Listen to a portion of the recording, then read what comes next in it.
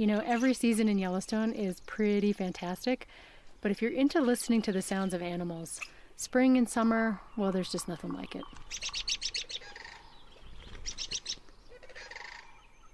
And while most creatures in Yellowstone are busily singing their hearts out this time of year, there's one animal that actually gets a little quieter in the spring and summer. And that's the wolf. You see, there's a seasonal cycle to wolf howling. Howling ramps up through the fall and it peaks in late winter. Then comes springtime. Howling abruptly drops off, and this is caused by the female choosing a place to den that they really want to keep secret, if at all possible. That's Kira Cassidy, research associate with the Yellowstone Wolf Project. Choosing a den site is extremely important for a wolf pack. It's going to be their hub for the entire summer. It's the house of the entire next generation. And it has to be protected, of course, because the tiny, helpless pups are going to be there for several months. We've had cases where a pack has attacked another wolf's den and even killed the pups in some cases. They don't really want to let other packs know where they are and what they're doing. And in order to avoid that, they keep quiet. Now, it's not only the frequency of howling that changes throughout the year, but the type of howling shifts too. Wolves howl for a couple of different reasons. Some of that would be within the pack, so to keep track of each other, say if they've been separated. And even though they're doing a lot less of it, this is the kind of howling that tends to dominate in the spring and summer, wolves communicating with their own pack mates. They also howl to let other packs know where they are and to kind of establish a territory. Wolves will often have these howling bouts with other packs. The two packs will howl back and forth as if to say, this is our turf, our territory. And it's that howling for territoriality that grows in the months leading up to the winter breeding season. Howling really tracks the hormones. As the wolves are getting ready for the breeding season, testosterone will start to spike. Howling starts to increase. It's kind of a stressful time in some ways. They do a lot of howling during the breeding season.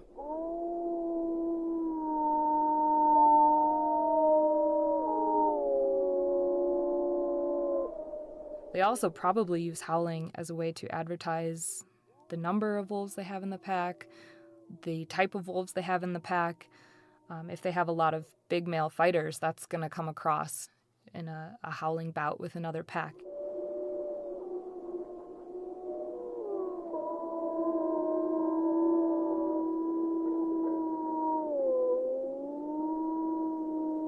And in some ways, wolves may be able to use it to avoid a fight with another pack too. They can kind of create that space between each other, let each other know where they are, but also let them know who they are. Kira's specialty is looking at territoriality in wolves and interpack aggression, basically when two packs come into contact with each other and fight. Sometimes wolves will fight until one pack or one animal displaces the other, and sometimes they'll fight to the death. This running into other packs is so vastly important to a wolf pack. It's, of all the wolves that live in Yellowstone that we've radio collared, some of them disperse outside of Yellowstone, of course. But if they live their whole life in Yellowstone, 2/3 of them end up being killed by other wolves. Hello, world, and welcome to the Rocky Mountain National Podcast, the official podcast of Rocky Mountain National Park. This podcast is something totally new for us. We're just getting started. This is episode 1. We're going to be running in a seasonal format, so we'll have a whole season, and this season we're going to do 10 episodes. What we're trying to do with the podcast is connect you to Rocky Mountain National Park through sounds and stories, with things like days in the field with climbing and backcountry rangers and park researchers, interviews with rangers about both their own lives and what they do in the park and the key park issues, soundscapes around the park, news, upcoming events, tips for your visit, all that kind of stuff. I'm your host, Miles Barger. I've worked as a guide in Yellowstone, Denali, and Black Canyon of the Gunnison National Parks. I've also worked as a cartographer for the NPS. NPS is Park Geek Speak for the National Park Service. So you're going to hear a lot of people this season use that acronym NPS, National Park Service. I made maps for the NPS brochure program, which makes the official brochures for all our National Park Service units. And now I'm here at Rocky, where I manage our webpage, social media, audio video production, waysides and signs, printed publications, and other stuff. I'm not going to go too much into my story here right now because, as you'll see, the interviews on our podcast are not going to be formal and stuffy, blah, blah, blah. We're not doing highly produced stuff. We're doing conversations with real rangers, with real park staff, volunteers out in the field. And we want it to be like you're sitting at a picnic table with us, you're sitting around a campfire, we're just having an interesting conversation. So I'm sure that in those conversations, details about me will naturally emerge. So for today's episode, I spoke with Kathy Brazelton, the East District Naturalist. The East District of Rocky Mountain National Park is the Estes Park side of the park. Kathy has been a longtime resident of Estes Park, and as you'll hear in our interview, has been in love with Rocky and the surrounding area for a long time. We chatted in Upper Beaver Meadows, a beautiful meadow backdropped by jaw-dropping mountain views, where we looked for signs of spring and learned about Kathy's lifelong passion for sharing with the world Rocky's unique beauty. We hope you enjoy.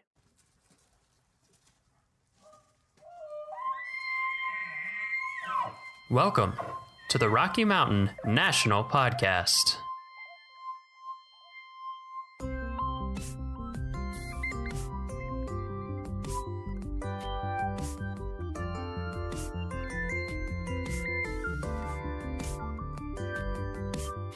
Hi, Kathy. Hi, Miles. Thanks for joining us out here. Where are we right now? We're in Upper Beaver Meadows in the picnic area. I like Upper Beaver Meadows. I think it's a beautiful place. Good birds up here. Yeah. I'm nodding. Yeah, that's okay. We'll nod. We'll have nod on audio. Okay. So, how's that big snow? For those of you who might be surprised, what's today, May 23rd? Yeah. And we're standing in snow. Because it's springtime in the Rockies. Exactly. It's springtime in the Rockies. We just a few days ago had, my house, we had over 3 feet. Yeah. I think in the park we had over 34, 3 feet, something 34 like that, or yeah, something yeah. like that. I think Craziness. Allen's Park had like 42. Oh, Have you seen a lot of snows that big here in the spring? not quite that big. No? One year in March we got 56 inches. 56? Yeah, it was phenomenal. Whoa. But those are odd little weather events. Yeah. It's kind of amazing how it will snow and then melt very quickly. It's kind of nice. It's like a little hint of winter. All right. We'll just head into background stuff. So, Kathy, what do you do here at Rocky Mountain National Park? I am the East District Naturalist, which means Naturalist. I supervise all of the interpretive stuff on the east side of the park from the Continental Divide down. And what is, I don't know, our listeners might not know, we use the terms interpretation. What's an interpreter in the Park Service? We don't translate stuff, right? Well, we sort of do. I look at it. My grandmother, to her dying day, asked me what language I spoke. So, really? and I think it is kind of being an interpreter. I take my knowledge and love of this place and put it into language that the visitor can understand because it's new to them. So interpreters, we do stuff like ranger programs that people go on. What other kind of things? Walks, talks, hikes.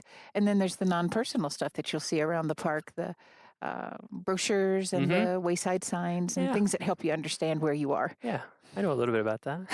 Imagine you do. So let's see. Where are you from, Kathy? Originally. Born in Memphis, Tennessee. But no accent.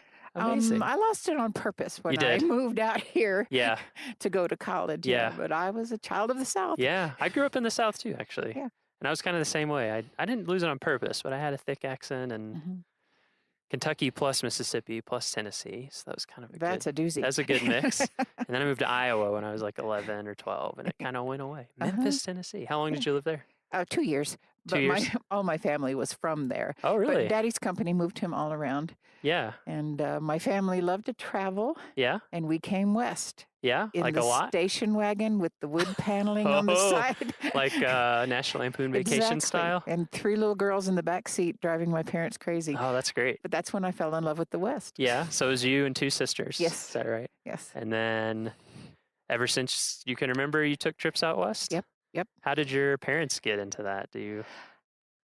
I'm not quite sure. They just... Dad was a crazy birder. He wanted to get lots of new species. And Mother was really enthralled with the beauty of the Native American lands. So we did a lot of poking around down in Monument Valley and Gallup, watching the dances. Oh, wow. And yeah. That's I had awesome. a blessed childhood, but it turned me on to my love for the national parks. Yeah, that sounds great. What's the first national park you remember visiting? Rocky. Rocky? Really? Yes. How old are you? I was 11 years old. 11. Wow. And I fell in love with these mountains. That was a family trip? It was. Huh. How long were you here? Did you camp? No, we didn't camp. We hiked in the snow. We all fell through. We had on our cotton jeans and our cotton boots.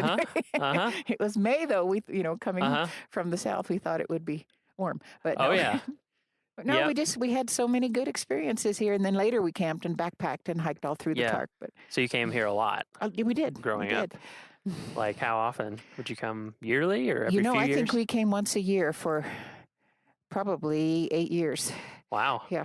Okay. And then once I came out here and went to school, my parents kept coming back to visit. So was their excuse. You went to college here? I went to Colorado State. Colorado State. Did you come? Was that because you loved Rocky so much, or do you love this area so much, or was it coincidence? It was a combination of things. I adored the area, and I was going into forestry and natural resources. And CSU was the best school for that. Okay. So do you think? I guess it's hard to say. I mean, it seems like your parents and visiting all the national parks would make you like resources and all that. Were you into that ever since you can remember as a little? I wanted to be a ranger ever since I was a little girl. Really? We went on a hike at the Grand Canyon, and I remember trotting along behind my wonderful ranger, and I asked him, "Do you really get paid for this?" We still ask ourselves that sometimes, don't we? But I knew, and I was so lucky and blessed to have it happen. Yeah, that's great. So you went to school at Colorado State in Fort Collins? Okay.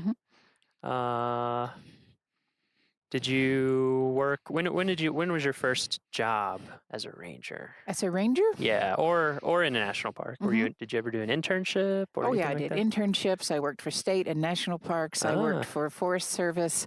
I worked anywhere I could find a job in the biz. What was your first thing in the biz?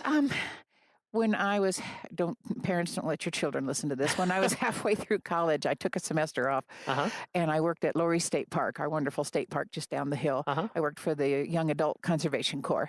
So it was a break from school, but it was also doing something that was, My goal was always, no matter what job I had, was to put some kind of a spin on it that would benefit the environment and benefit my career. Yeah, sure. What kind of stuff did you do in that internship? Or job?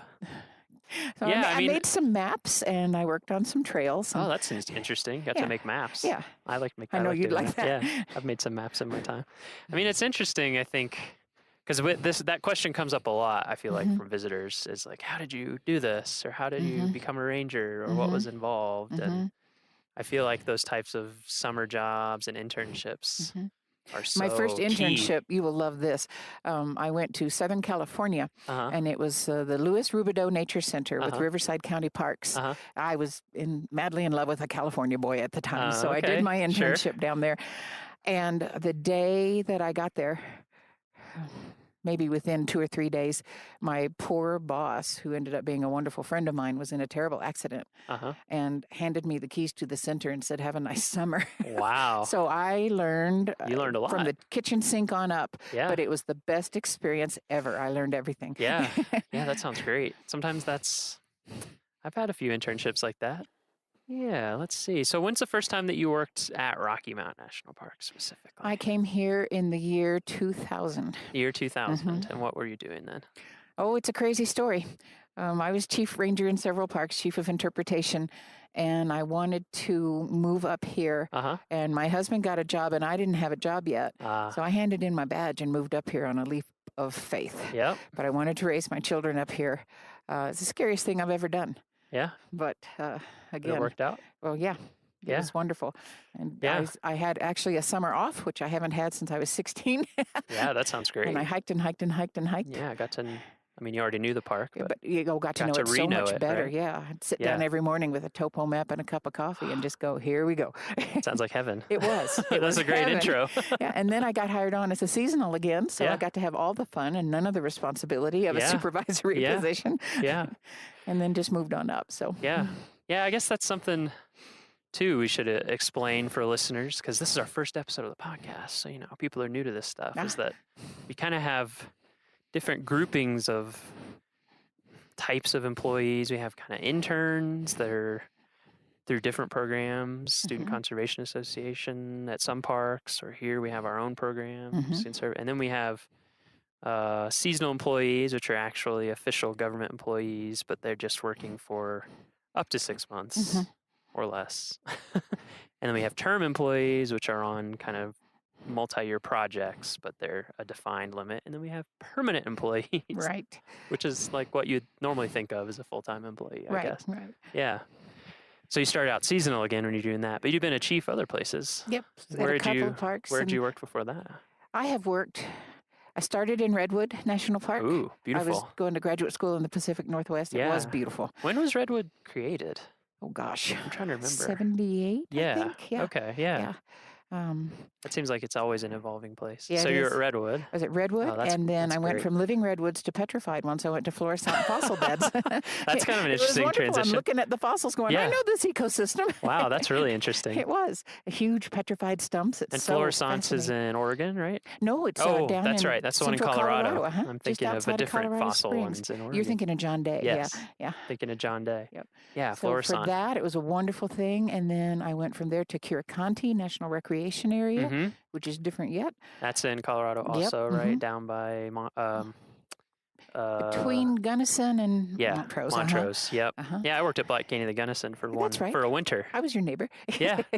Yeah, I love that part of Isn't it gorgeous? Of the state. Yes. Oh, I love it. Curated is beautiful. It is. Yeah, I think a lot of people don't realize that the National Park Service manages a lot of national recreation areas. Yeah. So not all National Park Service units are called national parks. That's right. Yeah, we have tons. I don't even know how many types of units. Oh, gosh, like the 15, National Historic 16. Site, National Monuments, National Battlefields, Exactly. National Seashores. Yes. Exactly. Yeah, and for people, if you're listening and you're curious about that, go to, if you search the terms Find Your Park, you can actually find a big map that has, we have 400 and, what's the count now? 400 something units. And I think a lot of people don't even realize that we manage all that stuff. Anyway, Curated. From there, I went to a little bitty place in Utah, Timpanogos Cave. Oh, I've heard of that. Gorgeous What's that like? Oh, it's a little jewel box of a cave. Is it a dry cave, wet cave? It's a wet cave. It's still alive, with doors in it to help maintain the moisture ratio. Wow. It is way up high on a cliff, so people show up and expect it to be like Carlsbad, where they take an elevator or stairs down to the cave. Instead, they have to hike a mile and a half up. Really? Yeah. That's it's in the limestone face. What part of there. Utah is that in? Just south of Salt Lake City. Oh, okay. Yeah, in the Wasatch Range there. It's beautiful. I love that part of the country. And then from there, I went to Great Sand Dunes. Now it's National Park and Preserve. Yeah. And then at that time, was it? It was just a national park. National park, and then added the preserve later. Yeah. That's also a fascinating place. If anybody's coming to Rocky and you have a longer trip, you should visit some of these places around us. I mean, Great Sand Dunes is bizarre. It's phenomenal. It's just phenomenal. These, hundreds and hundreds of foot tall sand dunes up against the Sangre de Cristos, and there's a 14er like right behind sand dunes. Yes. It's very bizarre. And then what's that creek that flows down? Medno. Yeah, and it flows like under the sand and kind of emerges on the other side. It comes and there's a in wetland. And out. I mean, it's there's secret pockets back in there. It's a bizarre place. Bison herd and an elk herd. And yeah, it's definitely worth, all parks. Yeah. I've literally, every park I've been to, Same here. Even when I'm like, I don't know about this place. It's always interesting. Every park has had some beauty. Yeah. Yeah, it's really fascinating. And so then after that, you came here up to Rocky. Here. Huh. That's great. You got to be in And some I'm a nice happy places. ending. Oh, I have been in wonderful Yeah. places. You like it here, okay. Yeah, I do. Yeah. So how did you get into interpretation specifically? Is that what you'd always wanted to do, or were Yeah, you I've kind done of... lots of jobs in the national parks, Uh-huh. resource management, law Uh-huh. enforcement, cleaned my share of toilets. Mm. But my passion was to get people excited about these beautiful places. And to me, interpretation was the key to that. Just to share my love for and knowledge of and watch that glow spread Yeah. across their face. That's the best thing in the world. Yeah. I have to agree. Yeah. I love that too.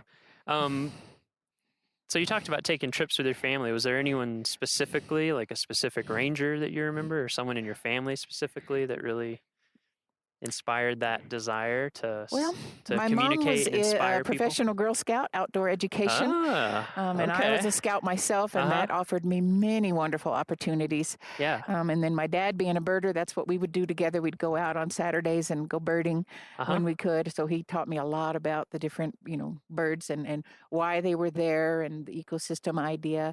And I just loved science in school. I was a little science nerd. I just adored it. Yeah. But that's great. I had a hard time deciding whether I wanted to go into research, and because I just love immersing myself in resource knowledge. But I really wanted the other piece too, the communication of the sharing of. That's important to me. Yeah. I feel like that happens a lot for people in the Park Service. They kind of have a lot of interests. It takes a little bit to figure out, do you like being out in the field collecting data all the time, kind of on your own, or do you like interacting with people and Yes, and all of that? both. Yeah, exactly. I kind of feel And the same the way. old time ranger, when I started, was more of a general ranger, a generalist, and we got to do a lot of the different things. And we've gone a little more pegged now into different categories. Yeah, but I've heard a lot of people mention that. I guess I've only been doing park stuff for about 10 years, but I've heard a lot of people say, it used to be much more general, and it's just gotten more specialized over time. And it Why do you think depends. that is? Well, a lot of my first parks were smaller parks, so you wear a lot of different hats because you don't have a lot of staff. Yeah, exactly. And then if you move into a bigger park, there's just more people to assume more roles. Yeah, makes sense. Yeah. A lot more everything. I mean, at Rocky, you were just a little under 250,000 acres, right? Yeah. And a lot of visitors. Yes, we do. I bet that's changed a lot. How many? Do you know what the visitation was when you were here, like in 2000, approximately? I think it was still. Don't quote me on this, but I think we're still under 3 million at that time. Yeah. And now we're at 4.5. Yeah, last year we had and 4.5 growing. million. Yeah. So what kind of changes have you seen at Rocky since you've been here? Oh, Any kind of I changes? think the interpretive role becomes more and more important because we are trying to help people understand where they are so that their visit can be as low impact as possible and they can see the beautiful places and enjoy it, but still in the spirit of national parks, leave it for that next generation. So even though there's a lot of visitors, most of them really want what's right for the park, and we just help them understand how their behaviors can help the park. So again, just in case some people listening don't know all the details, what are some things that we mean by impact, or like remaining low impact while we visit? Oh, it can be as simple as going to the bathroom in the correct place or That's in true. the correct manner. Yeah, that's true. There's nothing worse than thinking you're in God's own wilderness and looking down and seeing a big pile of human leavings. Yeah. Or a pop top or things like that. So, with that whole leave no trace idea is a good one. Yeah, I know that's a big one, and one that we've been having to work with people on just because we do have so many visitors now. That's right. And it's understandable, That's right.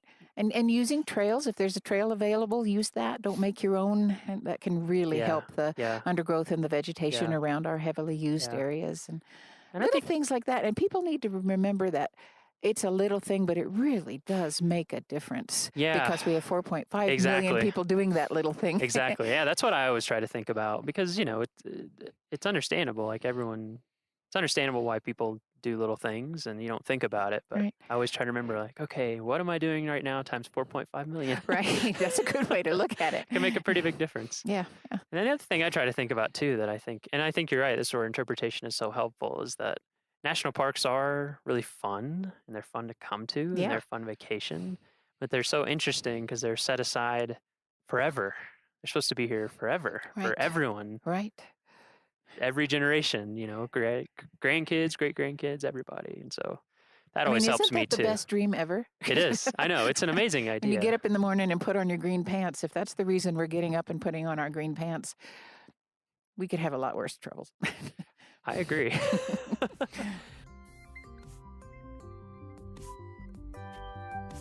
Okay, time for a little break while we give you quick news and announcements about things going on in Rocky Mountain National Park. First of all, summer is here. So it's hard to believe, wasn't that long ago, we had a huge late May snowstorm, over 3 feet of snow in Estes Park, way more up in the higher elevations. But Trail Ridge Road is now fully open for the season. Roads are clear, but watch out for ice. It can get below freezing at night, and any water from melting snow on the runway can freeze. And be prepared for cool temps and high wind. It can really surprise you. For example, on Monday, I went up to the Alpine Visitor Center. When I left Beaver Meadows Visitor Center, it was 76 degrees, light wind, sunny. Up at Alpine Visitor Center, it was 46 degrees and very windy and pretty clouded over. So the weather changes really quickly, and temperatures always get colder as you go up in elevation. I was really glad to have a jacket, hat, and gloves and to not be in sandals. And we recommend that any of you coming to visit bring all those items as well. Warm clothes, hat, gloves, and if you're wearing sandals, some extra shoes in case it's really cold up there. Wildflowers are starting to bloom in the lower elevations of the park, and wildlife are out and about with new elk and moose calves being spotted around the park, and lots of species of birds joining us from near and far, including the hard-to-miss ruby-throated hummingbirds. They buzz and chirp. You hear them through the air. Ranger programs. Have you ever joined a ranger-led program? They are a great way to learn about the park and have fun doing it, and they're free. So on a ranger-led program, you show up at a location, a ranger is there with you. We have walks and hikes, we have evening programs, we have more like presentation style, hands-on. We even have things especially for kids. They're absolutely great benefit, and like I said, no cost to you. We have a special program coming up on June 16th at 8:30 p.m. at the Upper Beaver Meadows Trailhead, and we call it Party with the Stars. So if you have not been to Rocky Mountain at night and seen our night skies, they are incredible. The Milky Way, all the stars, I can't even describe it to you. You have to see it yourself. So on this program, you show up 8:30 p.m., Upper Beaver Meadows Trailhead, and you watch as night descends on Rocky Mountain National Park. And then when it's dark, there's actually going to be volunteers available with big telescopes that will help you experience the magic of the night sky. They can point things out to you, or you can just look through the telescopes and get some great views. So highly recommend you check that out, June 16th, 8:30 p.m. We also have all of our summer programs beginning this Sunday, June 18th. There are way too many for me to talk about here, but you can find them online. For a full list of our ranger programs, check out our online calendar at go.nps.gov/RockyCal. That's Rocky, C-A-L. Or if you're here visiting us in the park, you'll get a park newspaper when you come through an entrance. Just turn to pages 3 through 7 in that newspaper, and you'll see our full list of programs for the summer. Finally, a few updates on our park roads. Old Fall River Road is currently closed to vehicles. It's open to bikes and walkers. It is set to open as usual in early July, weather permitting, so stay tuned on that. There's construction going on Moraine Park Road from the intersection with Bear Lake Road to the Moraine Park campground. You can expect delays of up to 15 minutes there during the day while construction is going on. And all throughout the summer, we have a park-wide project to repair and preserve pavement in the park, and that also might cause short delays in a few sections of road, and those sections will be changing throughout the summer. So just something to be aware of as you visit us. All right, there is all the news that is fit to speak for you this week, and let's get back to our interview with Kathy. Since it's spring, thought we could talk a little bit about spring in Rocky. Spring in Rocky? Yeah. So when you be ready. Be ready. Yeah. When you think about spring in Rocky Mountain National Park, what do you think of? You think of be ready. The first thing I think of is change. change. Yeah, because it's going to be changing either by the minute or by the day, or you can have a 50-degree day one day and be sitting and getting sunburned on a rock, and the next day you are in 3 feet of snow. So be ready. The folks who come visit us, they have their shorts and sandals on and they're ready to climb longs, and we're saying, that's still a winter climb. They forget how far north we are and how high we are in elevation. It really makes a difference. Yeah, it makes sense to me. I totally get it. I remember the first time I came out west, because being from Kentucky, like it snows a little bit. Yeah. May is Summer. usually warm. It's summer, basically.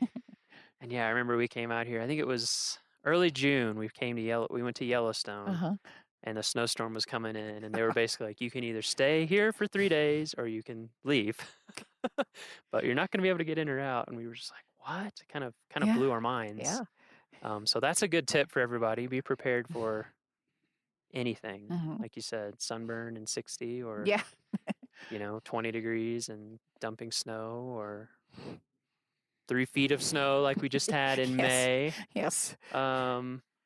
What else what other things are changing here? I think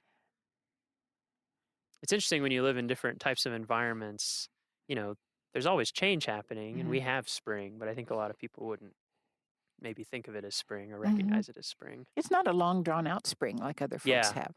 I think of my senses when I think of spring. There's things you smell. You can smell the current blossoms or the current leaves. You can that's one of our shrubs. You can smell the willow catkins and that green meadow waking up smell. It's just really is strong sense in the spring.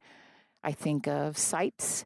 I think of the blue of the bluebirds coming in. They're in their breeding plumage, and they are an incredible color blue. Your eyes just can't register it. Yeah, it is shocking when you see one. You're like, whoa, is that real? Extremely pregnant cow elk.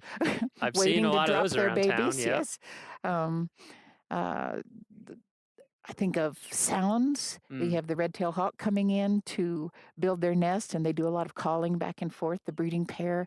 I think of the broad-tailed hummingbird when he swoops down, the male, the wings vibrate, and you hear that funny little noise. Yeah, it's always exciting when those show up. Yes. Maybe we'll be able to drop some of these sounds in. Yes. Oh, yes. Wouldn't that be great? To the podcast, so you can kind of know what those timing sound like. Because when the ribes, the current, when it puts its little blossoms out, it's one of the first ones. That's about the same time that the hummingbirds show up, and it's a vital food source for them. So it's all about, we call it phenology. We study the timing of different events. And springtime is boom, boom, boom, event after event. Yeah. Yeah, it can happen really quickly once it gets rolling. Yeah, we're feeling the sun right now. This is kind of exactly what we're talking about on a short term. Because when we first came out here, we were pretty cold and it was cloudy and everything. And now the sun's out and we're like hot almost, especially with the sun hitting it below your face. That's another tip for people when you come anytime. Sunscreen. In the summer, in the winter. I think some of the worst burns I've ever had have been in the winter because it hits you from below. Yep. I like the sunburn in the nostrils. Yes. That's always a good one. I remember the first time that happened to me. I was like, what's going on? Yes, plan ahead. Yeah, those are all great things to listen for. We hear robin right now, right? So the hummingbirds, red tails. The robins are our noisy little neighbors. They call loudly. Yeah. This time of year, you see a lot of juncos, finches, chickadees, white-breasted nuthatches, and the red-breasted nuthatch, speaking of sounds, who sings its beautiful little call. I always just say, okay, honey. Sounds like a trombone with a cold or something. It kind of does, yeah. Yeah, that's pretty good. And who else is here? Green-tailed towhees are doing their little dance. The magpies are nesting. They build that huge nest with a front and a back door. Magpies are fascinating. They are my favorite bird. They're so smart. Oh, and beautiful. They are. They're beautiful. Yeah, when I guess on the blog we'll try to put up a picture of magpies for you to watch out for. They're pretty unmistakable. Yes. They're big, white body, long, kind of blue-black iridescent tail. Yeah. And they build, if you see a nest, it's pretty unmistakable. They're just big dome. big structures, big dome structures. And they're corvids, so they're smart. Yes, and exactly. Along with the jays and the... Yeah, our Stellar's jays, ravens. all the corvids. Yeah.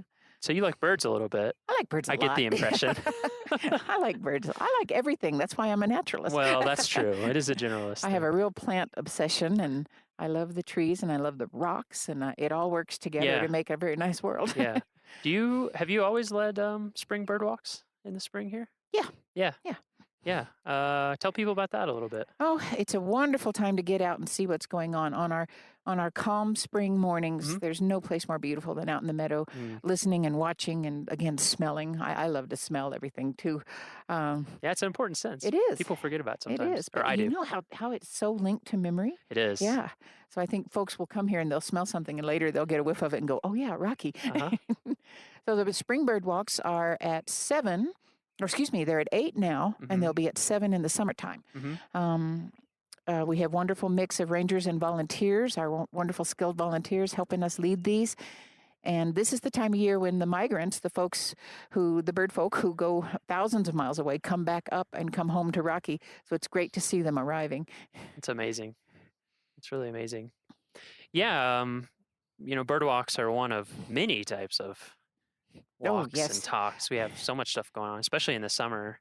When you arrive at the park, for listeners, you will get a newspaper when you go through the gate, and that will have all our programs. But if you want to look ahead of time or while you're visiting, if you're back in your hotel or whatever, if you go to our website, there's actually a little calendar up in the right-hand corner, and you can search for your specific dates, and it'll tell you everything going on those days. And all of our ranger programs are free. Yeah, you betcha. Right? All included in your price of entry. Exactly. And boy, I sure want to encourage you to plan ahead if you can. Yeah. Because we are getting so busy, and there's times when there's no parking, and I know how frustrating that can be. But if you plan ahead, you can be where you want to be before the crowds get here. Yeah, that is a really big thing as it gets as Rocky gets more popular. I mean, it's great that we're more popular because that's what we want. We want more people to come learn about not just this park, but this place as a representation of, the Southern Rockies, the Colorado Rockies. But yeah, planning ahead is so key. Our website's great for that. You can do a lot of research, and we actually are going to have an article up there that you can go and see about planning ahead. And a lot of it is, look at ranger programs you might be interested in, see exactly what time they're going to be, kind of think about your day. Yeah. We want to give you all the tools so your visit will be very successful and fun. Exactly. Yeah, I mean, I think that's the thing. We want everyone's visit to be great. We really do. I mean, that's what I think about all the time. Sure. Is all of you who are coming to visit us, we want you to have a beautiful visit. I see people who get grumpy with the traffic in town. Yeah. And I always just laugh because I said, that's a mom and dad and 3 little kids, just like my car. And they're all having the adventure of their lives. I'm not going to get mad at them. Exactly. Yeah. You just think back to that time. Yep. What are some of your favorite visitor questions that you've ever gotten? Oh. Are there some that come up on a regular basis that are... There was one time that I gave terrible misinformation to a lady without thinking about it. She came to me at the front desk and she said, "I've been here looking for elk and I can't see any of them." And it was a very warm spring day. So I said, "Oh, they're up in the trees. Their coats are so hot." And she said, "I didn't know they could climb trees." So I misspoke. By being up in the trees, I meant taking shelter under the forest canopy. But I said it poorly. Yeah, she was very surprised. Yeah. Yeah. It's there's so many animals and things here that a lot of people aren't familiar with. So maybe elks do climb trees. Elk. That's pretty funny. It was.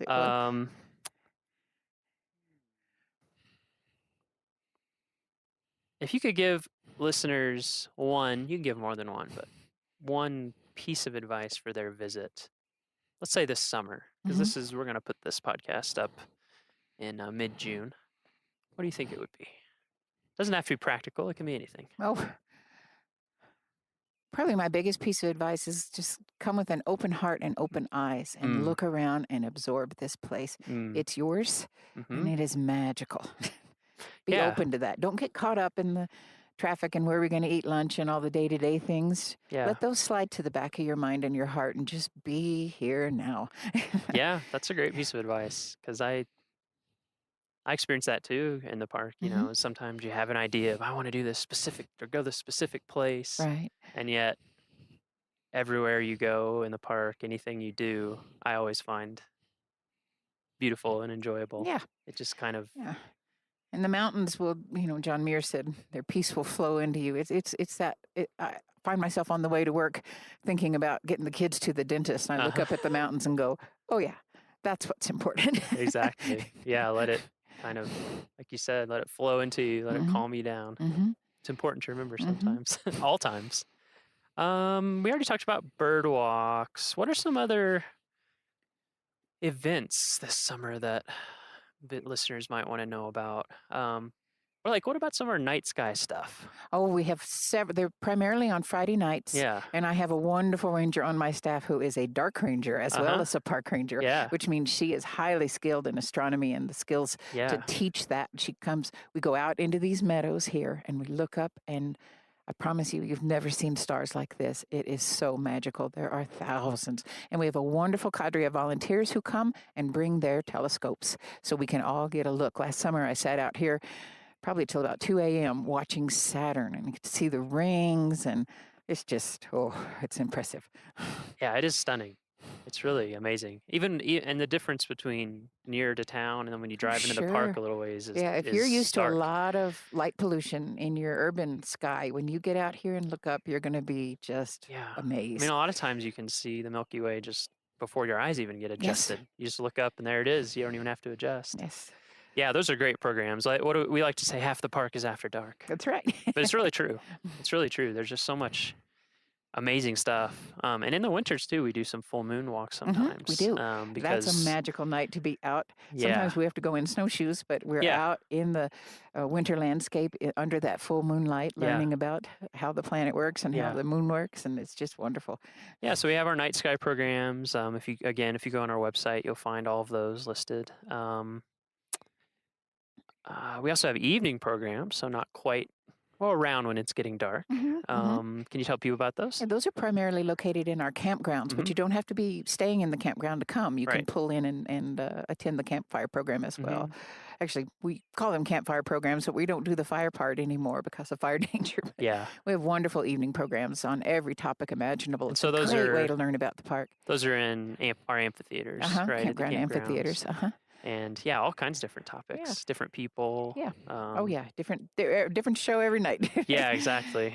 Yeah, and those are nice because there's a lot of visitors around. It's kind of a nice, fun way to meet people. Yeah, communal they're real spirit. family oriented, and some we do early, before the sun goes down, because we know we have some campers who need to be in bed. Sure. And then some we do as it gets dark, and we use a PowerPoint projector for that. I'm trying to think of some of our other programs. We have lots of walks. We have visitors. Yeah, we have walks. We have programs that are tied to the visitor center because we know you're busy, but you might want to learn something but don't have time to go on a long walk. Walks, talks, everything imaginable. Just, again, check out those web listings and see what fits your needs. I'm also thinking we also have some kind of fun, like Coffee with a Ranger. I think that's kind of an interesting program. That's a fun one. Meet the ranger at 7:00 in the campground. Yeah, exactly. And you can just, we try to keep it informal. It's just a chance for you to talk and ask questions. And you know what we really use it for? We use it as a chance to really put our finger on the pulse of what the visitor is doing, thinking, feeling. And we really like the feedback of what your experience is like and how we can do better. Yeah, that's true. I haven't even thought about that part of it. But that is a great opportunity to just talk and see how things are going with people. And then visitor centers, we also staff those. Oh, yeah. Swing in and you can find maps, information, trail information, anything you need. And then also the bookstores. Oh, yes. Wonderful sales items with our partner. What are some of your favorite books about Rocky? Oh, let me think. Other than field, anything. Yeah. Well, field guides, yes. Field guides are great. That's what makes my knee go. Anything by Enos Mills. He was he's the father of our national park, and he was the father of really the rangering profession of taking people out into the field and learning. And he writes lyrically. You will fall in love with the mountains by reading anything Enos wrote. Yeah, Enos. Maybe we could talk about him for a little bit because I think that's pretty fascinating, and definitely I encourage anyone to read because it's almost it's like halfway to poetry. Yes, it is. It's kind of halfway in between prose and poetry. It is. When did he come to this area? He came when he was a kid. Yeah. He was like Same? same but different reasons. He was quite ill back in Kansas where he lived, and they had thought that maybe if he came out here and lived with his uncle in the rarefied mountain air, he would get better, and he did. He got strong and wonderful, and Really? set up a mountain school, a nature school on the side of Long's Peak. And I can't remember how many times he climbed Long's Peak, but it's in the 300s, 400s. Yeah. He was like the king of that area. He knew it. He was such a good naturalist, and he could tell it in such beautiful ways that everybody got excited. And then he used that skill to get the idea of the national park going, and campaigned for us all across the nation. Yeah, it's amazing to me how many national parks have that sort of story. They have, a person or a small group of people that recognize the beauty of the place, and they really work hard to have it protected. I always find that really inspiring. I do too. Because it's just a few people who spearhead it, and then now we've had this park for 102 years. Yeah. 102 years. Thanks to their efforts. Exactly. Yeah. And so never think that you cannot help or make your dream come true. You can. yeah. It really is amazing to read about all those folks. And so Smills, basically, I mean, what would you say? Did he create the idea of a naturalist as like a defined profession, or do you think he pushed it forward? Nature guiding is Nature what he guiding. called it. And he said, don't tell them so much the what, but get them excited about the how and the why and what it means to them. So he had the answers way back then. And his nature school was just a wonderful place to come and learn, and people would go up. Yeah, I think that's an interesting thing for me that maybe surprises some people when they go on interpretive programs. And that's why I think that's part of the reason why we have our own term, interpretation, as opposed to education, because we're not just trying to bring people out and just throw facts at you all day. Could you talk a little bit about that? Oh, I think our main goal is, we know that people want to learn. Sure. We like it too. So we do that part, but we don't let it in there. We try to take it to that next step, which is something transformative, something inspirational. That's where people's hearts are touched. And our goal is to touch you in your brain with the intellectual and in your heart with the emotional. And we want you to leave this place a steward. We want you to leave this place a champion for national parks and for Rocky, and to do everything you can to help protect us. Yeah, I think, not to get too much into technical verbiage, but we're also I feel like that's a growing thing in the Park Service, these more interactive programs with rangers where, again, we're not just talking at you, but we actually want to have a conversation, not just between the ranger and the person, but between everybody that's in the group. And I've been on some of those programs, and it is amazing what comes out, Oh, we learn so much from our visitors. Yeah. We look at it as being more of a dialogue than just I'm going to stand up here and tell you everything I know now. Yeah. And through that dialogue, everybody is enriched. Everybody learns, and everybody has a chance to be heard. Yeah, I feel, on so many ranger programs, I mean, not just guiding them, but also being on them. It's amazing how you can have more energy and excitement when you're done Yes. than when you start. So it's very different than a class almost, because you're like, okay, I'm taking it all in. So by the end, you're like, oh, excited. Yes. I've had that experience at a lot of parks where you go on a ranger program and it opens your eyes up to things you hadn't even noticed maybe, or... And it's the same thing for the rangers. The visitors keep our pilot lights lit. They keep us excited and enthused and in love with this place. Absolutely. Seeing it through their eyes is just wonderful. And I love kids too. Oh, yeah. All of our programs are all ages. Is that correct? Sure. Yeah. Sure. Yeah. So any kids are welcome. And I think a lot of times they have some of the most insightful comments and questions. They do. I'll never forget they'll the ask time. a question. Yeah, I had an environmental education contact with a kid, and we were doing these great programs, and he goes, "That was great." Then he looked at me, and he goes, "Hey, you were teaching us stuff."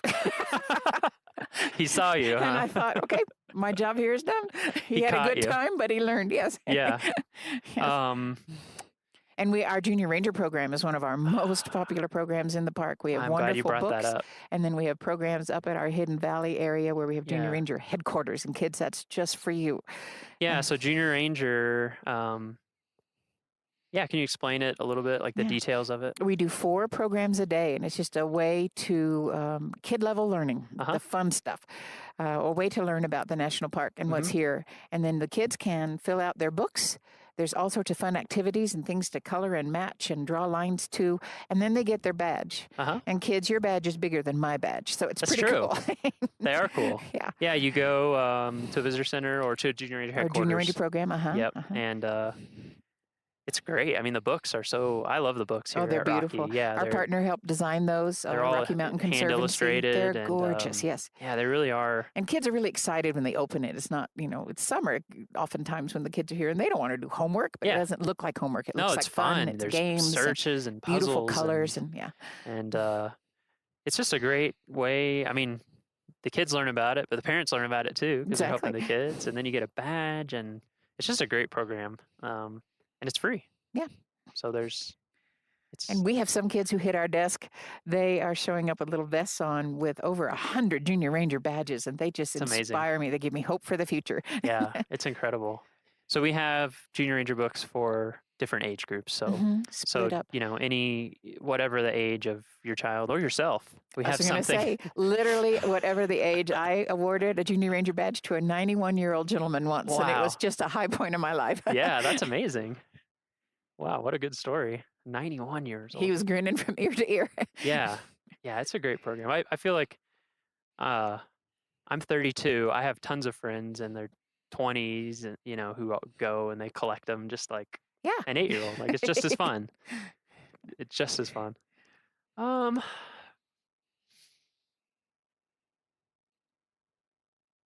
This is going to be a complicated answer, maybe, but that's okay. We can muse on it until we're done. Okay. You've been coming to Rocky for a long time.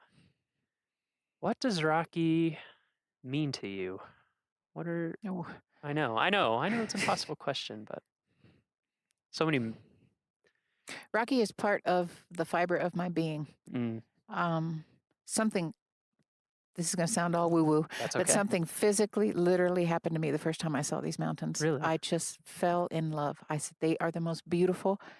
And everywhere I've worked with the National Park Service, like I said, every park has been a gift in some way, but I always thought these mountains here in Rocky, the Never Summer Range, the tundra, it touched me in such a way.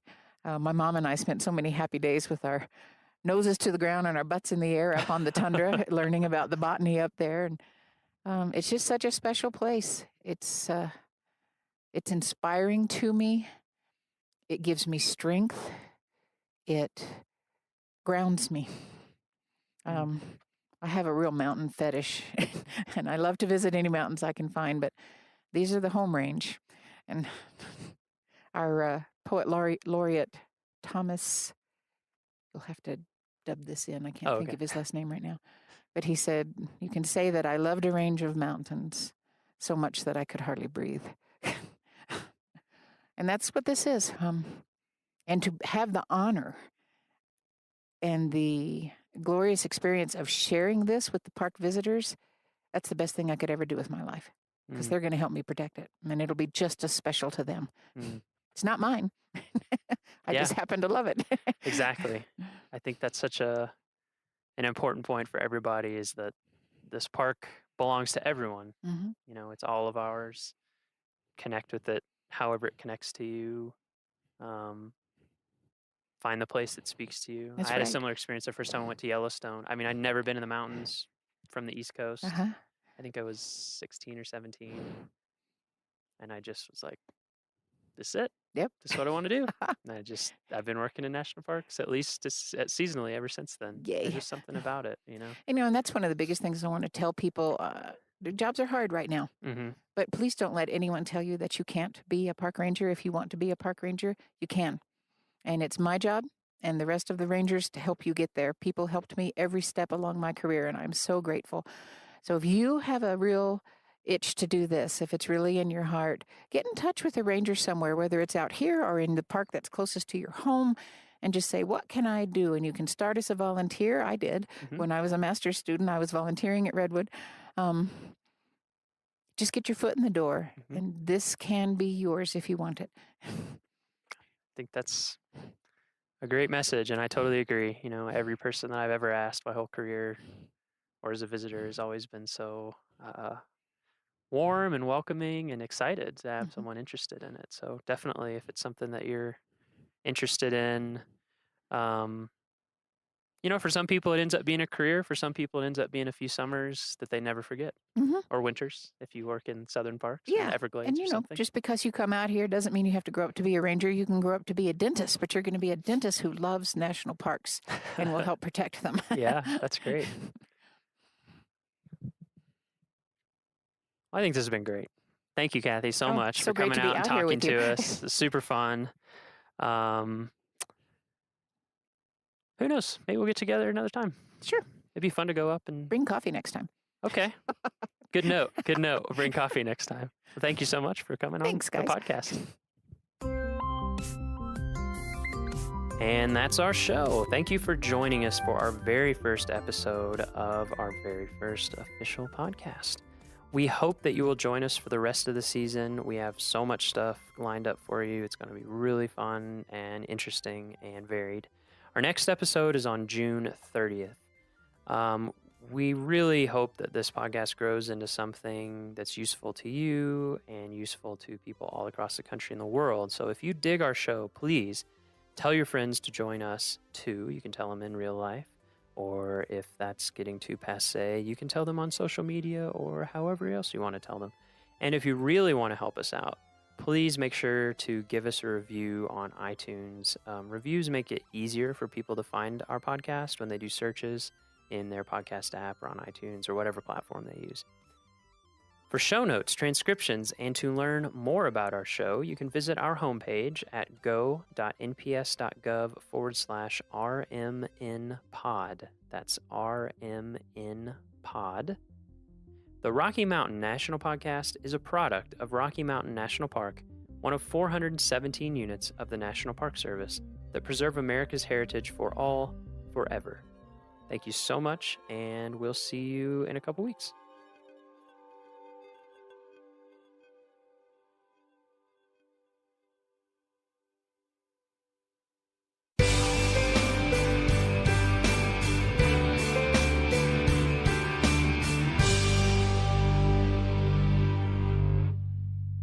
This site high above the lake was once the location of the Going to the Sun chalets. Built in 1915 by the Great Northern Railway as part of a network of hotels, chalets, and tent camps, the chalets sat high above the lake on the rocky promontory called Sun Point. Constructed in the Swiss chalet style, the beautiful rock and log buildings could accommodate up to 200 visitors a night. In the days before the construction of the Going to the Sun Road, transportation in the park was an adventure. Visitors arrived at the Going to the Sun chalets by boat or horse. In fact, the majority of the visitors to the network of hotels and chalets operated by the Great Northern rode horses, and these chalets served as a hub for horseback travel over Pegan Pass to get to Mini Glacier or over Gunsight Pass to the Lake McDonald Valley. The chalets were closed during World War II and sadly never reopened again. During the war, the buildings fell into disrepair and were finally razed in 1949 due to their dilapidated condition. You can still visit the site of the chalets, which is a short walk from the parking area. As you stand at the old location, imagine sitting on the balcony of this spectacular hotel, overlooking the amazing vista, sharing tales of the day's trail ride with new friends as you rest up for a hearty dinner in the dining room. Today, the Sun Point Nature Trail starts here and offers outstanding views of St. Mary Lake, the stunning mountains of St. Mary Valley, and into the high country towards Logan Pass. The trail winds through forests and meadows to Bering Falls, where the water cascades across a sheer cliff into a natural basin carved in the rock. Hikers can also connect this trail with the St. Mary Falls Trail, the Trail to Virginia Falls, or the Sunrift Gorge Trail, ending their hike at either the St. Mary Falls Trailhead shuttle stop or the Sunrift Gorge shuttle stop. Vehicles longer than 21 feet and wider than 8 feet are prohibited on the Going to the Sun Road beyond Sun Point. Oversized vehicle parking is available at Sun Point, and drivers can connect to the shuttle system at this shuttle stop. In addition, a picnic area is located here.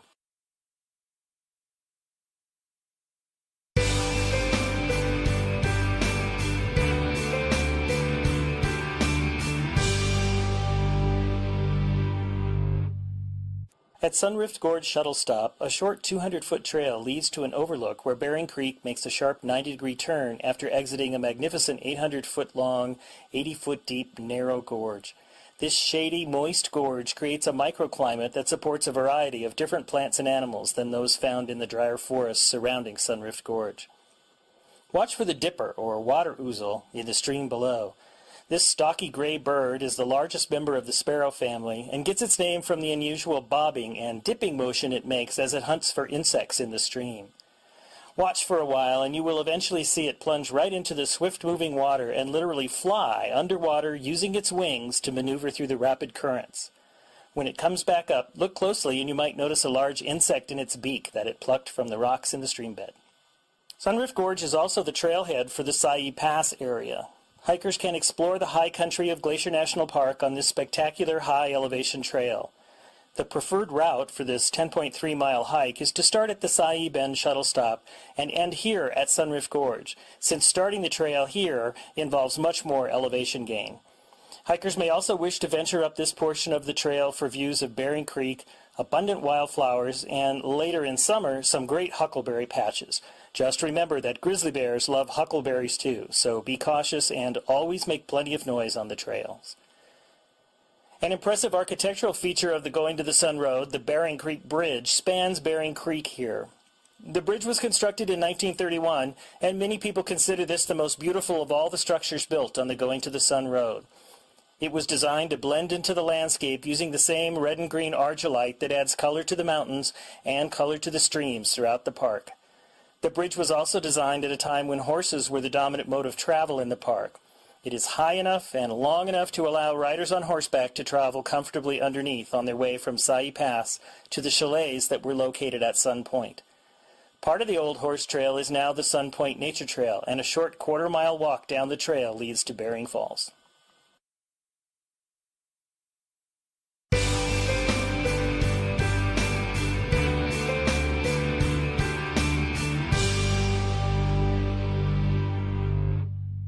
Big Bend is a wide, sweeping curve about midway between the Loop and Logan Pass. Dramatic vistas of the Lake McDonald Valley and the high peaks of Mount Cannon, Oberland, and Heavens Peak make this a great place to stop and take a break from driving. Scan the hillsides for goats and the occasional bighorn sheep, although the sheep are hard to spot since they blend into the surroundings so well. Often, however, mountain goats can be seen resting on the impossibly steep cliffs overhead. Binoculars or a spotting scope will help. As you look up the mountainside, you'll notice several huge avalanche paths. The lack of trees attests to the fact that tons of snow and ice roar down these paths every year. It presents a difficult challenge to the park road crews every spring as they begin the annual plowing operations to reopen the road. Some years the avalanches are small and the snowplows can make short work of them, but often the crews discover 30 to 40 feet of snow piled over the roadbed, and it can take a week or more to plow this one short section of road. Avalanches are a real danger to the road crew as well, and USGN's avalanche specialists work hand-in-hand with the park to assess and monitor the snowpack and advise the staff of conditions. Spotters on the crews stand guard to radio reports of any snow movement high on the slopes in time to warn workers below. When weather prevents adequate observation or when snow conditions are deemed unsafe, plowing is not permitted. Safety is paramount, even if it delays the opening of the road by a day or two.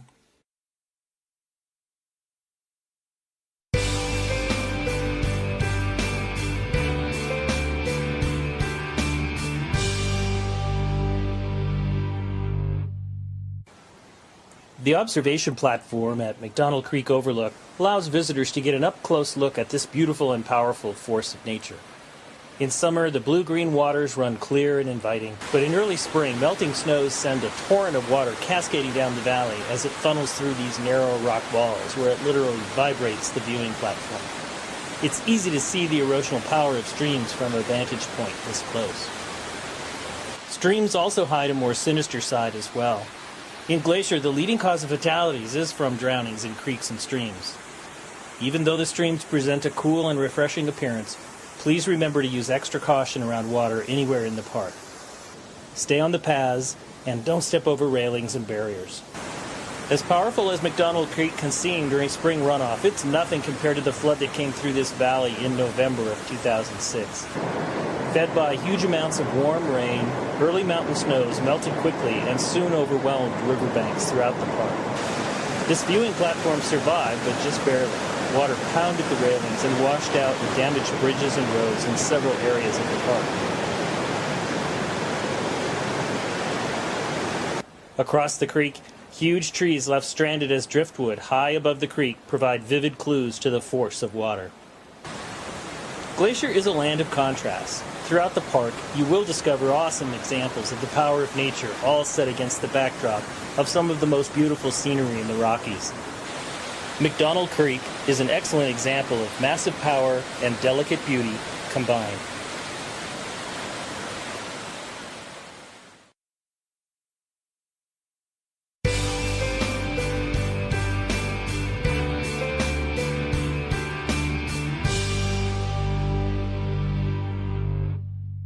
As you drive through the West Tunnel, imagine the time and manpower it took to bore through 192 feet of mountain using 1926 technology.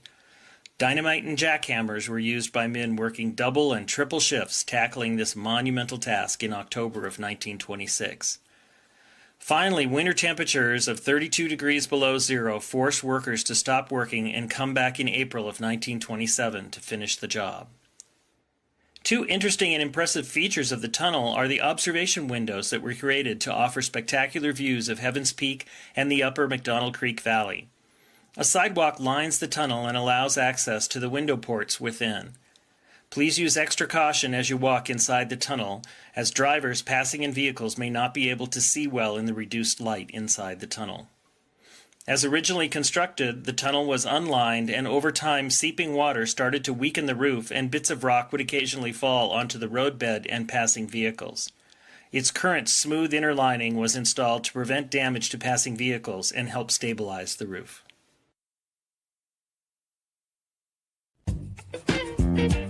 Welcome to Core Facts, where we're always short on time and big on science. I'm Brian Campbell. Today's question is, why is Yellowstone called Yellowstone? Contrary to popular belief, Yellowstone was not named for the abundant yellow-colored rhyolite lavas in the Grand Canyon of Yellowstone that have been chemically altered by reactions with steam and hot water to create vivid yellow and pink colors. Instead, the name was attributed as early as 1805 to Native Americans who were referring to yellow sandstones along the banks of the Yellowstone River in eastern Montana, several hundred miles downstream and northeast of the park. And now you know. Join us again every week for a new Core Fact. For other Core Facts, or for Corecast, our in-depth science podcast, go to usgs.gov/podcasts. If you'd like to have a question featured on our show, give us an email at corefacts@usgs.gov or a phone call at 703-648-5600. Remember, long-distance fees do apply. Corefax is a product of the U.S. Geological Survey, Department of the Interior.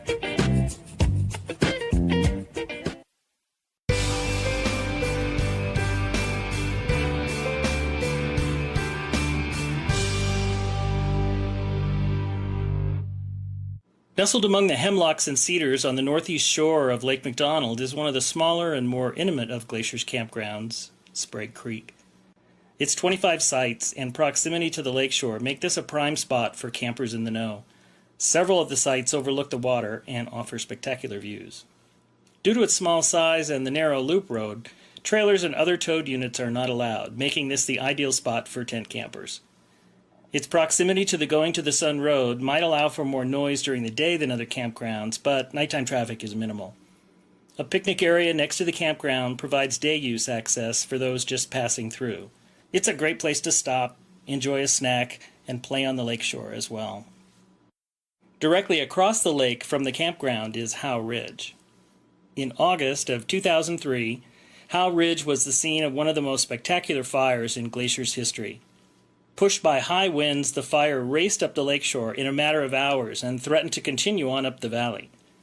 Firefighters used a procedure called a burnout to stop the fire at the base of Stanton Mountain. And a burnout is pretty much just what it sounds like, a controlled fire is purposely set in a specific location to burn out all the potential fuel for an advancing fire. The burnout on Stanton Mountain took place at night and offered an amazing view from the lakeshore, just below the campground. You can still see the dead trees across the lake today, and if you look closely, the strip of dead trees going up the mountain that contained the fire and stopped its spread up the valley. Glacier's new free shuttle system stops here also, so leave the car at the campsite and hop on the shuttle to enjoy an evening program at Lake McDonald Lodge, dinner at the restaurant, or a car-free day in the park.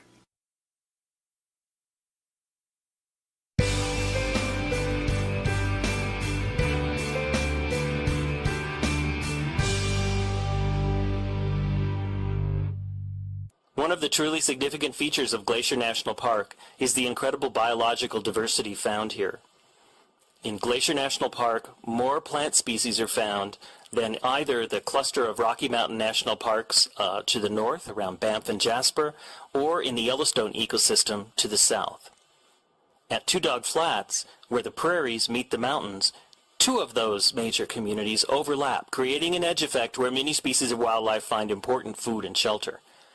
Often where the edge of one habitat type overlaps the edge of another, there is an increase in the number and diversity of species present, resulting in associations and combinations of animal communities not generally found together. Here at the Two Dog Flats area, shortgrass prairie species from the east mingle with dry east slope Rocky Mountain forests, creating a rich environment. It's not uncommon to see coyotes and badgers hunting ground squirrels in the meadows while hawks soar overhead seeking voles and mice. Deer hidden in the forest during the day frequent the meadows in the morning and evening hours.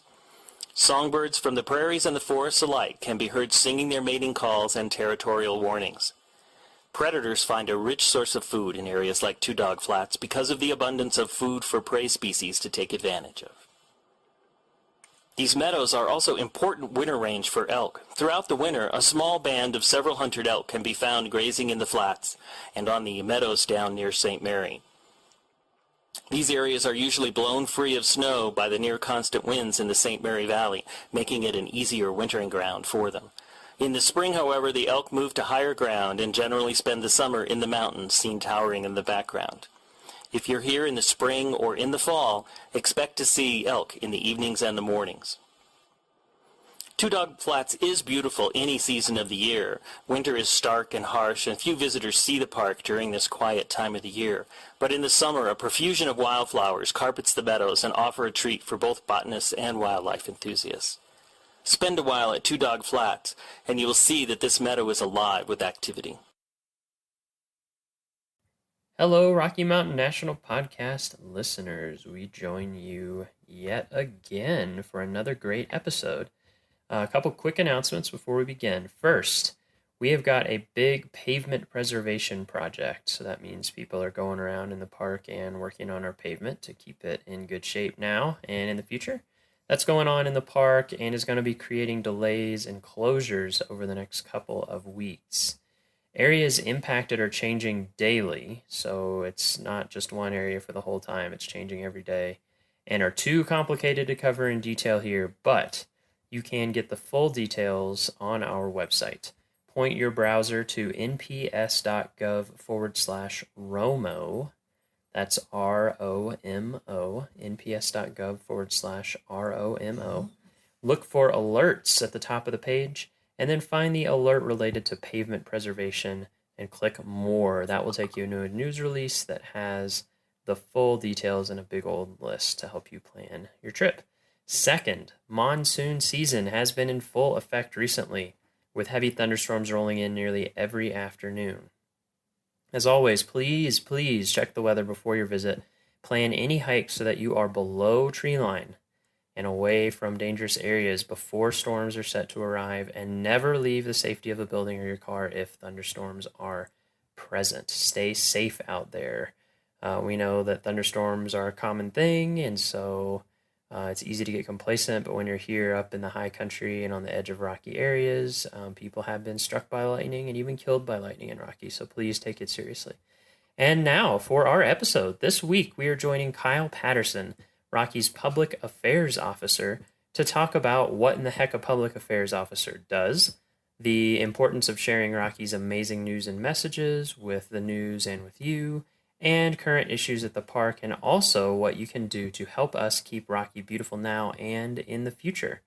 It was a super fun episode. Kyle's really fun to talk to, and I'm sure that you're going to learn a lot of neat things and hopefully enjoy yourself. So here we go. Enjoy the show.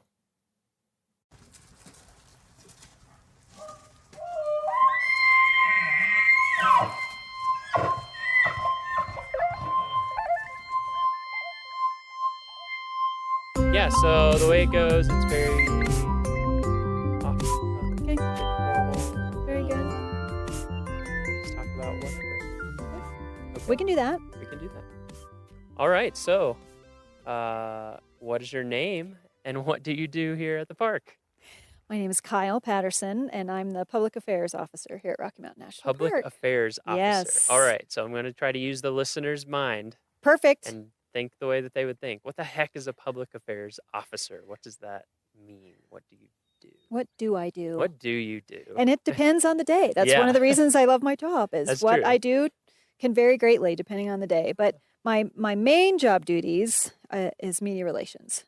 So basically news releases for the park, proactive stories on different things that we do here at the park and our colleagues and the amazing things they do. And then some of what I do can be very reactive.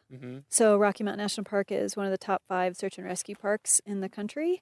And so we all might have this perfect list of what we're going to check off that day. And then that gets changed very quickly and very dramatically with some of the incidents we have in the park. So some of what I'm sharing with the public as well is very reactive and highlighting some of the incidents that happen in the park and what our colleagues do to help folks, and also some of the preventative search and rescue messages so that hopefully if people are informed and educated and prepared, we won't have as many situations. So that's a big part of what I do is media relations. And then I also do a lot of community outreach. So giving presentations and programs to a variety of organizations and groups and members of the public in a variety of different forums. Okay. That's a big part of my life. And then I've got a lot of other duties as assigned as well. So you're kind of the, are you the official voice of Rocky, or you're kind of the official word? Is that how it works? I'm the official voice. Okay. Some people call me the mouth. The I'm not mouth. quite sure what that means or what, Maybe they're Lord of the Rings fans, like the mouth of Sauron. You a Lord of the Rings fan? Not that much. That's a little deep, yeah. Some of our listeners will get it. You're like the mouth of Sauron, except instead of a horrible, evil eye living on a tower, it's Rocky Mountain National Park. Much better job. Much better job. Yeah, much better job. Yeah. So that's interesting. Can look myself in the mirror. I'm not quite sure that Right. mouth could. Yeah. No, definitely not. That's interesting. So the proactive versus reactive. Right. Yeah. So the reactive stuff is probably what people can imagine most easily. Like, like you said, search and rescue. We've been posting some search and rescue videos and news releases and trying to summarize all of that sort of thing. What's that like when you hear about something going on, and then how does that whole process unfold? You get called at like 4 a.m. and they say, Kyle, how's it going? So it depends on the level of the incident, but I'll be notified anytime we have any kind of incidents in the park, just as more of a heads up. Okay, And so you're basically getting calls every day. Yeah, absolutely. Yeah. And all hours of the day. It depends. Certainly, fortunately, we don't have a lot of incidents that are happening overnight, but we certainly have incidents that start in the day and last overnight. And so a lot of it is, again, wanting to proactively share the stories of what our colleagues are doing to assist visitors that get into trouble or become injured. We have tragedies that happen in the park as well. So trying to share the story in a kind way as well is really important.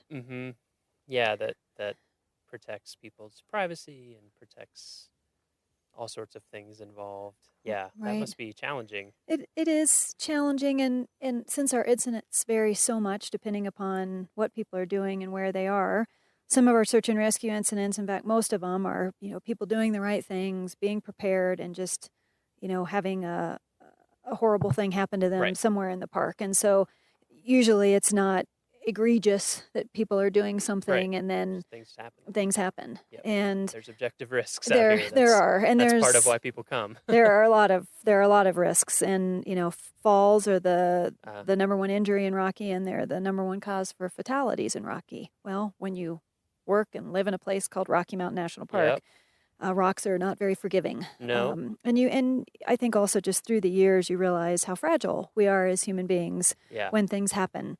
Doesn't take much. It doesn't take much. Doesn't even take that far of a fall. No, it really doesn't. And so, certainly being try to be very professional and kind when sharing the story, and also knowing that this is a person that this has happened to, who have family and friends who, again, whether it's a tragedy, which fortunately we don't have very, very many when you think of the level of visitation we have in the park. Yeah, as a percentage. Yeah, it's a percentage, it's really low. But then also just being mindful of some of the severe injuries we've had in the park and incidents we've had in the park as well. And so certainly those stories get a lot of attention. And we also have a lot of stories that we share with members of the public that aren't necessarily kind of those dramatic search and rescue incidents that people are just as interested in. So that's my favorite part of my job, is to be able to help tell those stories and help our colleagues tell those stories. Because even though I'm the spokesperson and the voice of the park, we've got a lot of amazing people, as you know, that work here that are very articulate, that do amazing things. I mean, that's pretty much the genesis of this podcast idea, is just being around park staff. You're just kind of like, wow, they're just interesting people anyway, and their jobs are so interesting. And I think that's what can be challenging, just from the perspective of people even working here. It's hard for even us who work here to keep track of and recognize all the cool things that people are doing, because there's so much going on. Like, how many permanent employees do we have? There is so much going on. We have about 160 permanent year round, and then seasonal, and then we have about 210 seasonal rangers. So it's a big workforce. It is, and we're pretty spread out. I mean, there's a lot of stuff going on at headquarters, but even there, people are out in the park. I hear about stuff all the time. I'm like, oh wow, I didn't hear about that. Right. So that sounds like the most fun part to me. I mean, the reactive thing that you're talking about, where you're reporting on incidents, kind of breaking news that people want to know about, is obviously very important and can take a lot of time. But yeah, that's neat, thinking about it from like finding stories that are going on and finding ways to highlight them. And finding stories too, I feel like a lot of times you find stories that do that, but also educate at the same time. Right. Educate visitors. Could you talk a little bit about that part? You bet. So, just the voices that we talk about too, and why it's great that we're having an opportunity to hear different voices through the podcasts, and just the experience level and passion that so many of our colleagues have. I love to be able to share those stories. And so it's great that we're using podcasts as another avenue to do that. That's my biggest regret, I think, at the end of each day, is not having enough time to be able to, this is a cool story, I want to highlight this. This is a great story, I want to highlight this. And or trying to grab staff to help share those stories. But that's not their primary mission of their particular position. Right. So they're like, I'd love to talk about it, but I've got to go tackle non-native species, or I have to go deal with, an elk in an exclosure. I have to, and so part of it is just... Can I get 3 hours of your time? And they're like, no, I don't have it.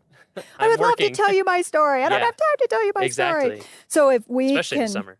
Absolutely. So if we can help gather some of that for people to tell the story, that's great. And we'll never have enough time to share the stories. And I mean, as I just sit here now and just think about all of our different divisions and all of our different work units and all of the different tasks that people have, it's mind-blowing. I mean, we're basically a city. We are. Yeah, I don't know if people realize. I was talking to, we had a class of designers, like graphic design, but also industrial design, which is interesting, who were here for a week. And I recorded with them like last Friday, I think it was. And that was one of the questions they had for me earlier. I just sat and talked with them, was like, what are all the different things people do here at the park? And it was hard for me to even remember, honestly. I would go through a big list, like, we have interpretation, and then we have education, which is separate because it's curriculum based. And then we have law enforcement commissioned people, and then we have backcountry people and backcountry crews. But then I started thinking, I was like, wait, we have researchers. Like, in all these different fields, and people managing elk, and people managing sheep and plants, and managing grants, and everything down to like sanitation and Right. janitorial, which is so important. It And I is. think people don't even think about it. And we'll talk about that more in a little bit. Yeah, But, very actually, we good. could talk about it now. I Yeah. mean, I think we have some challenges that are emerging at Rocky, so we can talk about some of those too. But definitely we basically are a city. We are. I mean, there's very few things that we don't do. Right. There's a few just because we have Estes Park and Grand Lake. Right. So we're not like when I worked in Denali or something where it's Right. literally like you are your own services, Right. period. Right. But we're pretty close. We are. And we're really fortunate here that we have the amenities, Yeah. like the lodging and the restaurants and all of that Yes. is in our surrounding communities. So that's one less thing that we have to be looking Yeah. at as far as just an infrastructure And aspect. that's a good you spend a lot of time working with gateway communities, right? I Could you do. talk about that? I do. We're really fortunate at Rocky to have great relationships with our surrounding communities. Mhm. And Grand Lake on our west side, Estes Park on our east side. And those partnerships are really, really vital to Rocky Mountain National Park. It's very much a symbiotic relationship. Yeah, it has to be.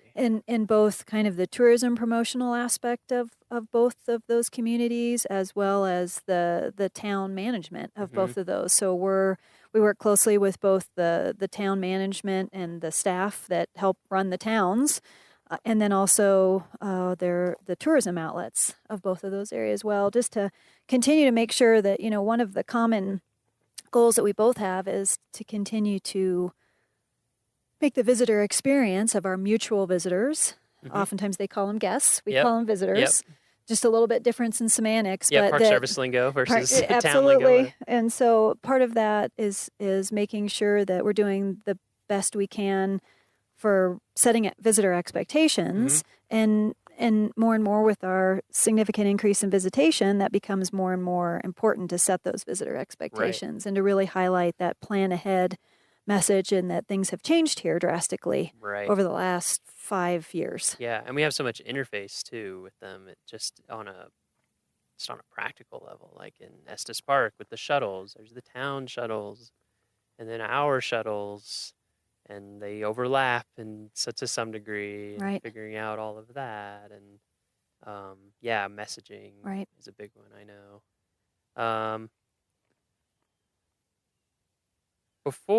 So we'll talk about some of the challenges facing Rocky. We'll talk about that. Before we do that, how did you become a public affairs officer?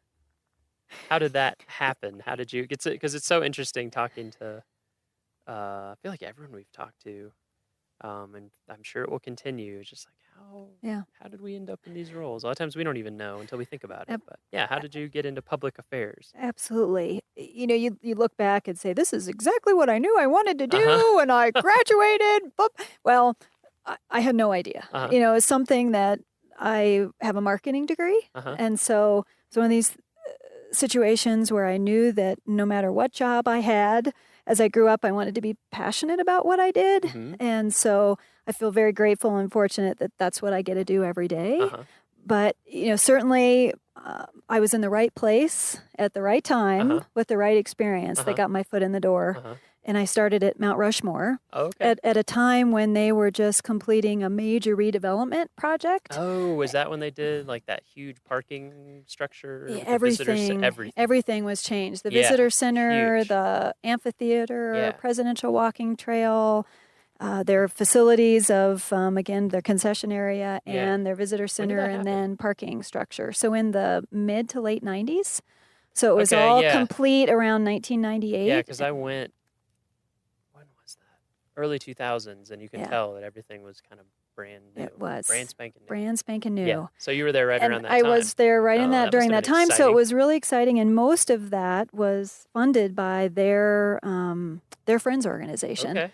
And so pretty amazing that a lot of that was not actually used federal funds, but so there was a lot of outreach around that, a lot of national media attention when all those changes were made, a lot of recognition of a lot of the donors that contributed to that.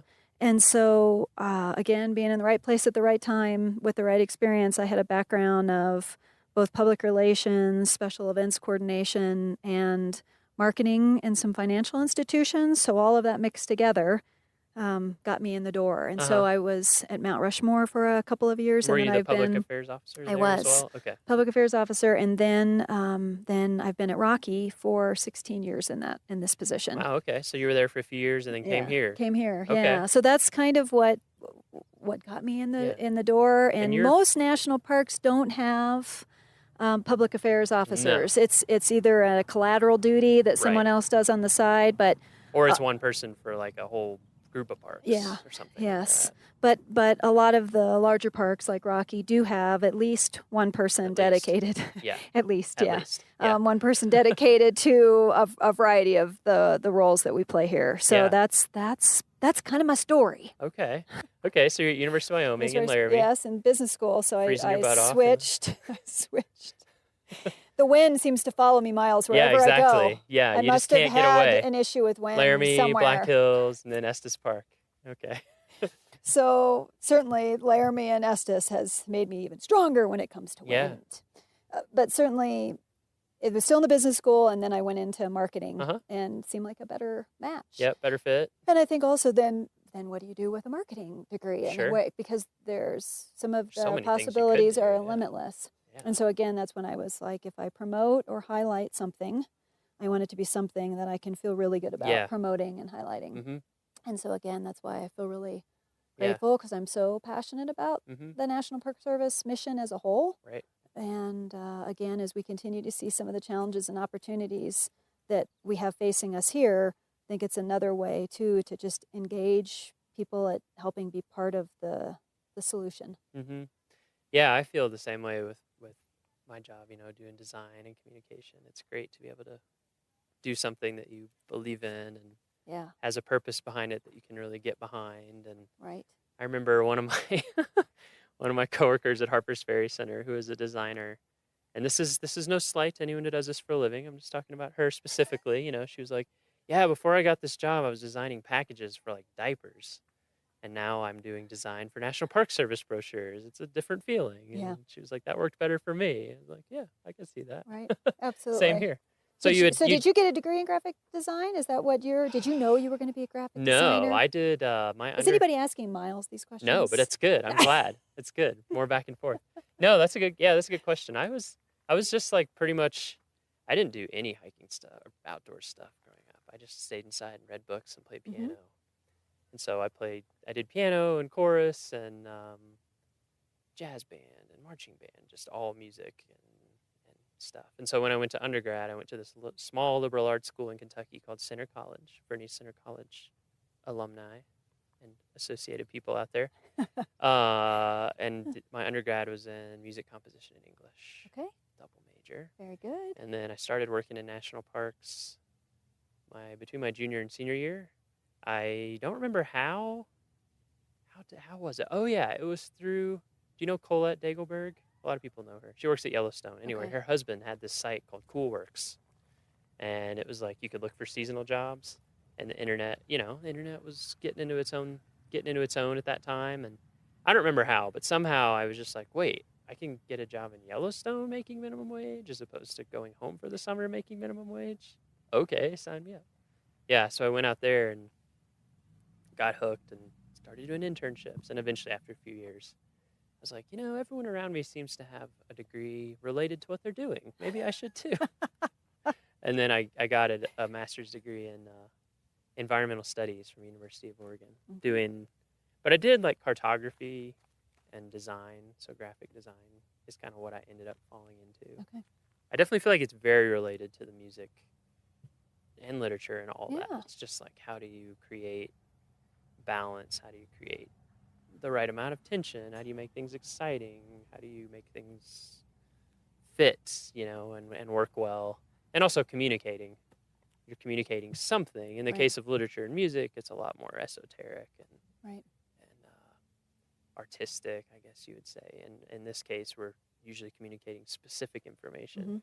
But it's very similar. It's like, how can I arrange these elements to make the clearest and most engaging communication possible. Right. So I totally kind of fell into it as well. I went to get that degree and started making maps. Took GIS classes. Right. And then someone was like, "Oh, you're pretty good at this. You should see about this cartography lab, see if they are hiring any students." And so I did, and they weren't hiring me because I already was TAing 16 hours a week, and you could only work 20 hours a week if you're a full-time student. But I got an internship working on Atlas of Yellowstone, which is like a 250-page, I think, or somewhere around there, atlas of everything about Yellowstone, like everything. Actually, it'd be great if we had one about Rocky, too. And I'd worked at Yellowstone for a couple of years and done a ton of hiking and backpacking, so I knew the park fairly well for 2 years.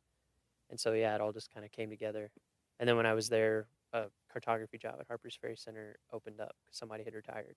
And it was the first time they'd hired someone for that job in like 17 years. Wow. And I just So right place, right time, exactly, right experience. Yeah. For me, people ask me about it, like, how do I do that? And what's the path? And I'm like, I can't tell you. Yeah.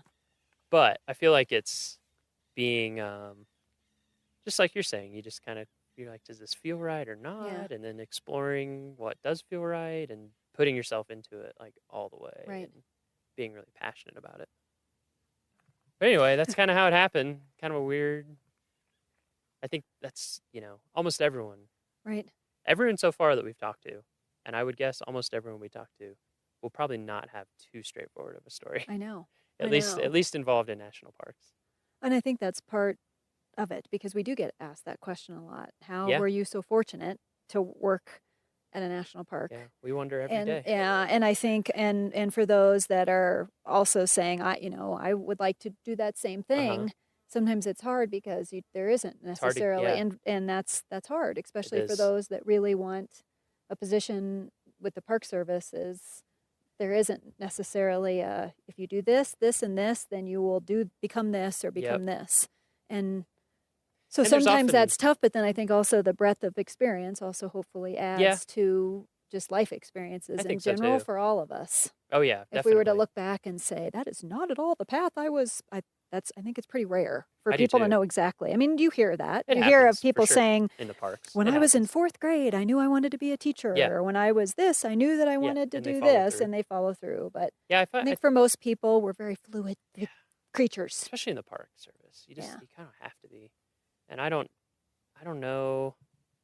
It hasn't come up yet too much on the podcast. Maybe it will at a certain time, but I don't know too if people know the lifestyle things involved sometimes. Like Lindsay Lewis, we were talking to in an earlier episode, or actually it'll be a later episode. Talking to Lindsay Lewis in a later episode, our volunteer coordinator, and just moving around all the time. And I did the same thing.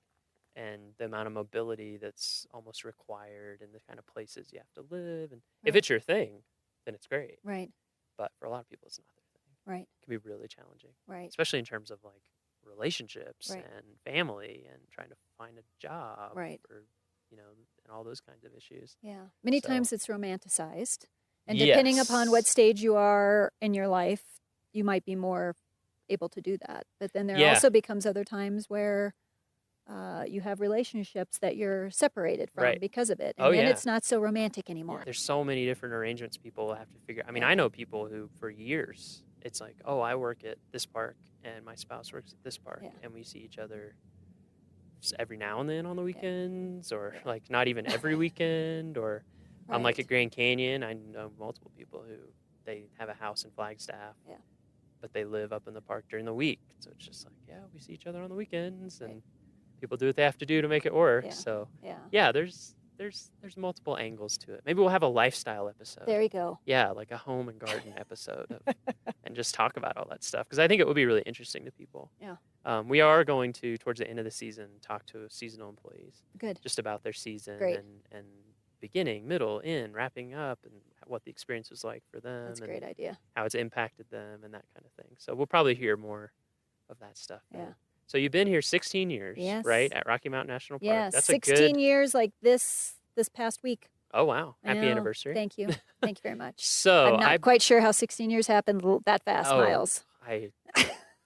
Yeah, How's that possible? I'm still young. I'm 32, but I'm just starting. I mean, I definitely am perceiving this thing that everyone talks about that is a cliche, but is so true, which is Yeah. like time goes faster and faster. Oh, What's yeah. up with that? Yeah.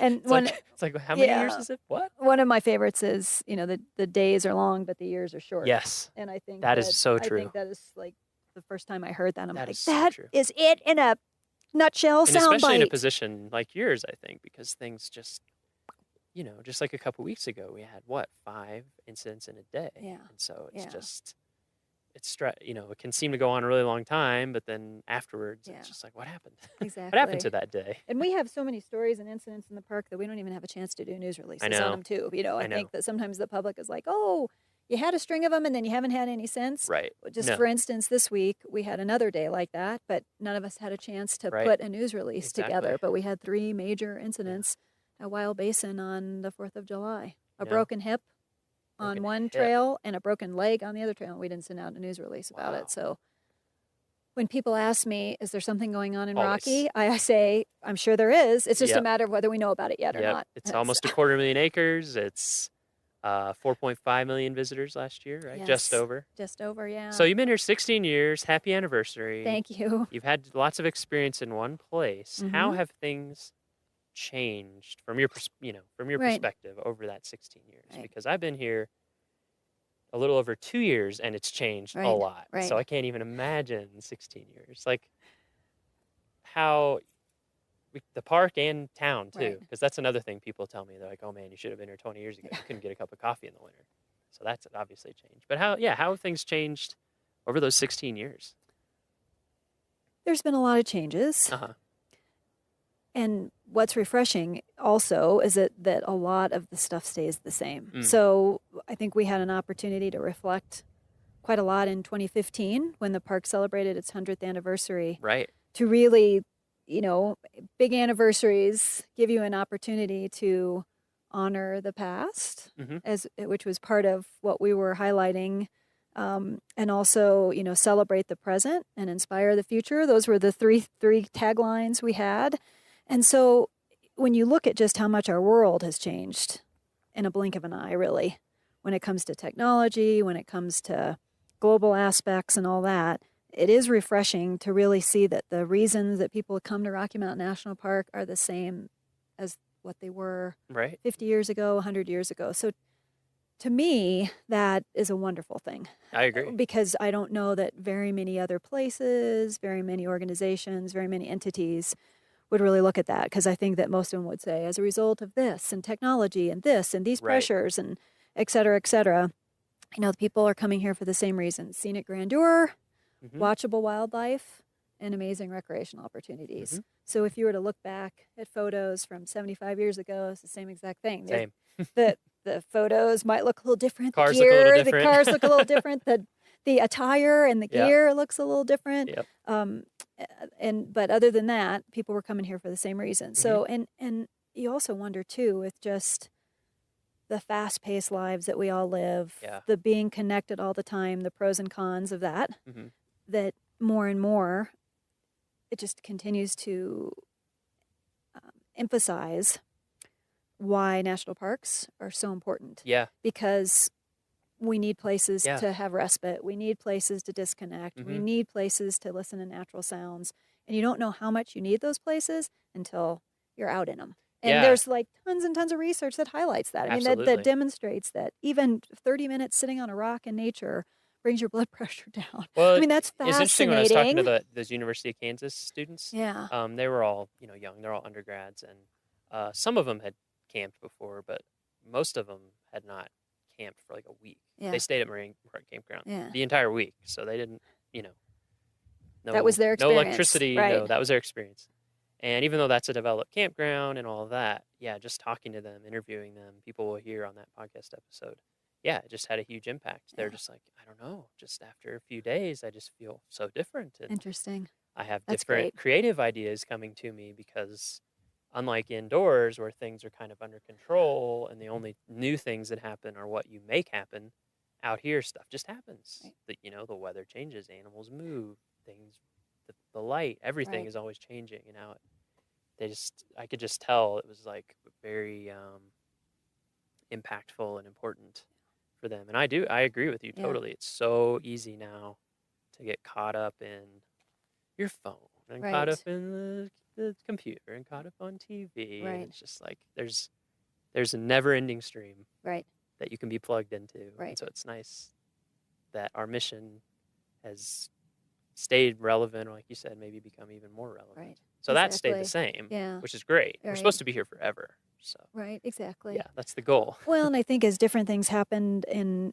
just the 16 years that I've been here, whether it's had a lot of major incidents that have happened here, it's the things that people said after 9/11 in 2001, that people sought out coming to the park because they needed to get away from the news. They needed to get away from the constant bombardment of what happened to people on that day. And so it was interesting right after that people, flocked here because it was like, the mountains are calling for me just to remove myself from what's going on and find peace somewhere. I hadn't heard that. Yeah. Yeah, that was a little bit before I was in the Park Service. So it was noticeable. Oh, it was very noticeable. Very That's noticeable. Amazing. So Yeah. it was like a place where people could come and have some space Yeah. to like heal. Exactly. Huh. And Wow, that's amazing. and there's a number of stories out there, very moving stories that people have shared about coming here right after that time period that, brings tears to your eyes because it was a conscious decision that they said, I need to get away from what is happening right now. And so where can I go? And they came here. And so to me, that just emphasizes again why we need to preserve and protect this place. Absolutely. Because there's been a lot that's happened in our world the last 100 years since Rocky's been here. And so you can imagine that people came here after World War II. People came here for so many different reasons to find, peace and tranquility. Huge growth in parks after World War II. Absolutely. I mean, huge. Yeah. So, the mission has stayed the same. Right. What has not stayed the same is our level of visitation. Yeah. And just so the sheer number of people. The sheer number of people. And Rocky has always been one of the most popular parks. Sure. But what's happening in the last 5 years is we're seeing this rapid increase in visitation, 40% over the last 4 years, 32% over the last 2 years. So we now in 2016 were 4.5 million visitors. In 2015, we became the third most visited park. And then in 2016, Yosemite leaped over us again, and we were the fourth most visited national park. Yeah. And so there's lots of reasons for that. Most of it has to do with population growth along the Front Range. Yep. It's booming. It's booming, and some of the fastest growing counties are literally either in our doorstep or on our doorstep. And so when a lot of people are moving to Colorado because they want to recreate in places like this. It's what calls to them. And so we're handy, head straight up. And so that's a wonderful problem to have. And I use air quotes with problem because a lot of folks might say, well, hey, that's better than apathy. That's better than people not enjoying. And hopefully those people will become or are already supporters, stewards, protectors, and help us preserve this place as well. And a shared experience, too, which I think is cool. People all over Colorado can, you've been to Rocky? You haven't? It's kind of a communal thing. Yeah, yeah. Exactly. So in that case, So our visitation continues to spike dramatically. Yeah. And if you look over, you look in the past as far as our visitation levels over the years, it seems to, there's patterns of it increasing and then plateauing and then increasing and plateauing. So that's been part of our past. We're now at a point, again, where we are significantly increasing. When and if that's going to plateau, I don't know that we can continue to deal with the level of visitation increases that we're seeing. Yeah. I don't think that we can continue to see 32%, 32. I just don't know that that's possible because of just the infrastructure. It's physically possible. Physically possible for that many people to arrive in the park and all that. So I don't know that we're going to continue to see that dramatic growth just because of logistics. Yeah, just limitations. Yeah, limitations. Even before we take any actions, just limitations in general. But certainly, as we look into the future and we look at just this dramatic increase over the last couple of years, record visitation every year, the last 4 years, record visitation every month of the year. So maybe our old model was Memorial Day through late September. Yeah. we now know that model is completely out the window. Yeah. Now we're Very seeing much. record visitation every month of the year. And it's not just Rocky. Public lands in Right. general in Colorado are seeing, huge increase in Yeah, everywhere. visitation, and then some of the impacts related to that. Yeah. So certainly that's been a significant Big change. change over the last 4 years, and this rapid growth that you just can't keep up with. So in 2015, we were completely on our heels. That year, we had a 21% increase in 1 year. And although visitation continues to go up, our staffing does not. Yep. And so after a while... And that's something that surprises people. Almost everyone I tell that, they're like, what? I'm like, yeah, we have either equal or even less staff than we've had in the past with way fewer visitors. Exactly. We have less staff now. Yes, despite having way more visitors. Yeah. Like so millions more. we have less staff now than we had 8 years ago. Yep. And so, that's something that we as a leadership team need to continue to address because our colleagues' well-being is extremely important. Mm-hmm. And we need to make sure that we're keeping that in mind. And so as we continue to, deal with some of the challenges and steps we're taking now, we're looking at 4 areas. That visitor and staff safety is extremely important to us. Mm-hmm. Resource protection. Mm-hmm. So that resource, when we say resource in Park Service, we mean like the park at every level. Absolutely. So the physical part, the view sheds, the quality of the night skies, the quality of the soundscape, the cultural and historical landscape. That's all. When we say resource, we mean all of that. Right. Okay. So resource you. protection. And then just, wildlife habitat, everything is everything. kind of surrounded into that. Yes. And Everything then- involved. And then visitor experience. Yep. So what kind of experience are visitors having with this level of visitation? Mm-hmm. And then operational capacity. Like truly what can our infrastructure take? Whether it's restroom facilities in Bear Lake, whether it's our trail system, whether it's our roads, all of our infrastructure. What can our infrastructure, operational capacity take with this level of visitation? Right. And so those are the kind of 4 overarching areas that we started moving forward in 2016, looking at all of those things and taking some short-term steps, and then also, realizing and knowing that we're also starting the long-range planning efforts as well. Yeah. And it's going to take all of us to come up with the solutions and also potentially make hard decisions. Mm-hmm. And again, when you think about the mission of the Park Service, that dual mandate, very, very difficult balancing act. Yeah. The whole preserving and protecting for future generations, Exactly. and then providing for recreational opportunities now. I mean, in a nutshell, it's a little bit more involved than that. Yeah, but that's basically truly it. Yeah. what So the balancing act is. For listeners, if you look up the enabling legislation for the Park Service, you'll see, that it's protecting, basically, Right. but also providing for the enjoyment Right. of.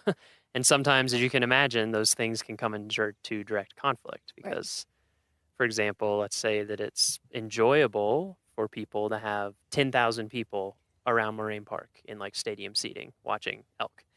But that is not the best thing for elk. Right. And maybe not the best thing for those people. Maybe Right. that's not protecting their experience in a certain way. So Right. that's just one example, but it's just the constant, It is.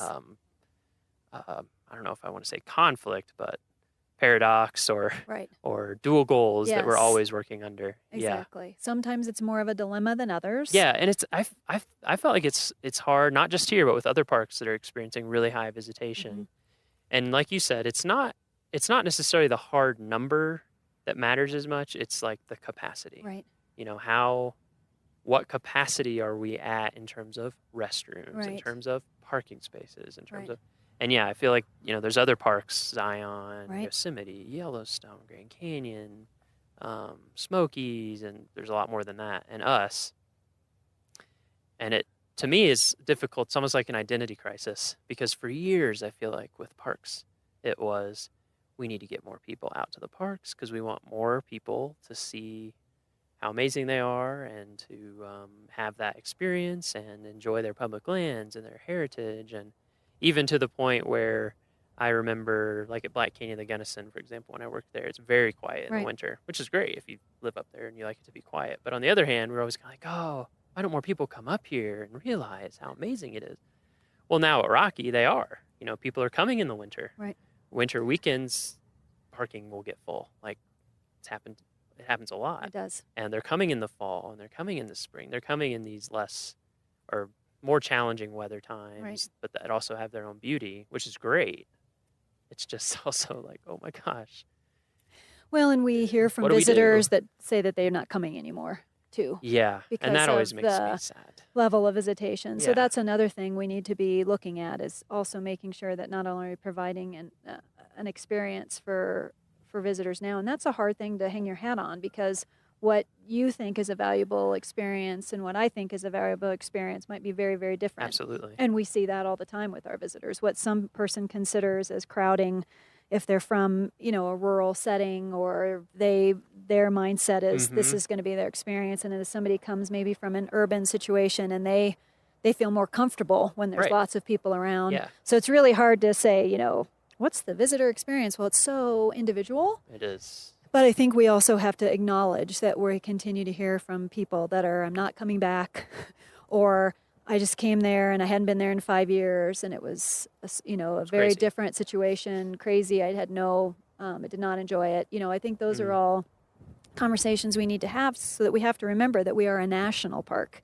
So we have to take all of those voices and feedback in mind as we continue to think through how we move forward. And it's not just about all of us. No. It's about those that are coming here 30 years from now, about our Exactly. grandkids and nieces and nephews, and all of these generations that, those that came before us. Yeah.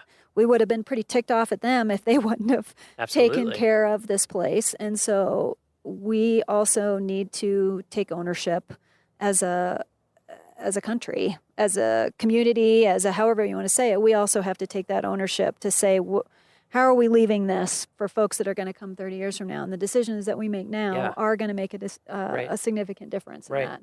And so that's a big part of what yeah. we're needing to address. So on our end, on the park end, we have all sorts of stuff going on right now to We do. look at, just trying to get baselines basically Right. of what visitation is, what are the patterns, what do people want out of their experience, what are they looking for, kind of collecting data, correct? Right. And then we're using that data to begin well-informed, to basically inform our discussion internally and then with the public, to just say, this is what's happening. These Right. are the facts on the ground.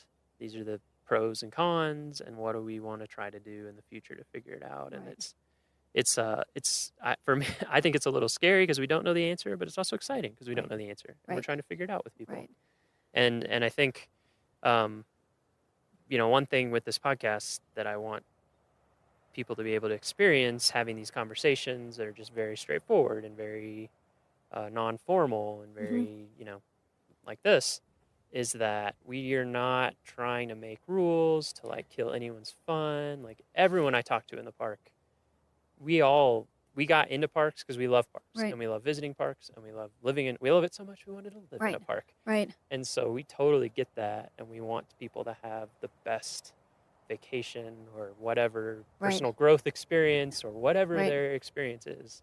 So, but the reason we do have regulations is because that protects side. Right. We're trying to protect it, like you said, for future generations forever. Right. So what are some of the key things with this growing visitation that we are asking visitors to be aware of and Okay. to do that can help us? Right. Help us help them. Help me help you. Exactly. So there are a variety of things, and one is just continuing to do things like this, where we engage and connect with visitors to help us come up with some of the solutions, To hear their and voice. to hear their voice, and informing each other as well. So we took short-term action the last couple of years because we had to. As I mentioned, we were completely on our heels in 2015. Saw the ramifications of that, not only on the resource, but on visitors and staff. Mm-hmm. And so because of just the crowding. So we started putting restrictions in place along the Bear Lake Road Corridor, Wild Basin, and Alpine Visitor Center, which are our three main congested areas. Mm-hmm. starting in 2016. And there was not some magical time on the clock on Saturday that we said, okay, every Saturday at 10:18, it's meant to be very fluid, and we're moving forward with and it's those restrictions right? this year. I think people need to understand that it's safety based. Right. It's safety based. Like, for example, I mean, if there's just miles of cars in every direction and something happens, right. let's say it was someone you're hiking with. Yeah. And we need to get an ambulance up there. Right. We can't get an ambulance up there because it's so crowded. And so that was part of it, right? We just were saying this is becoming unsafe. Right. There are lots of parts of it. So that is one of the main reasons. And we had examples in past years where we literally could not get emergency vehicles down in areas or to areas because of the sheer congestion along the roads and the way people had parked, that we could not get, and it absolutely impacted our response time. Yep. And so that's a big part of why we made these decisions. And places like Wild Basin Road, which is a dirt, narrow road that leads down to the Wild Basin trailhead. Yep. Got to use pull-outs to pass people a lot of the time. All it takes is, a couple of people parking because they can't find a legitimate parking space, so they park somewhere, and now the back of their vehicle is out in the middle of the road, and they leave their vehicle, head in to go hike, and then, just trying to get around and maneuver around those vehicles, again, in emergency vehicles. Or just other visitors. visitors. It's a consideration for everyone else. Yeah, and if we had to evacuate an area because of fires, that's also, a concern as well, because you have all of these people that are kind of down a narrow dirt road. So these are all things we have to keep in mind. And then just the resources. So once parking areas filled up, once legitimate parking spots filled up, we were seeing that, unfortunately, visitors were parking on the resource in places that you would not have thought was even possible.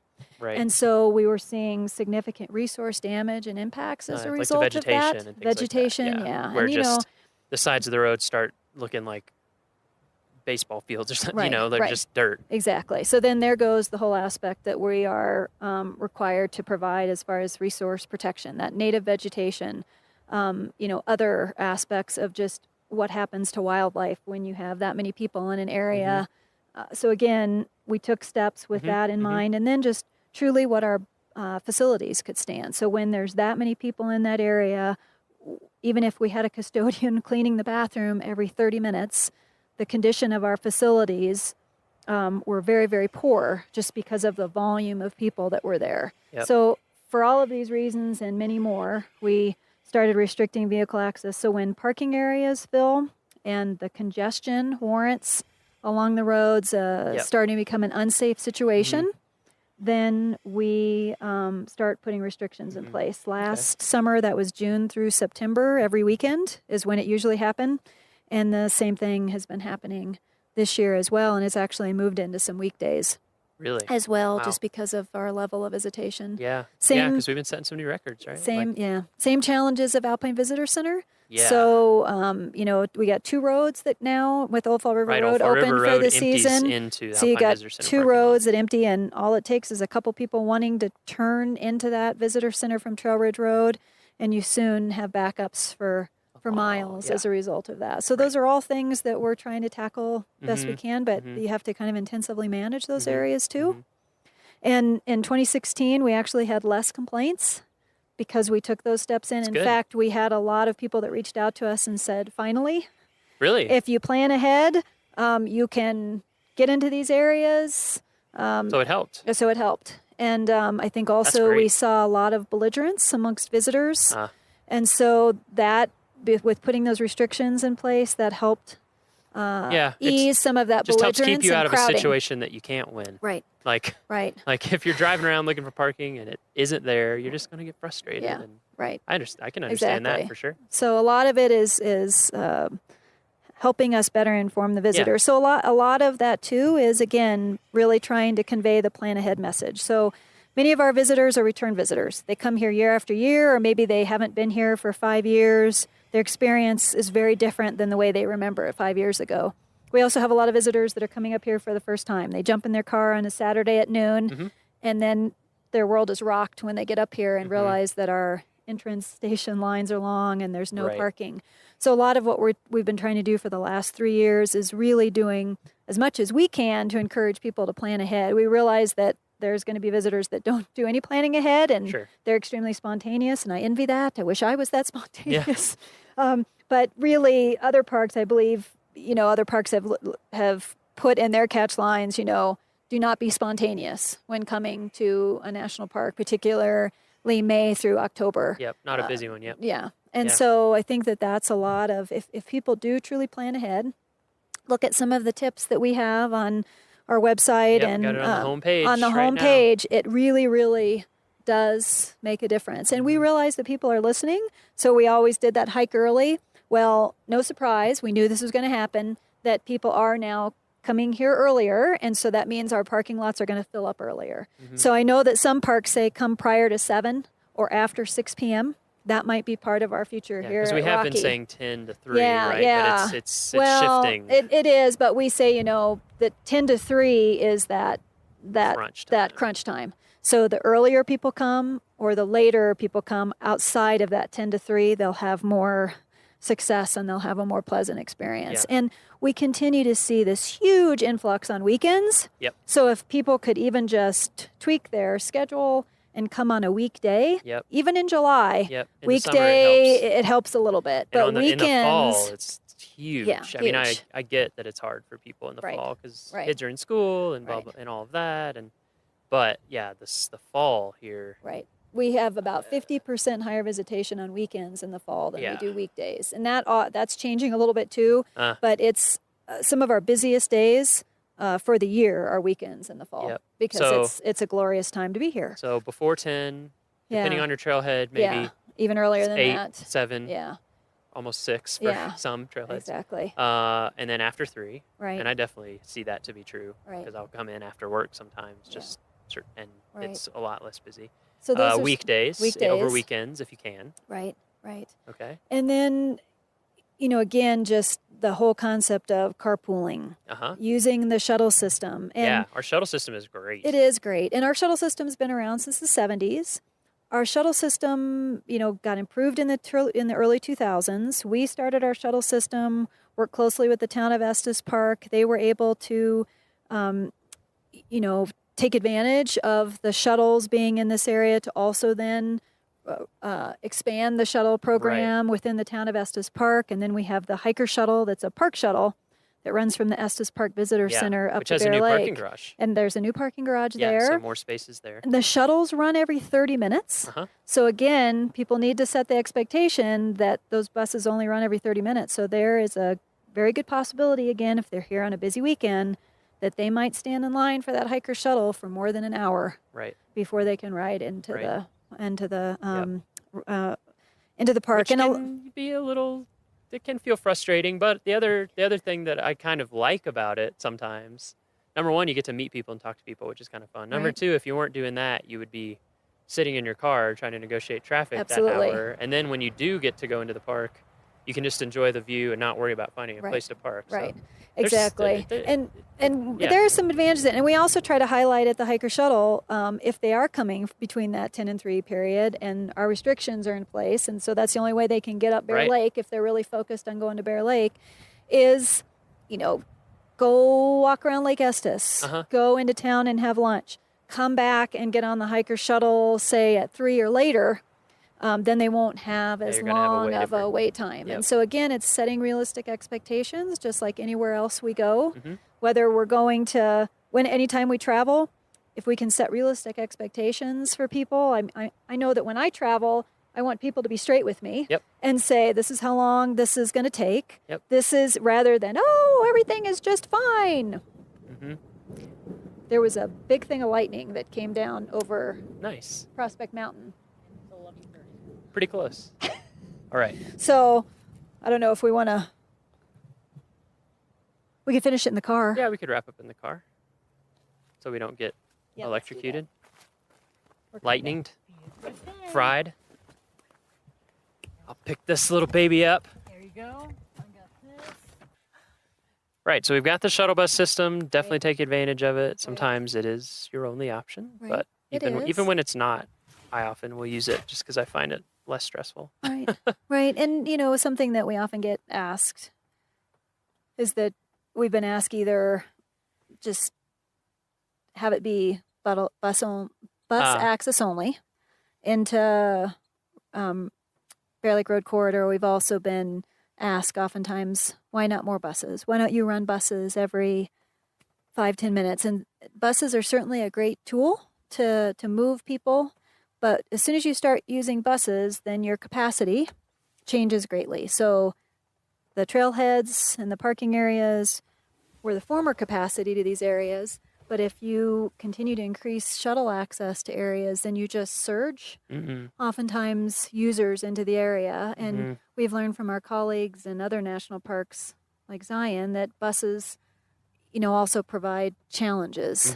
Where even with the frequency of buses that they're running, they still have pretty significant wait times as a result of it. So shuttles are a great tool to use, but they're not the only tool that we can use here at Rocky. And they also, cost money. So funds that we would be using towards shuttle buses is very limited as far as our entrance fees.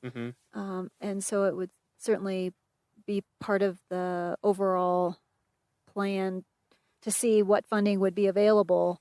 And that would be a side note as far as just looking at the capacity and what resource impacts you would have if you continued to just surge people. Right. And then what's the visitor experience? If you happen to be at a trailhead or getting off a bus with 40 other people, is that the experience that you're looking for when you're hiking into the park? So these are all things that we have to look at when we look at how we're going to use shuttle buses as a tool.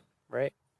So before 10, after 3, use shuttle buses as a tool. Any other things that tips we can give people to help have the best visit possible? The whole concept of hike early, hike late is really key. And if people do decide to hike late, they really need to be dialed into the weather forecast. Yep. That will make a big difference. And truly just what time they will be coming out. Is it going to be dark? Yeah. If it is, then they need to make sure that they are prepared for that, whether it's being really dialed into the route and not going off trail, which we don't encourage anyway. Yeah. And then also just making sure, you have headlamps and things like that as you're coming out. So you have to look at your hike very differently if you are going in later in the day. Definitely. Yeah. Definitely check the weather forecast. Right.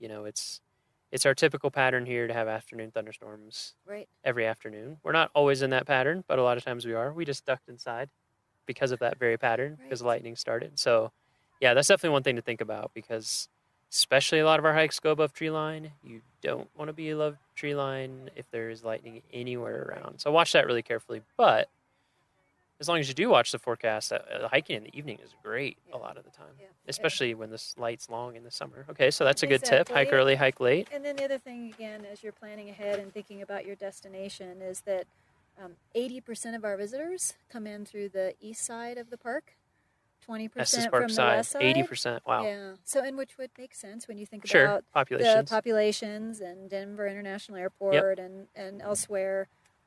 But certainly if people want to just know that fact when it comes to planning, they might choose what entrance they come in based on where they're coming from or their interest in what they're looking at. So that's just we have the whole west side of the park. Yeah. And it's beautiful. Yeah. And I think the other is camping, which we know, but this one surprises people. If people want to camp I think. in the park, we've got 3 reservation campgrounds, 2 first come, first serve, and those 3 reservation campgrounds are booked 6 months in advance. Yep. So that's part of Aspen Glen, Glacier Basin, and Moraine Park, right? Yep, exactly. So Booked people 6 just months in advance. Yeah. So if people want to camp, they really need to book those reservations, and it's good. Then you have a place. Right. And you can do that online. You can do that online. So mark your calendar, and it's 6 months. You can pick your exact prior to, spot, see it on a map, get all very.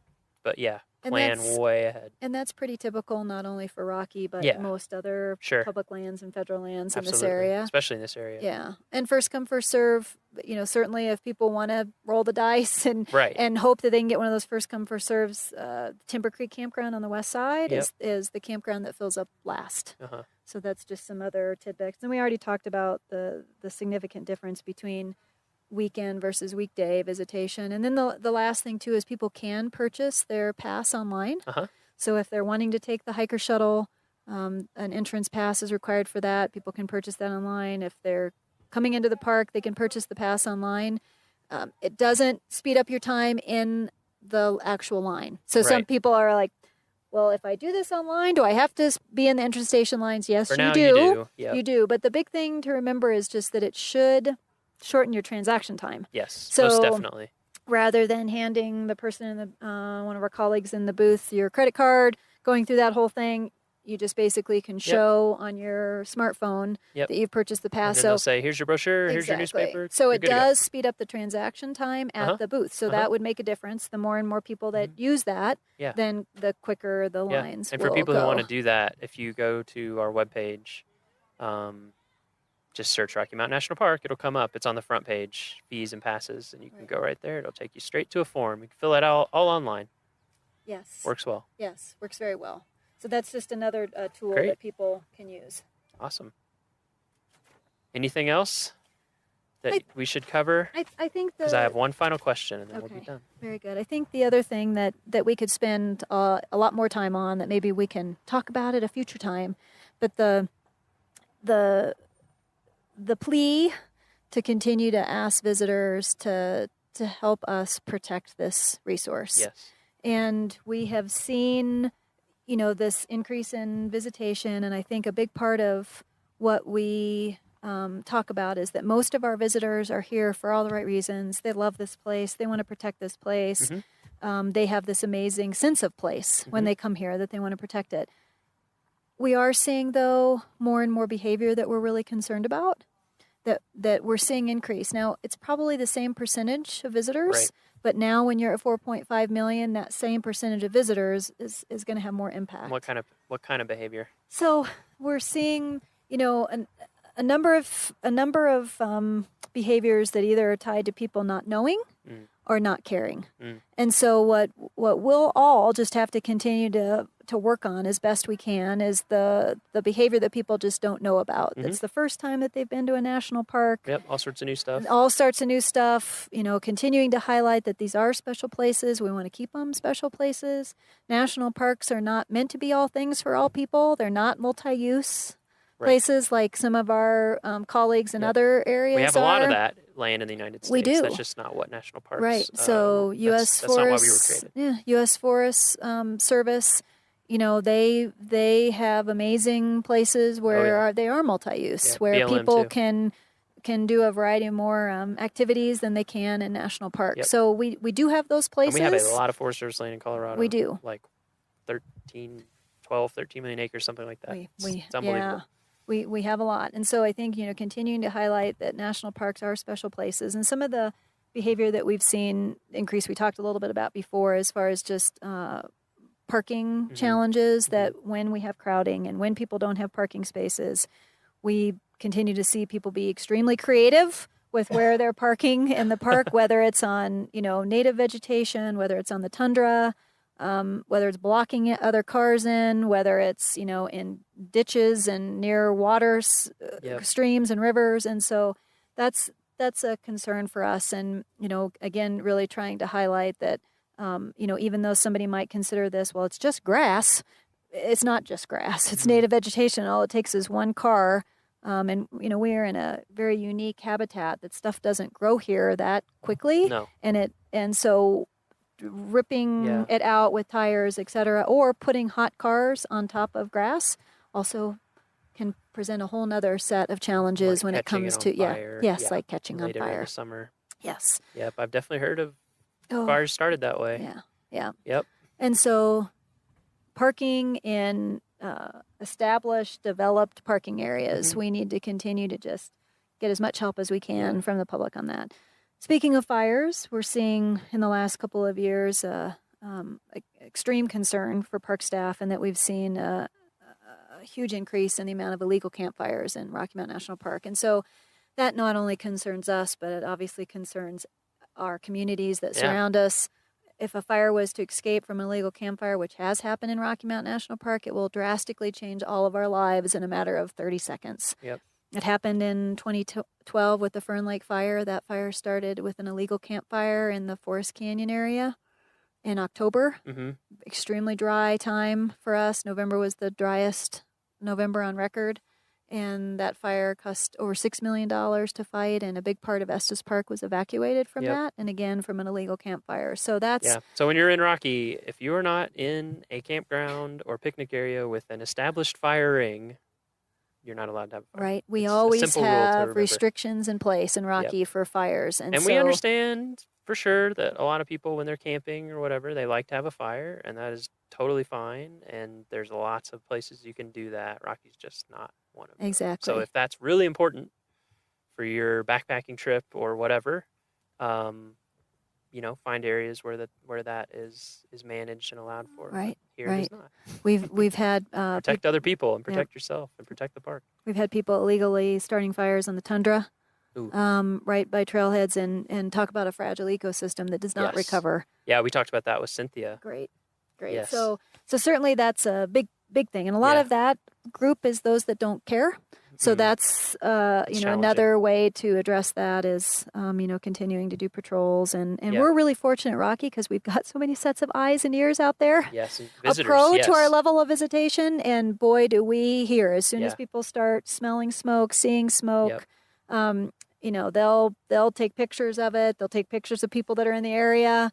It's amazing the things that people do to help us try to prevent that. So and another thing we can plug, another thing people can do that will lay this out specifically for you is the Rocky Pledge, which we've worked on together. It's on our website. If you go to the homepage, you'll find it. Or if you go to go.nps.gov/Rocky Pledge, and it has a couple 6 bullet points, I believe, items of like the main things you can do to help us protect the park. And you can go there, look at the pledge, read through it. You can say it out loud with the group, say it to yourself, snap a photo in the park of you pledging, and share it with your friends and family. Because we're trying to get the message out there, and in a positive way, that this is your national park. It's all of our national parks, and so we're just to take care of it, to take pride in it, just like you take pride in your own home or your own community is maybe a better metaphor. Yeah. Right. Somebody once said, which I love, it's like act like you own this place. And really that's truly what we need everybody's help with. We talked about some of our challenges with staffing before, and so we can't be everywhere. We'd love to be, but we can't. And so it really takes all of us to continue to say, how can I get involved by doing the Rocky Pledge or educating and informing this group that I'm talking to or my friends that are coming over for dinner, or how can I engage with other visitors if I'm in the park in a professional, kind way to highlight some of the let's all do this together. Yeah. Because really, like you said, a lot of people, they literally don't know. Right.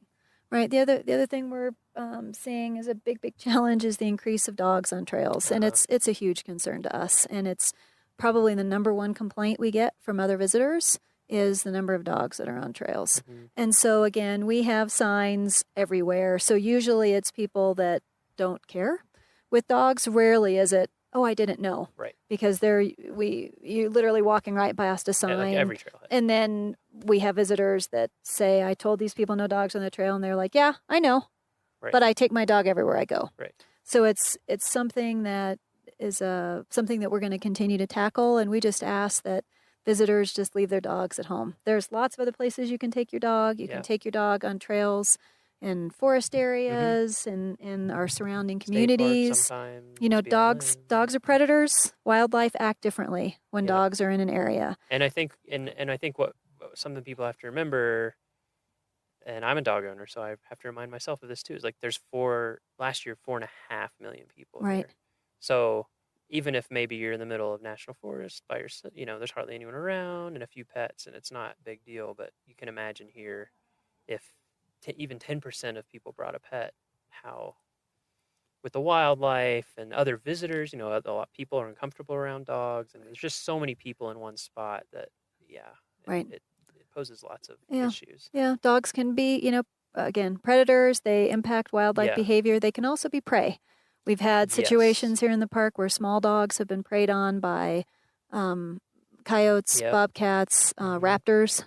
And so we have mountain lions. You probably won't hear about that if your dog is right. So certainly that, and then also just honoring that other visitors should have an opportunity to recreate in a place where there's not dogs on the trails.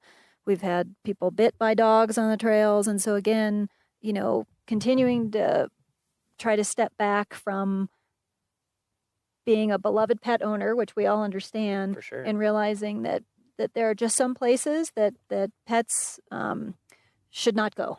And Rocky Mountain National Park trail system is one of those, and the tundra and many other places. So the only place you can have dogs in Rocky Mountain National Park are places where you can have cars. Yep. So like picnic areas, campgrounds, And right on the roadside if you're like by your car. right, And that's pretty much it. exactly. Yep, that's pretty much it. And they With the always have to be exception of leashed. service animals, but we use if you have a service animal, you will know it. So emotional support, therapy, all that does not count. It has to be performing a task, a specific task for someone with a disability, and we have that language on our website. So if you do have a service animal and you know that you fall into that category, that's a different story. But that is most people that's not what it is. So. Right. And then a couple of other things is just we're continuing to see social trails increase significantly. So we just continue to ask people to stay on established trails. So a social trail, for folks who don't know, is basically when someone walks up a way and then someone sees their footsteps and follows, and then before you know it, you get a trail worn in. And I think people may not realize how much work goes into building a good trail and what's involved, but it is very specific in terms of dealing with erosion from footsteps, from rain, from wind, all of that. We try to build trails to minimize the amount of erosion. Social trails don't follow any of that, and so they can really end up being harmful. Right. Yes. Significant resource impacts so from stay social on trails. established. We're seeing significant impacts on the tundra from social trails, that's other the biggest places. It is. So, and then just a couple of other things, because we could probably spend a lot of time on each one of these, but the whole concept of leave no trace is really critical, whether it's orange peels or apple cores or, anything. It impacts other people. If you walk along and you see that kind of stuff, then you have left a trace. People say, I know that somebody else has been here, and not removing things, not removing rocks or flowers or pine cones. If 4.5 million visitors all took something with them when they left, it does impact other people's experience. Absolutely. So we need to think through that. And then the last one that we need to do a podcast on, Miles, is the whole concept of human waste in our backcountry. Yes. It's a growing concern for us. The amount of human waste that's on our trails, next to our trails, the amount of toilet paper that's being left behind, the amount of poop that's being left behind right on our trails. The health and safety aspects of that is something that we're seeing explode as well. And it's not just here at Rocky that's becoming a major problem. It's places all over the place. And so that truly, I think we need to do another podcast on the whole concept of, how leaving no trace when it comes to going to the bathroom really makes a difference. And again, the challenges that we have with facilities further in our trail system and our backcountry, we just really need to continue to engage the public in packing it out with you, which is a hard thing for some people to wrap their brains around. It's not glamorous, but, actually, I'm going to be a little over a week. We're going out with Tara, Vasella, and a wilderness crew, and I'm going to be asking them about that. Great. There's the folks who have to deal with all that business. Right. And I think it's the stuff we don't want to talk about or think about. But it's super important. It's super important. Yeah, I mean, you don't want to be hiking down this beautiful trail and then just see human poop all over the place. Right. And I think, just like you said, getting that message out there that part of what makes coming to a national park exciting is that there's different expectations and there's a different requirement for personal responsibility in terms of thinking about your own impact. And that's part of what's neat about it, is it makes it very clear to you, much more so. Right. But there are steps that you need to take. So we'll see how that gets covered in the next one, and then maybe we could do. I think it'd be neat to do a podcast with some janitorial staff, just to let people know how many of those folks work here at the park and how important, like absolutely essential, their job is. Oh, that's huge. Yeah, great. Okay, so one final question. Okay. I've been asking everybody. It's a hard question to answer, but that's okay. You've been here 16 years. What does Rocky Mountain National Park mean to you?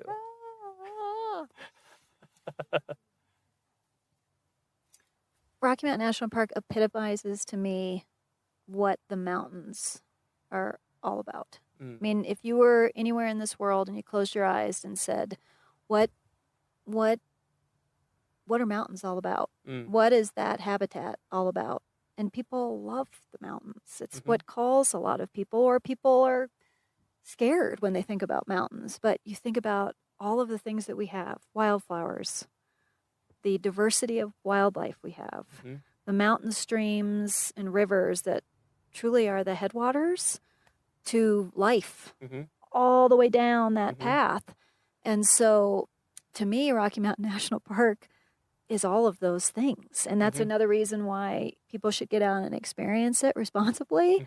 They should also preserve and protect it, because it's such a unique, diverse landscape. And oftentimes people think, oh, is the tundra barren because it's up high and because there's not a lot of tall things growing? It's like, it's the opposite. Yeah, it's so it full is of life. absolutely full of life. And no matter where you are in this park, there's this unbelievable diversity, whether you're at a montane riparian area or whether you go up to the alpine where you're above the trees. And so to me, I think of Rocky as being this really diverse place that sometimes doesn't get very much credit for being this diverse place, because people think of, oh, it's the mountaintops. Well, it's all of the life that's throughout all of those different systems at so many different levels. Range of altitude really does mean that we have lots of distinct ecosystems, and it's neat once you learn about it or you're here and you pay attention, you start to see that and appreciate that. And the other aspect of Rocky, that what Rocky means to me is a lot of the people that I get this unbelievable opportunity to work with, and the diversity, not only what the resource provides, but the diversity of what our colleagues do. It blows my mind every day. Like I said, the thing that I regret the most is not being able to tell everybody's story, because the things that our folks do is part of what just moves me about this place. Not only the resource, but our colleagues too. Great. Came up with an answer so quickly. It's impressive. Thank you so much for speaking with us, Kyle. Absolutely. Thank you. You know, I bet we'll check back in with you about different things as this progresses and grows to the greatest podcast on earth. Very good. Thank you for your efforts in making this happen. Yeah. All right. Thanks.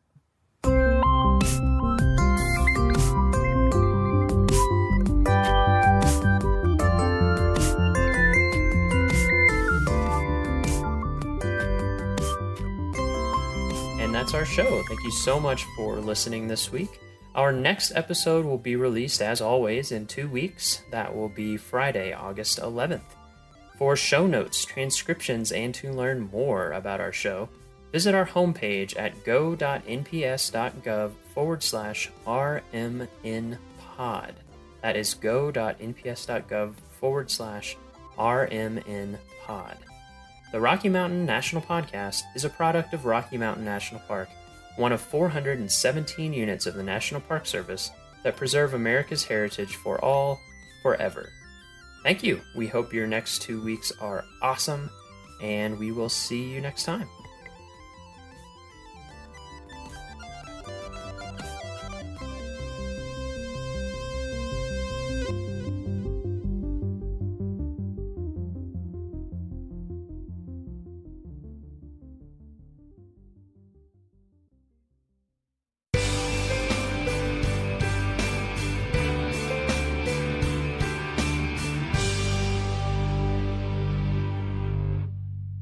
Goats. They're the very symbol of Glacier National Park, and there is almost no better place in the park to see them than at Oberlin Bend.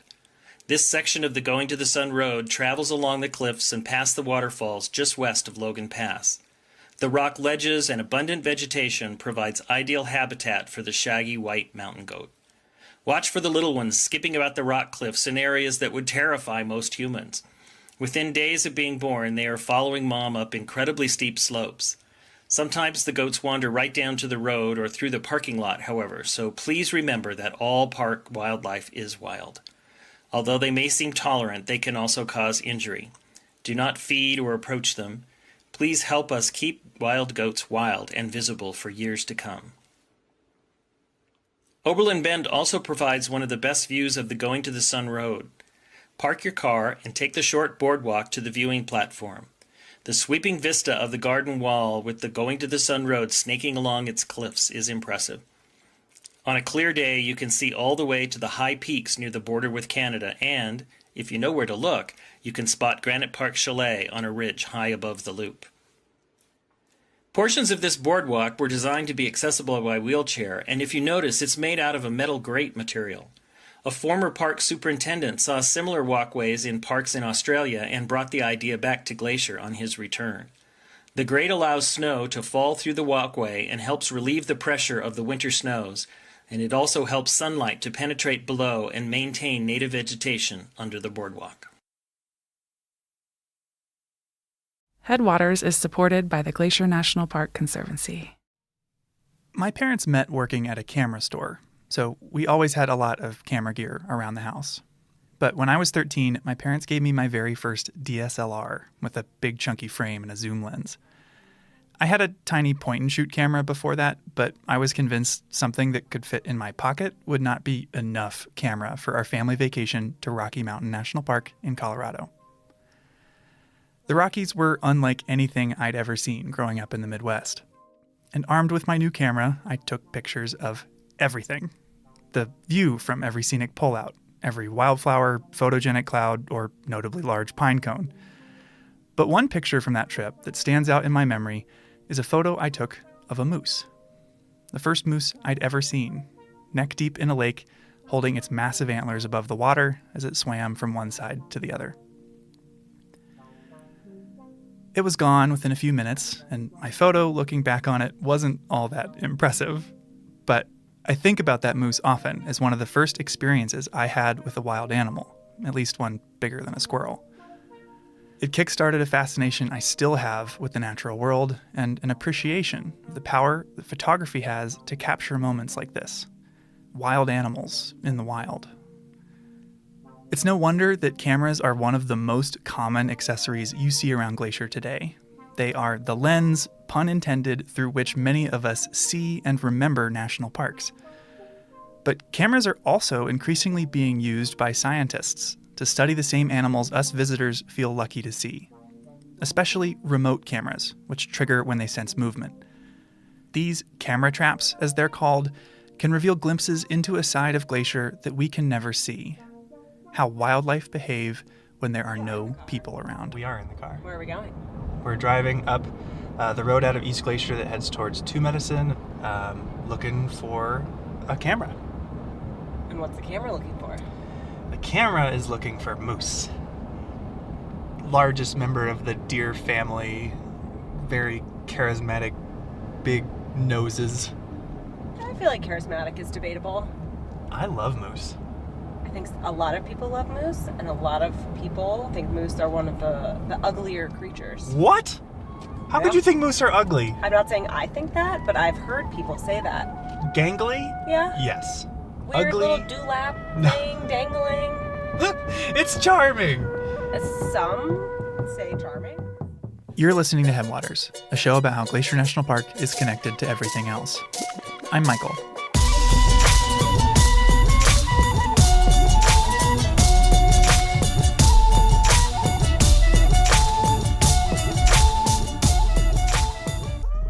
In this episode, we're zooming in on two different animals, one big and one small, one you may have seen and one you may have never heard of. They'll help us understand the increasing use of cameras in the field of wildlife biology and reveal that even if you leave no trace, you have a bigger impact on the natural world than you might think. We're turning just before the Two Med entrance, going off the pavement. Ooh. Perry and I went out for a day to check on a wildlife camera with Landon McGee. So my name's Landon McGee. I'm a master's student at the University of Montana in their wildlife biology program. I'm an enrolled member of the Blackfeet tribe. We were joined by one of Landon's technicians, Ethan Rowe. The two of them are working for Blackfeet Nation Fish and Wildlife, leading a moose study on the Blackfeet Reservation and the eastern portion of Glacier National Park. You know, they love kind of wet areas. People call them swamp donkeys just because they kind of similar body structure, and they like to hang out in the swamps and wade through the ponds and eat kind of some aquatic vegetation. You can find them along stream bottoms, creek bottoms, river bottoms. And Landon, who has been placing cameras all over the place this year, was nice enough to take me and Perry to the easiest to reach camera in his whole study. Start walking. Yeah, so we're just going to head about 50 yards into this big aspen stand here. So. Great. Sweet. We'll follow your lead. I mean, this looks like moose habitat. Yeah. Now, I find moose to be really interesting and not even slightly ugly. As the second largest mammals in North America, they're really strong. Bull moose's iconic antlers can grow up to 5 feet across, and they use those antlers to fight over female moose.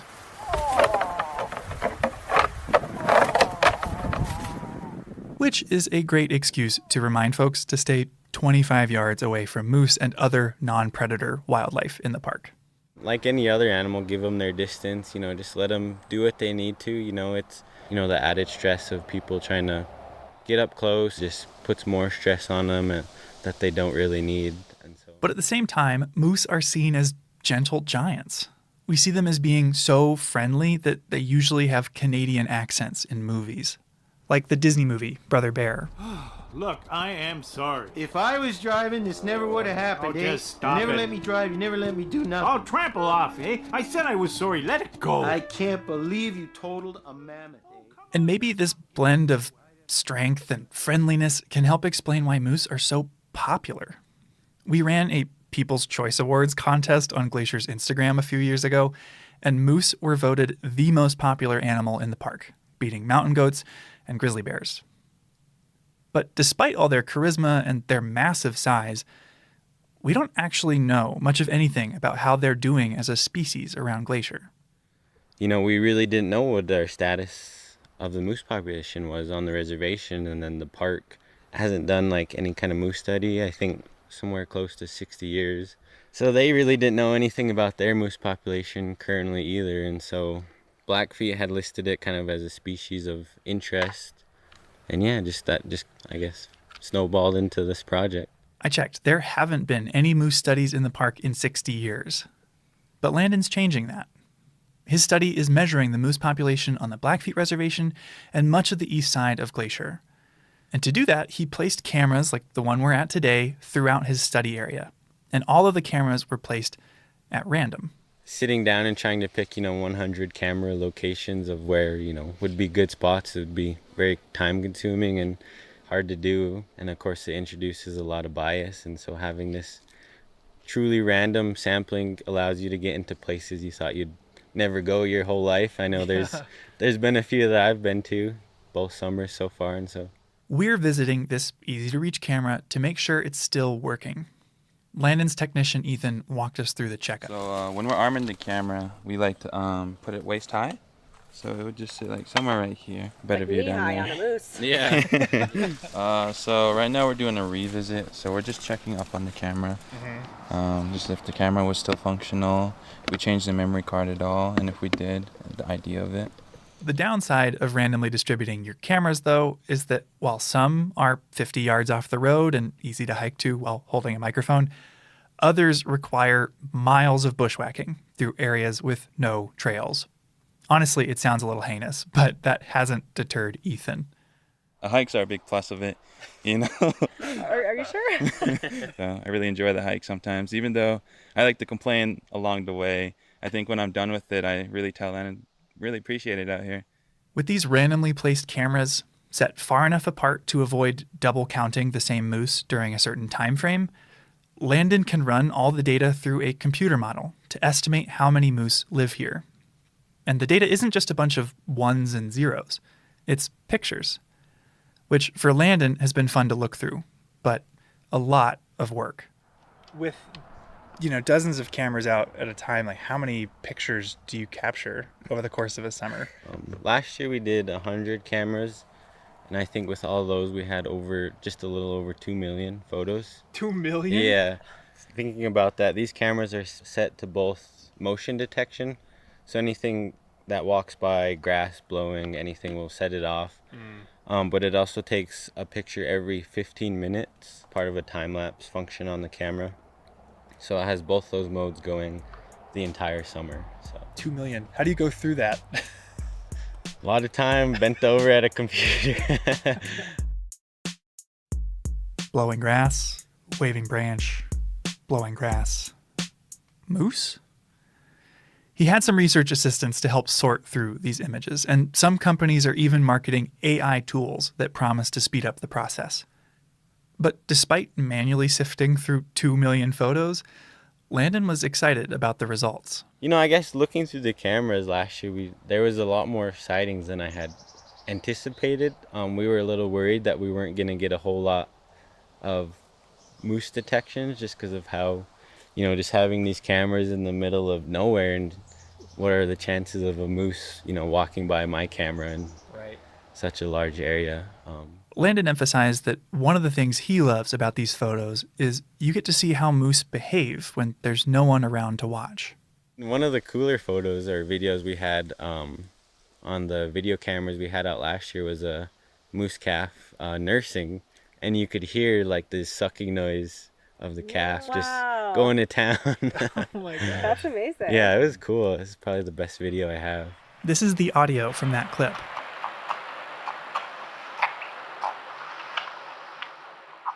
To paint the picture, the calf is mostly hidden by thimbleberry bushes as it reaches up to its mom. An adult female moose can easily be 6 feet tall and weigh 1,000 pounds, while a newborn calf weighs as much as a small dog, like a corgi. And just getting, that first-hand view into, what their life looks like when nobody's out here. There's probably been some areas where they've never seen a human or big gray block strapped to a tree, and so seeing what they do and how they interact with that, it's been pretty cool.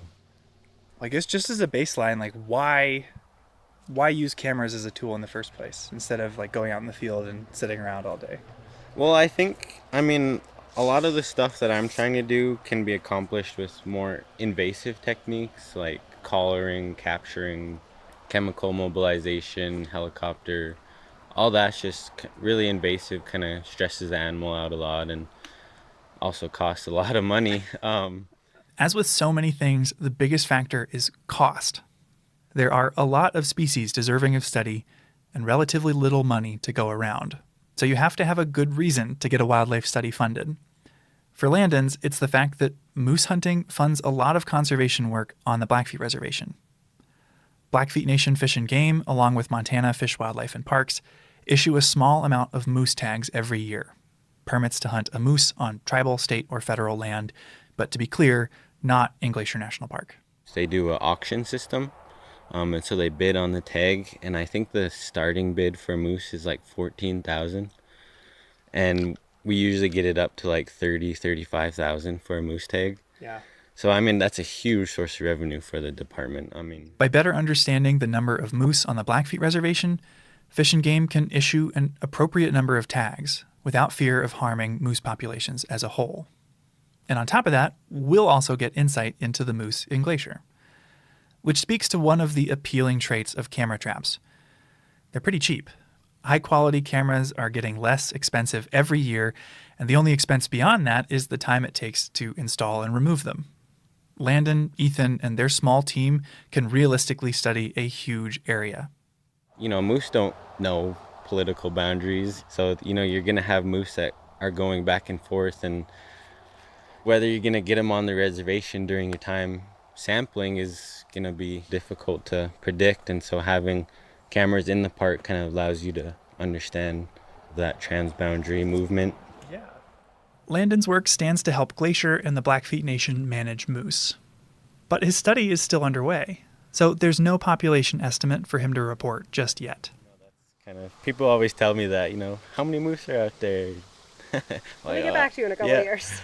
Give me 2 years, I'll let you know. We'll have to stay tuned to see what Landon learns down the road. But you don't have to wait to see the results of a camera study. You just have to look to another animal.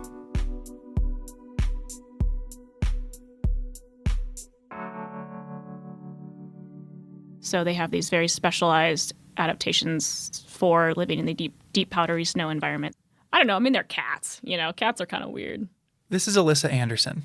Starting in 2019 as a grad student at the University of Montana, Alyssa led a camera trap study of a mammal in Glacier that is far more elusive than moose, the Canada lynx.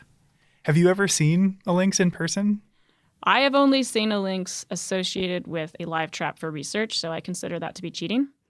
I did work for one winter trapping for research. You walk up to the trap, and they just I had one lynx that literally, I think it was singing death metal to me.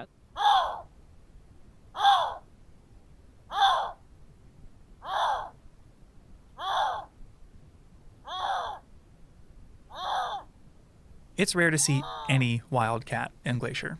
This summer, after 10 years of working and living here, I finally saw my first mountain lion. And they're 4 times bigger than lynx are. It's funny, and then you get all these tourists who go to Glacier for one day and send you these videos, and they're like, hey, is this a lynx? And I'm like, oh my God, I've hiked that trail 10 million times. You have no idea how lucky you are. But while I'd guess few park visitors have even heard of Canada lynx, they're a really fascinating animal, and they're perfectly suited to live in Glacier. They are a specialized cat species that has evolved to live in what we call the boreal forest, so mostly across Canada, Alaska, and then the boreal forest does reach down a little bit into the lower 48. Part of their specialization is that they specialize in eating snowshoe hare. It's the vast majority of their diet. Lynx and their favorite food, the snowshoe hare, both have huge feet relative to their body weight, which allows them to run on top of deep snow.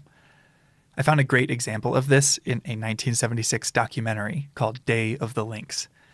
In the clip, filmed in the winter, you see a coyote sneaking up on a snowshoe hare. A coyote has been diligently following the trail of a snowshoe hare. It flushes, running in the direction of the big lynx. Then you see the lynx. Tall tufts of black hair on their pointed ears, comically large feet, poised and waiting. It can run atop the snow, unlike the coyote, who breaks through the crust and travels slower. The coyote stays doggedly on the trail, but he's too late. The lynx has made the kill.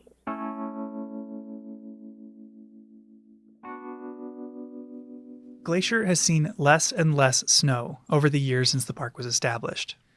The park gets 30 fewer days each year of freezing temperatures compared to 1980, the equivalent of a month that used to be freezing cold that now isn't. So for lynx, this cold-adapted animal, climate change is a huge concern, big enough that they were listed under the Endangered Species Act.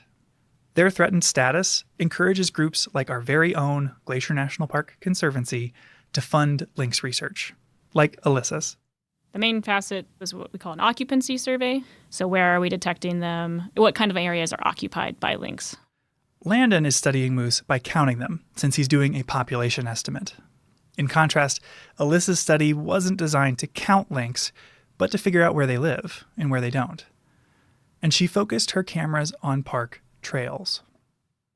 A lot of carnivores have been found to use human trails. You have a higher probability of detecting by putting cameras on trails. They can get anywhere much faster on trail. Yeah, and so having cameras on trail means that you can put cameras out without using any kind of bait or lure, and still have, decent probability of detecting carnivore species or these more rare elusive species. Landon's randomly placed cameras make sense for his population estimate and works well in part because moose are 6 feet tall. Lynx, on the other hand, are just 2 feet tall and would disappear in a lot of Glacier's brush. Focusing on trails is a great way to spot lynx. It works great for Alyssa's occupancy study and helps her avoid most of the bushwhacking that Landon has to do. But she still used a lot of cameras. So we used 305 cameras for the lynx occupancy study, 4 cameras per cell across the whole park, basically. And searching through these images, it wasn't just lynx she got pictures of. I think my favorite was porcupine. I think we got, 13 porcupine. Wow. Which is the same number that we got bobcat. We got hardly any bobcat, more porcupine than I expected. Porcupines are another poorly understood animal in Glacier. Ever since the 80s, they've been an increasingly rare sight, and nobody's really sure why. Data from Alyssa's lynx-focused work could contribute to separate research on porcupines or other species in the park. So we also have this big trove of data on every other species of wildlife that happens to use trails in Glacier, which is a really cool and powerful part of cameras, I think. But of course, she also saw a lot of lynx. In total, they captured 404 images of lynx, and the cats showed up on 25% of the cameras she put out throughout the park. Many images were simply lynx walking by, but others were more unique. We did get one set of photos of a lynx walking by with 3 little kittens running around in front of her with their little tails sticking up and just looking cute. So that was cool. We got one photo of what looks like to be a juvenile snowshoe hare of the year running in front of the camera being chased by a lynx, which was super crazy. Really lucky. Oh, and I'm sure they run out of frames. You never know what happened. Yeah, I don't know who, but they were very close, like within 2 feet of each other. So I have a feeling that young one didn't make it. But. And this study in Glacier adds to a larger body of research in northwest Montana. The audio of a lynx vocalizing that we shared earlier came from a monitoring project looking for rare carnivores in the Swan Valley south of Glacier. It was shared with us by the Southwest Crown Collaborative and Swan Valley Connections. Knowing where lynx live now allows us to notice when and how they're impacted by climate change and other stressors. And that'll help the park manage for their success. And these photos have also been exciting for park visitors and employees because they're a window into the hidden lives of our wildlife. We got a handful of wolverine, I think maybe 12 or something, and that's always fun. You never see so many of these animals, or very rarely, and it's just a really cool way to just, see what all is around you and using the same trails that you're using. It's sort of funny. There were a couple times when you'd just going through the photos, blah, blah, blah, blah, blah, and organizing and be like a grizzly bear. Or even once, I think, a lynx, within minutes of a human. Really? Like on the exact same spot. You're like, wow, I wonder how that worked out. Yeah. The Day of the Lynx, during what we call the Day of the Lynx. But Alyssa's research also revealed another, more surprising conclusion. Yeah, so basically more or less half of the east side of the park stayed closed to the public in 2020. Because of the timing of Alyssa's study, 2019 through 2021, her work overlapped with the arrival of COVID-19. And because of the pandemic in the summer of 2020, half of Alyssa's study area was closed to the public. As a precaution to limit the spread of COVID, the Blackfeet Reservation shut down, and the park, who shares a boundary with the reservation, closed its eastern entrances to support that precaution. Areas west of the Continental Divide remained open, but eastern entrances like St. Mary, Many Glacier, and Two Medicine were closed. This posed a roadblock for Alyssa's research, but there was an agreement that allowed for limited administrative use, so long as nobody stopped on the reservation, even for gas. And Alyssa's research made the cut. So we were very fortunate and grateful to be able to continue our work on the east side during the summer of 2020, and it did provide a really unique opportunity, sort of more of an experimental design. It was a perfect setup for an experiment she never could have arranged otherwise. 1 year of data with wildlife and people, and 1 year with wildlife and no people. We had cameras out in the same exact location during the same time period, different years, but June 15th till August 15th or whatever in 2020, and also in a year when the park was open to the public and there were thousands of people and hundreds of people every single day walking in front of those locations. Mm-hmm. So we were able to compare wildlife activity and presence and detection in those two different scenarios. Right away, comparing the open and closed years revealed a pattern. For the most part, most of the findings were that when there's fewer people around, the animals were being detected more frequently or at more different places. I think some of the ones that were strongest were elk and coyote. Coyotes were seen way more often when there weren't people around. Coyote kind of surprised me, honestly, because, they're kind of a generalist species and they can, get used to stuff. And you see pictures in some communities where they're riding the subway. Yeah, right. So you'd think they'd be more kind of comfortable. Yeah, that kind of surprised me that they had such a strong negative reaction to increased human use. That same trend was observed in a lot of animals, including lynx, moose, bighorn sheep, and black bears. Although it wasn't true of every species. Foxes were the opposite. The probability of detecting a red fox was higher in the summer with people on trail. So, one theory could be we found more foxes because we were finding fewer coyotes, and coyotes are dominant over foxes. And so that's, an explanation. I think that's super interesting.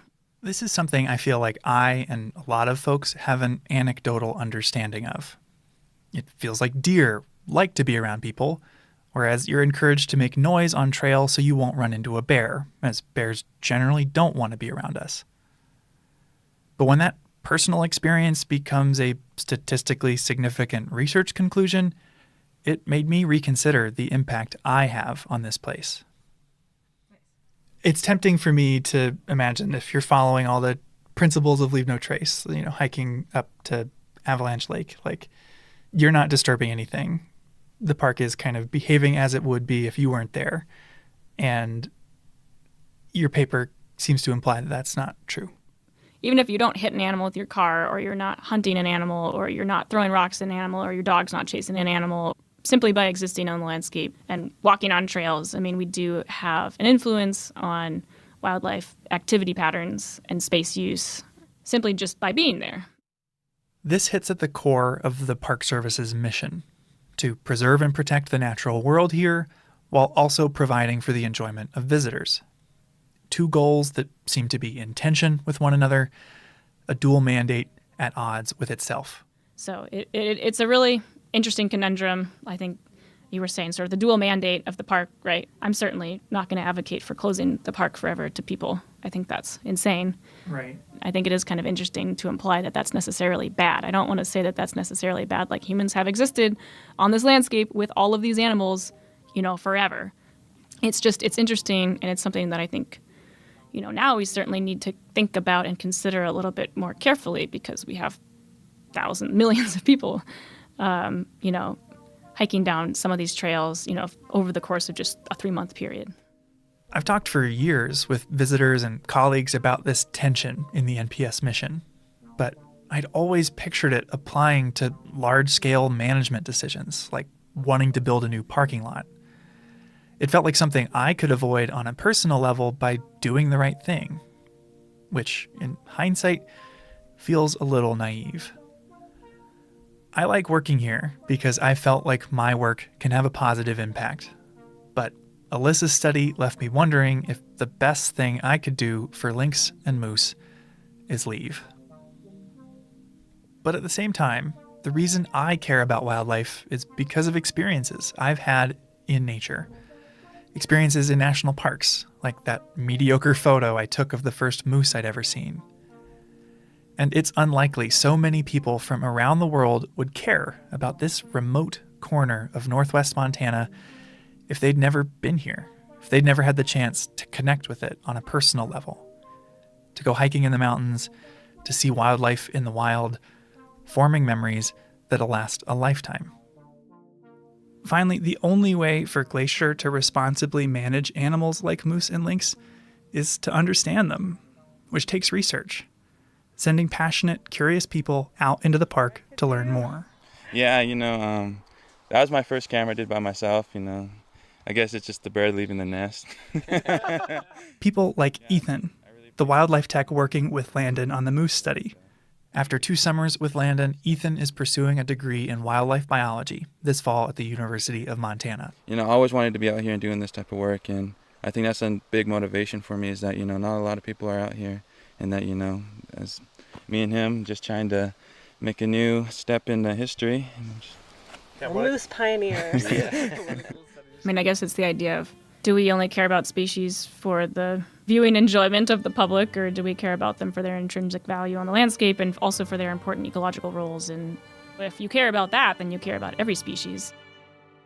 Alyssa's research suggests that even treading lightly, we will have an impact on the natural world here. It's unavoidable.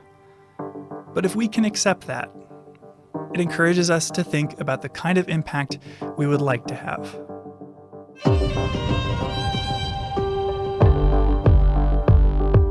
Headwaters is a production of Glacier National Park and is supported by the Glacier National Park Conservancy. We could not make this show without them.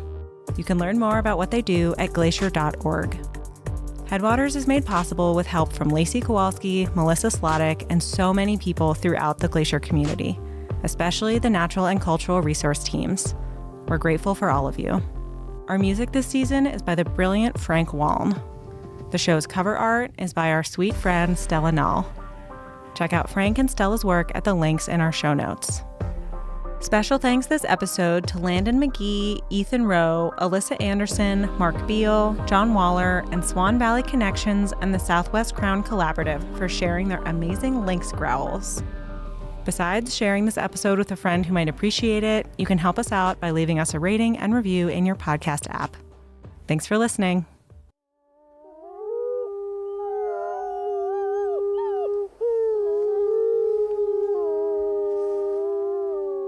From Yellowstone National Park, this is what we do. I'm Brett Rayburn. And I'm Jake Frank.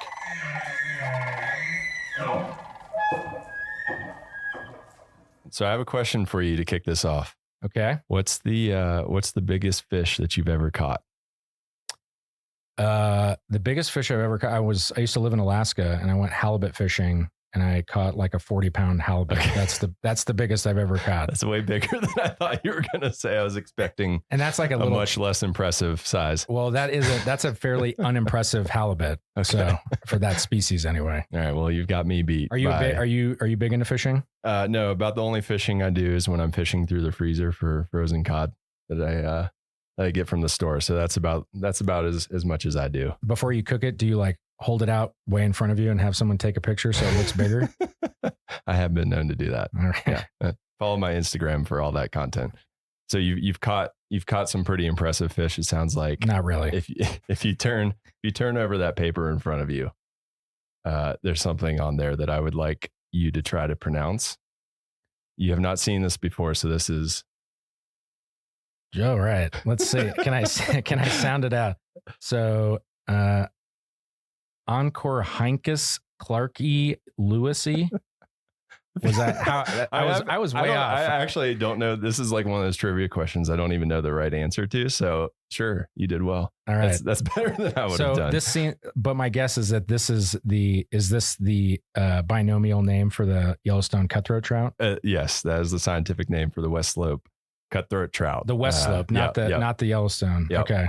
All right. And so today we're going to talk to somebody who probably can pronounce it better than you just did. Although I still think that was a pretty good guess. Our guest today is Pat Bigelow, a fisheries biologist who spends a lot of her time on the waters of Yellowstone National Park. So welcome, Pat. How's it going? Hey, Brett, and hey, Jake. It's going great. It's a beautiful day today. Yeah, it is. And you did pretty good, Oncorhynchus. Oncorhynchus. All right. So I was in the wheelhouse. Yeah. I loved the Lewisy Clarkey. Is that how you say it? Or is it a long I? That works. Lewisy Clarkey. Yep. That's awesome. All right. I wonder where that came from. I don't speak a lot of Latin. So I guess we'll just jump right into it. How long have you been working as a fisheries biologist? Well, as any job, how long have you been at Yellowstone National Park? I've been here in this job for 23 years. Wow. I've been working in fisheries for 36 years, probably. So fresh out of middle school. Yeah. Exactly. Yeah. I was really fortunate that I got some great opportunities early in life. Very cool. And so how did you get your start here 23 years ago? Actually, my first fish job was here in 1979. Wow. Okay. I was in Bozeman working a summer job, and I went down to the unemployment office to see, if I could just get something better. And there was a poster up on the wall for Young Adult Conservation Corps in Yellowstone National Park. And I jumped at it. It sounded interesting. I came down here. We had I don't know if you guys are familiar with the Yak Camp, but when we were actual Corps members, we had a girls' dorm, boys' dorm, and a dining hall. And 6 Corps members to a room. You each had a bunk bed, a foot locker, and half of a clothes locker, and no dividers or anything like that. You definitely felt like you had just been recruited into some kind of institution. Some ways it is that, maybe. Yeah. But it was great because we had 100 Corps members who all worked for different offices in the park. And I was very fortunate, a friend of mine and I that started at the same time to work with Fish and Wildlife Service. And back then, Fish and Wildlife Service did the fisheries work in Yellowstone. When did that change? That went from fisheries to Park Service? Yeah, to Park Service. I think it was in 96. Okay. So Fish and Wildlife Service started here even before the Park Service because of the unique fisheries opportunities and the Yellowstone cutthroat in particular. Mm-hmm. And then they established a research station in the 50s. They had a hatchery here early on, early 20s, 30s, into the 50s. And then after that, they kind of went more to a research station. And then they had a management office, which is who I worked for, that advised the Park Service, kind of like a fish and game agency, advises the state on how to set their regulations. Fish and Wildlife Service kind of kept the Park Service up to date on their. And my history is not great, but if I remember reading, it's even before the National Park Service, there was like the predecessor to the Fish and Wildlife Services who stocked the lakes and did a lot of the fishery stuff in Yellowstone. Correct. U.S. Fish Commission back even as early as 1889. Yeah. We're doing some stocking in Yellowstone National Park. Wow. Yeah. A lot of history. Yeah. Yeah. Yeah. Fisheries history in the park is really kind of a reflection of fisheries management history for the country. Really. Mm-hmm. Wow. Yeah. Yeah. That's awesome. So when you started, did you know, it sounds like you kind of just saw a poster and got a little lucky in that way. Did you know that there were jobs where people worked with fish in national parks? I hate to say, I probably shouldn't even tell you this, but when we can edit it out if we need to. When I first moved to Bozeman, one of my coworkers said, "Well, have you been to Yellowstone Park yet?" Because I was trying to figure out what to do for the weekend. And I said, "What do you mean a park? Is it, like Ferris wheel?" Yeah, does it have slides? I've had visitors ask me where the zip lines are. So yeah, I think that's well, to be fair, they're in West Yellowstone. So yeah. That's true. and I want to say I was very young then. So sure. Lots to learn. Yeah. So you were pleasantly surprised that there were actually jobs where you could do that. It was awesome. Cool. And one of my first full weeks working for the Fish and Wildlife Service, they were doing their annual survey on Yellowstone Lake of the cutthroat trout. And so it meant spending a week on a boat gill netting on the lake. And we spent a night in the Park Service cabin on Peel Island because we were doing work in that area and we wanted to stay close to it. And unlike typical weather on Yellowstone Lake, it was bluebird days and flat, calm water the whole full week. And then the cutthroat that we were catching, if you haven't ever seen a cutthroat trout, they are a beautiful fish. Can you describe them for those of us who haven't seen one? So they're called cutthroat because they have a red slash on either side under their jaw. And they, kind of a typical trout. They have the same, body form, and then black spots more on the tail, and you get less as you move forward toward the head. But they can get really brightly colored. They tend to be olive, yellowy, brown, and they can, especially during spawning season, they can get these brilliant red sides and opercular plates and stuff. They're just beautiful. That's cool. When we came out on the boat this summer, when you guys were doing your research, you were pulling out some hogs. They were huge. Yeah. Yeah. So you've caught a fish bigger than Jake's 40 pound. Not a cutthroat. It's all about competition here. So describe to us like a typical day. So obviously there's going to be a lot of variance, but if someone asked you what your typical day like is as a fisheries biologist, what was it like? What would you tell them? Well, so it does really vary a lot. Obviously in the winter, we're not doing a lot of field work. We are in the office kind of processing everything that happened last year and trying to plan ahead for next year, which includes hiring, which can be a lot of work. Doing a lot of presentations to let people know what we know and where we think we need to go next and all that kind of thing. But the field work in the summer, all my work is on Yellowstone Lake, and it's a beautiful lake. I have, I oversee some contract work on the lake, which is 3 to 4 crews, sometimes 5, of netters to try to depress the lake trout population. Lake trout are an invasive species on Yellowstone Lake, and they'll eat the cutthroat trout. And so we're trying to eliminate them. We're not likely going to eliminate them, but hopefully we're going to suppress them to the point where they're no longer having an impact on the cutthroat trout population. And so we have these gillnet crews that will put out miles of gillnet and lift it every day to remove the lake trout. We also have a telemetry operation where we purposely put acoustic tags in male lake trout and let them go, and then kind of relocate them so we can give that information to the netters to help zero in on their day on, where to put their nets and stuff.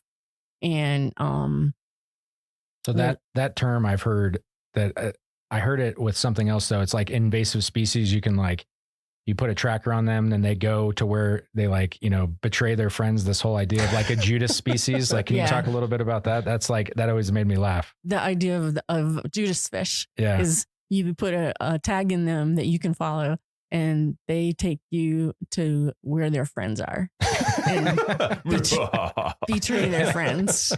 And it's not, we pretty much know where all the lake trout habitat is, but they move around a lot, and depending on the time of year and the water temperatures, they'll be at different depths. So a lot of times the Judas fish helps you really zero in on the depths to be fishing at, which also helps you avoid the cutthroat trout if you know exactly what depths the lake trout are at. And so if I'm on a boat where we're doing the tagging, we'll collect lake trout from the netters that are still in really lively condition and do surgery and implant.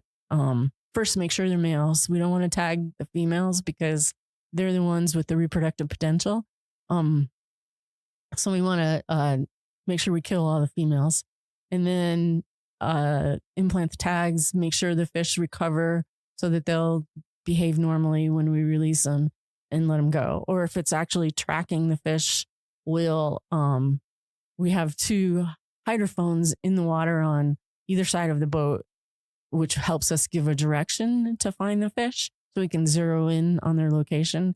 And so then you're basically on the lake driving predetermined transects all day until you pick up a fish, and then you zero on that fish, and then you continue on your way. And for the listeners who haven't seen Yellowstone Lake or been to it, it's a huge lake, so that's not an easy task. Yeah, it takes us about 4 days to cover the whole lake. Yeah, wow.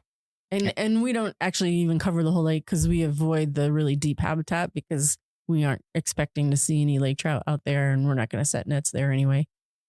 And then I think good backstory is we talk about lake trout being invasive versus the Yellowstone cutthroat. I mean, I guess is there a reason why we as managers prefer one over the other? Why are we trying to get rid of lake trout? So the cutthroat trout, Yellowstone cutthroat trout, like I've said already a couple of times, they're just beautiful, but they are the native species in Yellowstone Lake. Yellowstone Lake is the most important population of Yellowstone cutthroat trout for that species, and just sheer numbers. And they evolved with only one other native species, which is the long-nosed dace that is, gets to maybe 6 inches and is very much along just the shorelines. That's the fish I would catch. So the cutthroat trout are naive when it comes to larger fish predator, piscivore, and the lake trout are native to the Great Lakes area, and they're also a beautiful fish, but they are a voracious predator. And so you take a really naive fish and then a really excellent predator and put them together, and it's just not good for the cutthroat trout. Mm-hmm. And the lake trout, I think the oldest one on record was 62 years old. Lake trout? Not from Yellowstone, but just species wise. So if we weren't out there taking out the lake trout, nobody else would be either. They reside deeper in the lake. they live longer, they get bigger, they have a lot higher reproductive potential than the cutthroat trout. And if left unchecked, they would decimate the cutthroat trout population. And when you say like no one else would get them, you mean like other predators, right? Like bears and fish or bears and birds and otters and all that kind of stuff. Right. Like birds and otters, most predators tend to target the fish when they're shallow, and the lake trout don't spend much time being shallow. And then when the lake trout get big, they're too big. Like an osprey might try to grab a big fish, and then I haven't seen this personally, but one of my coworkers has seen an osprey grab even a cutthroat that was too big for it, and then it couldn't fly off, and it actually drowned. Oh wow! Because they have a hard time letting go of a fish once they get their talons through it's it. like the monkey with the banana. Yeah. in the barrel situation. But yeah, lake trout. Well, they're impressive in their ability to eat other fish. They can eat a fish. The only thing that stops them is how wide they can get their mouth open, and they can eat a fish 2/3 their own size. Holy moly. Yeah. Can you do that, Jake? No. Yeah. It's like a 150-pound fish. Burrito. That's a big burrito. Yeah. So you obviously know a lot about fish. And so that's an important skill to have as a fisheries biologist. Aside from that, or maybe not even aside from that, what do you think is the most important skill for someone who thinks that that's a really cool job and might be interested in applying for jobs like that?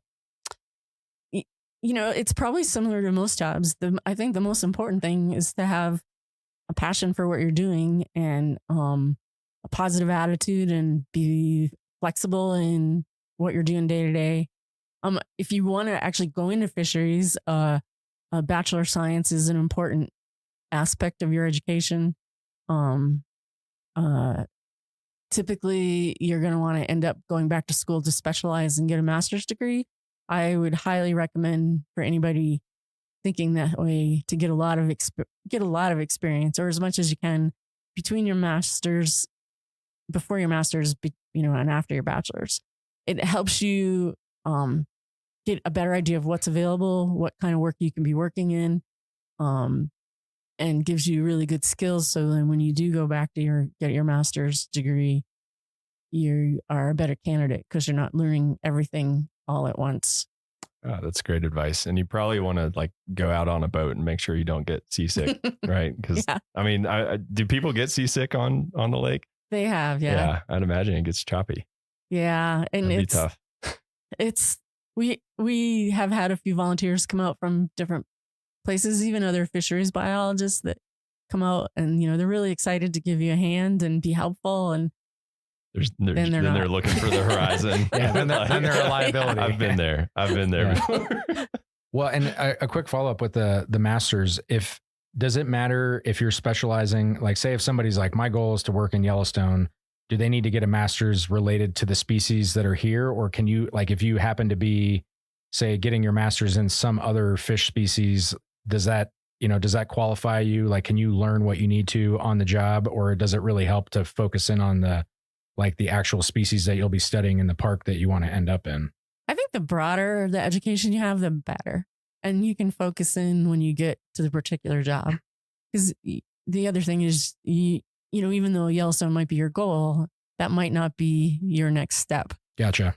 So that's good advice. And then also, it's good to think outside of the box sometimes too. And if you have more familiarity with other habitats, other species and stuff, that, you can bring in maybe a new perspective that somehow is different than what people have thought of before. Mm-hmm. Cool. Yeah. Well, and it sounds like your typical day is pretty cool, especially in the summer when you're out on a boat. What is your favorite part about your job? You can probably tell I love Yellowstone Lake. So being on the lake is awesome. But I think the most rewarding, two things are most rewarding, but one is I work with amazing people, and being able to sit down with a coworker and talk about strategies and, how things are going, what happened over here, how we can pull that together, how we can best use our crews, and to just keep making things move forward is super rewarding.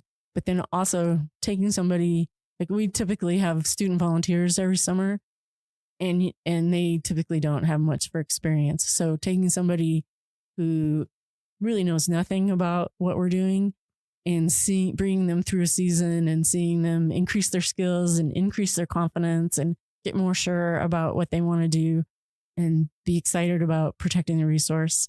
That's pretty awesome. But then the other part is actually seeing the work that we're doing make a definite impact on protecting Yellowstone Park's resources. That's really rewarding as well. Yeah. Well, and we'll let you slide, even though you gave us 3 favorites. Yeah, we said one, but we got 3. It's okay. That's your one mulligan for this podcast. Okay. Oops. So with that, this is the hard question. What is the toughest part about your job? That's a really good question too. You can get frustrated with the inability to do things as quick as you want because you have to go through proper procedures to make sure, just because I think something's really good to do doesn't mean it is. So there's a lot of checks and balances that you have to go through. Surprisingly. Red tape? Yeah. And then, so that can be really frustrating. And then also, supervision can be really challenging.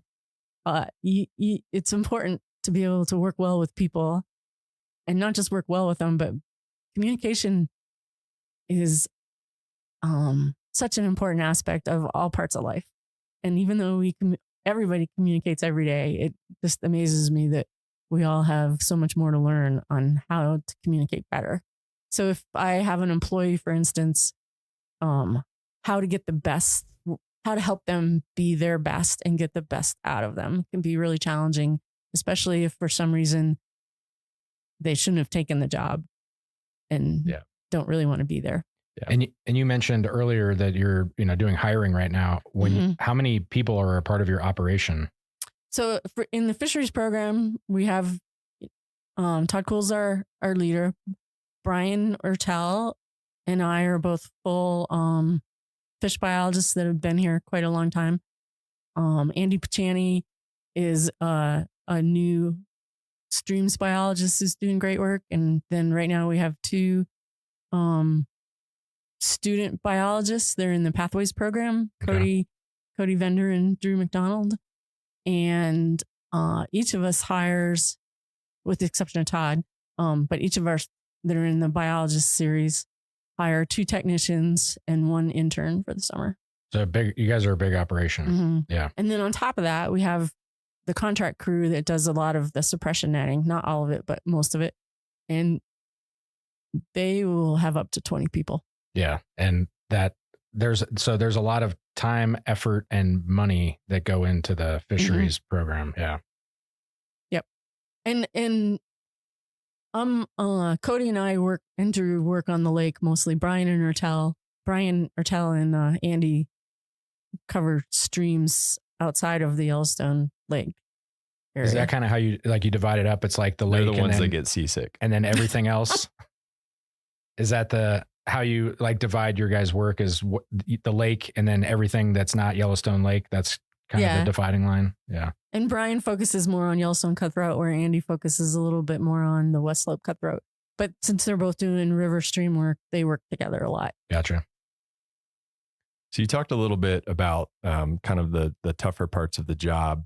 So what is it about the Park Service that keeps you here and brought you here and keeps you here, I guess? Well, just the protection of the natural resources, keeping the environment as intact as possible, and just the ecosystem function and all that. Those are all great buzzwords, but it's the beauty of everything working together that really draws you in, and it makes you really enjoy it.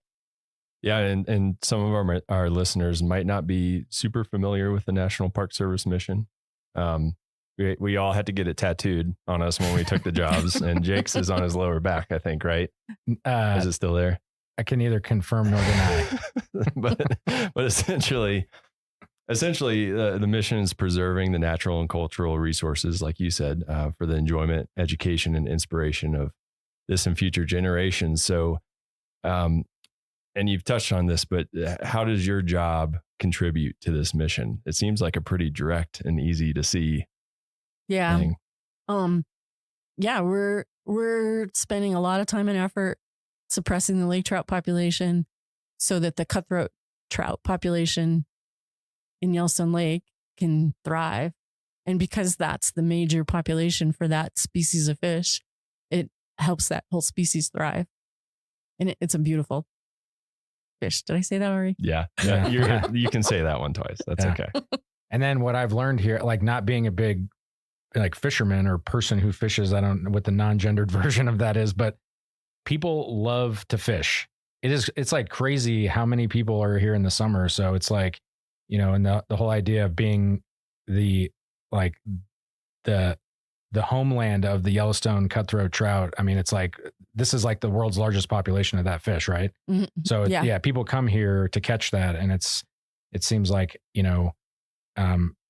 protecting it, and then people have that direct enjoyment. I mean, it seems like everybody appreciates being able to get out there and catch that big fish and put it on the gram. Yeah. And not only, I mean, think about going out on Yellowstone Lake. This is a huge lake. And there's, 3 buildings on the entire lake. I mean, maybe a couple more, depending on how far away from the water you want to measure, but it's just spectacular. Yeah. Yeah. You're out there. Mm-hmm. You're out there.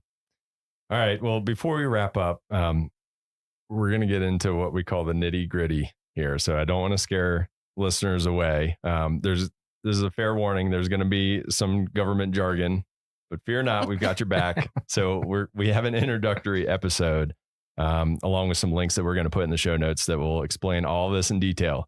So that said, for people interested in this type of career, and you've kind of already talked about the education aspect of it. So if I want to be a fisheries biologist, what's your job series and USA jobs, series and GS level and all that nitty gritty? So my GS level is GS 11 and my job series is fisheries biologist 0482. And then, like a lot of the seasonals that we're hiring this summer, they are fishery, biological technicians, parentheses, fisheries.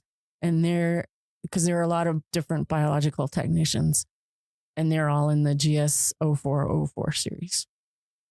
Awesome. Cool. And aside from the education aspect, is there any other formal training that someone needs to have to apply for this position, or? Not formal. A bachelor's is great. But like I said, the more experience you can get with different agencies, different areas, the better off you're going to be. Sure. Yeah, that makes sense. Do you have any other advice for people interested in that career path aside from what you've said already? It's a great career. It's really fun. I've worked, when I left here from my first 4 years that I was here with the Fish and Wildlife Service, I did some work with the state, Wyoming Game and Fish. I worked with Fish and Wildlife Service in California, Northern Idaho, Washington. Every job I've ever had has been really fun. Come work with Pat, is what she's saying. All right. Well, before we let you go, we like to ask everyone that comes on the podcast one final question. This one's my favorite. So what is your favorite story or memory in a national park? It doesn't have to be in Yellowstone, although you've been here a while. So there's a good chance it will be, but it doesn't have to be. It can be, a trip you took during annual leave or something. But do you have any defining story or memory from a national park? There's so many to choose from. This one's really fish related though, so I'll share it. We were doing a snorkel survey on the Olympic Peninsula, and we were snorkeling Chinook salmon, which get quite big. Spring Chinook salmon in particular, they like to hide their head. They're kind of like a little kid in that if their eyes are covered, they think you can't see them. And so when you're snorkeling for them, you got to really look at the root wads and things because they kind of stick their head in the root wad. and then you might miss them if you're not really looking closely. So I was coming down this stretch of stream that was actually pretty wide and flat and no cover. And the spring Chinook, I could see him. He was just in the mid-water column in front of me over this gravel bar. And he saw me and he just sunk down and sat on the bottom. And I was getting closer because I was coming downstream. And as I got closer, he like got as close to the bottom as he could. And then he actually rolled over and laid on his side. Like playing dead. Yeah. Until I went by. And then he just took off. That's Yeah, awesome. if he was wearing a turtleneck shirt, he would have slumped into it. It was just so funny to see him actually like trying to hide where he had nothing to hide. That's amazing. And you'd never heard of that like type of behavior before, or is it just something you hadn't seen before? I had not heard or seen it. So it just made me laugh. That's awesome. So you're making scientific observations on your vacations even. Actually, that was work. Oh, that was work. Well, work vacation. Yeah. Sometimes the line gets blurred. Right. Can I tell you my favorite question? Yeah. That you've ever been asked, you mean? Yeah. Somebody once asked me why all the Civil War battles were fought in national parks. That is a great question. What is that? That's a causation. What's the whole thing? Correlation, not causation. Yeah. What was your answer? I honestly thought they were kidding, so I started laughing. So you just laughed. And I said, "Well, people were very civil back then." And then I could see by the look, he wasn't kidding, and so I got real apologetic real fast. I think that happens to all of us. You get caught off guard with the question because people joke with us all the time. Yeah. They ask us silly questions. So, well, and especially like the people with dry humor, that's like really hard to tell. It's like, I don't know what to do with that. Yeah. Well, awesome. Well, Pat, thank you so much for joining us. It was really cool hearing about your job and learning a little bit more about fish too. So I'm excited to go fishing. I think when the season starts. I think I am also excited to fish, but I have this weird, I like the touching of fish. I don't know how hard to grab them or not. I feel like I'm like strangling them. Yeah. And I don't want to like mess their slime up, but then they know when I'm not holding them tight enough and then they flop around and then I drop them. So I just what's the safe hand? Can we get an extra credit question here? What's the safe handling for someone who's fishing? What do you wear gloves? Do you not wear gloves?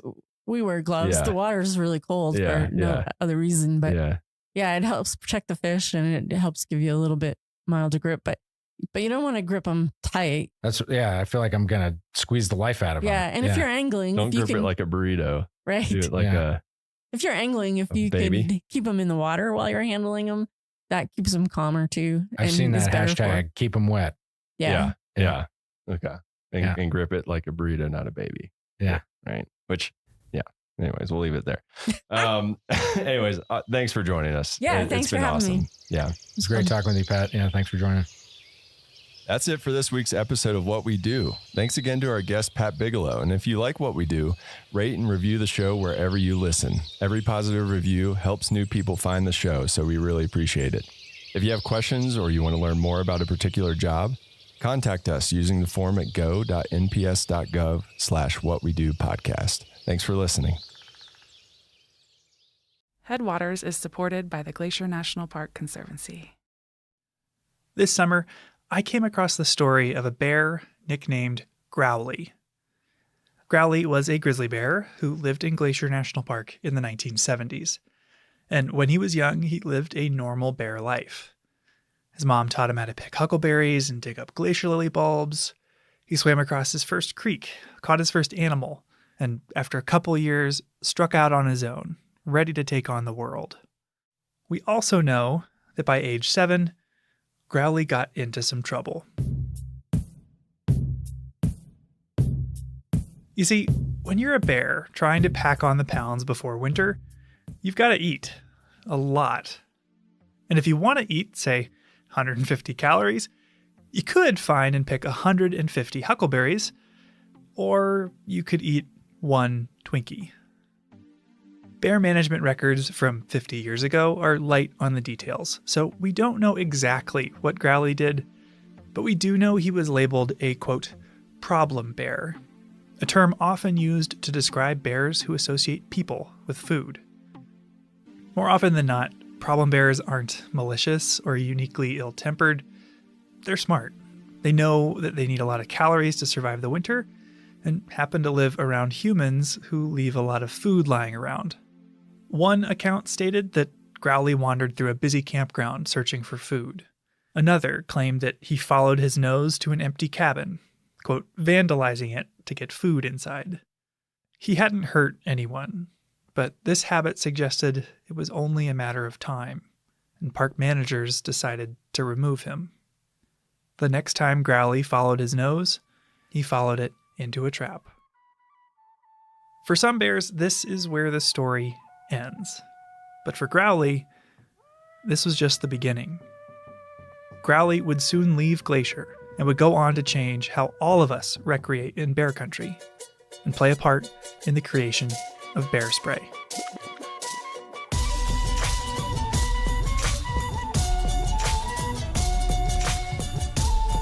So this is what helped save our lives. I'm gonna spray you. Yeah, she took 2 steps into the cloud and made a 90-degree turn and ran out of there. You're listening to Headwaters, a podcast about how Glacier National Park connects to everything else. And in this episode, we're talking about bear spray. I'm Michael. I'm Daniel. For people who might not be familiar, Daniel, what is bear spray?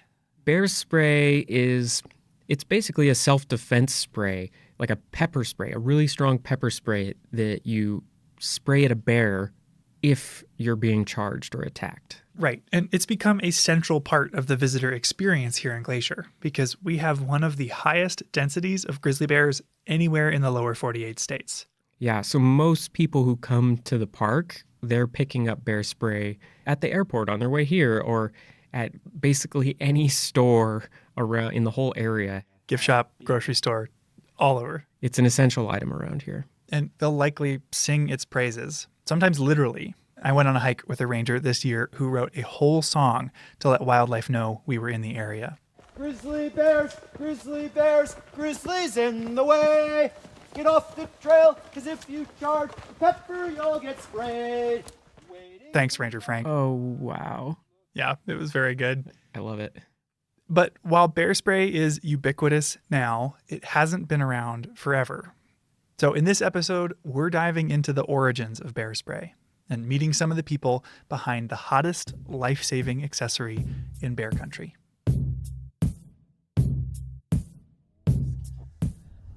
I think it's this red-roofed building. My first question for you then, Michael, is what actually is bear spray? What is it made of, and how do they make it? Right, how do they make this stuff? And that was my first question too, and it turns out we don't have to go far to find the answer because a lot of bear spray is made locally, right outside of Glacier. Where are we at? We are at the Counter Assault Bear Spray Factory in Kalispell in the Flathead Valley. Hello, I'm Michael. I'm looking for Randy. It's me. Nice to meet you, Randy. Thanks for having us. Come on in. Luckily for us, Randy Hunt, head of operations with the brand Counter Assault, invited us for a tour.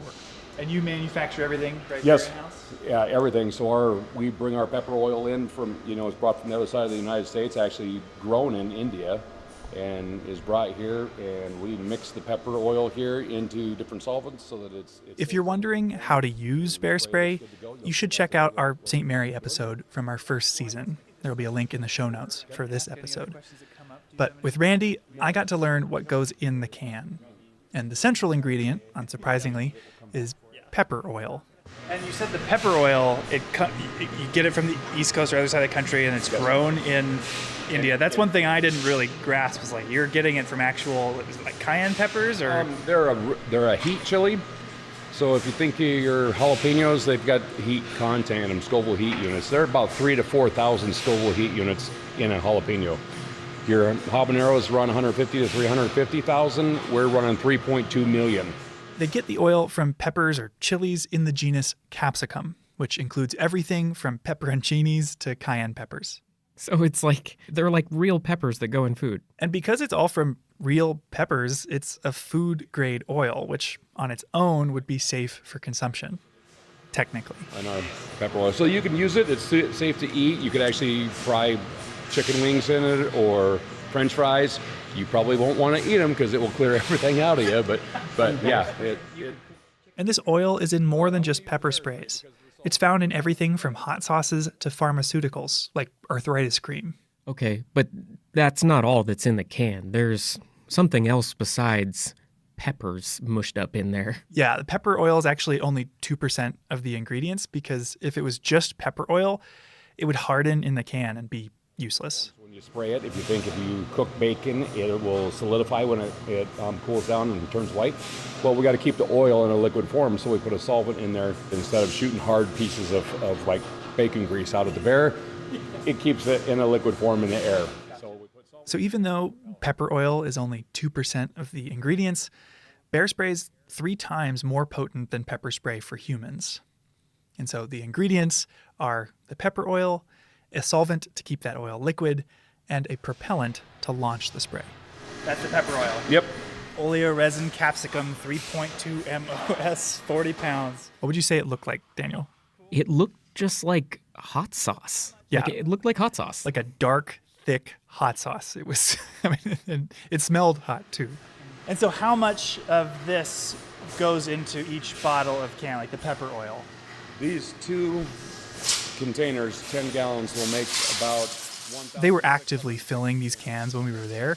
Randy was saying, like, these 2 10-gallon buckets of the pepper oil concoction will make over 1,500 cans of bear spray. So a little bit goes a long way. It goes a long ways, but it's still not as far as we would like it to go, because that's some spendy food grade oil. I bet. So, while there are many brands of bear spray today, Counter Assault holds the distinction of being the first. Opening back in 1986, they helped pioneer this formula of pepper, propellant, and solvent that reputable brands widely use today. you know, across the board, all the bear sprays are using a really hot pepper oil. All of them are going to work, and the biggest thing is people are safe and the bears are safe. And that's what it's been refined down to, is using a product that's not going to hurt people, it's not going to hurt bears. Keeps everybody safe. Bear spray's non-lethality, the fact that bears that get sprayed with this will turn around but ultimately be unharmed, is not only a huge selling point, but it helps explain why bear spray exists at all. Ever since Glacier was established in 1910, grizzly bears were on the decline. When the U.S. was founded, there were an estimated 50,000 grizzlies in the lower 48 states, living everywhere from Canada to Mexico, between Iowa and California. But by the mid-1900s, Euro-Americans had all but exterminated them. There were less than 1,000 grizzly bears left in the lower 48, largely isolated within large public lands in the West, like Glacier and Yellowstone, something that's still true today. But while national parks are often seen as safe havens for wildlife, the relationship between Glacier and grizzly bears was fraught in the mid-1900s. Grizzlies, or bears in general, were a huge attraction for park tourism, but not in the way they are now. Right. This was an era where a very typical part of the visitor experience was to feed the bears, like out of their car, throwing out pieces of bread alongside the road, feeding bears. Yeah, like this animals as a spectacle approach. The second director of the Park Service, Horace Albright, was actually a huge fan of feeding wildlife in parks. He encouraged the creation of bear feeding platforms in Yellowstone, and Yellowstone even opened a zoo at one point for people to come look at captive animals. Wow. So it really was a different relationship than the one we have with wildlife today. And predictably, it had some consequences. Like, encouraging bears to seek out humans when they're hungry seems like a disaster waiting to happen. And it eventually led to tragedy. In 1967, 2 visitors camping in separate areas of the park were killed by grizzly bears who'd come to their campsites in search of food. These shocking deaths later came to be known as Night of the Grizzlies, and were the first grizzly fatalities in Glacier's 50-year history. In response, Glacier completely overhauled all of its bear policies. They closed some campgrounds, outlawed giving food to wildlife, and installed bear-proof trash cans. They also found and killed the bears responsible. and faced a lot of pressure from the public and even some policymakers to kill more. The park superintendent at one point issued a memo. Here, Daniel, can you read it? Okay. When a grizzly bear appears in any area of visitor use, it will be immediately destroyed by a park ranger. Wow, that is a pretty aggressive stance for a park to take against bears. Yeah, it was pretty intense. The park is taking a very aggressive stance to kill bears in order to keep people safe. Mm-hmm. But as a species, at this time, they're actually becoming very threatened in the 1960s and 70s. Right. As glaciers dealing with these events, grizzlies are identified as an endangered species by the federal government, which demands a broad recovery effort. Scientists started studying how many bears were left, what their habitat needs were, insight that would help them recover and hopefully help our two species coexist. So they need to know more. Park managers are looking for more data about bears in general. But if we zoom in on the story we're looking at here, that is the history of bear spray, you can see this emerging need for a tool that allows people and bears to de-escalate conflicts in a non-lethal way at an individual scale. Yeah. Which brings us back to Growly, the bear who apparently didn't like grapefruit. I've told the story that the main thing Growly hated was grapefruit, but he liked oranges fine. He figured out how to slice an orange open. He had really long claws. After being captured in Glacier National Park in 1976, Growly was sent to Churchill, Manitoba, a town in northern Canada known for its polar bears. I was a research assistant. That voice is Janet Ellis.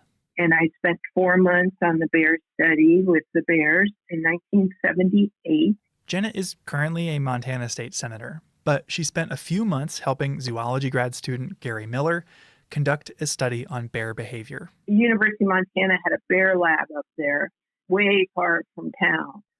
There were 4 bears in this study. 2 grizzlies, Growly and Snarly, and 2 polar bears, nicknamed Magdalene and Gwen. Janet helped take care of them. So what does it look like to take care of a grizzly bear in a lab? So it was cleaning the area. It was feeding them every day and making sure they had water. The Hudson Bay store was the local grocery store in Churchill. And so we would get meat scraps and vegetable, whatever food that they were willing to give away. And that's what the bears lived on. Each bear was monitored dawn to dusk. Body temperature, heart rate, posture. Reading through the paper, I really liked these little drawings that showed bear body language. And it turns out Janet drew those. I did illustrate Gary Miller's master's thesis. Oh, you drew the bear outlines of their different postures? Yeah, I did all that stuff. Oh, those are so cute. Finally, one by one, they'd bring the bears into a 13-foot by 20-foot cell with a drinking well for water and a barred metal door. From outside the cell, an assistant would provoke the bear into charging, approaching the door and stomping if necessary. Wow. So that's all it took to get them to charge at the gate of the cage. Yeah, most of the time. Yeah, Janet said that every bear was different. The polar bears were pretty docile, and one of the grizzly bears, Snarly, was actually really easily provoked. She said that he'd charge whenever somebody just approached the door. So they approached the cage door and the bear could see them and would just charge at the door. Mm-hmm. Wow. And when a bear charged, they would deploy a deterrent to hopefully stop them in their tracks. They tried different sounds, like a handheld boat horn, a referee whistle. They played a recording of a bear growling. It was actually a recording of Growly, the bear, growling, which might be how he got his name. And they tested a popular item marketed to alert bears to your presence. Bear bells. Here's an excerpt from their research, read for us by a voice actor. Twice, when small bells were tested on Growly, he slept through the test. The bells were of the type that are sold to hikers in Glacier and Yellowstone national parks to warn bears of their approach. In these tests, the assistant stood at the door of the cell and rang the bells. Growly was not more than 6 meters away and never woke up. The idea that small bells will warn grizzlies before approaching clearly needs reevaluation. I've definitely heard a lot of bear bells on the trail here in Glacier, but the problem is I don't hear them until the person's like right next to me on the trail. So yeah, they're just not loud enough to really alert a bear. Yeah, I've heard that, the thing you're bothering the most by wearing bear bells is yourself. And it wasn't just sounds. They tried strobe lights, they waved a giant piece of plywood, and they sprayed bears with chemicals or irritants like onion juice and Windex. Oh, wow. And they also deployed a product called Halt, which was a pepper spray developed for postal workers who were getting bitten by a lot of dogs in the 50s. Wow, they were throwing everything at these bears. But before this, there really weren't that many choices. Yeah, I mean, it seems a little strange now that they'd be trying things like Windex, but there weren't non-lethal deterrents available at the time. So they were just seeing whatever would work. So after they try all this, what were the results? Well, sounds like the handheld boat horn worked pretty well, but only if they were extremely loud. And the boat horn also apparently didn't work in low temperatures. The bells and whistles didn't do much. The giant piece of plywood could stop a bear, but the effect didn't last very long. However, Halt, the postal worker pepper spray, worked really well. Each time it was tested, the bear charged until it was sprayed. The bear then turned and ran to the farthest corner of the cell, where it rubbed its eyes and blinked vigorously. In one case, Snarly went to the water well and washed his face with his paws. That's the only thing that would stop a charging bear.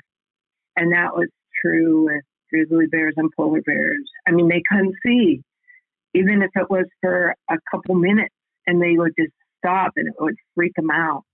And so, yes, it was the only thing, because we had, like I mentioned, boat horns and the bells and all kinds of things. So it was a precursor. Thanks to Growly, Snarly, Magdalene, and Gwen, who endured around 20 tests each, the paper that came out of this study concluded with this line. The results of Halt dog repellent in the laboratory indicate that effective repellents can be developed.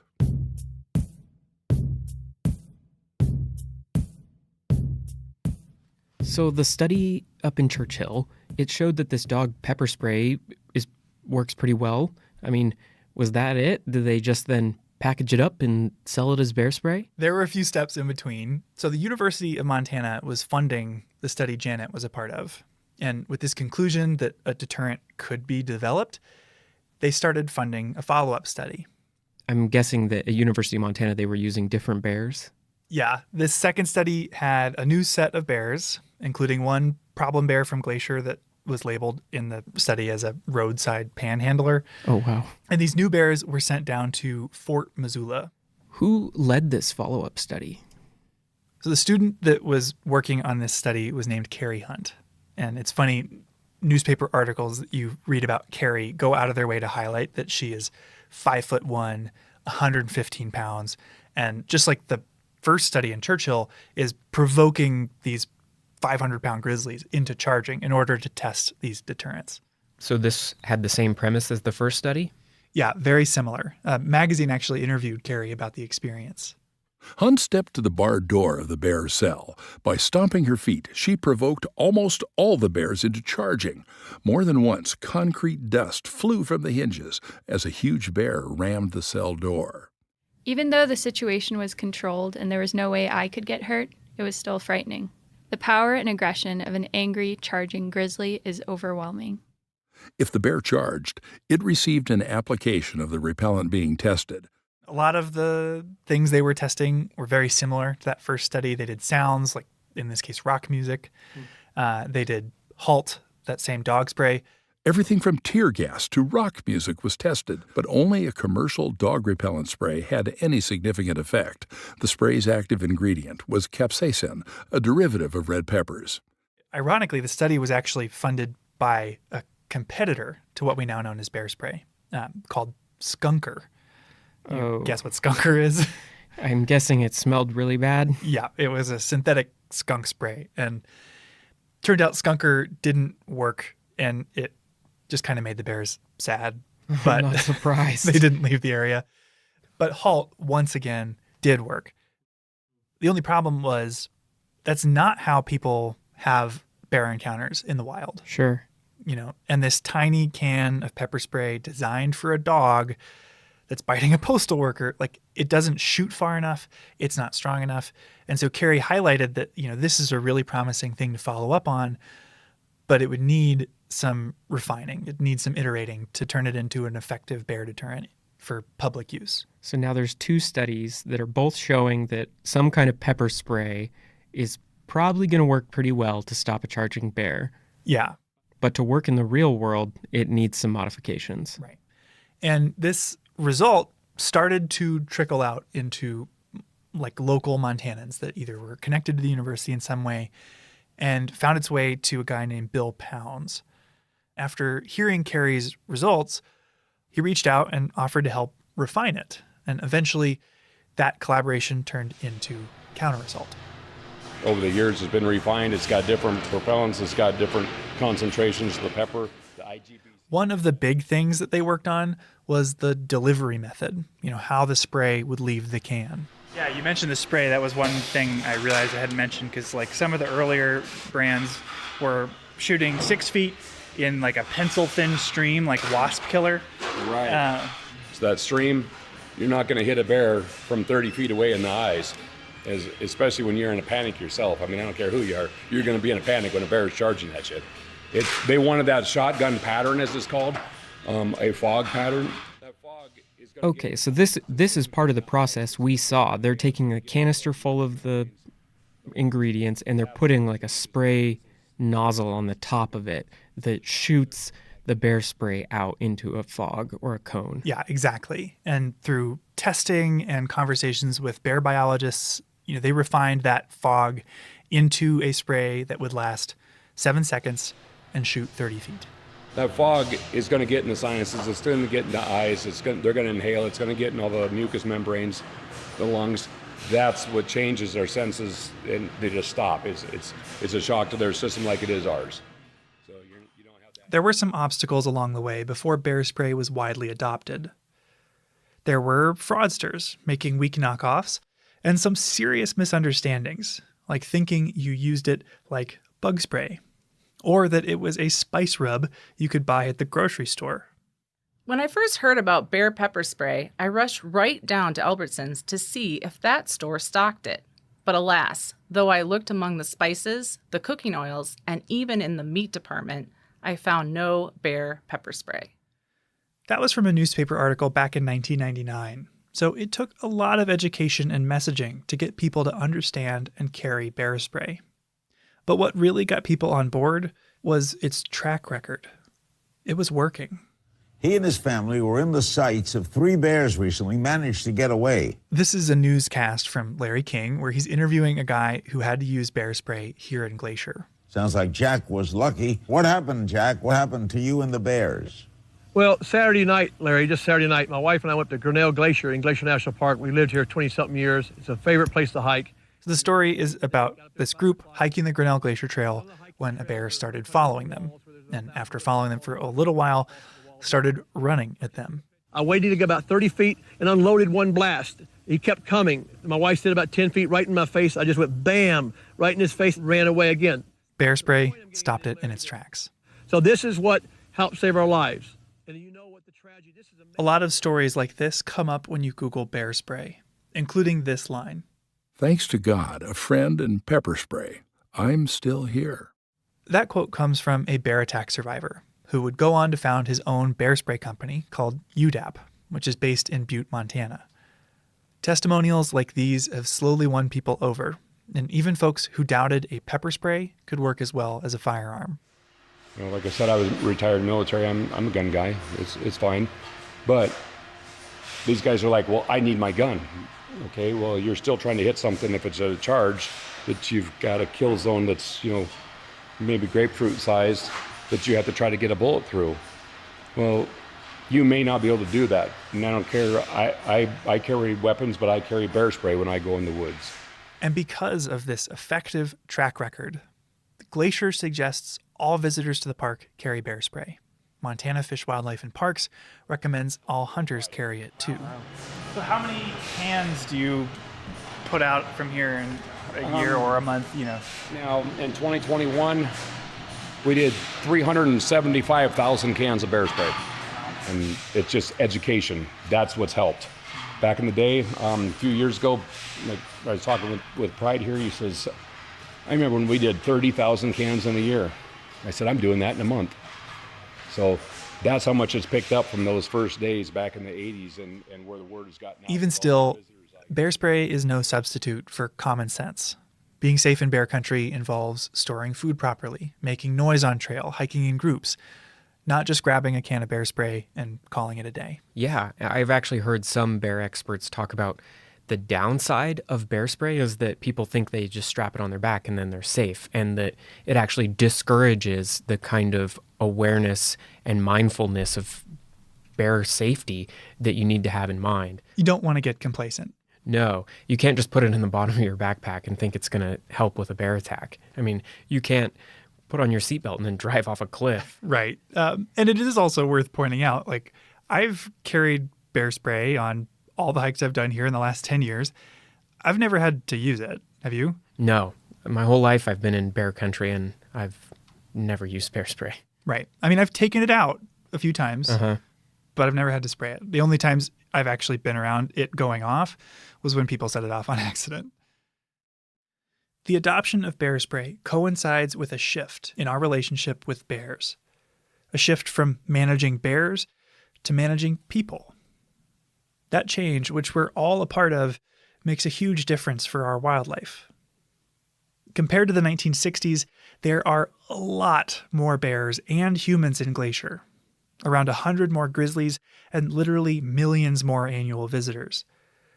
But that hasn't led to an equivalent rise in bear-human conflicts, or problem bears like Growly needing to be removed. Thanks to these tools that help us coexist, more bears get to live out their normal bear lives, even as more and more people like you and me come to visit. I think I just have one question left for you, Michael. Yeah? Whatever happened to Growly? Growly, you could say, was actually the first life that bear spray saved. Here's Janet Ellis again, talking about the end of that first study in Churchill. They were shutting down the bear lab after we left. And so we had 2 grizzly bears. The polar bears were released back into the wild, but the grizzly bears were going to be destroyed. It's not easy to release a food-conditioned bear back into the wild, so it's standard practice in cases like this for the bear to be euthanized. But after taking care of Growly for months, Janet had taken a liking to him. We could play tug-of-war with him where his forearms were gigantic and so couldn't fit through the bars really very far, just a little bit. But he put his hand out of the cage and you could grab his claws. And he'd pull and you'd give up because he was going to win. And then she fed Growly, gave him water, got him exercise. Apparently, he really liked playing with these giant tires they had lying around. Just pounced on him, and he could pick him up in his mouth and shake him like a rag. I mean, he was so strong. So when it seemed like Growly was going to be euthanized, she started writing letters to friends and family. Well, I wrote various relatives to see if they had any ideas. And it was my dad, it was an attorney in Columbus, Ohio, that talked. There was a city councilman, I think, that was in his law firm. And then he knew somebody else who was head of Parks and Recreation. And they knew Jack Hanna. You know, it was that sort of thing. Through her dad's network, Janet reached Jack Hanna, the director of the Columbus Zoo, and coincidentally, the guy you heard Larry King interviewing earlier, because years later, he used bear spray on the Grinnell Glacier Trail. Anyway, they asked Jack, if we can raise enough money to feed Growly for a year, would you take him? And he said yes. So they raised enough money, I know, for him to be fed for a year and then also to pay for the transport down. The only problem was Janet had to take him there herself. Growly wouldn't fit on a plane, and there wasn't even a road out of Churchill. So you have to get on a train. We had a big culvert trap. Have you seen? Well, you know it. Yeah, the giant metal cylinders. But this was for polar bears, so it was really big. And then we rented a 3/4 ton pickup and drove from there. After a 30-hour train ride, Janet loaded Growly's culvert trap, this big metal cylinder, into the bed of a pickup truck and drove another 25 hours to the Columbus Zoo. Apparently, Growly was pretty cooperative. He was in a culvert trap in the back. I could see him when I was driving. He was looking forward, and, that's where the grate was, so he could watch. And he hadn't been outside in 2 years at least. So he was really interested in what was going on. But he didn't really rock the truck. Like anyone on a road trip, Growly needed food and water along the way. Janet could slip him food through the grate, but she had to get help with water. But when you stopped at a gas station, you did need to water him. When I had to water my bear, in the pickup to explain why you needed a hose at a gas station. That's the thing that's most entertaining. But ultimately, Growly was a great road trip companion, and the drive went off without a hitch. So after a few days of travel, Growly was introduced to his new home at the zoo. They had trees and, boulders, and he wanted a day bed. He just rearranged the whole thing, and they had to put wire around the trees so he wouldn't destroy them. Yeah, he had his own opinion on redecorating his new home. I grew up in Columbus and spent a lot of time as a kid at the Columbus Zoo. So there's a real chance Growly was the first bear I ever met. And I might have run into Janet there too. My son, he's 28 now, but he remembers Growly because we would go to every time we went to Columbus, we would go to the Columbus Zoo. Grizzly bears are formidable neighbors, not to be taken lightly. And in the 20th century, their future was uncertain. Some Americans argued they should be destroyed entirely, that our two species could not coexist. But tools like bear spray have proven that wrong. Today, we have access to an easy and effective tool to diffuse bear encounters that doesn't harm the bear. And while no deterrent is a guarantee, Growly showed us that bear spray works. Seeing him at the zoo, I didn't know about the cabins he vandalized, or the summer he spent in Canada enduring boat horns, onion juice, and pepper spray. I doubt anyone there, other than Janet, knew the whole story. But I did know that it was special to see a grizzly bear. And thanks, in part, to Growly, you don't have to go to a zoo to do that.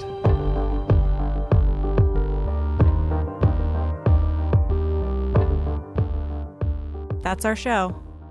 Headwaters is a production of Glacier National Park and is supported by the Glacier National Park Conservancy. We could not make this show without them. You can learn more about what they do at glacier.org. Headwaters is made possible with help from Lacey Kowalski, Melissa Slottick, and so many people throughout the Glacier community, especially the natural and cultural resource teams. We're grateful for all of you. Our music this season is by the brilliant Frank Waln. The show's cover art is by our sweet friend Stella Nall. Check out Frank and Stella's work at the links in our show notes. Special thanks this episode to Randy Hunt and everyone at Counterassault, Janet Ellis, Carrie Hunt, and Chuck Bartlebaugh for discussing this project with us, as well as Growly, Snarly, and all the other bears who contributed to the creation of bear spray. Besides sharing this episode with a friend who might appreciate it, you can help us out by leaving us a rating and review in your podcast app. Thanks for listening.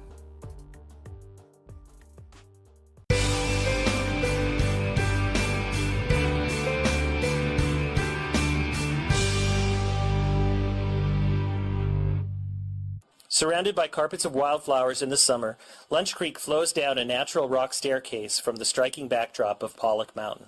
It was named for its popularity as a lunch stop for early visitors to the park and remains a popular stop on the road today. No formal trails exist here, so please enjoy the area from the paved parking. Over time, park visitors have continued to venture off the road and up the creek, exploring the area, and in the process have created a network of social trails into this sensitive and fragile habitat. In order to protect the area from curious feet, Glacier National Park has performed extensive revegetation work to rehabilitate Lunch Creek and eliminate the traces of trails by replanting native vegetation. Please notice the signs marking these rehabilitated areas and do not venture in them. If you're interested in the process of revegetation, plan on visiting the park's native plant nursery at the headquarters area in West Glacier. Each year, as projects are identified, native seeds are collected prior to the disturbance, grown in the nursery, and then returned to the disturbed sites when the plants are mature enough to survive on their own. This helps to maintain the genetic integrity of specific locations around the park and provides the plants with the greatest opportunities to survive in the wild. Every Tuesday throughout the summer, tours are conducted at the Native Plant Nursery at 10 a.m. Join us at the nursery for this interesting look at an important aspect of Glacier's natural resources preservation program. It's Thursday, August 10th, 2017, and I have the day off. For context, we were both rangers here in the summer of 2017. Yes, and the job of leading guided hikes, campground talks, and staffing the visitor center is very rewarding, but can also be exhausting. So when the weekend rolled around, some friends and I planned a relaxing backcountry camping trip. We got a permit for the backcountry campground on the west shore of Lake McDonald, one of the few backcountry campgrounds that you can paddle a canoe to. So we loaded our gear into dry bags, packed our life jackets, and set sail for some R&R. The campground itself is known for being sunny. It burned over in a wildland fire in 2003, and the remaining lifeless and limbless trees offer little in the way of shade. That's an understatement. So we set out in the afternoon, thinking we'd arrive after the heat of the day had passed. The first half of the paddle was nice and sunny, but the further we went, the clouds began to roll in.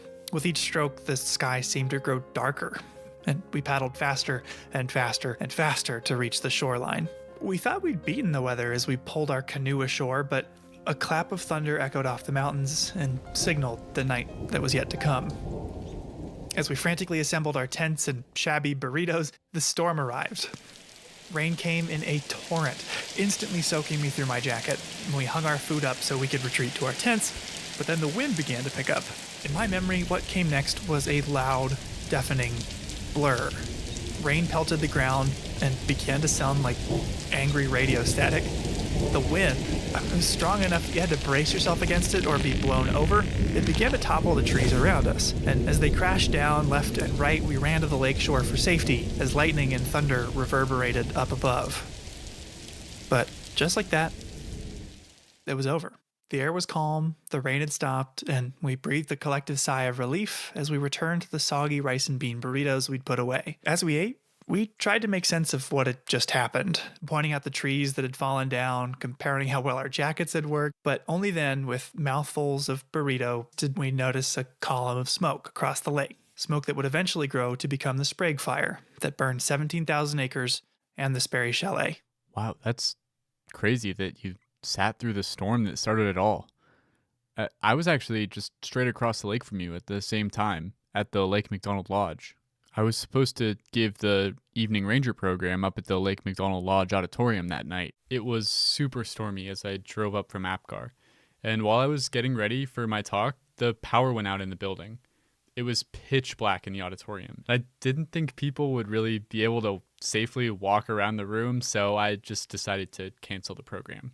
So if you were trying to attend the ranger program at the Lake McDonald Lodge auditorium on August 10, 2017, I'm very sorry, you'll have to catch me another time. When I canceled, I stood outside the building to let people know that the program wouldn't be happening that night. It was at 8:36 p.m., a few minutes after the talk was scheduled to start, that lightning struck the hillside above me and ignited the Sprague Creek fire. With no program to give, I drove back down to my office in Apgar. There were lots of people just standing around and watching the flames. So, in a routine that would become common over the coming months, from across the lake, I watched the fire glow against the dark night sky. I was still wearing my ranger uniform, so I stayed on the beach there for hours, answering questions from concerned visitors. The fire became a spectacle. At night, people would gather to watch it burn, slowly at first, then rapidly as one hot and dry week was followed by another. In all, the Sprague Fire burned for about 3 months on the east shore of Lake McDonald, until it was finally extinguished by autumn snow. Here on Lake McDonald, wildfire is a fact of life. For plants, animals, and people alike, if you want to exist here, you've got to learn to live with it. In this episode, we're going to learn about something that's becoming an everyday concern for people around the American West. What happens when people and wildfire come together?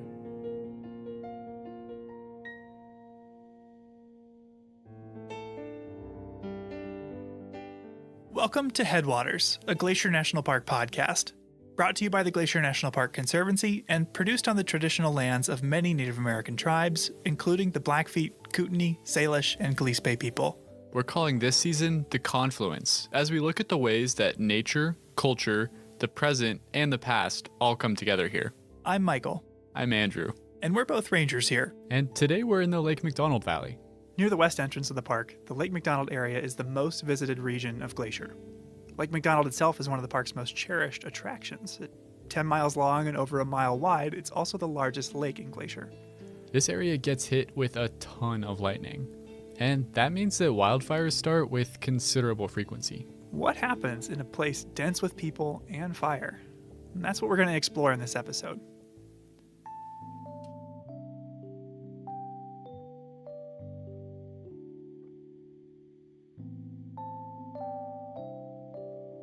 To start out, I wanted to talk to someone who knows the park as well as anyone, even better than most rangers. My name is Chris Peterson, and I am the editor of the Hungry Horse News.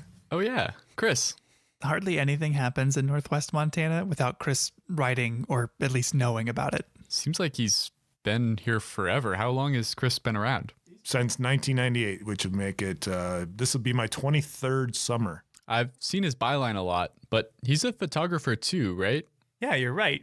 After graduating college, Chris started working for a small town daily newspaper in New York, where he started to pick up photography. Back in New York, at the Daily, you had to shoot your own photos. So my photos were terrible. I was an awful photographer. Didn't know what I was doing. And so I started shooting Buffalo Bills games. You know, at a Buffalo Bills game, there's like 85,000 people there, but there's also 120 photographers. So you could learn a lot just by watching the other guys. And after he really developed his photography skills, he landed a new job. So that kind of set up my portfolio. And then the Hungry Horse News had put out an ad for a photographer, and I applied and I got the job. And the rest is kind of history, I guess. That's a big switch to go from photographing Bills games to bald eagles. Yeah, it's a big adjustment, but he took to it. But part of covering news in the West is wildfire, something Chris didn't have any experience with from his time in New York. Oh, well, in New York, there aren't, big fires, yeah, but they were all houses or, tire dumps. But it didn't take him long to get experience.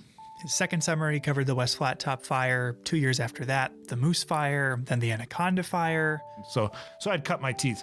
All of which led up to 2003. You had a couple seasons of experience then covering summer fires. What was the feeling going into the summer of 2003? In retrospect, we probably should have known that we were going to have a big fire year. But I can remember in June, people just having fun because it didn't rain. June typically is one of the wettest months, if not the wettest month in the park.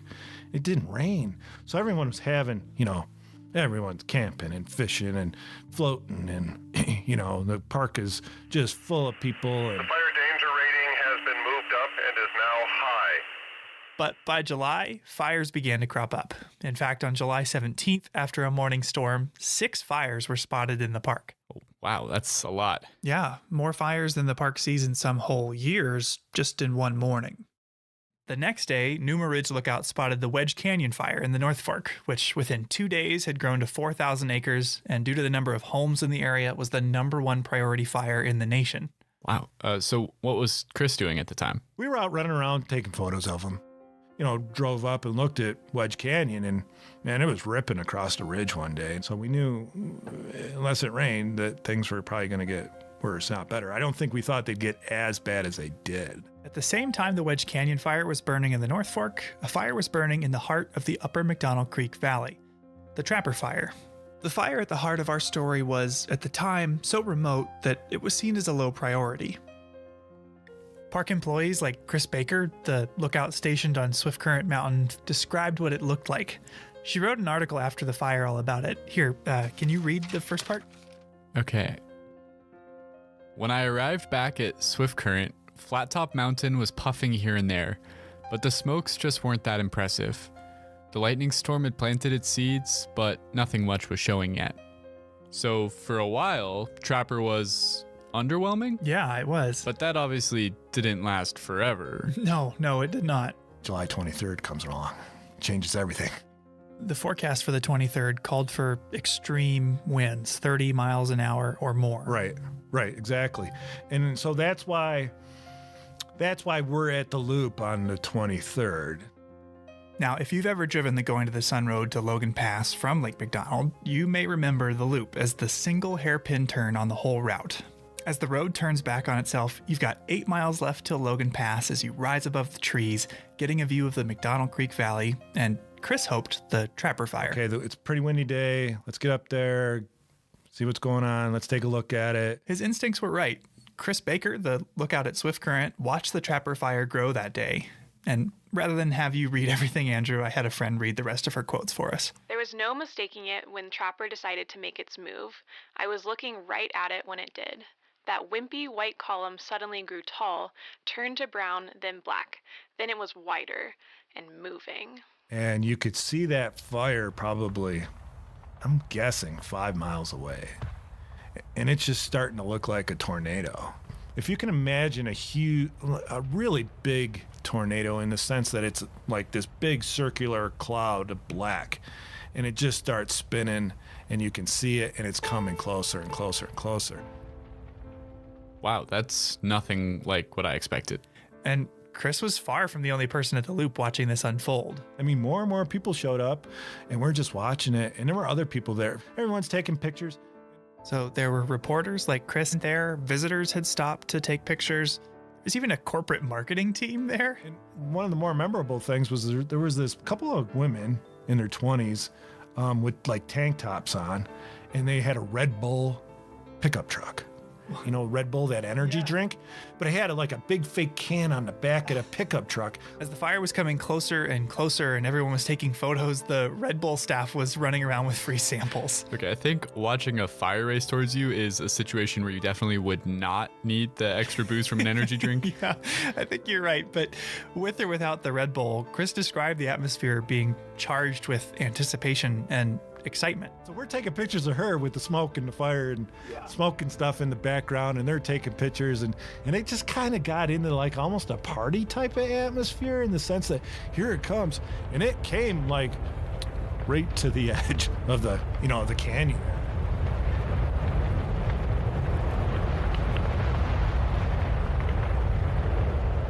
And it was just a freight train.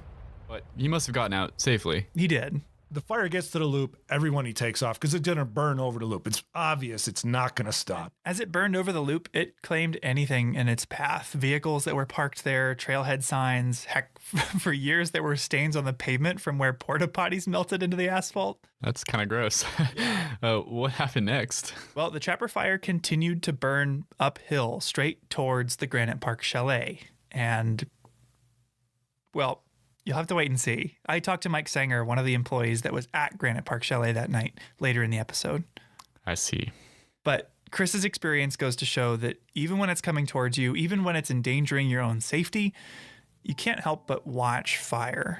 As powerful and destructive as it is, it has a sort of magnetism.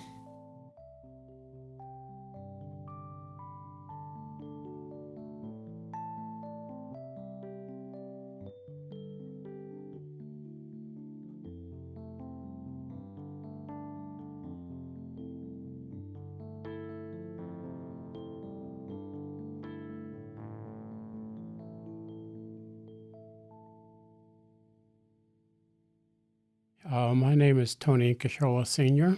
I'm a director for the Salish Kalispel Culture Committee for the Confederate Salish and Kootenai tribes. People interacting with wildfire here is not a new phenomenon. In fact, it's been happening for thousands of years. To learn more, I decided to talk to Tony and Kashola Sr. about the role that fire plays in the traditional Salish way of life. We talked about how, from Tony's perspective, not enough people understand the significance and value of fire. This misunderstanding of our environment makes fire more dangerous. And he talked about how national parks are a place where we can learn to connect with the natural world. So Tony, if we have listeners from other parts of the country or the world who aren't familiar with the Salish people, what do they need to know about Salish history? According to the stories from our elders, the Salish speaking people have been in this area since the last ice age. My group, my band of Salish are the most eastern Salish-speaking people here in Montana. And our Aboriginal territory consisted of about 22 million acres. And then came along in 1855 when more settlers and homesteaders moved into our area. A treaty was negotiated, and it took several days before the leaders of the tribe agreed to be put on a reservation. And so that's why we are where we're at today on our 1.3 million acre reservation here. So that's kind of in a nutshell from the past where we started and how we got to where we're at as Salish-speaking people. So I wanted to have you in today to talk about fire. What role does fire have in the Salish tradition? The Salish people, they would set fires to their favorite hunting areas, their favorite spots. When the weather was predictable, they would set fires, knowing that the fire would be put out as soon as the snow got here. So there was no fear of that being a wildfire. When they did that, they could go back in the springtime, and where they had set fire, they could see all the new growth coming up, the green grass, clearing the underbrush for the berries and for all the other foods that were necessary, both food and medicinal plants. It would clear it out. It was like doing work in a garden. You know, as you go in a garden, you clean out all the weeds. That's what they used fire for. Were there other advantages to setting fires? The other thing they used, of course, before they had horses and before they had rifles, you know, getting buffalo, hunting buffalo, sometimes was very difficult on foot. So sometimes they'd look at certain areas, and they'd see these areas, and they'd use fire to bring the herd to certain places. And then once they get to these certain jumps, that they'd build these running lanes, and they used these cliffs for these buffalo jumps to go over there. So that was another way of using the fire. That's really interesting, using fire to manage vegetation and to drive buffalo over cliffs to hunt efficiently. It's a pretty amazing technique. How did traditional people actually manage these fires? It's just like our professionals today. We have professional fisheries, water people in those areas. Well, back then they had these people that were dedicated and assigned to fires. And they were the ones that were only ones that would set the fire, because they've studied fire, they've understood fire, and so they're the ones that were allowed to set these fires.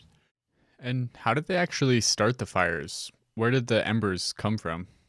They used buffalo horns or different things to carry these embers of fire, because it was so hard, you know, to make fire. So they'd make a fire. And then take these ambers and store them in these buffalo horns or something. Then they'd have these fire starters, what they call them, fire starters. They'd gallop to these different places and they'd set fire. And like I said, only those people were allowed to do that. Why do you think so many people have negative feelings about fire? One, I think, is misunderstanding exactly what fire is, what it means, and what it could do. The other thing is fear. Naturally, it's frightening. I mean, you look at California today, how dry, how brushy some of those go up like matchsticks. And I think that's what people are afraid of, that because they don't understand fire, not knowing how our environment works, how the trees, how the animals, how the rain, how the fire, everything has a role in our ecosystem. And the people today don't understand that. You know, they don't understand how our ecosystem works. They need to know that fire is necessary. Fire must happen so that we don't get what we're getting in California today. What's the reason for this poor understanding of ecosystems? I think because of the value system that we created, and the values that we think are more important now today, that our lives are put first rather than together with other things. You know, everything goes hand in hand.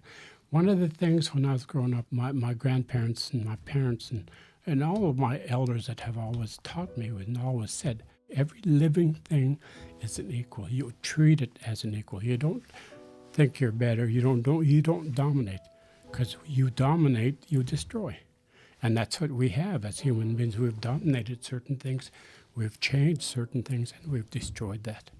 And so I think a lot of that is misunderstood. And national parks are kind of a stronghold of what used to be. So national parks are places that continue to be very important, especially to me, especially to natives that understand what the park is, you know, because it used to be this whole country. And there's still a need for parks. There's still a need for the areas like this, for our spirituality, for our well-being, for our minds. How many times have we in our lives have got so frustrated with our jobs, with the things that we do every day over and over, that we need these areas of solitude to go to, touch the ground again, to put your feet back on the ground and kind of soothe everything, that all that weight seems to lift and create something, a peace of mind that lets you move forward again. We need these places.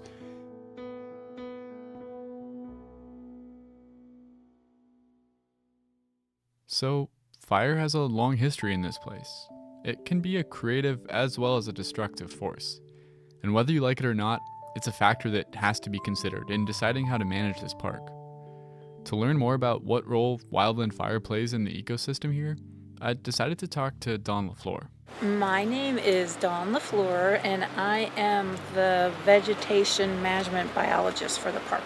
What does a vegetation management biologist do? What does that entail? It basically manages the vegetation for the park. So that's anything from forest management, basically making sure we have healthy forest ecosystems, as well as maintaining native plant communities. So whenever we have disturbance, human-caused disturbance, we go in behind the disturbance and utilize native plant materials that we've collected and grown at our native plant nursery. So basically trying to manage the native vegetation as well as the invasive vegetation to maintain healthy ecosystems. I met Dawn on the site of the Howe Ridge Fire, which in 2018 burned about 14,000 acres on the west shore of Lake McDonald. It was 1 year after the Sprague Fire, which we talked about at the top of the show, and on the opposite side of the lake. At times it can be a bit noisy here now that there's not much of a forest to shelter you from the wind. That was a pretty intense fire. It was very intense. It was very unusual. We had the extreme fire behavior happen at night and came down here very fast, very quickly, and burned very intensely. About 2 weeks after this spot burned, Dawn was one of the first people to come back here and start to assess the impact. So what we were looking for were signs of vegetation, any potential signs of vegetation recovery already, as well as the impacts to our soil. The type of soil impacts Dawn is looking for are things like how burnt is this soil? Will things be able to grow in it? And she'll look at hillsides to see if any of them have potential for erosion now that root systems that were holding them together might be burnt out. Do you remember what your initial impressions were at the time? Oh my goodness. Oh my gosh. All we have left are toothpicks. was my initial impressions. For a fire to burn up essentially every tree was unusual. Typically, when Dawn visits a recently burned area, the fire Doesn't wipe everything out. It'll find a section of vegetation or trees, a pocket of trees to burn in and move around and kind of skip and create a mosaic or little islands of vegetation, which actually helps for rehabilitating the landscape afterwards. So why was this fire so intense? It was a combination of factors. For one, the summer of 2018 was extremely hot and dry. But fire suppression efforts in the early 1900s had also disrupted some of the natural cycles here. Fire has a huge role in this natural ecosystem. We have plants and tree species like lodgepole pine that are fire dependent. These are species that have evolved to rely on fire to succeed. Lodgepole pines, which need a lot of sunlight, have special cones that are tightly bound shut by resin. The seeds are trapped inside the cone until there's a wildfire, the type of event that would clear out the canopy and make it sunny enough for them to grow. When fire passes through, The cones get heated up and release their seeds. in Dawn's career, she's witnessed summers get warmer and drier, and the snowpack disappearing earlier in the spring, allowing soil and vegetation to dry out.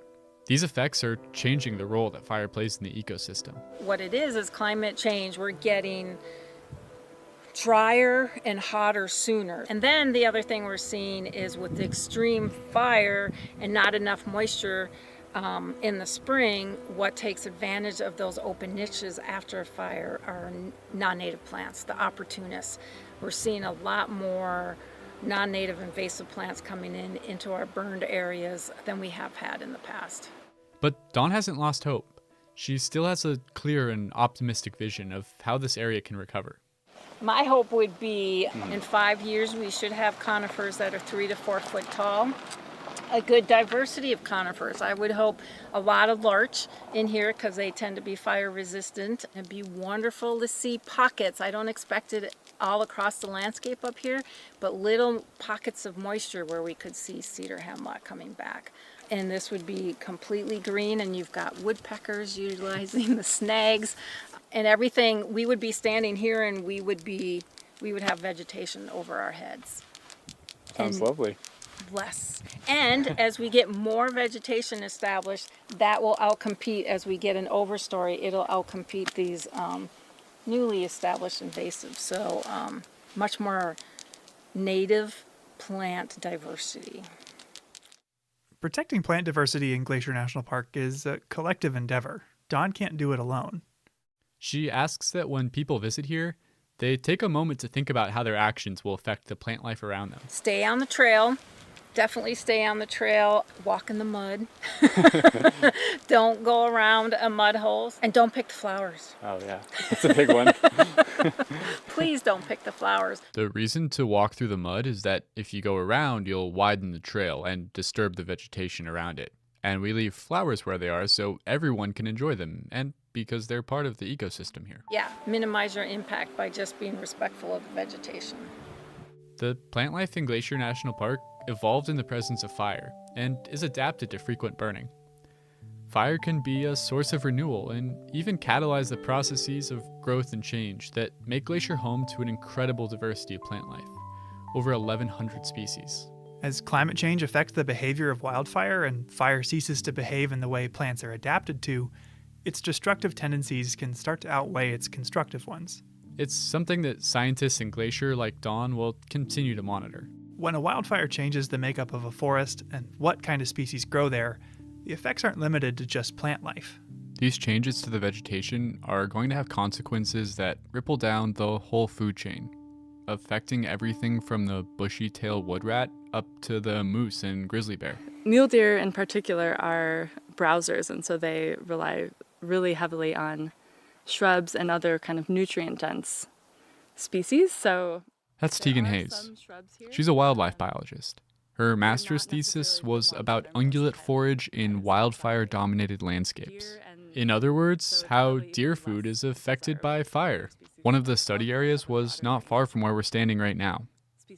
Tegan explained to me that wildfire allows for species to get the nutrients they need in their home range or in their population range. And so for my research, when I was looking at mule deer don't really change their home ranges very much geographically. And so change is especially important for a species like that, where if you never allow disturbances to happen, then they will not be able to find the food they need. So, and that's the same for a lot of species in the park. In other words, mule deer need fire. It promotes the growth of shrubs that are the bulk of their diet. And they aren't keen to move around to find these plants. They need the fire to happen right within their home range. A deer population, in turn, is necessary to support grizzlies, mountain lions, and wolves. A whole thriving ecosystem, dependent on regular wildfire. I took Tegan to the Forest and Fire Nature Trail. Near the Camas Creek entrance to the park, this trail is a great spot to get an introduction to the fire ecology of Glacier National Park. Burnt in the 2001 Moose Fire, it's now home to a thriving lodgepole pine and aspen forest. So we are now in a young aspen stand. Of course, you have the nice rustle of the leaves, which aspen are named after, the quaking aspen. The vegetation, the shrubs in the understory are a bit taller. So there's a little more diversity here. Aspen is one of the habitat types that responds best after a fire. Aspens that burn down are able to resprout from underground roots. In no time, a recently burned stand of aspen will be a lush and suitable deer habitat. They tend to love aspen. Aspens provide a different kind of cover, and they provide a different suite of forage species, and they tend to stay kind of cooler and wetter for longer. So I think they offer that kind of that multitude of things where you have higher diversity of plants, you have longer blooming period often, or period where things are fresh and nutritious. They tend to provide pretty good security as well. As we moved down the trail, Tegan pointed out a flower, which I was surprised to hear was a good food source. Oh, we've been seeing rose, which despite its prickles is also actually usually pretty sought after by ungulates too, so they'll nip just the ends off and avoid the worst of the prickles. Wildfire is kind of a contradictory thing here. On one hand, it's natural and totally necessary for many of the plants and animals. But on the other hand, climate change is making it much more common and severe. And regardless of whether it's good or bad, it's always tough to live with. Yeah, I mean, some of the most interesting and kind of disheartening research is when there's abnormally hot fires or more frequent fires than would normally be occurring in a forest, and they'll actually burn so hot that seedlings can't establish anymore, and so you can end up having what was once a forest become a grassland, or you'll see that the tree species that used to grow in an area are no longer suited to the climate or the climate that a disturbance has created. Still, she recognizes the importance of having natural fire on the landscape. Fire, because it's a hot and dry climate during some of the year, it's one of those natural disturbances that glacier and other mountainous places are adapted to, and so it's a necessity. Of course, what applies in a national park where there are no subdivisions full of houses will be different from a policy that makes sense in a more densely inhabited area. We can't always let fires burn due to all kinds of challenges, whether that's with human structures or infrastructure. So we're really right now just trying to find the balance between what the ideal situation is for fire and what the ideal situation is for living in this area. In places like Glacier National Park, where natural processes still dominate and where we try to minimize our intrusion into the web of life, fire will continue to play a part, and scientists like Dawn and Tegan will continue to try to understand it. In the Lake McDonald Valley, where humans and wildfire are both common, we need to learn to live with fire, to let it play its natural role, creating the rich, diverse, and thriving ecosystem that we come here to enjoy.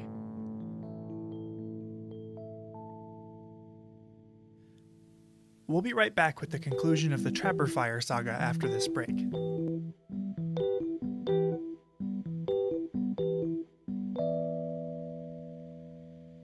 Each episode, we seem to cover at least one thing that, like this podcast, wouldn't be possible without the support of the Glacier National Park Conservancy. with the help of some friends over there, we got the number of Executive Director Doug Mitchell and decided to call him up out of the blue to ask about these projects. For this episode, we wanted to ask about Sperry Chalet.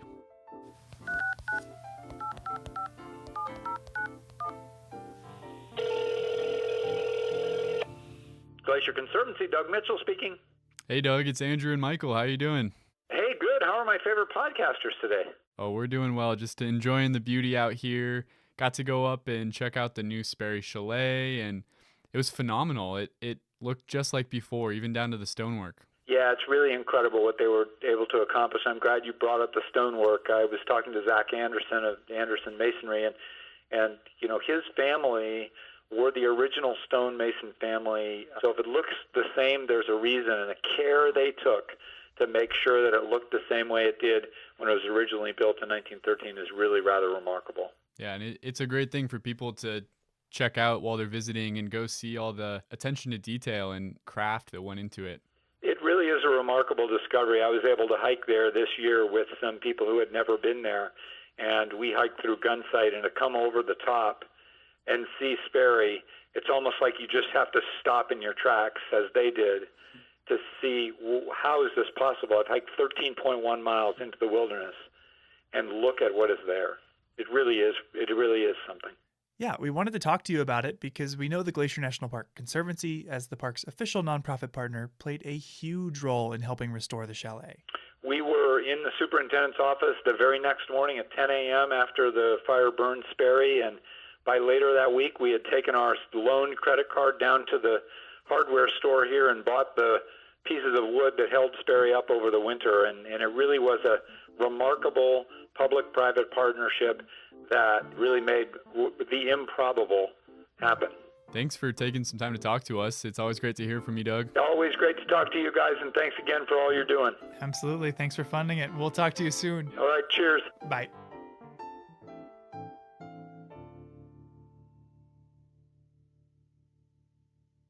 So we just heard from Don and Tegan about how plants, like lodgepole pines, and animals, like mule deer, can benefit from the presence of fire in the ecosystem.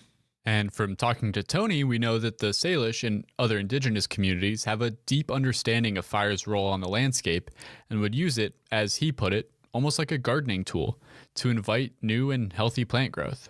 Working here, a big part of our job has been sharing that knowledge with visitors, talking about the plants and animals that thrive in fire's aftermath. Yet knowing and understanding these things won't change how you respond to fire when you're faced with it, when the flames themselves are bearing down on you. So we met Chris Peterson earlier, who watched and photographed the 2003 Trapper Fire as it made a run over the loop. Yeah. But after it burned over the loop, it kept going, racing upwards towards the Granite Park Chalet, a historic compound of stone cabins high in the mountains that still provide rustic lodging and dining accommodations. To get there, you can either hike the Highline Trail from Logan Pass or start up from the loop on the Loop Trail. I hiked up to Granite Park this summer to talk with someone who's worked there since 2002 and was there on July 23rd, 2003. My name's Mike Sanger. I'm from Great Falls, Montana originally. I live in Belt, Montana now. I've worked for the Park Service. This will be my 19th year here at Granite Park. Mike keeps Granite running, managing the waste disposal system, addressing bear encounters, medical emergencies. When I caught up to him, he was fixing the sink in the chalet kitchen. And having grown up in Montana, Mike had been familiar with wildfire from afar. Seeing them in the distance, not quite as close as I did here. But in the unprecedented fire year of 2003, he came face to face with the Trapper Fire. From what I understand, you were hiking up here on July 23rd. Is that right? I was. My boss, Walter Tabb, had dropped me off the Loop Trailhead. The trail was already closed at that time, and it was smoky there at the parking lot. And I asked him, I said, well, the trail's closed. And he goes, well, you better get moving. You need to get up there. And on the way up, I passed a female ranger, and what they were doing at that time is sweeping the trails for people and trying to get them up here. And she asked me if I knew where the fire was, and I said I have no idea, but once we get to Granite, we'll probably be able to see better and know exactly what's going on. As I understand it, Mike's up there for a week or so at a time, then rotates out with a partner? Exactly. He was originally scheduled to hike back in to tap out his partner on the 23rd, but was sent up that day with a different goal: to help protect the chalet itself. And we made really good time getting up here to Granite Park. Yeah, goodness. When did it sink in that it was going to be a problem? When I got up here and I saw fire hoses strung out all over the place, and Chris Berkey, my partner, was here, and I asked him, I said, "Where's the fire?" And he pointed towards Flat Top, and it was immediately apparent that we had a problem on our hands. So they had to fortify the compound. With limited time and supplies, that meant converting their finicky drinking water pump into a sprinkler system to keep the buildings wet, an approach that they weren't confident would work at first. We went down to start the pump, and it took 2 or 3 times, and you had to talk nice to this thing, and Chris pulled it, and the first time it went off, and we're all high-fiving. And But celebrations could wait. As the fire grew closer and closer, conditions only worsened. it was really horrific for quite a while because we had no idea where the fire was. The winds were horrific. I mean, they were blowing probably 70-plus miles an hour, and we were having embers starting to come down. And what we did is we pulled all the railings from the chalet. We were trying to reduce fuel in case the fire did get here. What did it sound like? You know, a lot of people paraphrase this with tornadoes and everything else, but it sounded like a freight train. And it was just unbelievably hot. I've always had a mustache, and after this was all over, it had curled and burnt, and I just ended up whacking it off. It's the first time I'd not had a mustache in many, many years, because it was just glowing orange this direction. Around the same time, Chris Baker from Swift Current Lookout was choked with smoke. I can remember using the word surreal a lot in my journal that afternoon. It didn't take too long before my vista towards the west was nothing but amber billows of smoke and embers. Visibility deteriorated to nothing, and I began coughing from the intense smoke, so I soaked a bandana in water and took to breathing through it to filter some of the soot. Oh my gosh. Yeah, it's a scary situation. It is. In the face of it all, Mike and Chris were doing everything they could to protect the chalet and everyone in it. And we charged our hoses. We had everybody inside the chalet sitting on the floor. We had the tables up against the windows because the wind was horrific and it was blowing ash and embers all through the area. And we charged the hoses and started wetting the roof. How many people were in it? Well, between the guests that had planned to stay there that night and hikers that were seeking refuge, there were quite a few. We had 39 people trapped up here. We thought the fire was actually going to come up and go over the top of us and down the other side. Why it went up Swift Current Pass, I have no idea. You know, every bearing that we had and the wind was blowing directly at us, and fires like to run uphill, so I was quite sure the fire was going to come up and over us, and instead it made a turn and went up over Swift Current. It missed them? Somehow they were saved. The fire avoided the chalet, and falling embers were effectively combated by the hoses and sprinklers they'd set up. Because it could have really gone south for us, and it really could have been a horrific thing. And, you know, through God's graces or whatever, the fire didn't come over us. Chris, we each made one brief phone call to our wives, and said, we don't know what's going to happen. We just wanted to call and tell you right now we're all right, and we're doing the best we can. And while they didn't know what the next day would hold, they allowed themselves to breathe a small sigh of relief. Chris and I came in here. It'd been a long day for both of us. He was due to go out that day, and I'd hiked up or ran up here that day. And his wife had brought him a little bottle of black velvet whiskey, so we each had a drag off that, and it actually felt a little better. And he goes, let's get on with it. And I said, all right. After feeding and finding beds for everyone at Granite, the two of them stayed up all night watching the flames. We'd take turns. There was a chair between this building and the chalet and one in front of the chalet, and about every hour we'd switch. Also up all night was Chris Baker, watching the flames from her vantage point at Swift Current Lookout, 1,000 feet above the chalet. Night fell, and finally I could see the fire appear through the smoke as 1,000 points of flame and torching trees. I remember just staring a lot in unbelief. Sleep wasn't even an option. This was history, and I was privileged to have a front row seat. It was a long night and a close call. Thankfully, no one was hurt, and the chalet was saved. Mike and his partner Chris Berkey were even honored by the Department of the Interior with Valor Awards for their heroism and bravery. But Mike's a humble guy. If you have the chance to meet him, you might hear him tell stories of that night. Sometimes the chalet even asks him to give a program about it to their guests. But you won't hear him bragging. He's seen firsthand the power of fire and worked in its aftermath every year since.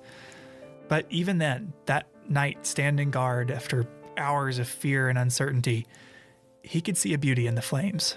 And the one thing that struck me is once it got dark and you could see the fire, you know, despite what was going on, it was actually kind of pretty to look at. And, you know, I don't mean to sound morbid or anything, but it was. It had its own kind of natural beauty to it. A month later, the Trapper fire had died down, and Chris Baker reflected on the fire as she hiked down from Swift Current Lookout for the last time of the year.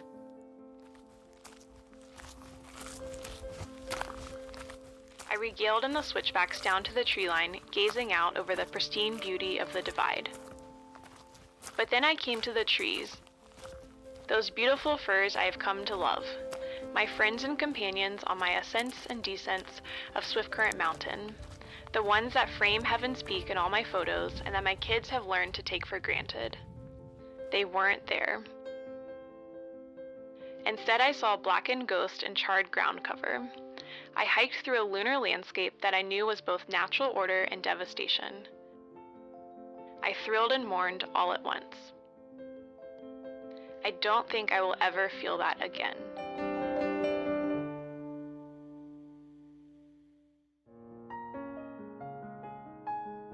Our last story of the day is about the important role that fire plays for archaeologists here.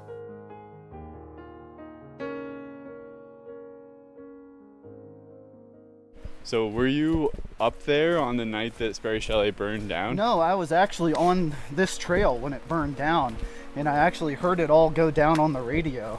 That's Glacier Park archaeologist Brent Rowley.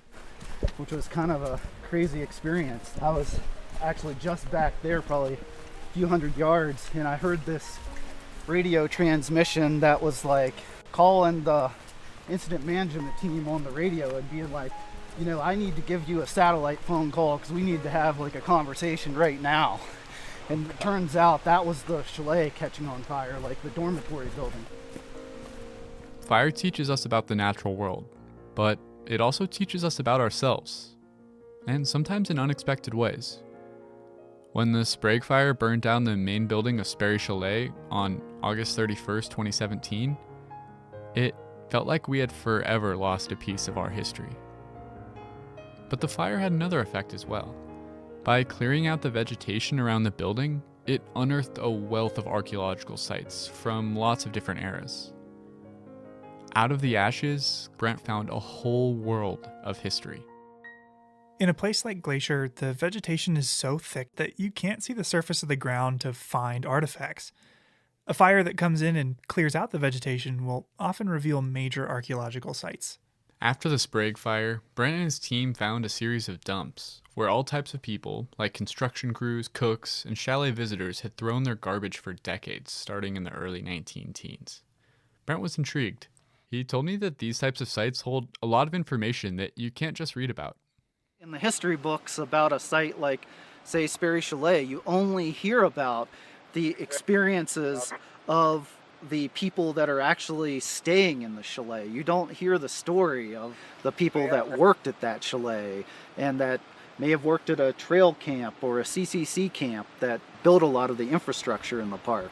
And a lot of those dumps preserve the information of like what was daily life like for them, what were they eating. We might find game pieces or, you know, what were they doing in their spare time at their backcountry camp. As we hiked the 6 miles up to those archaeological sites, Brent told me all about his experiences that year. I got assigned to the fire as a resource advisor for cultural resources. So during that summer, I probably hiked this section of the Sperry Trail 40 times. And, you know, so I got to watch the fire come down this ridge and sort of change the forest gradually. Because in the cedar forest, the fire just kind of creeps along. It rarely ever, really gets up into the treetops. It kind of travels along the deadfall and through the root systems. When the fire in the chalet was finally extinguished, the stone exterior walls were still standing. The fire had only burned the interior and the roof of the building. A few days later, Brent was flown to the site in a helicopter to help the park determine if the still standing walls would survive the winter. It was really surreal. Like, all the bed frames had melted, kind of looked a little like a little bit of a wasteland inside. The stone walls were able to be salvaged, and over the next 2 summers, the chalet was reconstructed within them. Brent and I arrived just days before the grand reopening, when the chalet would welcome guests for the first time since the fire. It was also the first time that Brent had been in the new building, and he was a bit taken aback by the difference. The last time I was standing in this very spot, I was like 4 feet lower, and then, there was debris everywhere, and, it's pretty crazy to be standing in the same spot, but now in a constructed building. After the fire, Brent and his team were tasked with surveying the burned area and noting any archaeological sites that had been revealed. What they found was a vast assemblage of objects that painted a vivid portrait of early 1900s park life. What kind of objects are we talking about?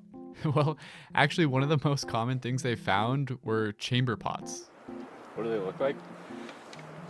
They're just bowl-shaped, but a little... Oh, right there is one. A really good one. Yeah, it looks like just a small bowl with kind of a big rim around it. Yeah, just big enough to do your business in, But those things were all over the place, like down this hillside. It's kind of interesting. I just like to imagine someone walking out in the morning and getting ready to toss the contents of it over the hill and accidentally loses their grip, and there it lies. Because that one definitely is not broken. Okay, that did paint a vivid portrait. What else did you find? One thing that really caught my eye were these tubes of clear blue glass. Brent explained to me that those were insulators for a historic phone line. So in a phone line, you've got the wire that the message travels through vibrations. The insulators allow you to attach that wire to a telephone pole or a tree or whatnot, a solid object, without interfering with the signal. Oh. And so I'm guessing, considering there's a scatter of them here, that once they pulled down the phone line here, sometime probably in the 1940s, they just chucked it over the hill. So until the 1940s, there was phone service at Sperry Chalet? Yeah, I think maybe a lot of people imagine the early days of the park as a much wilder time. But in many ways, the visitor experience was much more managed than it is today. At least for some types of people. So I think out here on this point, there was some sort of tent camp set up, and I don't know exactly the dates of the tent camp, but I think it was certainly early on in Sperry Chalet's history, so probably 19-teens, maybe even into the 1920s. And so there's a lot of really diagnostic artifacts that have actual Great Northern Railway logos, and that differentiates it from, like, say, a worker camp for the workers that built the chalet or maintained the chalet, because those higher end ceramics would be what you would serve the very wealthy guests oftentimes that were coming to the chalet, whereas in a little bit we'll go to a worker camp and they were eating out of cans. I pointed out a ceramic shard. It was about the size of my hand, to see how Brent could interpret it. So this is probably like a large serving platter dish that would have been about, that big. Yeah. So like a communal, indicating like a communal dinner setting, where sort of family style dining, I guess you would call it today. Mm-hmm. Oh, that's interesting. From just that small piece, he was able to figure out about how they dined. Yeah, what was most interesting about spending the day with Brent was seeing how these little pieces of what seemed like just garbage gave him really deep insights into how people thought and behaved a long time ago. I don't know how this dump got here, but it's one of the most interesting assemblages of stuff. This is it all spread out because it's all jammed in that crevice. Mm-hmm. And there's everything from an assortment of condiment bottles, like this is probably ketchup. There's a medicine bottle. Here's one of those coffee ration containers. There's poison bottles, like multiple of them. So it's like a really strange thing. Like, I don't know if this was like kind of where maybe some workers at some point were camped out, like the poison bottle in particular, I mean, kind of throws me. I'm like, that tells me, I feel like that it's got to be related to workers. Wait, okay, what was the poison for? Yeah, I was wondering the same thing. Brent told me it was probably to poison rodents of some sort, maybe mice, pack rats, or a particularly aggressive marmot. How do they find all this stuff? There's a couple different ways these sites get discovered. This one, a firefighter showed it to me. Okay. But usually, yeah, when we survey areas, we do transects. One of the main things that Brent has found here is the class distinctions between the different people who use this area, and how this manifests even in their trash.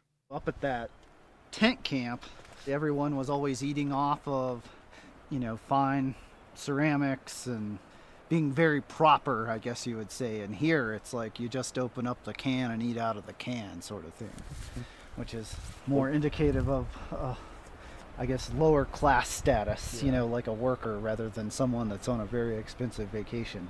Do you know what would have been in these cans? Some of them. See, like a can like this where you can tell by the openings. Mm-hmm. So see, this had to be liquid. And in fact, I think this was probably a milk can. So they slit that one open. So when we record these can sites, we always record what type of openings they have, because it can tell you a lot about what was in them. Wow, so we can learn something from even just the way a can was opened. Exactly, there's so many levels to it. Brent even says that the way that trash is hidden can tell us what era it's from. In the 19-teens, the way everybody all over America treated their waste was to throw it over the cliff or over the hillside or into your pit toilet.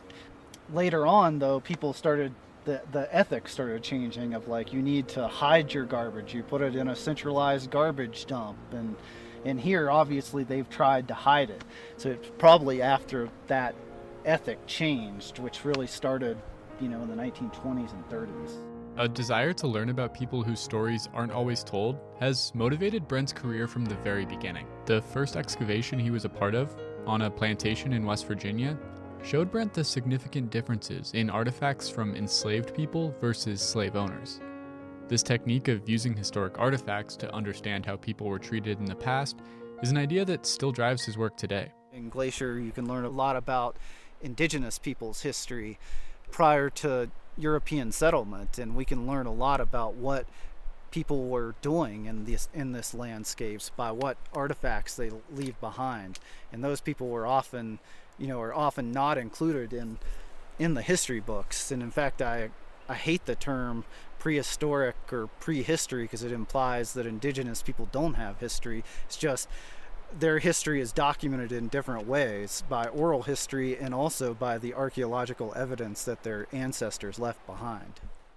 There are countless stories covering thousands of years of history buried in archaeological sites all around Glacier. Some of these stories will be lost forever if these sites are disturbed. So please leave historic objects where you find them.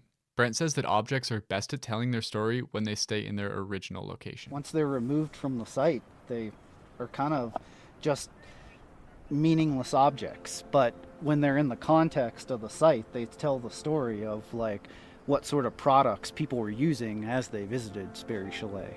Our discussion was interrupted by a mountain goat grazing on the forbs that had sprouted up where fire had cleared the canopy and finally allowed sunlight back onto the forest floor. We had to step off the trail to let the goat pass. And I went to work for the... Oh, crap. There's a goat coming. Hey.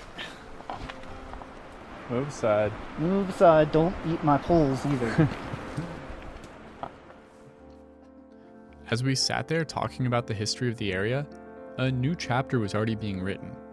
As Brent and I moved out of the goat's path, it was hard not to think that we needed to do the same as the goats and flowers here, to learn from what we couldn't control, and to flourish in the sunshine that followed.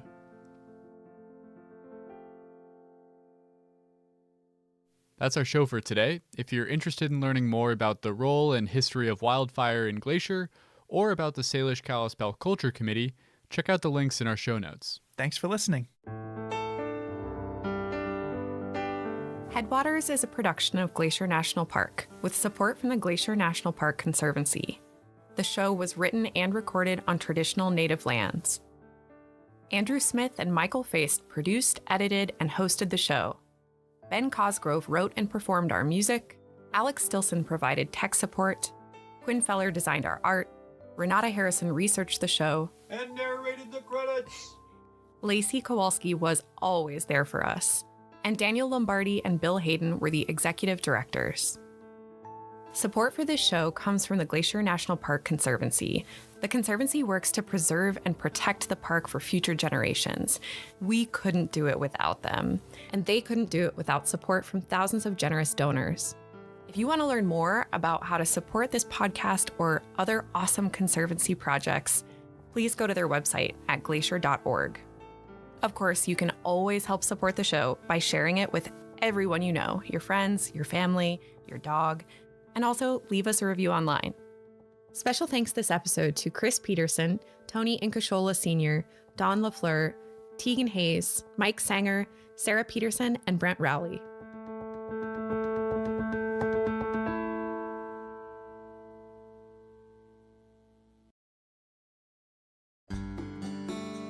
In 1872, the United States, a country that had not yet seen its first centennial, established Yellowstone as the first national park in the world.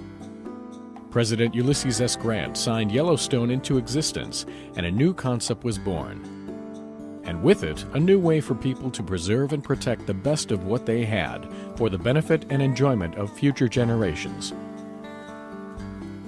Yellowstone Lake is one of the largest high-altitude lakes in North America and is centered over the Yellowstone caldera, the largest supervolcano on the continent. In the southwest area of the lake, the West Thumb geothermal area is easily accessible to visitors. Geysers, fumaroles, and hot springs are found alongside and even in the lake. The federally funded Hayden Geological Survey of 1871 provided the most detailed and scientific descriptions of Lake Yellowstone in the pre-park era. The Hayden Party, 34 men in all, launched Annie, the first boat to sail on Yellowstone Lake, and began exploring the islands and shoreline. The first photographs of the lake were taken by William Henry Jackson, and paintings by Thomas Moran, along with the Geological Survey, played a prominent role in convincing the U.S. Congress to pass legislation creating Yellowstone Park. Yellowstone Lake is the foundation of the greater Yellowstone ecosystem, the largest remaining nearly intact ecosystem in the Earth's northern temperate zone. It provides the key ingredients to a large and complex food chain that sustains many of the animals for which Yellowstone is so famous. In 1894, the Lacey Act was passed by Congress, giving full protection to wildlife in Yellowstone Park, with the exception of wolves and coyotes. This act paved the way for future wildlife and environmental movements. From the days of the Hayden expedition to the present, Yellowstone Lake continues to be a source of rich, diverse, and sometimes surprising information that is rare among the world's Great Lakes. Lake Yellowstone and Yellowstone National Park, in all its preserved glory, is like no other place on Earth, and must be seen and experienced to be believed and enjoyed.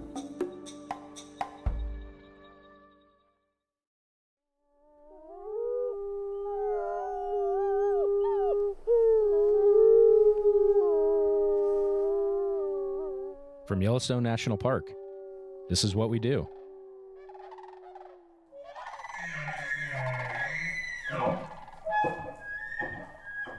Hey, everyone, and welcome to the What We Do podcast. I'm Jake Frank.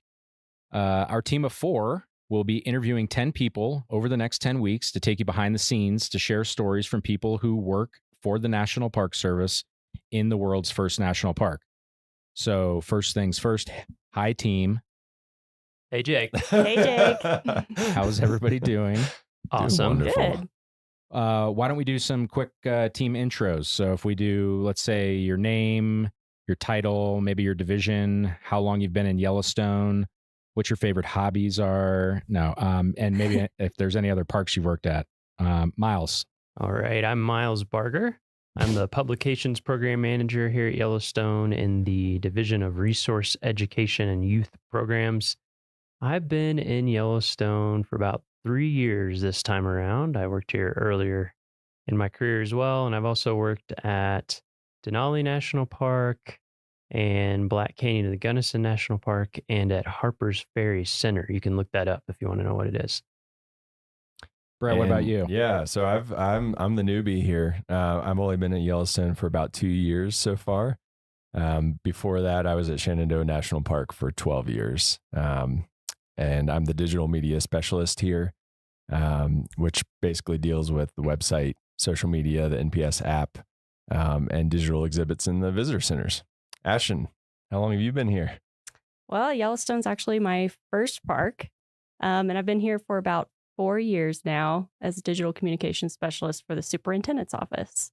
So working on similar types of things as Brett, web, social media, and the like. So what about you, Jake? I'm the old guy here, apparently. I've been here a little less than 8 years, got here in 2016. I've worked at a handful of parks. I started in the Tetons and then went to Glacier, then Carlsbad Caverns, then up to Denali. Miles, me and you, whoop whoop. Yep. And then worked for Rocky, also Miles, whoop whoop. That's right. So Miles is I've been following Jake. Yeah. And then Yellowstone, and then I got my first permanent job in Glacier doing media, and then came here permanently. I also am a digital communication specialist like Ashton. I also work in the superintendent's office with Ashton. But it seems like everybody here on the team, we're all involved in media, web, social, photography, videography, kind of a little bit of everything. Podcasting now. Our resume is getting longer the longer we're here, so it's good stuff. Yeah, so now that you know who we are, let's give you some of the highlights of the park. So as far as the employees and the money, Yellowstone has about 750 employees each year, and 350 of those are year-round permanent employees. And in addition to our paid staff, we also have about 450 volunteers that help with various things throughout the park. We have a federal appropriation, so the money that we get from Congress, when a budget's passed, is around $40 million. But it takes at least double that to operate the park each year. So I think last year it was around $81 or $82 million. And, if you're a budget person, you're like, how does it work, to run a park on 80 million if you only get 40 million? And basically we make up the difference through other revenue streams, like, when you come to the park and pay an entrance fee, or if you're a commercial tour operator in the park. And then we also have philanthropic donations. So people who donate to the park or our nonprofit, Yellowstone Forever. And all that money is not even including the major infrastructure project dollars, because some years with projects included, we spend upwards of like $125 million each year. Yeah, and let's talk about Yellowstone's resources. Yellowstone itself is a pretty big park. We're at 2.2 million acres. Not the largest park in the lower 48. I think we're second. Death Valley is 3 million or something, but we are pretty big, 2.2 million acres. And even more than that, Yellowstone is at the heart of the surrounding area, which is known as the Greater Yellowstone Ecosystem, which is, if we didn't have these made up straight line boundaries of the park, it's where our wildlife migrate and where we share a lot of our processes and things like that. So it's a huge area. Geologically speaking, Yellowstone is an active volcano, and it sits atop a cooling magma chamber. And when water is heated by the cooling magma chamber, we get hydrothermal features like geysers and hot springs. So that's, I'd say, wildlife, and those are what we're most famous for. And the geysers and hot springs are what Yellowstone was originally set aside to protect. And Yellowstone's actually home to 10,000 hydrothermal features and over half the world's active geysers. Yeah, so if the volcano goes off, we'll be the first to let you all know. I don't think we'll be able to let them know. We'll broadcast live as soon as that happens to let you guys know. So make sure that you subscribe so that you can find that out. Yeah, so Miles talked about wildlife. Obviously, if you want to see wildlife and those predator-prey relationships, Yellowstone is one of the best places in the world to see some of those interactions play out. So, we got wolves, we got grizzly bears, we got cougars, we got bison, elk, bighorn sheep, even wolverines, which I haven't seen, but hopefully, fingers crossed, I will soon. All sorts of wildlife. But it's also, this is a super special place because of the history. So for over 10,000 years before Yellowstone became the first national park, which happened in 1872, it was a place where American Indians lived and hunted and fished and gathered plants and quarried obsidian and used the thermal waters. And even today, there are 27 tribes with historic and modern connections to the land and resources within the area that we now know as Yellowstone. Yeah, and in addition to tribal history, Yellowstone is also home to a combined 25 historic sites, landmarks, and districts on the National Register of Historic Places. There are a lot of really neat historic buildings and landmarks and things like that all throughout the park. So we have a lot of cool natural and cultural resources, and that's what brings a lot of people to visit the park. On average, we receive about 4.5 million visits every year, and about 95% of that is in a 6-month period between May and October. So a lot of visitation in the summer, not so much in the winter, but I think that's the best time to visit, in my personal opinion. I concur. Yeah, winter is pretty awesome. Yeah. A report showed that tourism to Yellowstone contributes about 6,000 jobs in our gateway communities. So those are the communities that exist just outside the park at all our entrances, and about $600 million to the local economy in 2022. That's a lot. That is a lot of money. A lot of money and a lot of people. And so we, of course, have to have all the infrastructure that you need for all that huge amount of people. And because of that, we have tons of stuff in the park. Of course, we have over 400 miles of roads.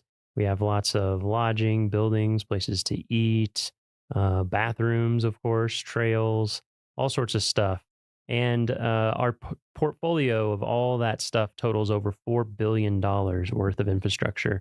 Billion, roads, like with a B? Billion with a B. That's a lot. Roads, bridges. Then there's the things you don't even think about, like water and wastewater systems. Of course, campgrounds, hotels. Then there's all the employee housing and all the facilities needed for the employees. So we're basically our own little mini state up here.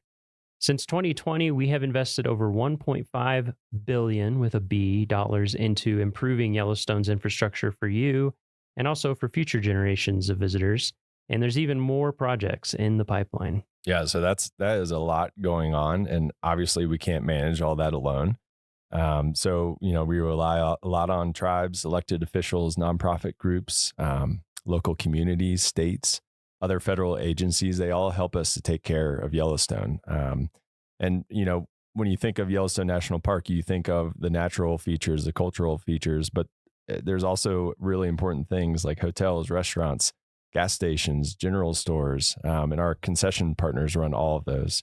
And our nonprofit partner, Yellowstone Forever, offers educational programs and runs the park stores as well, the bookstores that you see at the visitor centers. So they also support the park through philanthropic dollars that are really important to us.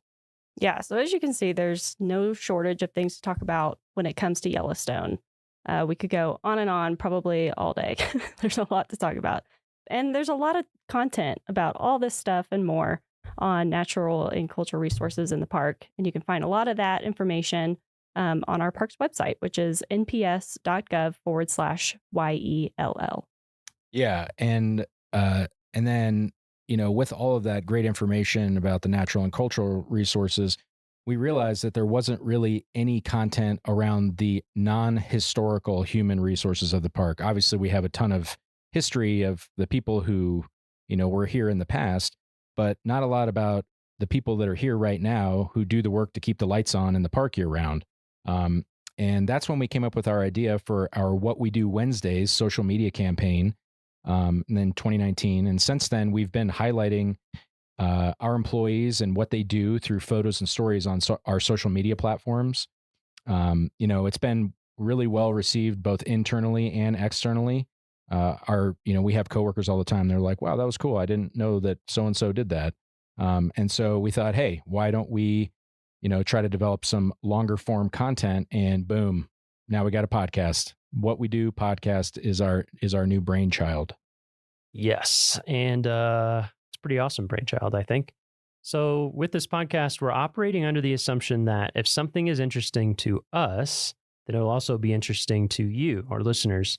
And that being said, one of our intended audiences is current and future NPS employees too. So we intend to cover some information that may get a bit jargony, like how to get jobs in Yellowstone and, all the things that make Yellowstone work. And if you know anything about government agencies, we love acronyms and special terms. TLAs. That's right. Exactly. TLAs. Yeah. 3-letter acronyms. So to help you out with all those TLAs and other terms, we've created a web page with a glossary of terms and definitions. And you can find that at go.nps.gov/what we do podcast. Yeah, I'm probably going to be referencing that sometimes. I literally had a meeting yesterday that was a BMA IDT. That was that was the calendar invite. So, but generally speaking, here are 3 things that we think that you should know about jobs in the federal government. So this is kind of the insider's look into getting jobs in the federal government from those of us who have done that a few times. And the first thing that you really need to know about is usajobs.gov. This is the website where all government jobs are posted to. So if you're interested in applying for jobs at Yellowstone or in the National Park Service or in any federal agency, really, you need to get familiar with that website. So after you listen to this episode, after you hit subscribe, go to usajobs.gov, create a profile and check out what jobs are on there, because there is a lot going on there, especially across not just the National Park Service, but the federal government in general. So highly recommend that you use the resume builder if you've never applied for government positions before. Resumes are a little bit different than they are in the private sector. They're not the one pager that you often use in the private sector. They're a little bit longer because you have to prove why you're proficient in all the skills required for the position. So that's why I recommend that resume builder. It kind of helps get you started when you haven't applied for a government job before. And I'd also recommend that you set alerts for saved searches for positions that you find that you're interested in. So if you listen to an episode and we interview someone that is doing a job that you think is really cool, go on usajobs.gov and maybe set an alert so it'll email you anytime that job comes up. We could go a lot more in depth about writing resumes for government jobs, but that would take way too long here. Boring. Yeah, we're not going to do that. But just know about usajobs.gov. That's a huge first step. Yeah. And the second thing that we think you should know about jobs in the federal government is there are 3 main types of positions. So you'll see seasonal positions, term positions, and permanent positions. So first, the seasonal positions, those usually last for a specific amount of time during the year. So for example, in Yellowstone, we hire seasonal workers for the summer and winter seasons, and those can last about 5 or 6 months or so. I think it's 1,039 hours is the max. So Yes. 1 hour short of 6 months. Mm-hmm. And then the second type, those are term positions, and those are usually project-based. So maybe a park needs to hire someone to help with a specific type of project going on in that park. They'll hire this person, and that term position usually lasts for like 1 year, but it usually will not exceed 4 years. And then lastly, permanent positions. And those are your typical year-round permanent jobs, which is what all 4 of us who are on this podcast today have here in Yellowstone. We're very lucky. Very lucky. Yeah. And the last thing are pay scales. So there's 4 types of pay scales in the government. We have the federal wage schedule, the law enforcement officer general schedule, the general schedule, and the executive and senior level. So wage grade or WG, these are like our trades and our craft and labor employees. And the idea is that, those wages are connected to the wages that are in the same where the park is located. So if you're getting paid the same amount for the people that are doing the same kind of work in your area, and that's like the people who are in our facility maintenance and operations division law enforcement officers, obviously, those are our park rangers, the ones that carry the sidearms that are in, and they're out there, protecting the visitors and the resources. And then the GS is basically everyone else in Yellowstone minus one person. And that one person is our superintendent. We have, once you've risen to a certain level in government, you can apply it to the senior executive series. And there's only a handful of parks that even have SES positions. I think it's like Yellowstone, Grand Canyon, Yosemite, Everglades, and a few other parks. They have SES superintendents. Otherwise, most of those positions are at regional or national levels.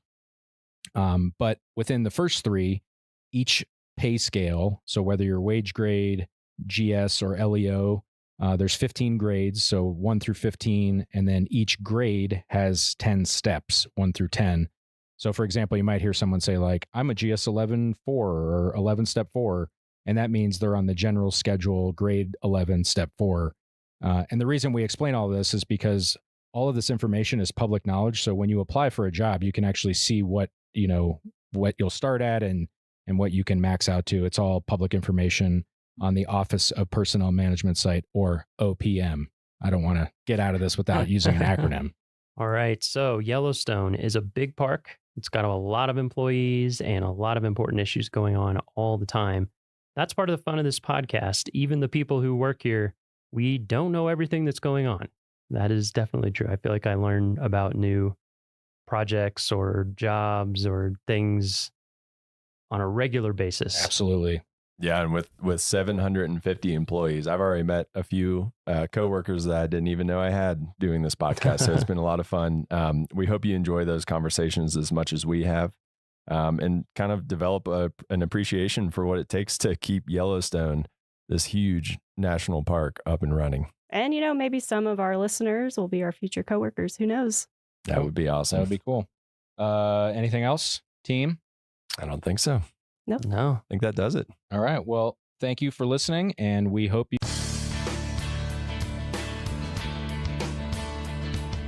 Welcome, and thanks for tuning in to this USGS Corecast. I'm Marissa Lubeck. The mountainous expanse of the greater Yellowstone ecosystem is known for the native wildlife of its national parks and picturesque private lands. Grizzly bears live in this area of the northern Rockies, making it one of the largest strongholds for grizzly populations in the United States. Recent research by the Interagency Grizzly Bear Study Team provides new insight into grizzly population dynamics and the hazards that influence bear mortality within this ecosystem. I'm here with Chuck Schwartz, USGS biologist and lead of the study team, to discuss these findings. Thanks for speaking with us, Chuck. You're welcome. What is the current status of grizzlies in terms of an endangered or threatened species? How are they doing with population numbers, and what does this status mean for the greater Yellowstone ecosystem? Grizzly bears in the continental United States are listed as threatened under the Endangered Species Act. They were listed in 1975 and remain listed today. Grizzly bears in the greater Yellowstone ecosystem were actually delisted in 2007, but they were put back on the list following a decision from the district court judge. Bears in Yellowstone represent one of 6 populations in the United States that still exist today. They've been eliminated from about 98% of their historic range, and they only occur in smaller pockets in a few remaining mountainous areas of the western United States. In Yellowstone, there's probably somewhere around 600 grizzly bears, and the population, since it was listed, has been growing at a rate of about 4 to 6% per year from about 1975 through today. They now reoccupy habitats in the ecosystem where they were basically eliminated in the late 18 and early 1900s. Previous grizzly studies have suggested that human activity can affect bear populations in certain ways. What new findings about grizzly hazards have come from your recent research, and how much of a role do people play? One of the things that we know for grizzly bears in general, and this is pretty consistent across all of North America where grizzly bears or brown bears live, is that if you're a bear and you're no longer dependent upon your mother for care, so excluding cubs and yearlings, there's about a 90% chance that your cause of death will be directly associated with humans. Bears die in accidents on roads. They're killed in defense of life or property when they get into trouble with people. Agencies go in and remove them if they're in conflict for livestock killing or damaging property. And so what really drives bear demographics is humans. What our studies show, and they repeat some of the previous work, is that roads in developed areas, for example, impact grizzly bears. Essentially what we did was we took radio-collared bears, we looked at where those bears lived, and then whether they lived or died during our period of study, and took the bear's home range. And essentially what we showed was what we call human disturbance variables strongly influence whether a bear is going to live or die. And so bears that live in very secure areas that have little or no road density or very few developed sites in the form of campgrounds or lodges or facilities that have attractants for bears. Bears that live in areas that don't have these human developments typically have very, very high rates of survival. As the amount of human development increases, it becomes more hazardous, and they tend to die at higher rates. Some of the new findings that we have shown is that ungulate hunting also is hazardous to bears. We know, for example, that an important food of grizzly bears is ungulate meat. And so in one way, when a hunter kills an elk and cleans that elk, bears use that as a food source. So that brings bears into close proximity with hunters, and on occasion they do get into trouble. They are killed in defense of life. Rural development in the form of ex-urban or outside of urban areas also increases the hazards for bears. And so when we have large ranches, for example, that have been maintained as open space for agriculture, but the human activity on that land is very low, when those lands are developed into ranchettes divided into 40-acre parcels that each get a house, it also becomes much more hazardous for grizzly bears to survive in areas like that. There's a saying that biologists have is a fed bear is a dead bear, and so these kinds of developments just increase the probability. As far as natural hazards are concerned, is cubs and yearlings, which are dependent upon their mother for care, face a different suite of mortality agents. And what we typically see is if you're a young bear and you're going to die, you're more than likely going to die from natural causes. There's starvation or predation. And in the instance of starvation, in some years when we have poor food production, these little cubs don't get enough nourishment and they starve to death. The other thing that we see is more predation. And in the world of bears, cubs and yearlings are vulnerable to being preyed upon by large adult males. You mentioned that you used years of bear tracking information from collared bears to come to your conclusions. Can you tell me more about how this information was acquired? The grizzly bear study team is responsible for monitoring the grizzly bear population in the greater Yellowstone ecosystem. And one of the ways that we do our monitoring is we capture and radio collar a sample of bears. So we trap every year and we try to catch a sample of random bears from the population. We then put radio collars on those individuals and we track them through time. That's what allows us to get a very clear understanding of how bears use the environment, what factors influence rates of reproduction and survival. And so we can look at a female in the fall and determine whether she's weaned her offspring, and then determine the following year if she's produced a new litter of cubs, how large that litter might be. That's basically how we track the demographics of the Yellowstone bear. Can such bear mortality data from the past contribute to insight on future grizzly populations? Can it be used for predictions? We can't really predict. but we can project what the future might look like based on information from the past. And as long as systems don't change dramatically, those projections provide some insight and guidance to managers on what they might need to do or consider for maintaining a healthy bear population in the future. How do grizzly population dynamics in the somewhat remote Greater Yellowstone ecosystem affect people and places on a national level? The Yellowstone ecosystem is one of the last remaining intact temperate systems in the continental U.S. And as such, it has a large amount of wild lands where we still have healthy populations of large carnivores, including grizzly bears, black bears, gray wolves, cougars. And one of the things that we know about bears is bears are very popular animals. There's millions of people that come to this system every year, and one of the reasons they come is with the hope of getting to see bears and wolves in a natural state. And so maintaining these large systems like that in an intact fashion, I think, is important to people in our country. Thanks for taking the time to speak with us today, Chuck. Thank you.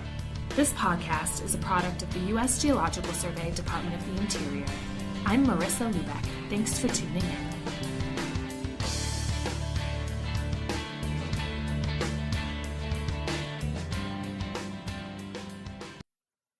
Hello, Rocky Mountain National Podcast listeners, our podcast pikas out there. Before we tell you about this week's episode, we have two special events coming up on Tuesday, July 18th that we want to make sure you know about. So Tuesday, July 18th, first, we are celebrating the 100th anniversary of the Holsworth Historic Site.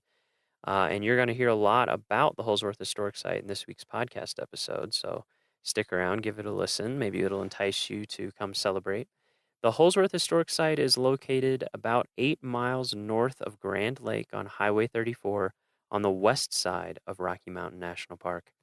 From 10:30 a.m. to 4:30 p.m., we will celebrate the history of the Holsworth family with special displays, programs, and games for children. And we'll also be giving guided tours of the site all day. Then starting at 5 p.m., join us for a special campfire program with actual Holsworth family members at the Holsworth Historic Site Campfire Ring. So a full day of celebrations for the 100th anniversary of the Holsworth Historic Site. We are also on Tuesday, July 18th, celebrating World Listening Day. From babbling brooks and thundering waterfalls to bugling elk and singing birds, the natural sounds in this park and all over the world create immersive experiences that are important for visitors, wildlife, and ecosystems. The unimpaired sounds of nature are fundamental natural resources worthy of protection, and this day celebrates that. So there will be activities, art projects, and interactive games at Fall River Visitor Center from 10 a.m. to 2 p.m. at Fall River Visitor Center again. Then you can meet in front of the Fall River Visitor Center at 6 p.m. to join Dr. Jacob Jobe, a scientist with the Sounds and Light Ecology team at Colorado State University. He is going to guide you on a 1.5-hour sound walk that will focus on listening to the sounds of Rocky and what they tell us about our surroundings. So again, for that walk, meet at 6 p.m. in front of the Fall River Visitor Center. One thing to note is that you do need a park pass of some kind because you will be going into the park. So either a day pass, week pass, annual pass, interagency pass, some kind of pass so that you can get entrance into the park. All right, so those are our news and announcements. We're going to lead straight into this week's episode, which is a very cool one. We traveled over Trail Ridge Road to the west side of the park and joined Macy McPherson and Michelle Simmons, our two year-round interpretive rangers on the west side of the park at the Holsworth Historic Site. So we sat out in front of Holsworth. We were at the picnic table and chatted all about not only Holsworth and why it's important and what you can do there, but also about Macy and Michelle's career, what it's like on the west side of the park versus the east side of the park and things to look for over there, about the town of Grand Lake. It was just a great conversation. We had a really good time, and we hope that this will help you learn about some of the lesser visited areas in Rocky Mountain National Park on the west side. So we hope you enjoy, and here we go. Here's Macy and Michelle.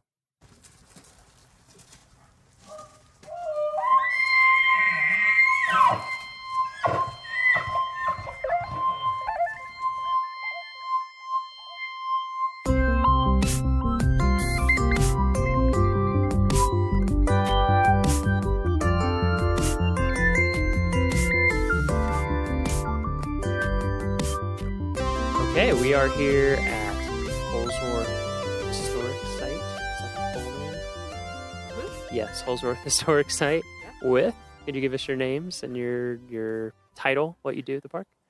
My name is Macy McPherson, and I am one of the interpreters here on the west side of Rocky Mountain National Park. Mm-hmm. And I am Michelle Simmons. I'm the district interpreter here on the west side of the park, so I oversee the kind of the visitor communication education operation here. And Macy is selling herself short because she is actually my right-hand person, the only other permanent interpreter year-round here on the west side of the park, and she is amazing. She also is the lead out here at Holsworth Historic Site, so it's thanks to her and the volunteers she works with that we have this wonderful place open to the public. Mm-hmm. So we have 2 permanent interpretive rangers on this side of the park. We do. There are 2 of us that work There year-round. are all 2 of you. All 2 of us. Yep. And a number of wonderful seasonals who help us out in the summer. And then again, some of them in the winter with our ski and snowshoe programs and education programs in the schools. But no, thank goodness Macy is here. Thank goodness Michelle is here. Yeah, and for our podcast listeners who have listened to previous episodes, episode 1, we interviewed Kathy Brazelton on the other side. So, Michelle, you're like the Kathy of this side, the district. In some ways. Kathy is the East District interpreter or East District naturalist. Right. I'm the West District naturalist, and I'm told sometimes known as the Wicked Witch of the East and the Wicked Witch of the West. Wow. So, okay. no comment there. But no comment. Okay. That's funny. All right. So, today I want to talk about west side of the park versus the east side for sure. I'm sure that'll come up, and then also talk about Holsworth, where we are, and we can start with Holsworth Historic Site. So, since that's where we're sitting, could you give us just a real quick overview of what Holsworth is? The Holsworth Historic Site is a homestead that was homesteaded by the Holsworth family, and then it was turned into a dude ranch and a working ranch through 1974. And so today it gives visitors an opportunity to come and see what life was like 100 years ago. This year, the main cabin is 100 years old. It was built in 1917. Centennial. It's a centennial of the Holsworth. Yep, coming up here and homesteading. And we have a lot of family heirlooms here at the site, so visitors actually get to have a one-on-one experience with real artifacts, which you don't get in a lot of places. And they get really amazing one-on-one tours with volunteers who know a lot about the history and kind of give visitors a glimpse into the past here at Rocky Mountain. and expanding on what Macy said about the artifacts, one of the neat things about the story here is that when the site was sold to the National Park Service, actually via the Nature Conservancy, when it happened back in the 70s. The Holsworth sold it with their belongings intact. So you really do, when you walk through the cabins and you look in the cabins, you're seeing it as they left it, and you're really catching an authentic glimpse of what homesteading life was out here was like out here. Yeah, that struck me the first time I visited here, which was 3 years ago now, I think. Yeah, you just felt like you were walking into somebody's house. It was really neat. Didn't feel like you're walking into a museum or anything like that. You're just like, oh, wow, okay. That's cool. I'm glad that they convinced them to leave all their stuff. We have a lot of visitors who say that same thing, or they say, wow, this looks just like my grandma's or my great-grandma's house. Like some of the same artifacts are in here that are in my relatives' home. So it really helps them connect, like, oh, wow, people actually did live here at Rocky Mountain. Yeah, and it was... One thing that I enjoyed was all the taxidermy, all the various projects, just because it was like, it just kind of gave you a feel for... Tell them about how that came to be. Yeah.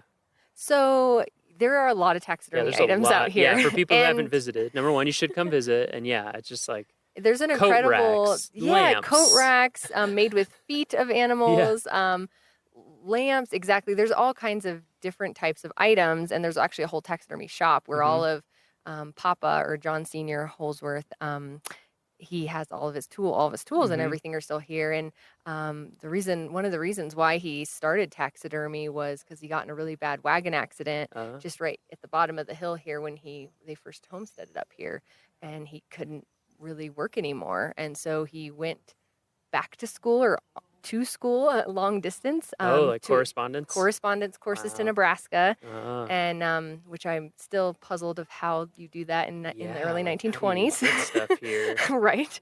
amazing. And so in 1924, he got his taxidermy license officially, and it's hanging up in the taxidermy shop for folks to see. Mhm. So, yeah, they turned a pretty tough situation into something Yeah. really, really interesting and a great opportunity for the Yeah. family to still make a living out here. Yeah, some of the stuff in the taxidermy shop is really neat. It's Is that really a neat. deer that's in the case? There's a deer in the case. There's a also full-sized a full-size deer, body. and it's kind of white because Uh-huh. it's been bleached by the sun, Yeah. so that's why it's hidden in the back now. And there's also a couple birds stuffed back in there. Mhm. And then yes, in the mama cabin, there's a lot of Yeah. deer and some elk, and then a literal footstool, Yeah. Yep. which you'd have to see in person to really A appreciate. footstool made out of feet. Yes. Yeah. So they first came here then in 1917, correct? When they Yes. built the first cabin. Yes. So paint the picture. What was what was homesteading like here And in tell 'em why they 1917? came. Yeah, and why Because did they that's interesting. come here? Yeah, so if you can try to imagine being a family in Denver in 1916 and operating in a saloon, Colorado was one of the first states to pass prohibition. And so this family, the Holsworths, lost one of their main businesses in 1916. And so they had to start all over again. They had a Huh. huge change happen to their family and had to figure out what to do, what to Wow. do. They were in their early 50s. So they had to Wow. really start over in the middle of their lives. And they still had one son at home who was 14, Johnny Jr., and they decided to come up and homestead. John Holsworth Sr., or Papa, had homesteaded before in his younger years, but it didn't really work out for him up here in the county. So they decided to try again. And luckily enough for them, there was still homesteaded property available up here on the edge of Rocky Mountain National Park in 1916, which is pretty incredible to think about. So the Yeah. park was already a national park, but Right. where we are right now was not parkland. And so 1917, they came up here and built a cabin and started working the land, which is what you had to do to homestead. Mhm. And then really quickly after that, Papa injured himself. So Mm. that 14-year-old son, who had been probably 15 or 16 at the time, had to take on everything, farming, building the cabins, keeping up all the work. They cut ice off a Grand Lake for a living in the winter, but also to keep their food cold. So there's a lot of work year round. Yeah. And so this place was very different, I imagine, back then compared to today. There wasn't a paved road. Fall River Road wasn't open yet, or Trail Ridge Road.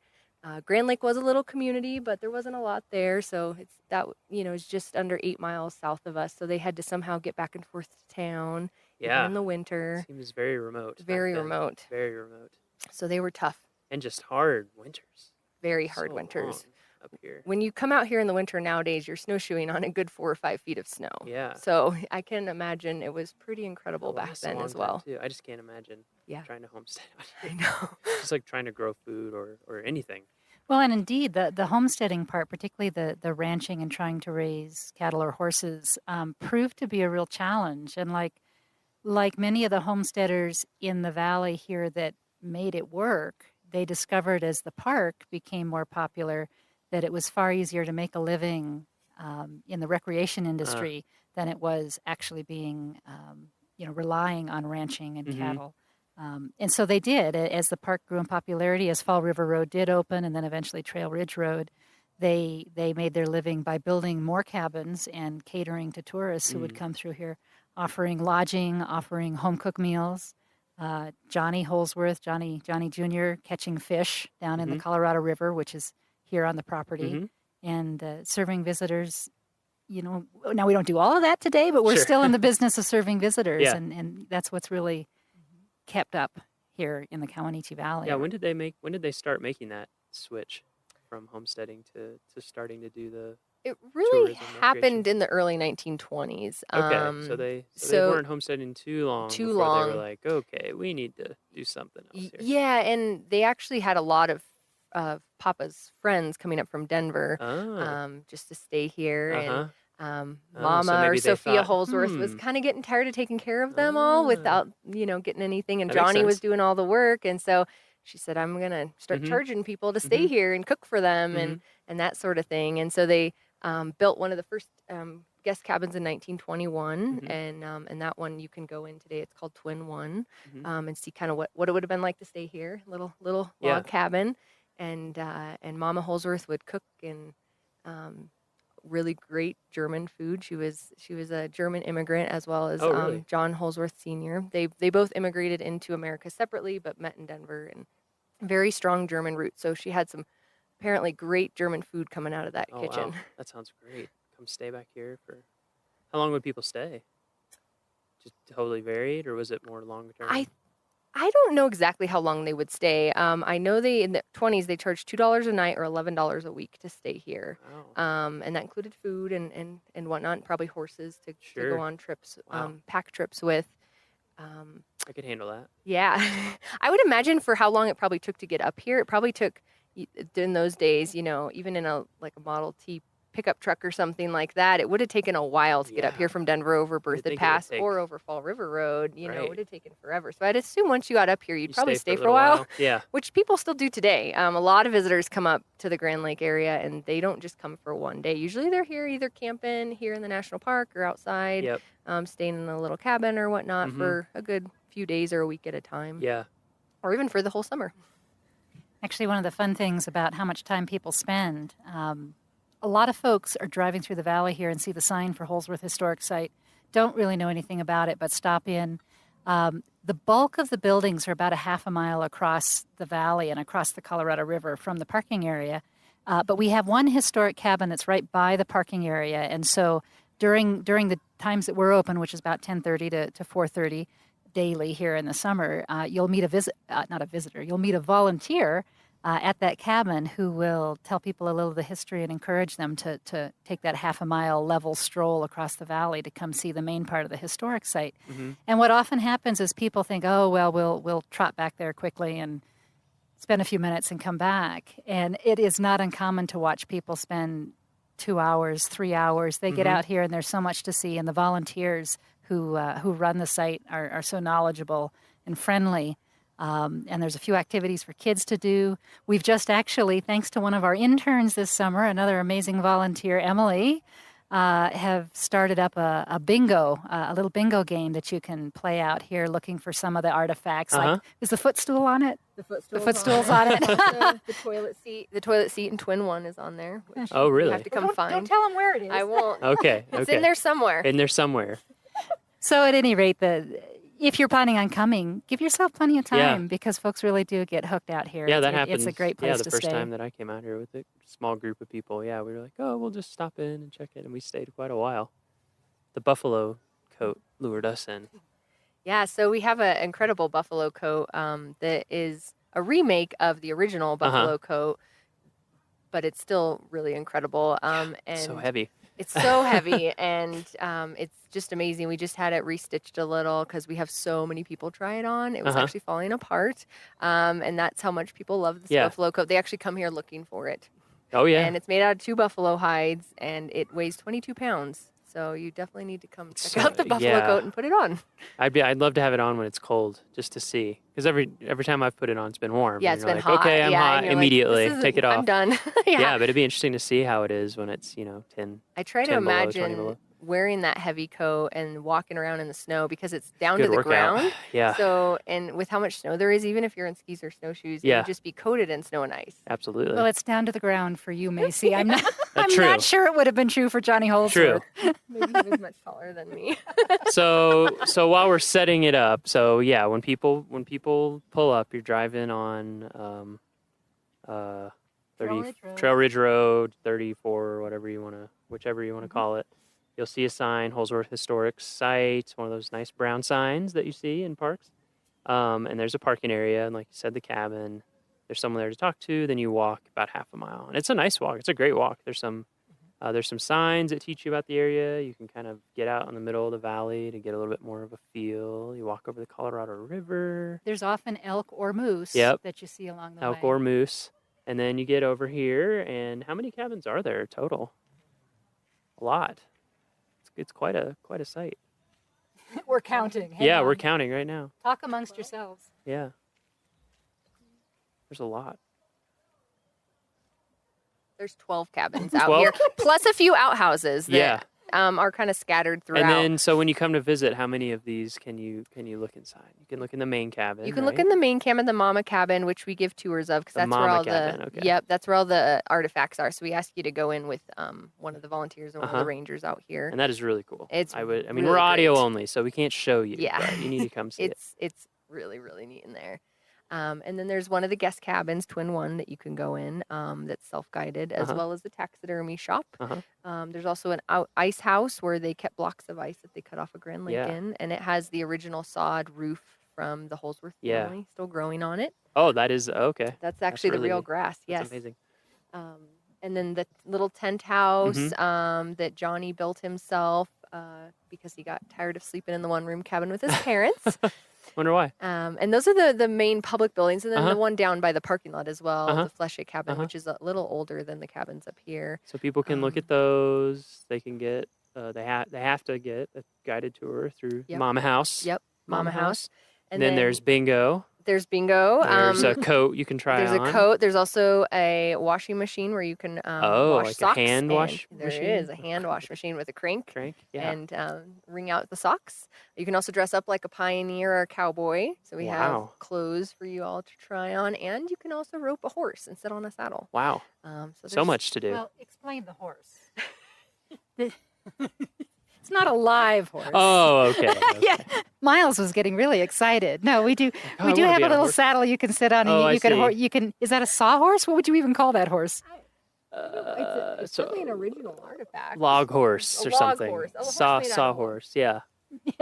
There is a log horse. Yes, There's a but lot to do. definitely you can try your Yeah.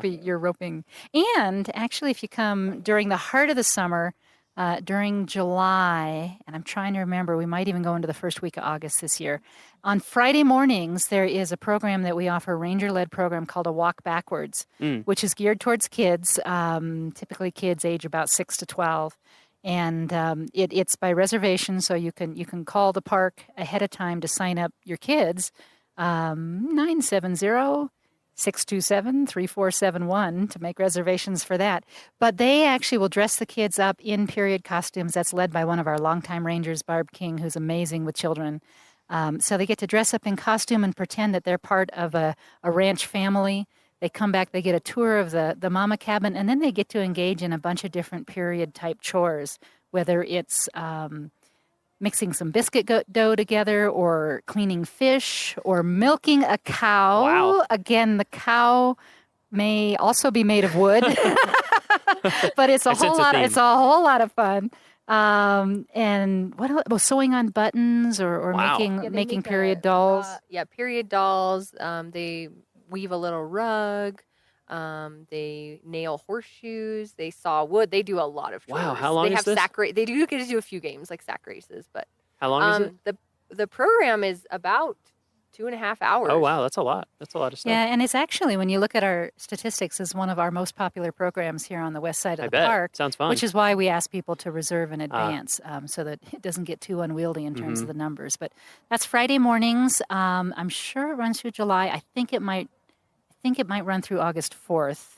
But if you access the website Yeah, you that can Miles check our takes online care of, calendar. you yeah. can check the online calendar. Yeah, when you go to our website, if you look in the upper right-hand corner, there's a little icon and it says calendar.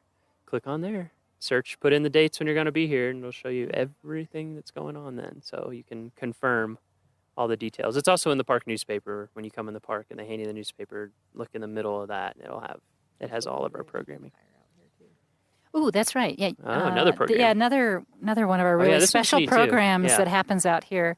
Happens on Friday evenings. So Fridays are a big day out at Holsworth Historic Site. But Friday evenings, another one of our rangers who's worked here more than 20 seasons, Harry Cannon, does a program called Old Ranch Campfire. I have to be careful not to say Old Ranger Campfire. Wouldn't want to offend anyone. No. But come see an old campfire wouldn't with an offend old Harry. ranger. But he does that in first-person character. So cool. when you arrive down at the parking lot down at Fleshet Cabin, he greets you as if he were a ranch hand working for Johnny Holsworth at the time that this was an operating dude ranch.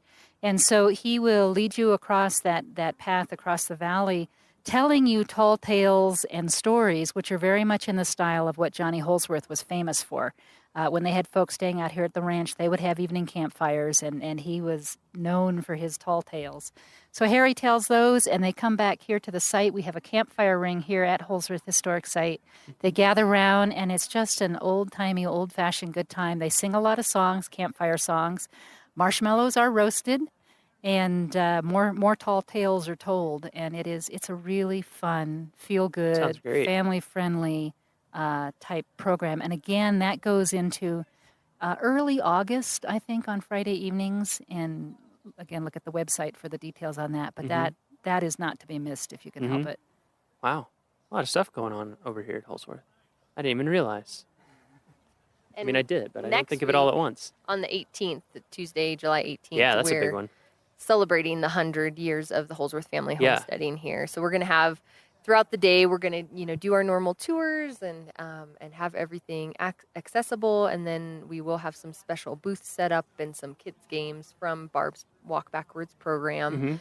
And in the evening, around 5 p.m., we're going to have a campfire with some of the Holsworth family members. They're going to come out and tell some stories and answer our questions. So if you're in the area on July 18th, that would be a great time to stop by the Holsworth Historic Site. Yeah, come on by. We've had a couple hundred. There's that for here, the 100th anniversary of Holsworth. And then not too long ago, we had a centennial celebration here for the whole park. So this wasn't part. When did the Kawanichi Valley area become part of Rocky Mountain National Park? Well, it changed little by little. Slowly, the park accumulated some of the private in-holding lands and parcels. Yeah.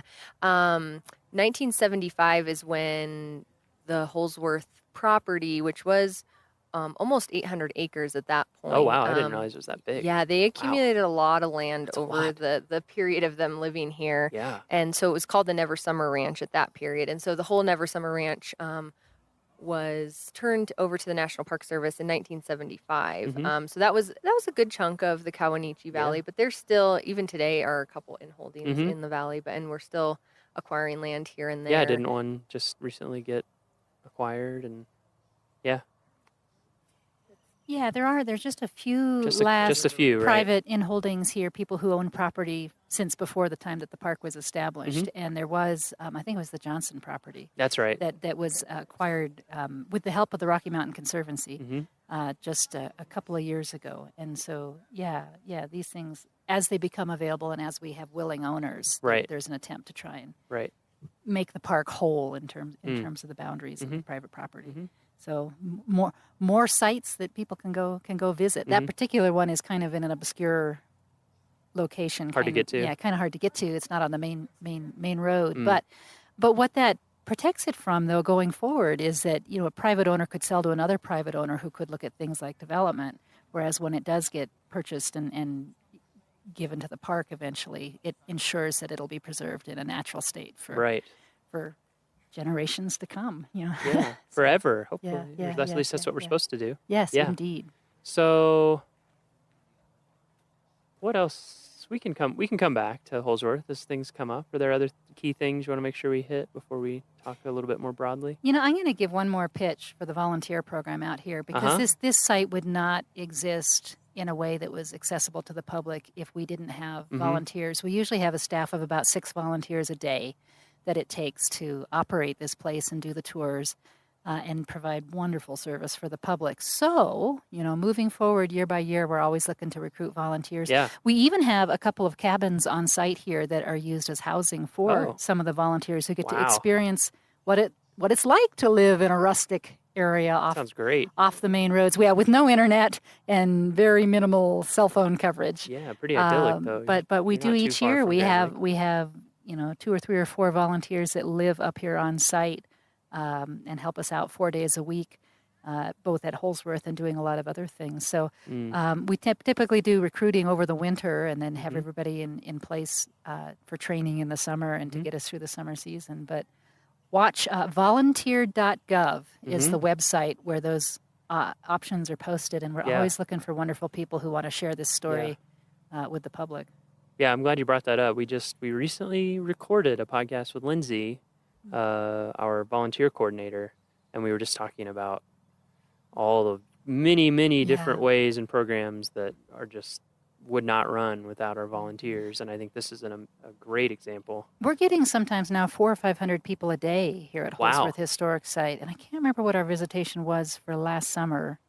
Got to be in the 30,000, and those are visitors that wouldn't have the chance to experience this if it weren't for the really amazing volunteers who dedicate so much time. Yeah. Give much back time to the national park. Yeah, so. I remember the first time I came here. Maybe she's here today. I met someone, and she'd just been volunteering like full time for I don't even remember how many summers. Yeah, it was incredible. yeah. It was like a full-time job. Yeah. She just loved it so much. And not just being out here and volunteering too, but how much I could tell people were really into it, like really into the story, and how much research they'd done and binders they'd made, and just so much love and care and support that they put into it, and to talking to everyone. It's really nice. Okay, that's a good thing to cover. So I just want to talk a little bit more about the Kawanichi Valley and the west side of the park, and what do we mean by the west side of the park, and all that sort of stuff. So what do we mean by the west side of the park for our visitors who may not know?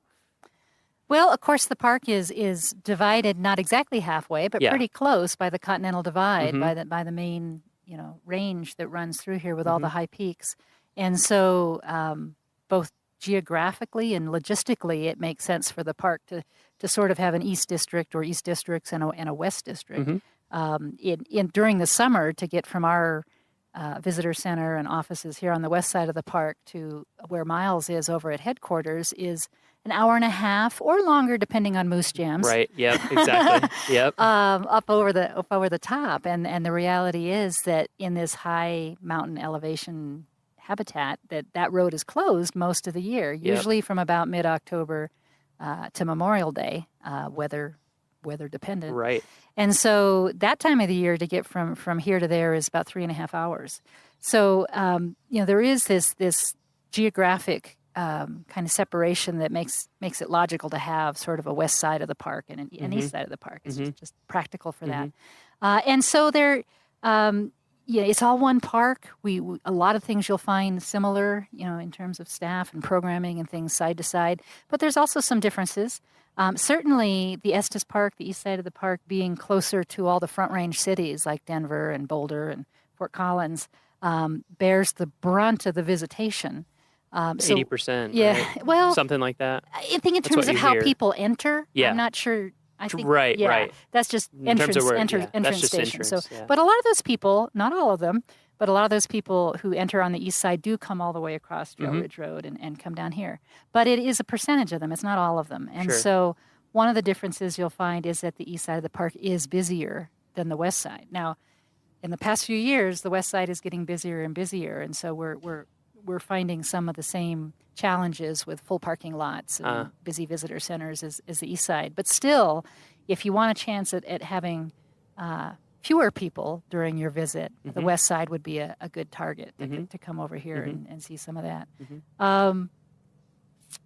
We have this wonderful historic site, which is kind of unique in the park. Yeah, for sure. Not that there aren't historic areas over there, but there's not a place like this where you can go on tours through an intact. Yeah, it's usually like something was here, or here's a sign of what it looked like, or something like that. It's not, oh, there's cabins that you can see people's stuff, see their.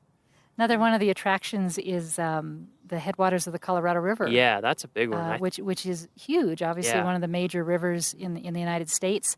And it starts from, little rivulets flowing together to form stream up here at the head of the Kawanichi Valley. So it flows through the Kawanichi Valley as it heads. Yeah, that's really cool. Yeah, starts its journey. People, if they come to the park, should learn about it. It's in our brochure and everything. But the Continental Divide, like Michelle was saying, runs right through the middle of the park. And so water that falls on one side of the divide ends up eventually in the Atlantic Ocean, and on the other side ends up in the Pacific. And it's interesting how it takes that big jag here, kind of a big U-turn. Oh, yeah. One of the fun things to do is to have people, when they visit Holsworth Historic Site, be standing out in the valley with these amazing views of the mountains around and say, okay, point to the Continental Divide. And the correct answer is to point in 3 different directions because, the Continental Divide does, following the topography, kind of head up the north side of the Kawanichi Valley, cross over at Laputer Pass, and then come south along the crest of the Never Summer Mountains. And so it's kind of funky to be up here at the head of this valley and be almost surrounded by the continental divide. It makes a pretty weird turn. Yeah. It's amazing. That's one of my favorite things about here, actually, is just because if you've been in the West and been to lots of other parts of the Colorado where it's this huge, muddy, raging thing, and you're like, oh, it almost looks like a little creek. Yeah. It's really neat. Yeah. It's really neat to see where it starts. I haven't hiked all the way up. I should. Yeah. All the way up to the headwaters. One of my favorite little hikes over here that sometimes people overlook because it's a simple little hike is the Coyote Valley River Walk, which is kind of halfway down the valley. It's also an accessible trail, so the trail is designed so that wheelchairs can go on it. But it's maybe a half a mile one way. Yeah, that sounds right. But it's right on the river. You got the river on one side, the valley on another side, some scattered trees, and it's often a really good place for wildlife. Plus, there's a real pretty picnic area right there. So, if you're looking for something short, especially in the evening, right at sunset, it's just beautiful out there. Yeah. What are some other kind of not all day hikes, but just short things people can do if they're coming through? The East Inlet Trail is definitely the most popular trailhead on the west side of the park, mostly because it has awesome views of the mountains and you're along a creek the whole way, but it also is really close to the town of Grand Lake. It's just on the outskirts of Grand Lake. So it's if you're coming up to Grand Lake, that's a great little intro, but it definitely can be busy in the middle of the day, so that's also a good morning or afternoon stroll. Definitely talking about the Colorado River, one of the great trails is the Colorado River Trail, and you can just stroll on that one as well. It's not a very hard hike. You kind of meander in and out of the woods and the meadows, and then sometimes you're along the river. And if you want to go for a longer hike, about 3.5 miles from the trailhead is the site of Lulu City, which was an old mining town. There's not a lot left, but there are some logs and some foundations, but it's a really pretty site, and you can really kind of picture people living up there. But also it's really remote, so it kind of is puzzling of how they lived up there and how they got back and forth to different places. People did some real wild things to try to mine. They did. And it didn't work out too well here in the valley because there really wasn't any gold or silver, but they did try. They tried. And that is definitely one of the beautiful trails here in the valley. It has some nice older trees on it, and not a super steep rocky hike. It's beautiful along the river. And then there's the visitor center, of course. Yep, the Kawanichi Visitor Center, which is right before the Grand Lake entrance, just about a mile from the town of Grand Lake. And we're open during the summer from 8 a.m. to 6 p.m. And we are open year-round. The hours do shorten in the fall, winter, and spring, but we're open every day except for Thanksgiving and Christmas Day. Actually, that's a really good point. The west side of the park is a great place to visit in the winter. Even though the road over the top is not open, the road here in the Kawanichi Valley is plowed to about 12 miles from the entrance. So the valley itself, you can access the valley. Beautiful place for snowshoeing or cross-country skiing. I've heard the cross-country skiing is really good. Yeah. Well, part of it is because it's a nice valley, so you have the option of having fairly level, options for skiing. And we do, in the winter, again, in the heart of the winter, usually from about the very end of December through February to the very beginning of March, we've offered ski and snowshoe programs. Ski programs mostly in January, and the snowshoe programs throughout that whole time on the weekends. Again, by reservation, same phone number. But the ranger that leads those makes a point of tracking routes that don't follow summer trails. So you specifically have the opportunity to get out and see parts of the valley, see parts of the park that are different from what you can easily access in the summer. Right. Because once it's blanketed with snow, you can go just about anywhere. Right. Yeah. And the snow's pretty consistent over here through the winter too. We get lots of snow. Yeah, which that's something that's definitely different. Snow is a reality. Snow, Yeah, snow definitely is a different from the east side of the park. What's weather and conditions on this side? We usually get an to the average of about 150 inches of snow a winter. So much more than us. Oh yeah. With the way the storms come from the west and bump up against the Continental Divide, it drops. We're sometimes known as the better, wetter side. And so pretty typically throughout most of the winter, you'll have 2 or 3 or more feet of snow on the ground. Mhm. Yeah. That's great. Usually by the time you get to late December, early January, Yeah. the skiing and snowshoeing is really good for the next few months. Yeah, because I'm a pretty novice cross country skier in terms of like steepness skill Yeah. set, and so a Yeah. lot of times on the east side of the park, I'm kind of like, whoa, man, I don't know, this is kind of beyond me. Yeah, So yeah, yeah. No, this is a good place for beginners. yeah, And it's also, again, even quieter in the winter because without the road open, we don't get the folks that are Sure. coming through the park. And so you'll have a lot of peace and probably a fair amount of solitude if you come in the winter. What about the wind over here compared to the east side?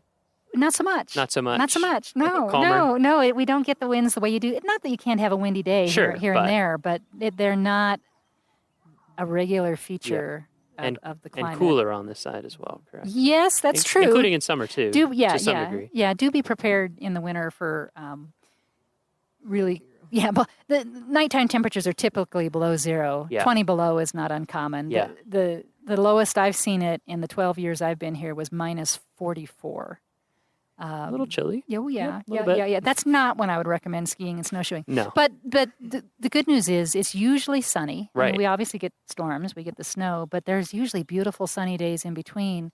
And when you have sun and it isn't windy and the temperature is 10 or 15 or Yeah, 20 or feels warm. 25, it's really Especially for comfortable. skiing or It's snowshoeing, amazingly really comfortable. That's one of my favorite things about Colorado is just you get that Yeah. nice crisp. I worked at Black Canyon, the Gunnison for a while, and so I lived, in the winter Yeah. and lived up Yeah. on the rim. Yeah. And yeah, I would just, like you said, it'd be 10, 15, and you get out and you hardly need, just like a long sleeve shirt, some pants with long johns, and Yeah. you're Yeah, oftentimes almost too hot. even if it's uncomfortably cold overnight, it'll warm up into something Yeah. that's very nice for recreation Yeah. during the day. So winter recreation, West Side, don't yeah, forget. don't forget us. Come see us. And then I'm trying to think of what else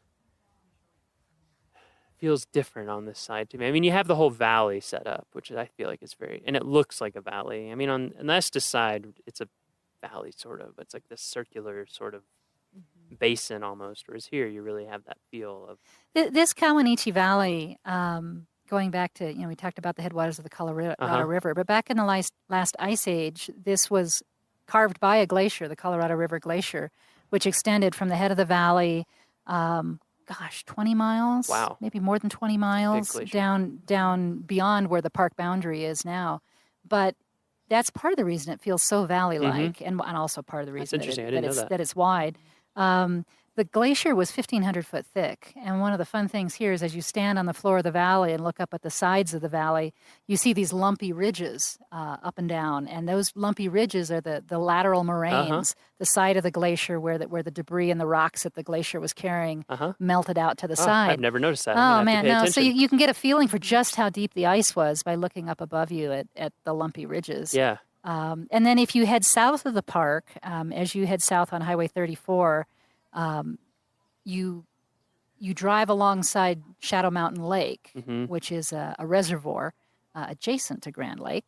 But as you drive along Shadow Mountain Lake and get to the southern end of it, there are some lumpy ridges there and some little crescent-shaped islands. And the crescent-shaped islands and the lumpy ridge, actually the lumpy ridge represents kind of the terminal moraine.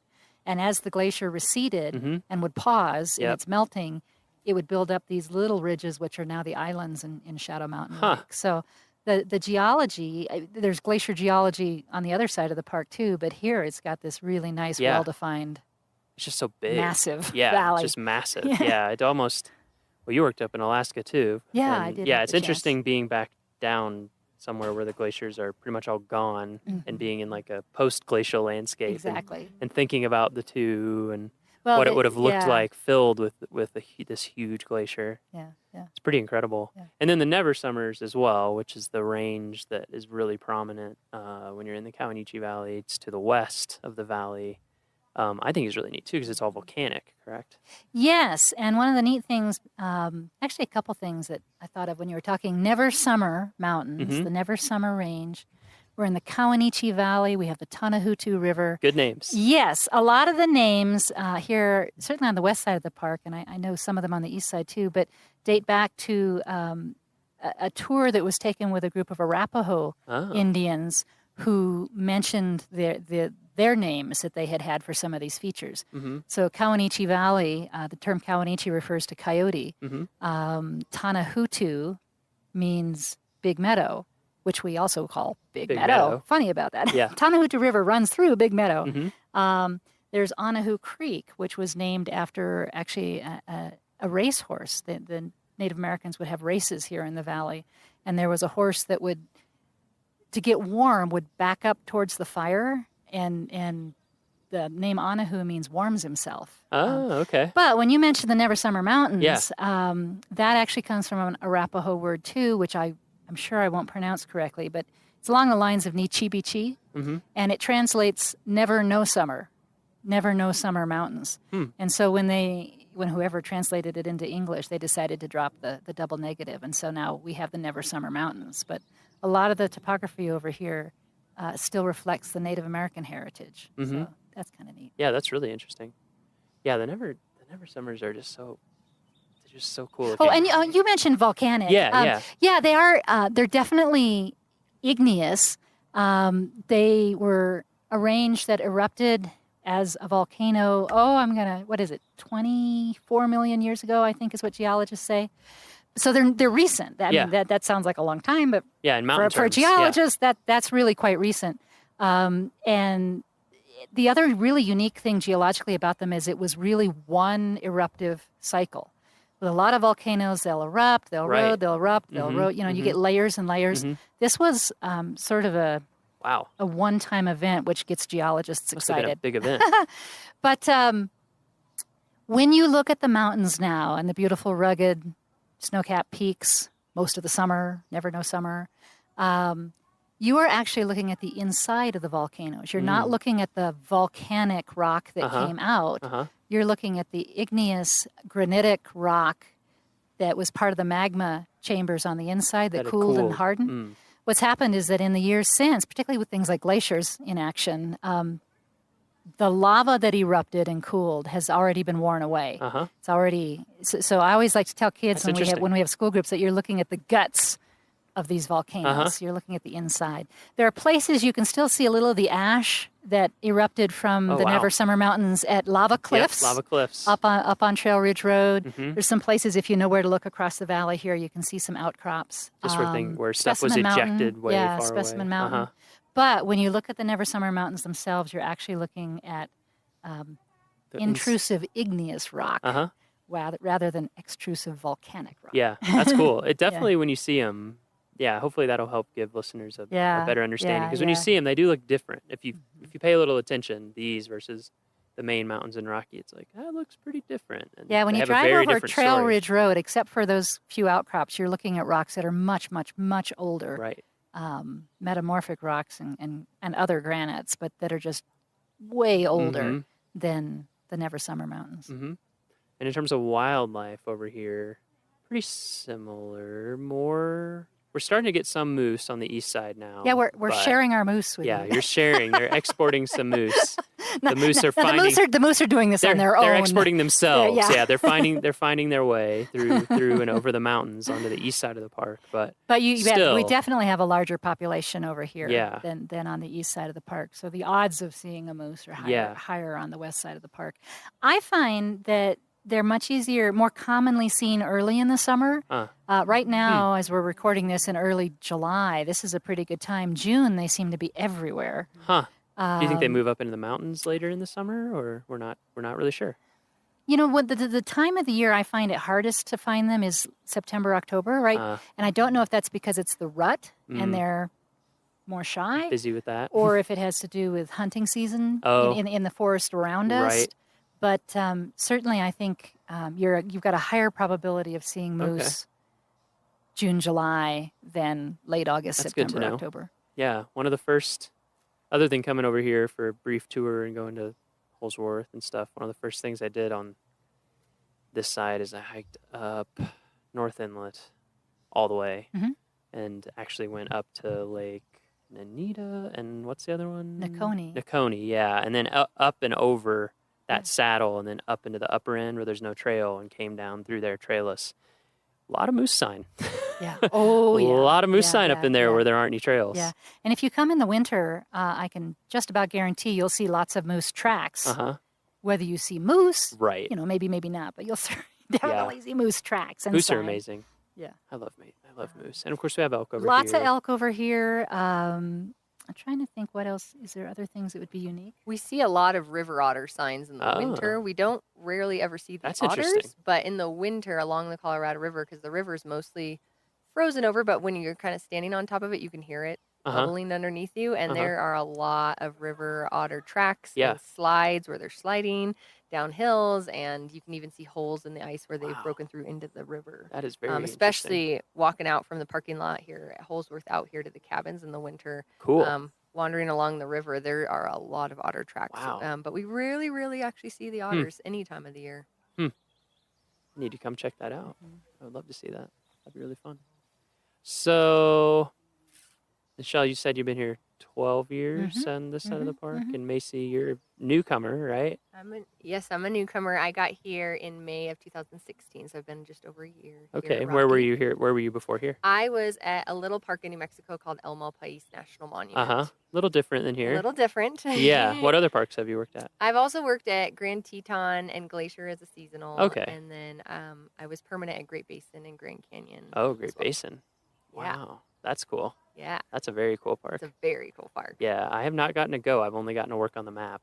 And it made me want to go. It's really neat. There's such low visitation there. They only get like 80,000 visitors a year. So it's a real wilderness type of park, but it has some amazing features. Yeah. Bristlecone pines and really cool caves. Yeah. And it's definitely one not to be missed if you're out in the middle of nowhere, Nevada. Yeah, exactly. Yeah, that's everyone that I know who's worked there or been there. It's like, oh yeah, you definitely. It's a great You park. got to go. It's amazing. So how has the west side of Rocky compared so far to other places that you've worked?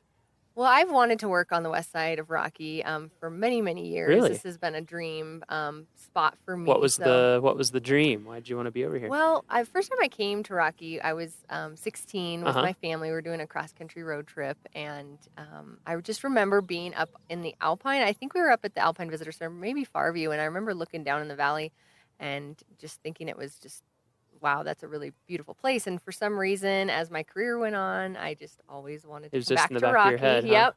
And this is definitely one of the most beautiful places I've gotten to work, but also one of the most fun jobs I've ever had. I absolutely love it here. It's definitely one of the best places. Yeah. What do you like? What do you like about the work? What makes it so fun? It's very The supervisor. Other than your supervisor. Of course. Of course. That's the Other number than one Michelle. reason. Yeah. Seriously though, like Michelle makes this such a fun place to work, and I think the diversity of the work is what makes it so fun. The seasons are awesome, so you have a really busy summer season, and then the fall and spring are really busy with school programs, like not as many I didn't daily think about that. visitors. Yeah. But yep, we get to do a lot of school programs in the classrooms, but also they do field trips out here. And then the winter is quiet, but also I feel like I was really active this winter with all of our ski and snowshoe programs and just getting ready for summer and, playing in all the snow. It's just such a diverse park in that way. And the job is so diverse. So every day it's something different. And then seasonally I do different work. And, like right now in the summer, I'm out here at Holsworth a lot of the time. So it's just such a neat position because of the diversity of different jobs I get to do. And how do you like living in Grand Lake? Oh, I love it. Yeah? It seems like a great place. I love it. Yeah. What's the year-round population of Grand Lake? Do we? Not many, I would say. I think at Grand Lake year-round maybe 500, but of course that's a lot more in the summer. Sure. There are a lot of second homes, a lot of vacation homes, summer homes up in this area. But year-round 500. Wow, that's even less than I realized. Yeah. And we have the local communities too of Granby and Winter Park and stuff, Right, and Kremlin. So there are some communities in the county here, so you don't feel too isolated in the winter. And plus, people come up to go downhill skiing up in the mountains too, so you run into those folks visiting the park as well. Yeah, and actually, while residents may be in the hundreds, that Grand Lake, like the park, operates on recreation, and so there are lots of visitors still in the wintertime. Oh, okay. Who come. Yeah, I was wondering about that. In the forest around us is one of the most amazing snowmobile trail systems, and so that's one of the highlights for folks who come to Grand Lake. Is a lot of snowmobiling. Of course, there's the activities in the park, the skiing, the snowshoeing. But there are also 3 ski areas. No, more than that. We've got 3 Nordic ski areas. Oh, There's wow. one in Grand Lake, one down in Granby, and then one outside of Fraser, plus a couple of downhill ski resorts, one in Winter Park and one in Granby. And so, yeah, a lot of winter recreation. Huh. So Yeah, so it still you know, keeps it. It's businesses quiet, are but it open, still restaurants keeps it- are open. Yeah, there's still things to see and do, even though the actual Yeah. year-round live-in population drops quite a bit Right. in the winter. Yeah. Does it become a snowmobile town mostly, or is it mostly still cars? Or just a mix? They actually, in Grand Lake, don't plow the streets to where they'll melt off because they want to Yeah, it's make better. it snowmobile friendly. Yeah. So I'd say it's both. I mean, vehicles are just fine. Yeah. But you'll see snowmobiles pulled up at the the local restaurant or Mhm. whatever. So. And so you've been here for 12 years, Michelle. Where were you before? Before this, I was at Sitka National Historical Park up in Alaska. And On an island? On an island off the coast of Alaska. Off the road system?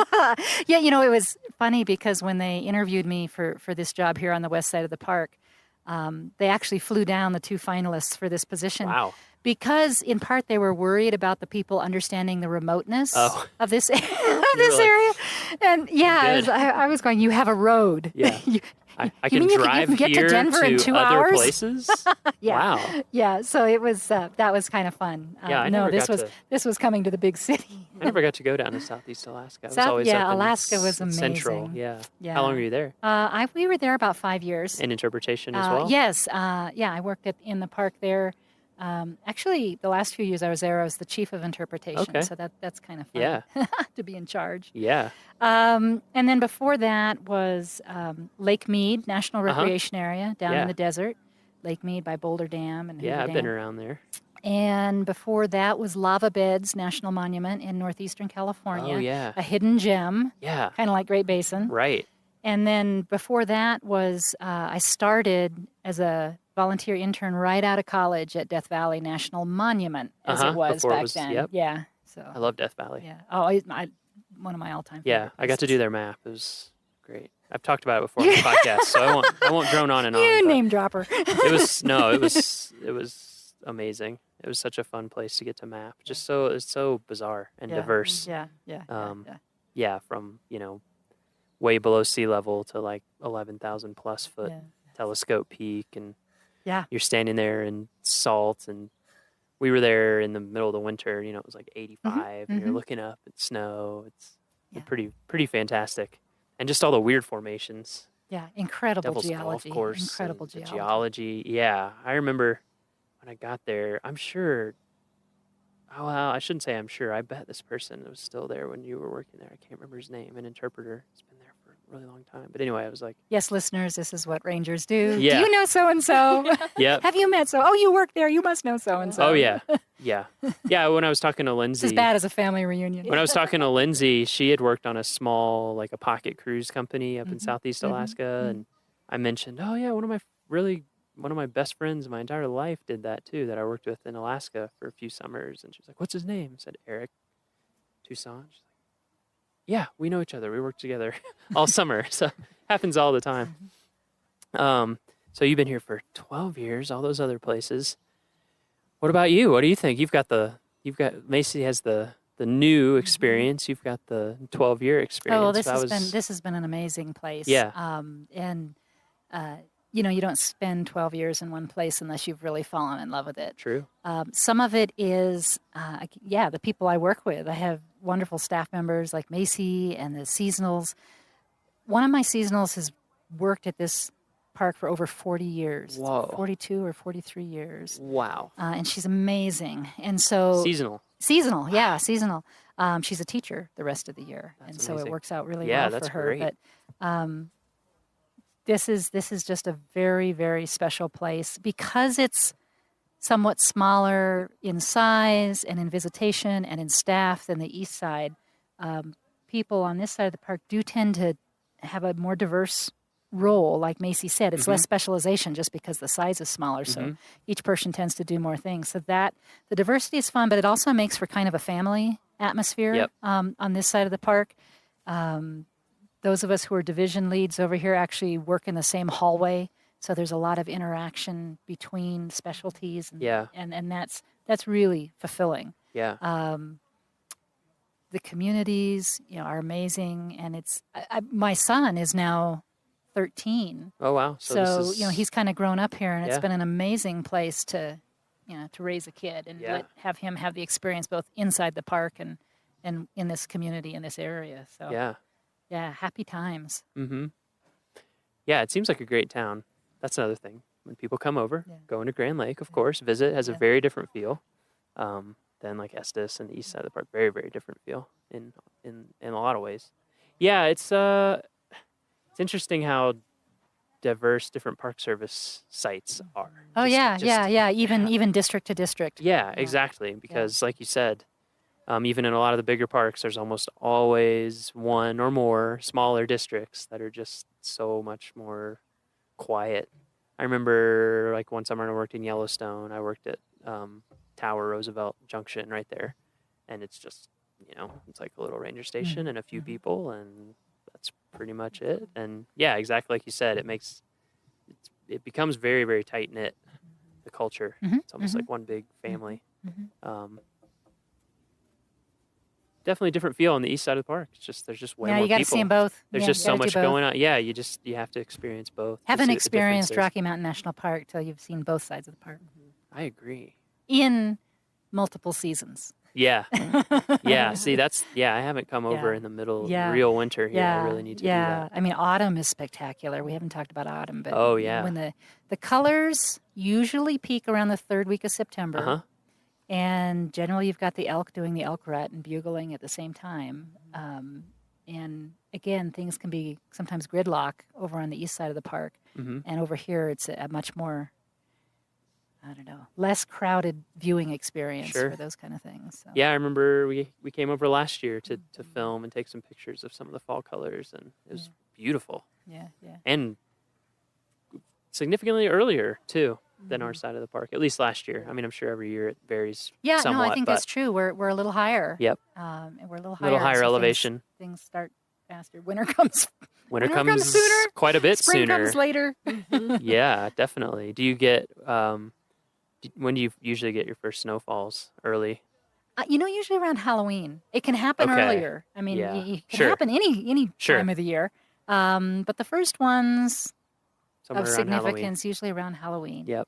This is one of those communities where you design your Halloween costumes around being able to be worn over a big coat. My fiance and I joke about that because she grew up in Wyoming, in Douglas, and for a while when I was growing up, I lived in Iowa, in southwest Iowa, and we actually, believe it or not, we would have snow. It'd be pretty cold in end of October, and yeah, we were just like designing your costume around exactly, or a huge coat. We would often do like a huge coat with a trash bag over the top and a mask or something, so you didn't freeze. So we'll start getting snow consistently, usually around then. We don't typically have enough to be really good skiing snow until mid to late December. Yeah. But we certainly Yeah, will. kind of typical pattern around here. Takes a little bit into to the get the winter. get the base built up a little Sure. bit. Great. So we've covered Holsworth, talked about what you can do out here, talked about the Centennial event that you should be at, which is next week. Fridays, big days, Comanche Valley. There's also one thing we didn't mention. I mean, it kind of goes without saying in Rocky. Tons of hiking. Oh, yeah. I mean, so much hiking. It's beautiful from this side. I feel like a lot of times the approaches are longer to get up into the mountains. If you want to get to a really nice lake over here, you're probably going to have to go at least 5 miles. Yeah, you're in for a longer day for sure. It's but beautiful. there's some waterfall. Well, the Adams Falls you talked about already is real close. But there's other things that are, in between 3.5 miles and 5 miles, there are some really nice destinations on most of the trails. So great hiking. And don't be afraid to come any time of year. There's great stuff all year round. And It if you doesn't shut down in the winter. You No, can't it go over does Trail not. Ridge. It does not. You can't go over Trail Ridge. Trail Ridge does close, but park stays open, town stays open. There's tons of stuff to do. Absolutely. And if you do come in the summer, and we'd love to see you, actually tell us if you listen to the podcast. That would be fun. But if you do come in the summer, similar guidelines now as to the east side of the park. Plan to come early in the morning or later in the later afternoon or evening if you want. That's good. To be sure that you can get a parking That's a good spot. thing to cover. Yep, it's getting busy everywhere. Early or late. Mm-hmm. Okay, so our final question. Uh-oh. that we've Here, been Macy. We've been asking everybody this. Your answer doesn't have to be profound or whatever, but we've been asking everyone. Good. It's a very general question, so you can take it wherever you want to go. What does Rocky mean to you? People have given us a gamut of answers, in terms of professionally and personally.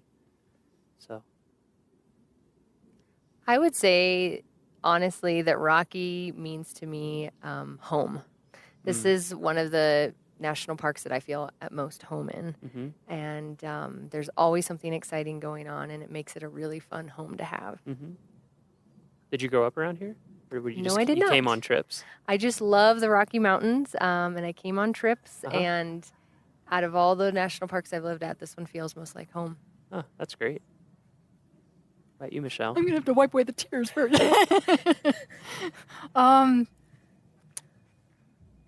I think I'm actually going to steal something I learned from Barry Sweet, who is our wilderness wilderness backcountry system coordinator. But he talks about Rocky Mountain National Park as being a place where people can come and remember how to be their best selves. How when you get out of the everyday routines and you get out of the, whatever business or whatever pressures you have, and you come and you spend time in this place, whether it's, touring the road and seeing the scenery from the road, or whether it's getting back on a backcountry experience, a wilderness experience, it gives us time to kind of reflect on who we are and what we're about,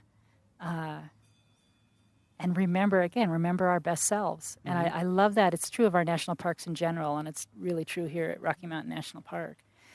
You can come to Holsworth and you can learn about how people overcame setbacks and persevered and created something wonderful here. You can spend time in the natural world and contemplate what things were like if you were standing under 1,500 foot of ice. But yeah, I think it lets us remember some of the good things about who we are, about the country we live in, about what we can be. Great. All right. Thank you guys so much.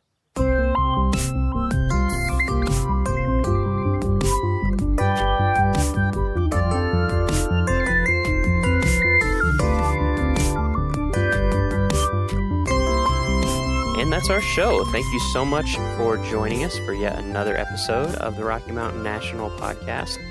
Our next episode is going to be released in 2 weeks on Friday, July 28th.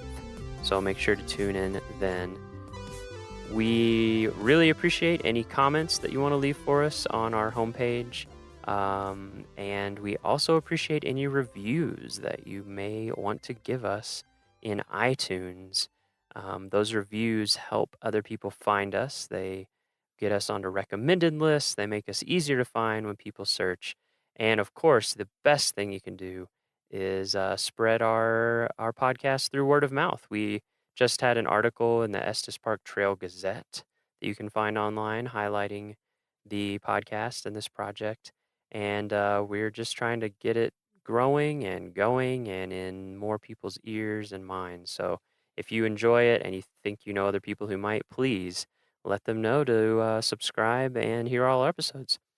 For show notes, transcriptions, and to learn more about our show, visit our homepage at go.nps.gov/RMNpod.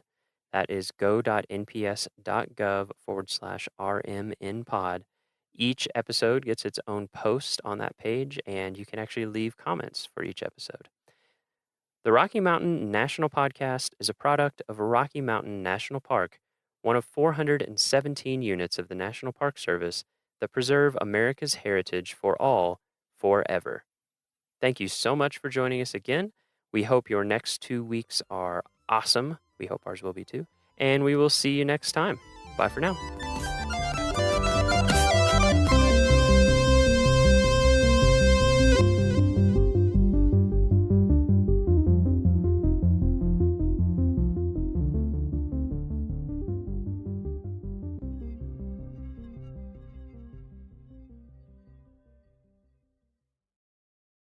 All right, Andrew. My first season working for Glacier, I was a receptionist at park headquarters. Okay.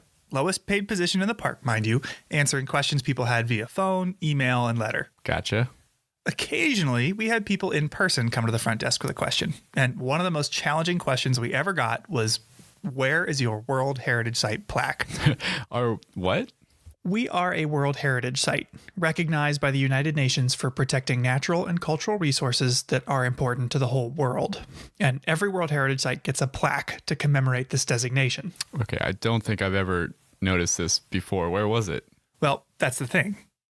Nobody knew. I told them I'd never heard of it, and neither had my coworker. So they described to us a 2-foot by 3-foot bronze plaque, and we started asking around. We asked our boss, who coordinates exhibits around the park. He didn't know. We asked facilities management. They didn't know. We asked the superintendent. Nope. We asked everyone in headquarters and started calling all over the park to see if anyone had any idea where it might be. And then it turned out it was in Canada. Oh, that explains it. Glacier National Park's northern boundary is the 49th parallel, also known as our border with Canada, and right across the border in Alberta is Waterton Lakes National Park. And the World Heritage Site plaque was displayed at a pavilion in Waterton. So I wanted to call up somebody who works there. You know, that's a great question, and I don't know that I fully know the answer to that. We've recently redone the pavilion in Waterton, so I don't know if that plaque is actually still visible there or not. That's something I'll have to go look for now. Exactly. That's Natalie Hodge. My name is Natalie, who works for Parks Canada, the Canadian counterpart to the NPS. I am the interpretation coordinator in Waterton Lakes National Park. Waterton, a literal stone's throw away, has been Glacier's neighbor since the very beginning. Yeah, Waterton was actually created in 1895, and it was originally titled the Forest Park Reserve. 2 years before Glacier was established as a forest preserve in 1897. Wow, that's really early. Not to mention that Parks Canada, the Canadian counterpart to the NPS, also beat us to the punch. Parks Canada was actually founded in 1911, and it actually became the world's first national park service. Predating the National Park Service by 5 years. The two parks, administered separately in their respective nations, oversee a contiguous landscape that doesn't recognize the political boundary that separates them. There's many jokes about animals not needing a passport in order to go back and forth between the two nations. We've seen black bears go back and forth across the border with no issue. Sometimes same with moose as well. Now, that elusive plaque that I mentioned. Yeah. If you manage to find it, wherever it is, it wouldn't say Glacier National Park on it. So we refer to our park, each of our parks, in kind of abbreviated names: Glacier National Park, Waterton Lakes National Park. But what is the full name of our parks together? The full name of our parks together would be Waterton Glacier International Peace Park. Our two parks share more than an international border. Waterton and Glacier National Parks agreed that this incredible landscape deserves our cooperation, setting aside political divisions to cooperate in the management of everything from invasive or endangered species to wildland fires. For example, if there's a fire in Waterton Lakes National Park, often fire crews from Glacier will come down and help, and then vice versa. And while there are over 100 international or transboundary parks and protected areas today, back in 1932, we were the first ever international peace park. Which, on top of signaling management cooperation, was a symbol of goodwill between nations, a statement of unity that in 1932, in between two world wars, must have been refreshing.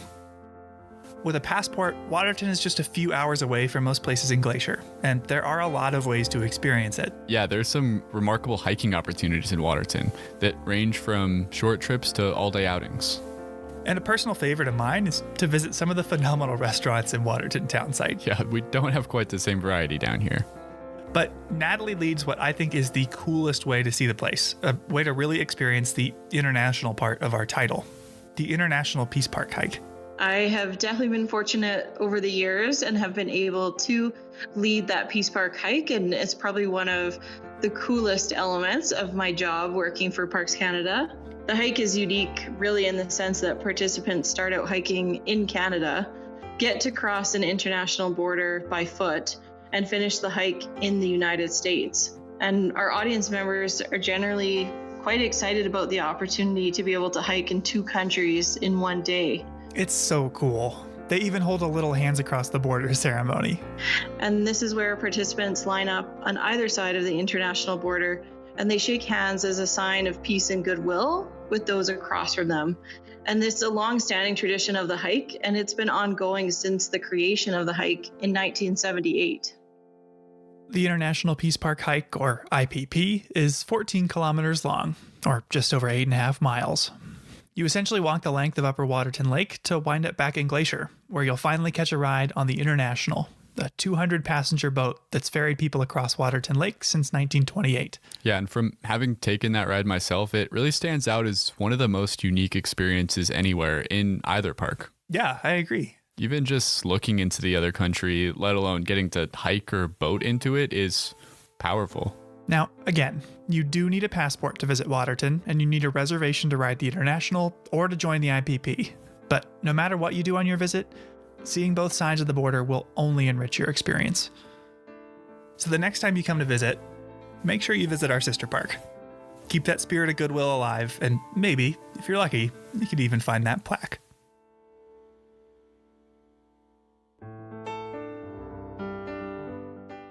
Welcome to Headwaters, a Glacier National Park podcast, brought to you by the Glacier National Park Conservancy and produced on the traditional lands of many Native American tribes, including the Blackfeet, Kootenai, Salish, and Gillespie people. We're calling this season The Confluence, as we look at the ways that nature, culture, the present, and the past all come together here. I'm Michael. I'm Andrew. And we're both rangers here. Now, we've mentioned so far that Glacier has a lot of titles. National Park, World Heritage Site. But today we're going to focus on just one of them, International Peace Park, an agreement between the NPS and Parks Canada to cooperatively manage our shared resources. And no place better represents the International Peace Park than Goat Haunt, one of the most remote and least visited regions of Glacier. Okay, real quick, what's with the name? Goat Haunt? Yeah, it's kind of an archaic term, but a haunt is a place where someone or something hangs out. So essentially, Goat Haunt is a place where the mountain goats like to hang. Oh, I see. Well, odds are, even if you've been to Glacier before, you probably haven't made it to Goat Haunt, and for good reason. Yeah, there are no roads leading to it, and the shortest hike to get there is 22 miles. Shortest hike from the US, that is. So you could either backpack for a few days south of the border, or you can drive to Canada. Yeah, Goat Haunt sits at the southern tip of Upper Waterton Lake, one of the largest lakes in either park, which stretches across the border into both Canada and the US. Meaning Goat Haunt is just about 3 miles from the Canadian border. Yeah, so people overwhelmingly access Goat Haunt from Waterton Lakes National Park. Well, now I understand where the name comes from. Waterton Lake, Waterton Lakes. Okay, whatever. Yeah, so some people get there on foot, like on that International Peace Park hike, but most people arrive to Goat Haunt by boat. Including even the rangers that work there. Yeah, talk about a commute. So in this episode, we'll be looking at what it means to be an International Peace Park, how it happened in the first place, and how it has affected those that live and work here. All right, Andrew, where is our border with Canada? I think it's about 20, 30 miles north of here as the crow flies. Yeah, well, could you be even more specific? Where is the border? It lies on the 49th parallel. Yeah, exactly. The 49th parallel was first proposed as a border by the Hudson's Bay Trading Company in 1714, which is a story for another day, but it was ultimately adopted by the US and British governments, because at the time, Canada was still under British rule. Now, British and American teams surveyed the border in the 1860s, with brief interruptions for the Civil War, and monuments were erected that cemented a border nearly 4,000 miles long. But did you know that that survey was actually wrong? Wait, really? Yeah. The border was first surveyed when we still thought the Earth was a sphere, but it's actually an oblate spheroid. What? Essentially, it's a sphere that bulges at the equator due to rotation. All that to say, the original line doesn't perfectly follow the 49th parallel. Really? No, it's close, but it's not exact. Spheroid and all, it does transect present-day Waterton Lakes and Glacier National Parks. And visiting the border between the parks today, you'll notice the only thing separating the two countries is a swath of cleared trees, a 20-foot wide unvegetated line continuing into the horizon. And as far as this area is concerned, the most meaningful discussions of that symbolic boundary occurred not in the halls of Congress or Parliament, but on the trail and around the fire. Two of the earliest proponents of a jointly managed park were John Kootenai Brown and Albert Death on the Trail Reynolds. Big fans of nicknames. Yeah, Brown was the first superintendent of Waterton Lakes National Park. And Reynolds was the first ranger stationed in the present-day goat hunt area. Yeah, and it was these two that hatched the idea that two parks in two countries could be managed together. And the story of their friendship is an origin story of the Peace Park itself. We actually know an awful lot about John Kootenai Brown. He was raised by his grandmother in Ireland during the Great Famine and led a colorful life after leaving home. He joined the Royal Militia in 1858, but never saw combat. In search of excitement, he chased a fortune in the goldfields of British Columbia, working as a prospector, constable, trapper, guide, mail carrier, swamper. Swamper? What the heck is that? Yeah, it's someone who steers canal boats. 50 years later, he had garnered a reputation for knowing the region as well as anyone, which led to his appointment in 1910 as the first supervisory forest ranger of Kootenai Lakes Forest Reserve, which is now our northern neighbor, Waterton Lakes National Park. At age 70, he earned $75 a month to manage the whole area. Wait, only $75? That's like the highest ranking position in the whole park. Yeah, it's about $2,000 in today's money. Oh, all right.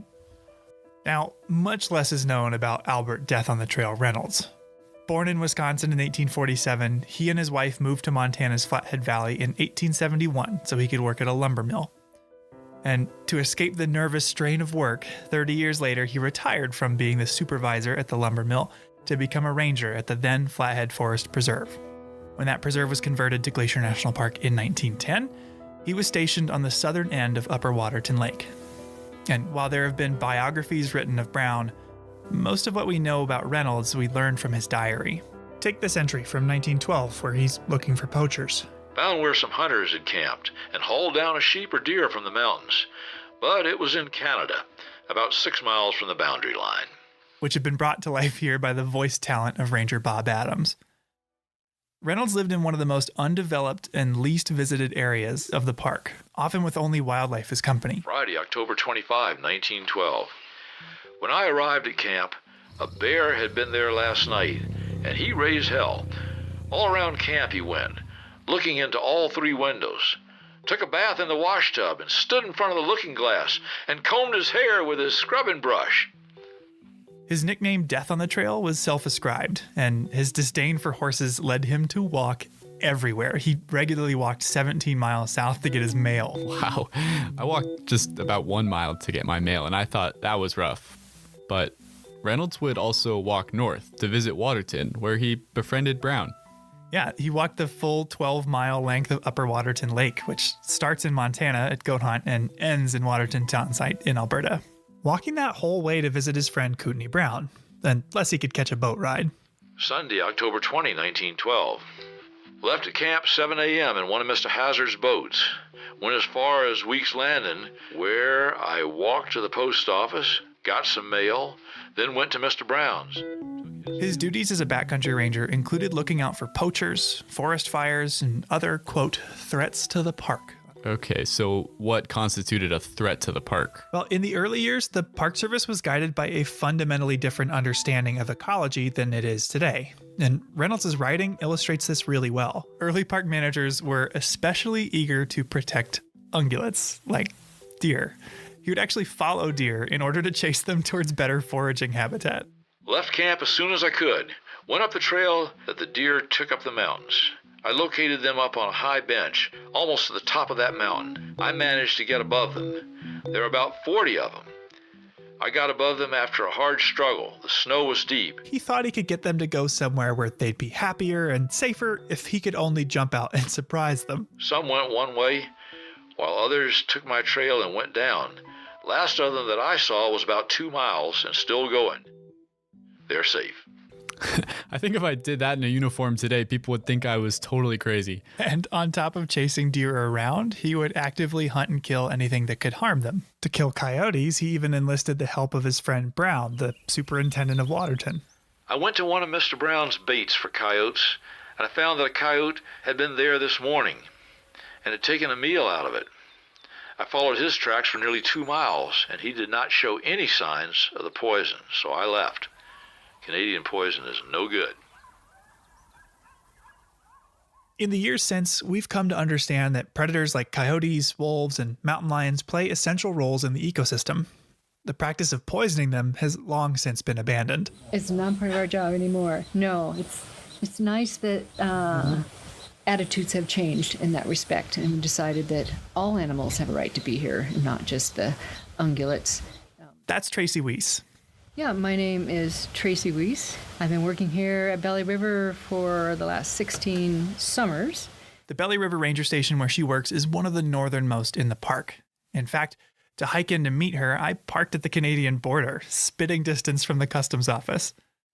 And while Tracy and her husband Bruce work here in the summer, Reynolds worked and lived near Goat Haunt year-round with only a wood-burning stove for warmth.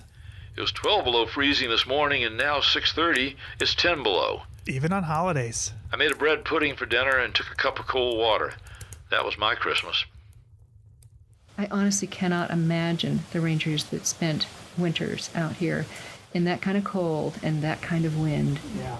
It must have just been phenomenal. But rain or shine, Reynolds would travel north to visit Brown. December 27, 1912. The snow was deep and soft. The wind was awful. Took till 4 p.m. to make Mr. Brown's. From what we can tell, the two were fast friends. Even though Brown, who wrote poetry and spiritual musings, never seemed to write much about Reynolds. Yeah, and Reynolds, in the journals of his that we have, he doesn't write about his friendship with Brown either. His journals are really utilitarian, the simple summary of what he did that day, often signing off with the number of miles he had traveled. But even still, Reynolds wrote often about his trips to visit Brown. Wednesday, December 4, 1912. Left camp 9:15 a.m. with Mr. Brown. He went as far as Weeks Landing with me to see if I got safe over the river. I had to break ice about 100 feet before I got into the main stream, but I made it okay. They collaborated for work, they shared notes, they sought one another's advice, and they socialized. And as you know, Andrew, the winters here can be pretty drab. Yeah, cold, gray skies, socked in. Which, by all accounts, gave them plenty of time to discuss the philosophical facets of their jobs, like the artificiality of the lines separating the two parks they were sworn to protect.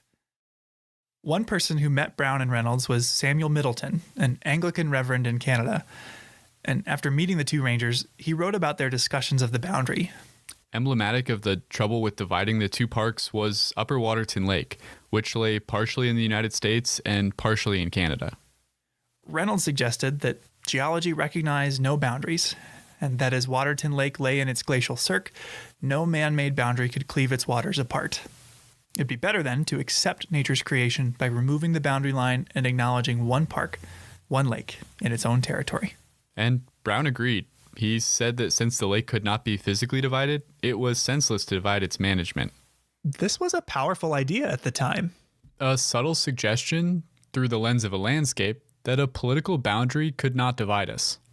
This idea of theirs to jointly manage the two parks would not come to fruition in their lifetimes. Of all the days I ever saw, today has put the cap sheaf on them all. Talk about wind. It has been a corker. I had to face it every step of the way, 18 miles.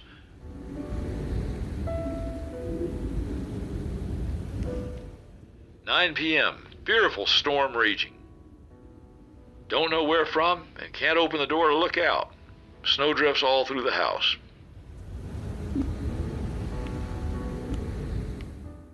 Reynolds was clearly an incredibly tough person with a fortitude that's hard to fathom today. Wednesday, January 15, 1913. Went up to the lake. Had to use my snowshoes. It has snowed hard all day. It was so soft, I sunk in above my knees on snowshoes. I reached home camp, found 6 feet of snow on the roof. I had to go up and shovel away from the stovepipe before I could build a fire. It took over 3 hours. Did not get it nearly all off. We'll finish in the morning. It was 10 below zero all day and snowing hard. Distance 6 miles and 1 frozen toe. But as tough as Reynolds was, the winter of 1913 began to catch up to him, and he caught a cold he couldn't shake. In one last journey, he ventured north to visit Brown, who mentioned Reynolds in his own journal for the first and final time. 4 February 1913. Mr. Reynolds, here. 32 below zero. Rode and snowshoed west side of park to pass. Miles 20. Reynolds very sick. Up all night with him. 4 days later, Reynolds died. And 3 years after that, Brown passed away as well. Over the course of the next 20 years, the parks remained under separate management. A new Waterton superintendent was appointed to replace Brown, as was a backcountry ranger to replace Reynolds. Visitors came, people enjoyed the parks, and life continued. But Reynolds and Brown's idea of an international park lived on, because in July of 1931, the local Canadian Rotary Club called a get-together of Montana and Alberta Rotarians to discuss for the first time the creation of an international peace park. And while Reynolds and Brown had entertained the notion, it had never before gained traction. In fact, this would be the first international peace park in the whole world. Yeah, and this new idea was drafted in a resolution by the newly inaugurated president of the local Rotary Club, Samuel H. Middleton. Who just so happens to be the same guy we quoted earlier, who had interviewed Reynolds and Brown about their thoughts on the border. The very same. Now, it's worth noting that Middleton first came to Waterton in search of a summer camp for St. Paul's Indian School, of which he was the principal. One of many schools of its kind that sought to suppress native culture, taking kids from reservations away from their families to boarding schools where they were taught, more or less, how to be white. This policy was called at the time, Kill the Indian, Save the Man. Yeah. But acknowledging his racist efforts towards indigenous people, he was an important advocate for the establishment of a peace park. A bill establishing the peace park passed the U.S. Congress in December, and it was echoed by the Canadian government the following year. The details of this new designation were not clear-cut, leaving park managers to decide how they would jointly oversee the two parks. Parks that have evolved a great deal in the years since. In his day as a backcountry ranger, Reynolds hardly ever saw anyone. But Tracy, the modern backcountry ranger working along the border, she says her main job is to work with people. I really see the main part of our job as educating people in the backcountry. Today, more people visit Waterton Glacier on an average summer day than the parks used to see in a whole year during Brown and Reynolds' time. But that hasn't changed why they're protected or why they're important. People that do come here, and they're more all the time, they're looking for something real. To go backpacking, to reconnect with nature. That's what these parks are all about. And I think every day that goes by, they're more important than they've been in the past. But throughout the last century, with all the changes it's brought, the two parks have strived to work together. So whenever our two parks share wildland firefighting resources, whenever we lead cross-boundary hikes or boat trips, you know who to thank. A couple tough old curmudgeons with an idea. Sunday, December 29, 1912. Oh heavens, how it does snow and blow. A person can't see 200 feet, and it is coming harder and harder. I wish I was back in Helena.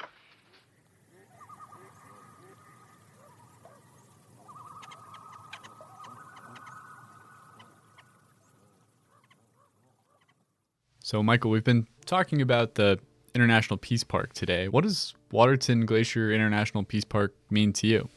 Selfishly, it makes for a pretty awesome place to work. You know, I've got to hang out with a lot more Canadians than I ever did. And the coolest visitor center around here is the Alberta Visitor Center. I feel like Wilson from Home Improvement, like peering over the fence at my neighbors, because from a lot of trails in the park, you could actually see Canada.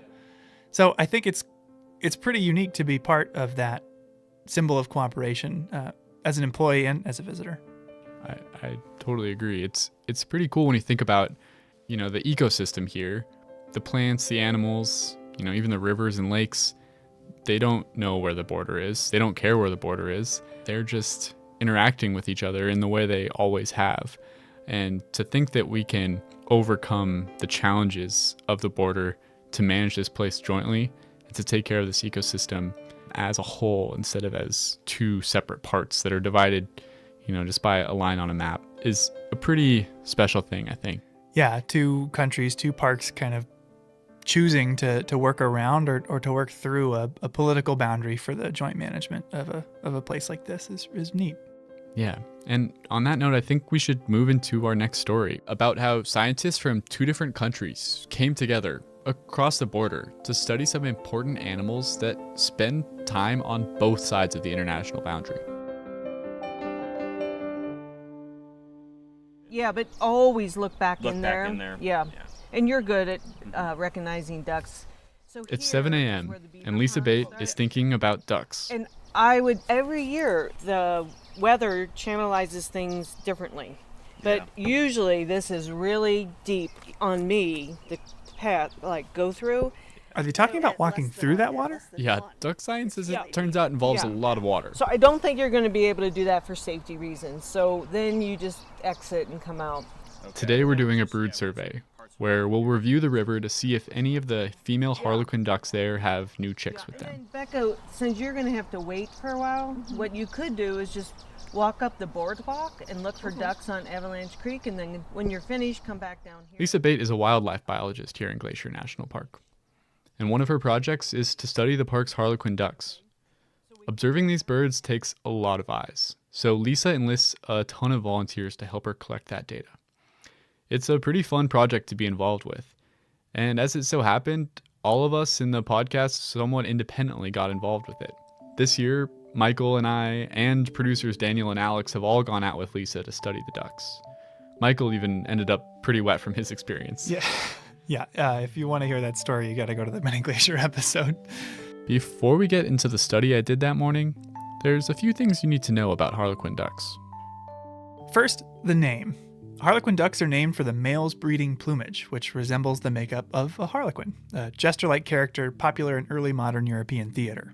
And harlequin ducks are migratory birds, but unlike most migratory birds, they don't migrate north-south when the breeding season arrives. Instead, because they're sea ducks, they actually migrate east-west. But just because these birds migrate east-west doesn't mean they're not international. How so? I know a bird that migrates north-south, like a robin, will spend time in Canada, the US, and Mexico, but if you migrate straight west of here, you'll just hit ocean, not Canada. Yeah, it turns out the migration path isn't quite straight west. Check out this map of one duck Lisa tracked. Oh, wow. Spent part of the year in Washington, part in British Columbia, part in Glacier, and part in Waterton Lakes National Park. The next thing you need to know is that these birds love whitewater. They feel right at home in crashing surf and fast-running creeks, and that's part of the reason why they're so hard to study. And the last thing you need to know is that harlequin ducks are very loyal. Extremely loyal. As far as we know, the females only nest on the streams where they were born, their natal streams. Though we've banded nearly 300 harlequins in Montana thus far, we have yet to document a breeding female dispersing to a stream other than her natal stream to reproduce. Well, what if something happens to the natal stream? Yeah, that's kind of what makes them such a sensitive species. They seem to not be able to just find a new home. I think this is one of the leading reasons that harlequins are a species of concern. Their range has shrunk. We used to have harlequins in Colorado and many streams in Idaho and Montana, and we no longer have for a variety of reasons. And right now, I think it's highly unlikely that those streams would ever be repopulated unless we can document that females will disperse to other streams. It's not just streams they're loyal to. I asked Lisa if the ducks are loyal to a particular mate as well. If you asked me that question at the beginning of this study, I would say very loyal. The first 3 years of this study, we just saw incredible, I think 100% mate fidelity. Since then, we have seen some so-called divorces, but I'm working on a paper with some Canadian biologists, and they just documented a female with a certain mate 1 year, the next 2 years with a different mate, and then in the 4th year, she returned to that original mate. So we know that sometimes things happen, we don't know why. And if a duck's mate dies? We've documented times when the female died, and the males have already migrated back to the coast, but the following years, those single males will come back here looking for those females. And we've seen 3, possibly 4 males return looking for their females. I assume that's what they're doing. And we have one male who I know now has returned 3 years in a row, always single, never with another female, and never with the original female. and we just assume that that female has died. I can picture the Hallmark movie now. Lonely duck wintering on the coast and spending the summer searching the Rocky Mountains for his missing mate, looking for a love he'll never find. And Lisa told me that there's about 33% more males than females on the wintering grounds. So these single males are pretty unlikely to find a new mate. At the beginning of her research, Lisa didn't really know how many ducks there were here. When I first started this project, I thought maybe there were 40 pairs of harlequins throughout the whole park. And you can't tell because they look identical. It wasn't until we started putting colored bands on them that we realized that we had more ducks just on Upper McDonald Creek drainage alone than we realized. So to tell individuals apart, you've got to catch them and put a unique band on their leg. Biologists have developed lots of ways to safely catch birds, but none of them could really account for the challenges of dealing with a bird whose preferred habitat is whitewater. In the spring, when both males and females are in Glacier, the water on the creeks here is dangerously high and fast. Wading out into a raging creek to try to catch a duck was potentially deadly, so for a long time, we knew very little about these birds. But it's not just raging waters that Lisa has to deal with. There's some years that we're walking over like 40-foot deep avalanche drifts still. So there were lots of challenges, but there was a lot of pressure to understand these birds better because they seemed to be disappearing. Biologists throughout the western half of their range have all documented a decline or a shift in distribution. But today, when I joined Lisa, we weren't catching any ducks. We were just counting them. We broke into teams to comb every foot of the creek and observe if any of the hens had chicks. If we found any chicks, then later in the summer they could be caught and get a band before they migrated back west. But this wasn't just walking down a trail. To stay along the stream was a lot of bushwhacking. Yeah, and it gets really bushwhacky when the water's high. And at some point we're going to just start walking in the creek because it'll be a lot easier than bushwhacking. Okay. Because the bushwhack is like through hawthorn and real fun stuff like that. And eventually we just went right into the water. We walked in the creek through water that was above my knees. Well, did you find any ducks? We did. Lisa and I saw 7 harlequin ducks that day. And we were able to collect data on other birds as well. We saw some American dippers and spotted sandpipers. The sandpipers had just had little babies, and they were about the size of a piece of popcorn. They were so tiny and fuzzy. Popped popcorn, though. Popped yes? popcorn, Okay. yeah. So we actually ended up seeing a lot more pipers and dippers than harlequins.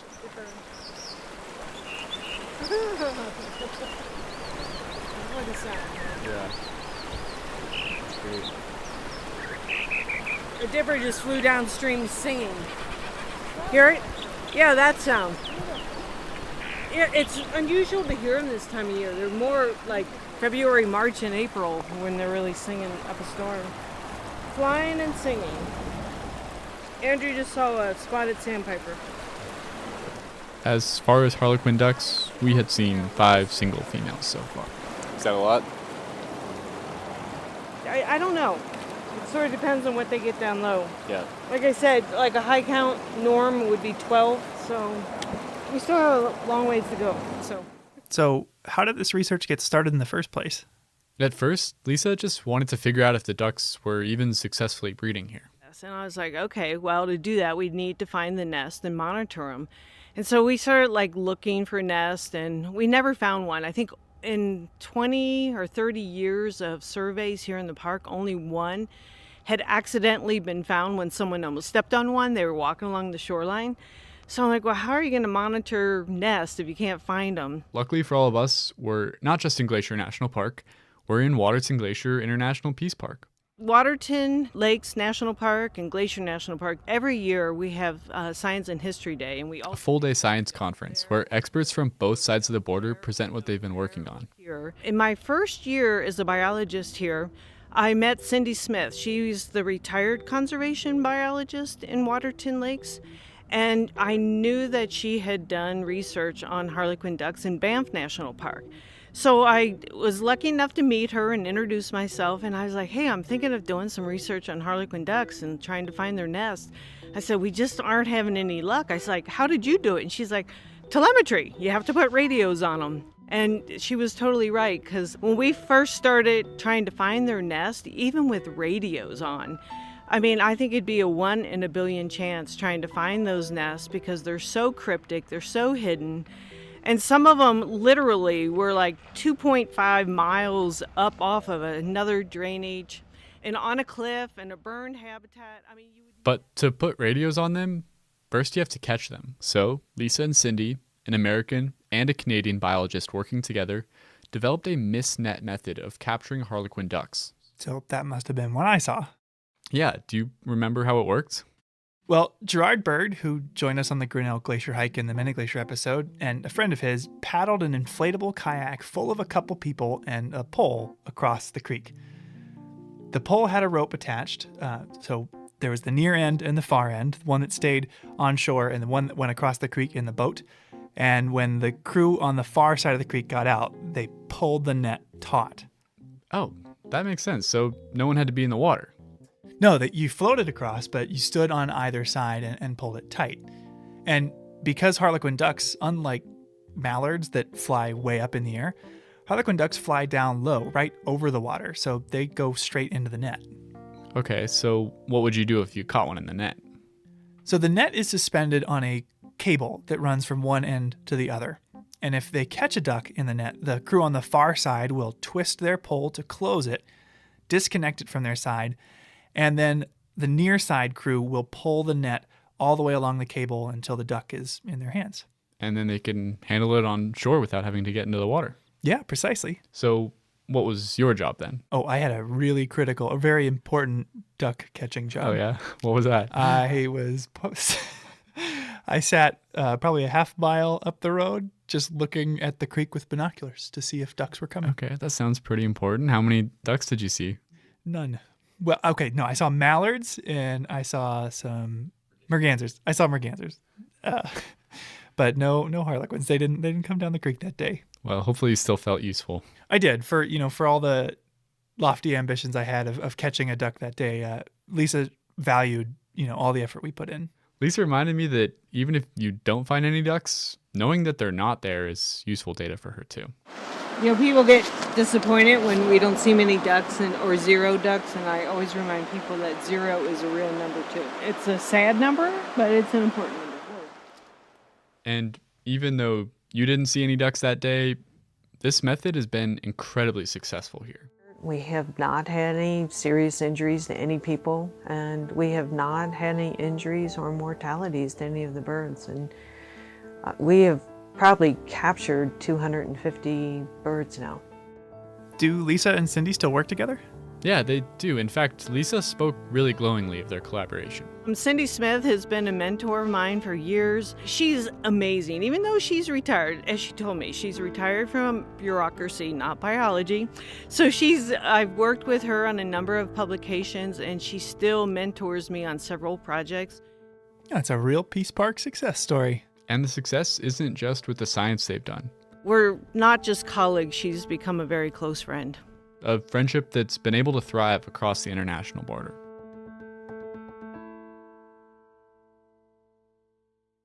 Each episode, we seem to cover at least one thing that, like this podcast, wouldn't be possible without the support of the Glacier National Park Conservancy. With the help of some friends over there, we got the number of Executive Director Doug Mitchell and decided to call him up out of the blue to ask about these projects. For this episode, we wanted to ask him about a very special bird.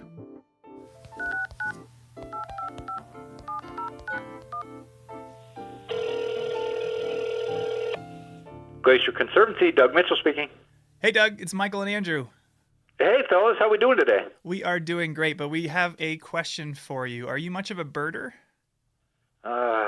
I am not much of a birder, but I am anxious to learn. Okay, well, we've got a great little bit of audio trivia for you. We're going to play a bird call and want to see if you can guess who that call might belong to. Okay, I'm up for it. I'm ready. All right, here we go.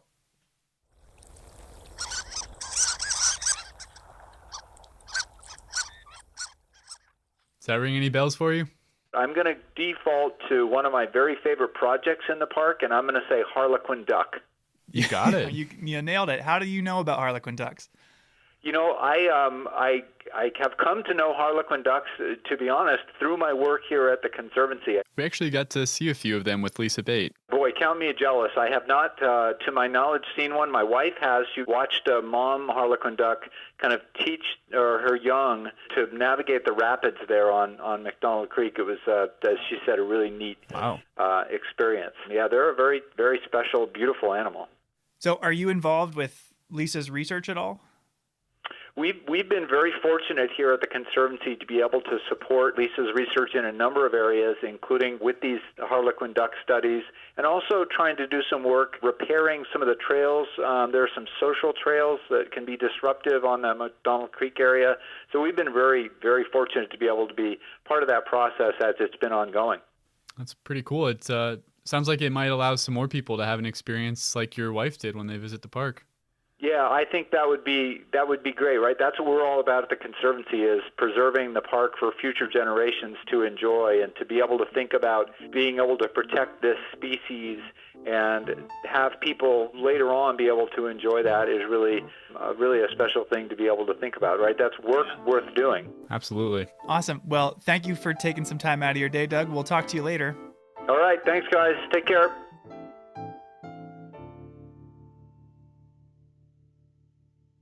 So, Andrew, neither of us grew up in Montana, right? That's correct. I actually grew up in Washington State. Yeah, and I grew up in Ohio. So the fact that we not only met, but became friends is something that just flat out never would have happened if it weren't for Glacier. Absolutely. Over the course of a year, this place serves as an intersection of people all over the world. A couple years ago, I was working as a ranger up at Logan Pass, and a guy asked me if I was the same Andrew who had refereed his kid's soccer game like 6 years ago. What? And I was. No way. So the Peace Park provides a unique opportunity to meet other people and experience cultures on both sides of the U.S.-Canada border. Just by virtue of having the Alberta Visitor Center near the west entrance here, we've had the chance to meet and befriend a lot of Canadians over the years. From the little things like celebrating Canada Day on July 1st to having them go out of their way to get me Canadian candy, ketchup chips, or Fruitopia that you can't find down here. The International Peace Park is like a confluence of two countries coming together into one unique thing. I mean, it's a lot of fun. And just in this episode, we've heard a few examples of employees befriending their counterparts from across the border. But I want to close us out today by meeting some folks that took the whole cross-border friendship thing to the next level. You know, I would say we got the full story from the Peace Park perspective. Meet Justin and Kim. Yeah, I'm Justin McEwen. And I'm Kim McEwen. We're currently at our home in Calgary, Alberta, Canada. Some Canadians? Well, yes and no. I'm from Ohio. And I grew up in the prairies of Canada in Saskatchewan. Oh, I see where this is going. Justin and Kim both worked in Waterton Glacier in the early 2000s. Justin, how did you wind up working here? My uncle was park superintendent down in Waterton Lakes National Park, so I had some exposure of going out there and visiting him and my aunt. It was a job and lifestyle that appealed to me at sort of a younger age. Appealing enough that around the time he went to college, or university as they call it up there, he got a job with Parks Canada. Started at Elk Island National Park and then moved down to Waterton Lakes. What did he do at Waterton? He was an interpretive ranger just like we were, leading guided hikes, campground programs. You know, I can probably look back on it and say it was like the best job I ever had. And Kim, how did you wind up working here? So my dad decided to come out and play park ranger from Ohio. I missed him and I came out to work for the boat company in 2003, the year before Justin and I met. What was the name of the boat that you captained? What is the name of the boat? The Morning Eagle is on Lake Josephine, and on Swift Current Lake is Chief Two Guns. Oh, so she worked at Many Glacier. What is memorable specifically about the job of being a boat captain? If I think back now, like, it seems like it should have been a more difficult job than it was. It didn't feel difficult to drive these boats, and I really enjoyed like giving the talk on the boat, and I liked making people laugh. You're getting sometimes to show people bears for the first time, and the hotel there employed a lot of young people, and so you're just around a lot of other basically university-aged people. It's like summer camp for adults. I think they call it college down in the United States, dear. and Canadianized. And they actually met at work. We actually met on the boat dock at Many Glacier.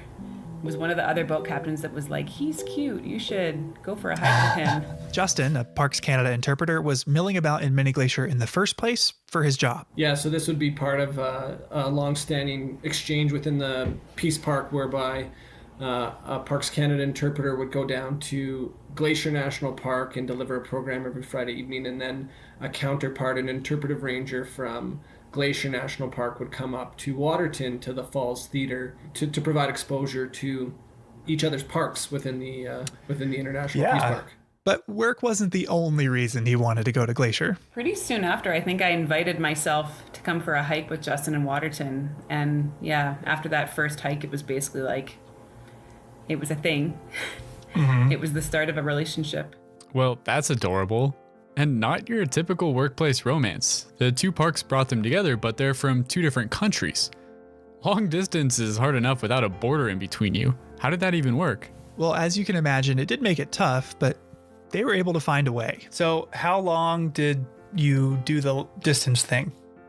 We dated cross-border for 7 years. Kim worked as a teacher on the Blackfeet Reservation living in East Glacier, and Justin could find year-round, off and on work in Waterton. Okay, that's only a few hours apart. So relatively close, but they still crossed the border a lot, to the point where Customs and Border Patrol got to know them by name. I'm wondering, when you started seeing each other, how normal in your brain was the idea of dating somebody from another country? It became quite normal. I mean, it definitely took a while, like figuring out the differences between the two countries in the early stages of dating. I remember at one point making Justin a little paper dictionary, translating Canada speak into America speak. And then Justin made me like his edition. So I think I had put things on there like, it's a beanie, but you call it a toque for a winter hat. And I don't remember that, to be honest, but I know yeah, you've so mentioned there were like this before. lots of things like that. And eventually it just kind of melded into like, this is normal. Like my Ohio accent kind of became a Canadian accent, although in Canada for a long time, they still thought I talked like an American, but my American family would like make fun of me when I came home because I was speaking like a Canadian. Yeah. So they made it work for years. But as time wore on, crossing the border to see one another grew more and more cumbersome. We sort of recognized the fact that we were dealing with an international border, and it was really cramping our relationship style. Yeah. And one way to remedy that would be to put a ring on it. And plans were afoot. You know, I realized like I wanted to ask this girl to marry me. Somebody was kind of getting impatient at some point in time. They're not thinking it was actually going to happen. So we went out on a hike some evening, sort of on the shoulder of Galway Mountain in Waterton. So it's up the Red Rock Road, and sort of found this little offshoot, had a great view of the valley, you know, asked Kim to marry me, and obviously she said yes. So they found a local justice of the peace that liked hiking, and they hiked up Avian Ridge in Waterton with a few friends and got married. We have that date. That's our proper wedding anniversary, and we have that date stamped on the inside of our rings. And yeah. The following year, they had a full-blown ceremony in Waterton with family coming from all over. Although it was September in Alberta, so the weather was a bit of an adjustment for some. My grandmother actually came from Florida, and the wedding was in the fall, and she like moved to Florida because she does not like the cold, and my uncle as well, so he kind of had brought her. And I know that he had to go to the drugstore in Pincher Creek that morning and buy her long johns that she could wear under her dress clothes because she was too cold in Canada. It was like 50 or 60 degrees. It was a nice day as far as we're concerned, right? And I, for one, learned a thing or two about Canadian weddings. Yeah? Like what? So they ask a family member or close friend to preside over the event instead of a DJ or MC. And they have something called midnight lunch, essentially a full-blown late-night snack. People eat at the reception, then they get up for dancing and drinks, and then a little while later, bam, poutine. Okay, that sounds really good. Yeah, but what Kim and Justin did the best, I think, was the dessert. We didn't have cake at our wedding. We had pie. We had like a variety of pies, but our wedding pie that we cut into was apple, Saskatoon, huckleberry, and it was apples to signify Ohio, and Saskatoon berries to signify Saskatchewan, and huckleberries to signify the Peace Park. And so that was the kind of pie that we cut into as like our ceremonial cake cutting. Oh, that's something else. Today, 16 years after they met at the boat dock in Many Glacier, Kim and Justin are raising a family together in Calgary. So not too far away. Right, close enough to visit. Now, we have spent a lot of time talking today about how the International Peace Park recognizes that the landscape we share knows no boundaries. But as this story shows, neither does love, friendship, or camaraderie. Waterton Glacier International Peace Park is an invitation to see ourselves in one another. A much needed reminder to see not our differences, but the things that we share. Justin and Kim lived this firsthand in a way more dramatic than most of us ever will. So I was curious, what does the designation International Peace Park mean to both of you? I think it is a place that you can sort of leave jurisdictions and politics behind to some degree or another and focus on this sort of contiguous landscape. I don't know, to me it means family, you know? If it wasn't for the International Peace Park, we wouldn't be a family. To see what the International Peace Park means to you? Well, you'll just have to come find out.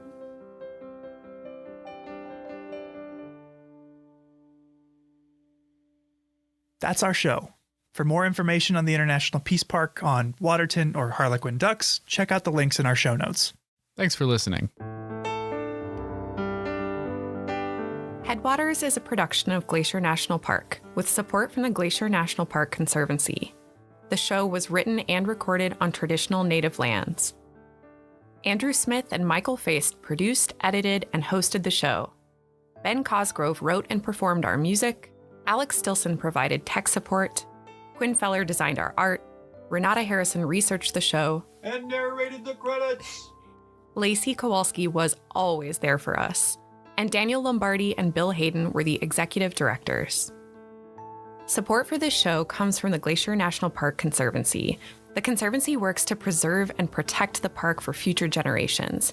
We couldn't do it without them, and they couldn't do it without support from thousands of generous donors. If you want to learn more about how to support this podcast or other awesome Conservancy projects, please go to their website at glacier.org.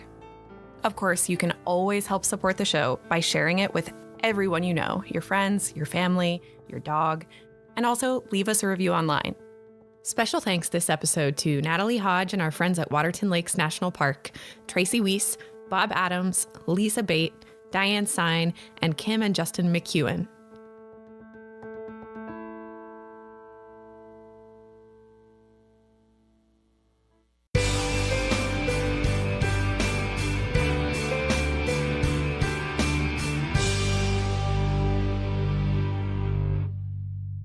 Jackson Glacier Overlook is just a short walk up the Going to the Sun Road from the Gunsight Pass Trailhead shuttle stop. For visitors just driving the road, this is the best view of a glacier they will get. The bluish-white ice of Jackson Glacier is about 5.5 miles from this viewpoint. This glacier has changed dramatically over the last 100 years and is much smaller than the one seen by early park visitors. In fact, it is now split into two glaciers, Jackson and Blackfoot, as it has melted over the decades. Although the glaciers in the park today are small compared to their Ice Age counterparts, they do work the same as the larger versions. Glaciers form when more snow falls in the winter than melts in the summer. As snow accumulates over many seasons, ice forms. Then the weight of the ice and snow causes the bottom layers to compress and become more flexible and less brittle than the top layers. As the glacier starts to move downhill under its own weight, it becomes a frozen river of ice that slowly flows across the land, eroding and shaping the bedrock into unique landforms. When less snow accumulates and less ice is created, the glacier's forward movement no longer keeps pace with melting, and the glacier melts back and retreats up the mountain. That is what is currently happening to all the glaciers in the park. In 1850, at the end of the Little Ice Age, it is estimated that there were 150 glaciers in the park. By 1968, they numbered only around 50. Today, there are 26 glaciers, many of which are just small remnants of what they once were. For many years, scientists have been studying global climate change, and it is clear that ecosystems like Glacier National Park are undergoing dramatic changes. While the Earth's climate has undergone cooling and warming cycles in the past, if current warming trends continue, scientists predict that the glaciers in Glacier National Park will be completely gone by the year 2030.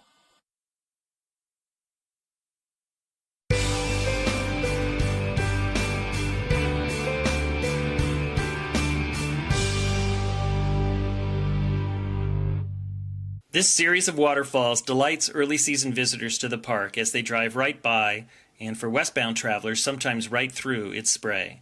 More than one savvy driver has driven just a tad closer to the cliff edge by this spot, surprising passengers in the back seat with a hefty dose of clear, cold mountain water as it splashes through the open windows. By August, the gushing torrent dries up to a mere trickle and looks more like a weeping wall than the impressive cascades seen when the road first opens in early summer. Most people don't realize that this entire series of waterfalls is a remnant of the construction of the Going to the Sun Road. As engineers carved through the rock here, they created a cliff which water from springs and melting snows above pour over and onto the road surface below. Special drains were designed into the road to allow the bulk of water to pass below the pavement, but on days of especially heavy flow, a small stream of water covers both lanes of traffic for a short distance. Yellowstone is famous for huge explosive volcanic eruptions. There's really nothing brewing right now. The magma chamber is mostly solid, but there have been quite a few hydrothermal eruptions and small explosions in both Biscuit Basin and Norris Geyser Basin as water in the hydrothermal system flashes to steam. Curious new blue water pool formed in Norris Geyser Basin in late 2024 to early 2025 via a series of small explosions that threw out rock and excavated a small crater. This sort of activity is nothing new, as thermal features are commonly activating and going quiet across Yellowstone National Park. But it's a great reminder about how dynamic the system is, and also how important it is to have monitoring instruments in place. During the month of February 2026, the University of Utah seismograph stations, which monitors and operates the Yellowstone seismic network, located 74 earthquakes. The largest was a magnitude 2.4. Deformation measurements indicate a pause in uplift along the North Caldera Rim. Steamboat Geyser had one water eruption on February 27th, and nearby Aquinas Geyser, quiet since 2020, erupted about 40 times during the month. Yellowstone volcanoes remains at normal background levels of activity.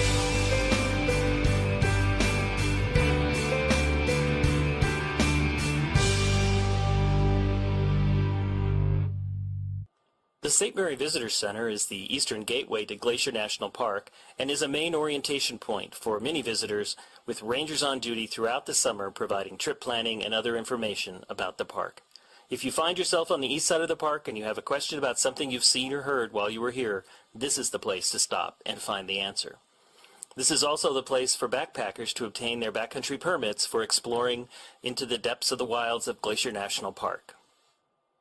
Exhibits in the building explain the park's cultural and natural history, and a 15-minute film plays every half hour. Rangers present evening programs throughout the summer in the auditorium. The building itself has an interesting story to tell. In the 1950s, the National Park Service embarked on an ambitious 10-year program called Mission 66 to upgrade facilities throughout the country's parks. The St. Mary Visitor Center remains a classic example of the architectural style prevalent during this program. If you look closely, you'll notice that the building's lines reflect the mountains in the background. In the years since Mission 66, many buildings and parks around the country have changed or been remodeled or in some cases torn down. That makes preservation of buildings like the St. Mary Visitor Center all the more important. These buildings help to tell the story of one of the most significant initiatives in the history of the National Park Service. One thing you'll notice right away about St. Mary, it's almost always windy here. So the building needs repainting often to keep up its appearance. And over the years, the original colors were painted over in shades of tan and brown. Recently, it became time to repaint the building again, and historians researched the original records and rediscovered the original colors used during the Mission 66 construction of the building. Its exterior has now been returned to its original appearance, allowing the building to once again showcase one of the most important building projects in National Park Service history.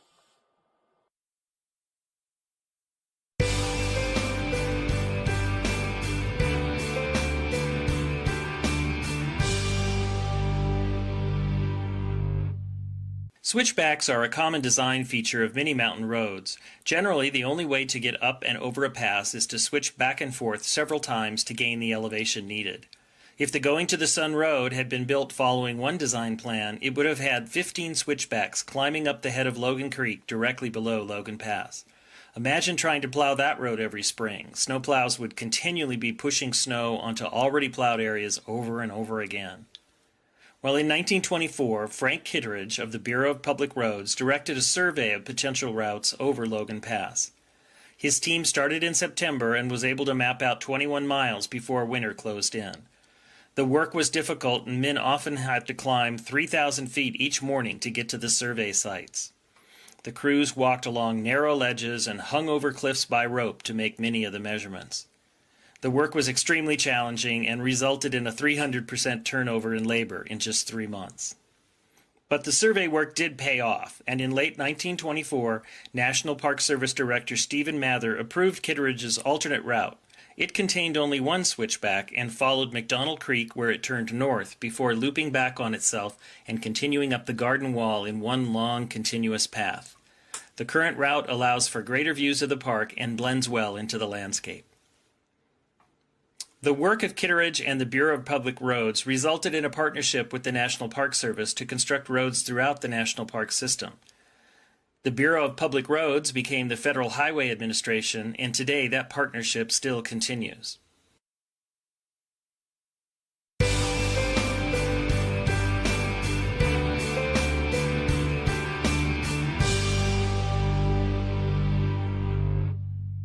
From this spot, visitors often confuse the series of cascades on Haystack Creek directly in front of them for Birdwoman Falls.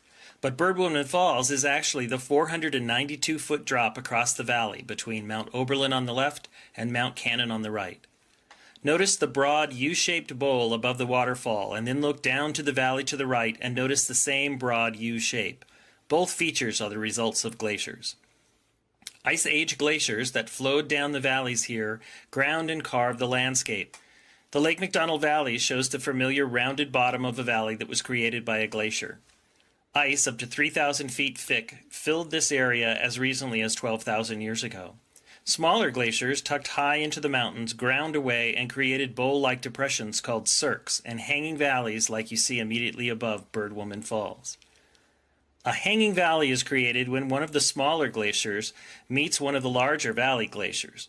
It can't carve as quickly as its massive cousin and so creates a smaller hanging valley up on the mountain. Look for these features throughout the park.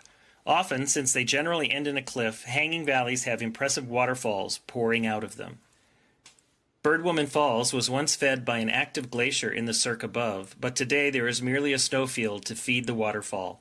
In especially dry years, Birdwoman Falls dries up by fall. Hello, you rockin' Rockieites. Guess what? Today is this year's autumnal equinox, which means it is officially fall. It's felt like fall for a little bit, but now it is official. And you can feel it. The aspens are turning gold like crazy at higher elevations and even some lower elevations. The air is getting more crisp and cool and is about to take a turn for the chilly. This weekend looks to be rainy and in the 50s in Estes Park and potentially snowy. Did I say snowy? Yes, snowy. And significantly colder above 9,000 feet. So if you are coming to visit us this weekend, plan accordingly. And of course, the clearest auditory sign of fall, and we love our auditory signs here in podcast land, elk bugles.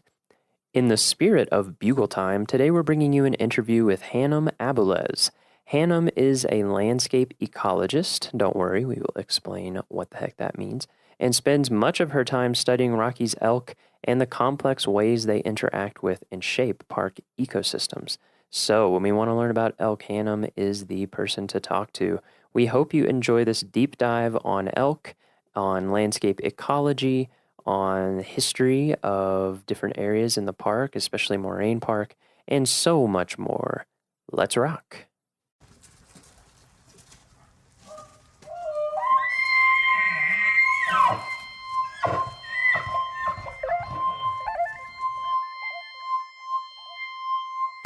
All right, so we're here in Moraine Park, and we are here with, could you give us your name and your title? My name's Hannum Abules. Uh-huh. Hannum with an M. Hannum with an M.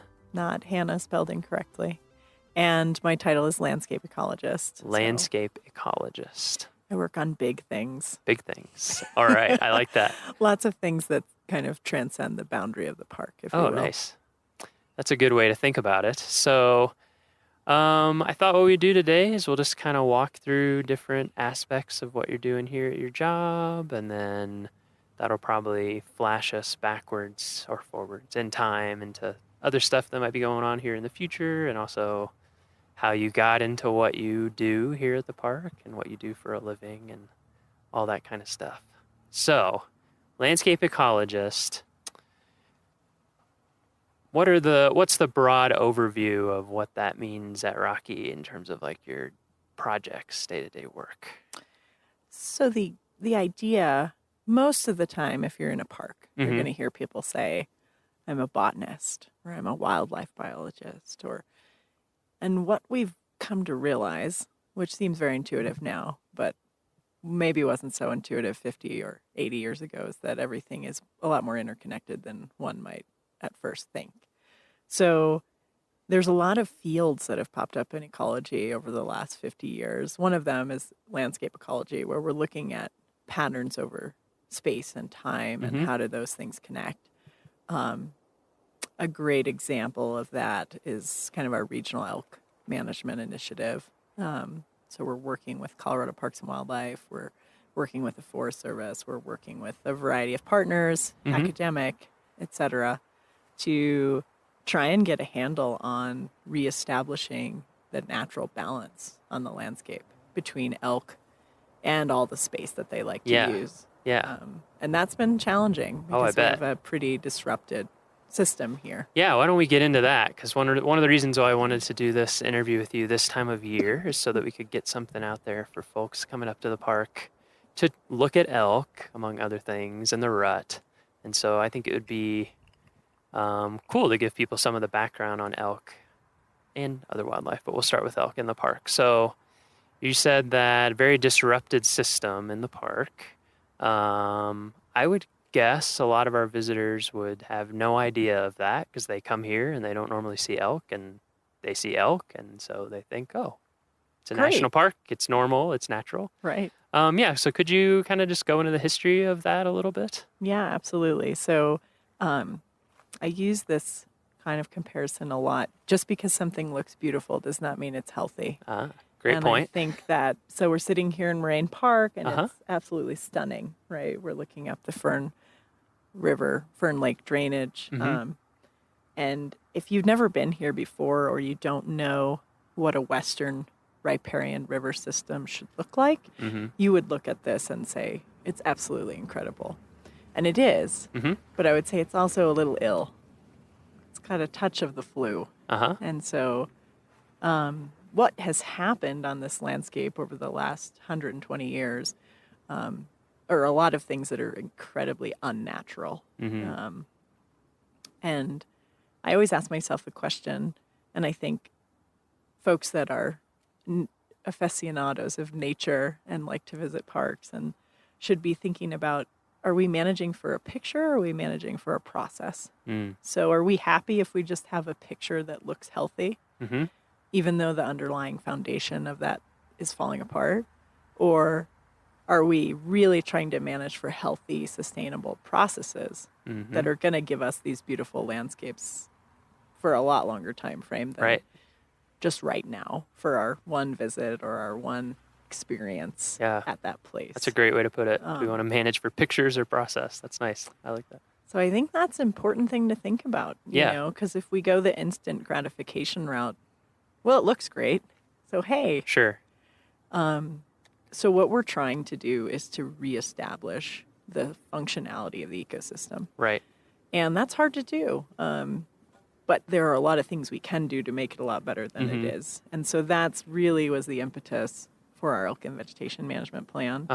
You know, elk at the turn of the last century were completely extirpated from the park. There weren't any left, so they'd market hunted them out of here. Right. Yeah, so I think that will surprise people. So extirpated means locally extinct. Is that right? Right. Yeah. So, so we had a a healthy, functioning elk population, then people showed up with firearms, with market hunting, with all this kind of stuff. And it didn't take very long before there were no elk in Rocky Mountain National Park area, right? Right. At all. And that was by, like you said, the early 1900s or even late 1800s. Yeah, and I don't remember the exact date of that, but somewhere in there. And around the same time, humans also got rid of all the things with teeth and claws. Right. Right. Yeah.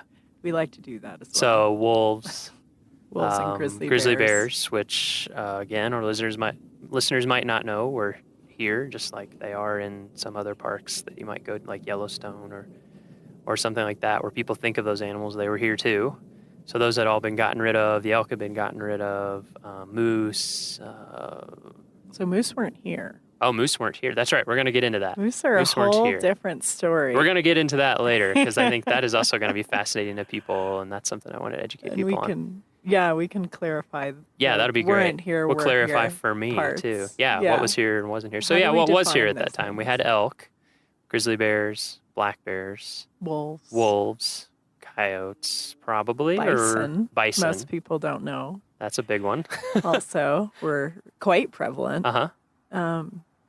So you had a complete system, right? You had a system that functioned somewhat in balance with itself. Sure. And you have peaks and troughs in that system, but it's what we would call self-regulating, right? Where the human doesn't need to come in and manage actively because it's managing itself. And we are just a part of that system. Right. And there had been hunting, of course, before that, but it was just on such a different scale in terms of what was being killed and taken and things, right? That it was resilient enough to put up with the hunting that was done before Anglos showed up, basically. Right. Yeah. And so, when you start to get into this model of we're going to harvest all the animals in one area and use them to feed humans in places far away, like Denver. Right. And that's pretty much what happened. Gotcha. So you totally utilized all of the hoof stock here basically to feed folks far away, which is an unnatural thing in itself, right? All these things we think of as normal are not normal at all.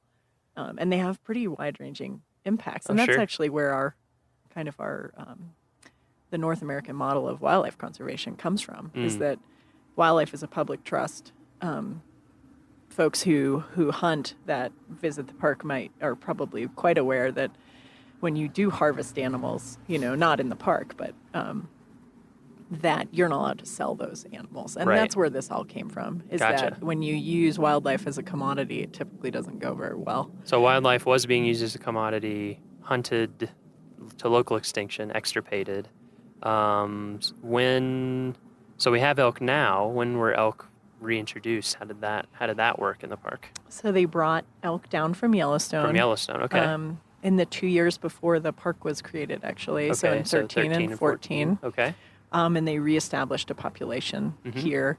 But didn't reestablish predatory population, right? Exactly. So they just brought the elk back. Right. No grizzlies, no wolves. Which has been most of the story of the 20th century, is we hunted many, many things to local extinction in many areas of the country. And then we restocked some of those species and not others. The ones that we liked. The ones we like. The ones we like wanted. hoofed things. Yeah. We don't like things with teeth and claws. And when I say we, I mean human beings. Right, sure. As a culture, not the National Park Service or anything like that. So from those, the 1913-14 reintroduction, 1915 Rocky Mountain National Park is created. What happened? I mean, of course, there's ups and downs, but the general story over that next many decades where we didn't have hunting and we didn't have any predators in the park who could actually take down an elk. What was the kind of consequence of that? Play through that for us. So anytime you have an animal that has evolved with predation, right? The reproductive rate of that animal is going to be such that is designed to replace itself with predation. Right. So you remove what we call the top-down control. And what you have now is a reproductive rate far exceeding what is needed to maintain that population, right? So that happens, what happens there? Population goes through the roof. Sure. In the early days, elk were culled in Rocky. In the park? Because even at that time, people started to note habitat impacts. Interesting. And it wasn't done the way we would go about management today, where we have extensive base of science upon which we make decisions. They just said, hey, there's a lot of hoofed animals out there. We're seeing things are getting eaten down. We're going to do something about that. We're just going to remove a certain We're going to remove amount. some animals. We're going to remove some. Just right. however many we feel like is about right. Maybe let's say. Right, and that's certainly not ideal either, yeah. right? Because we'd like to make our But that's decisions interesting that based even on at that time, information. it's interesting that even at that time, they were seeing like, oh, this is having negative impact. We need to control this. And a lot of folks were ranchers and farmers at that time, and Mm-hmm. they're used to looking at a site maybe that they had cattle on, and they'd be able to evaluate, is this suitable, sustainable range, et cetera. Yeah. Some of those things certainly have overlap between, understanding habitat health and range condition for livestock. These are hoofed animals. They're ruminants. They consume forage. Sure. You need a certain replacement of that feed out there in order to So when did that things culling function. stop? So or was it that's just kind of of scattershot? Fuzzy. Okay. I don't know the full history of exactly how many times they did it or when they stopped doing it. But what I do know is that as we moved into the 1960s, and this was a nationwide movement through the National Park Service, we entered this period of what we called natural regulation. And if you read Park Service policy, you'll see it all throughout there through the 60s, 70s, 80s, even early 90s. And I think that's a noble goal.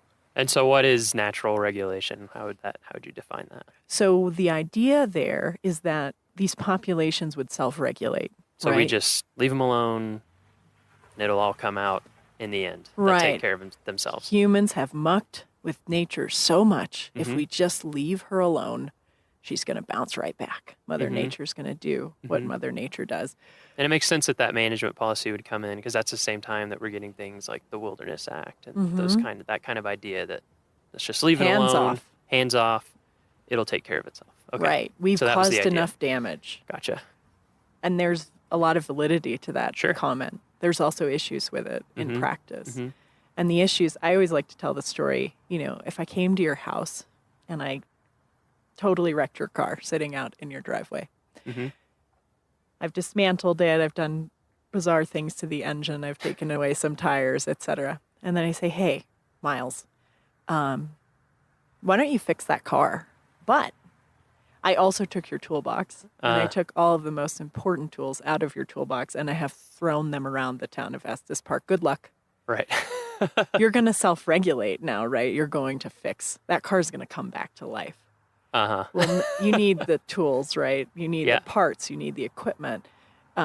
With Mother Nature, when you take away predation, which is a critical tool in a system, when you take away habitat availability, right? These animals now are pushed into a much smaller area than they would have had access to, right? If we look at the larger landscape of how disturbed the area is around Rocky Mountain National Park, you don't have habitat connectivity. It's harder for animals to move around.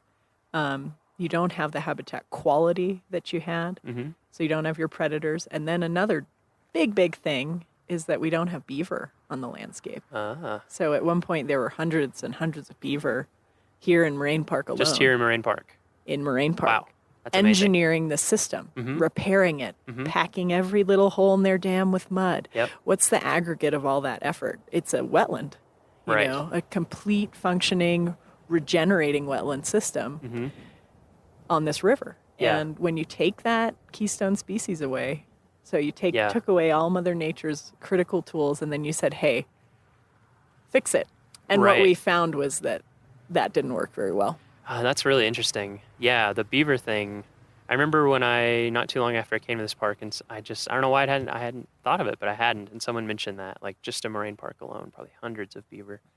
And then I thought about like when I was working up in Alaska and Denali and tons of beaver.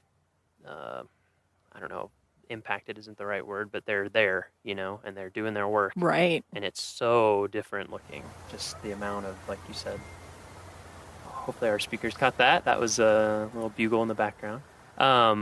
So different, just from the shape of the stream to, I mean, there I noticed it a lot because there's really no trails, and so you're bushwhacking through everything. Yeah. And the vegetation that you're bushwhacking through is so different and difficult to bushwhack through. Yeah.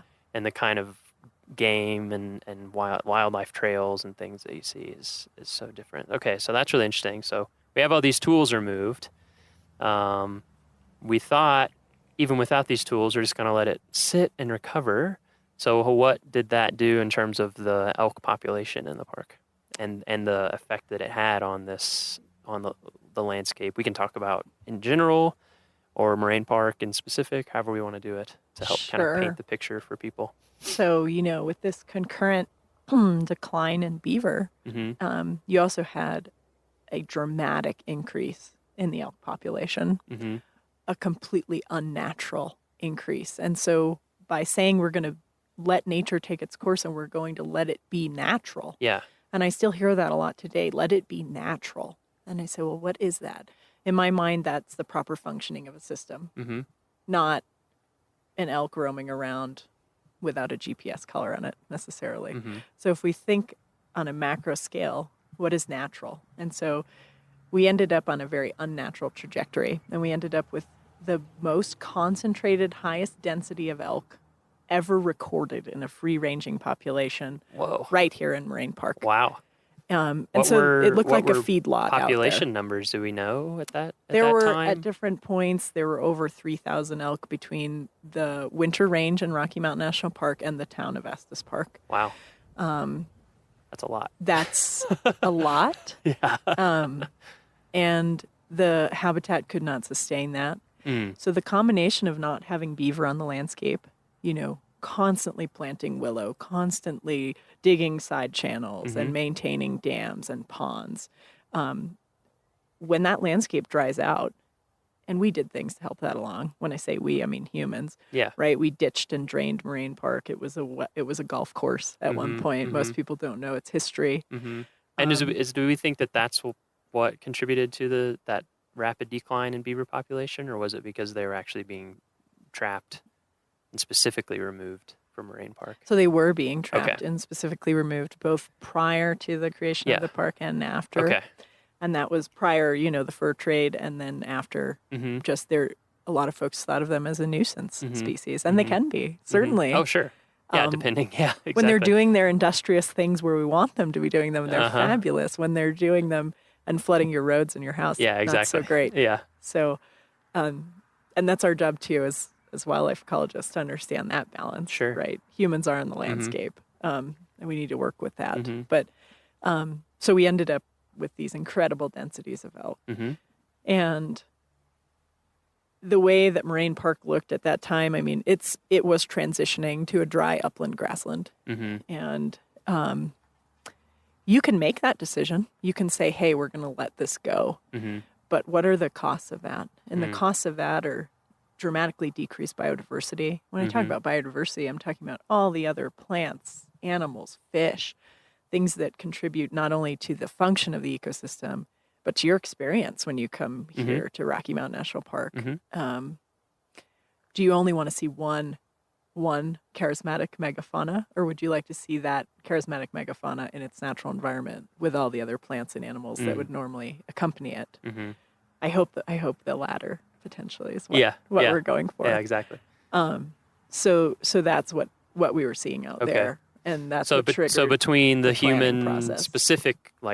specific hands-on human impacts and then the secondary impacts of reduced beaver and then this exploding elk population, basically it was getting dried out, and also vegetation was getting eaten at a rate that just couldn't sustain, and so we end up with, like you said, a dry kind of grassland that's just way less biodiverse. Okay.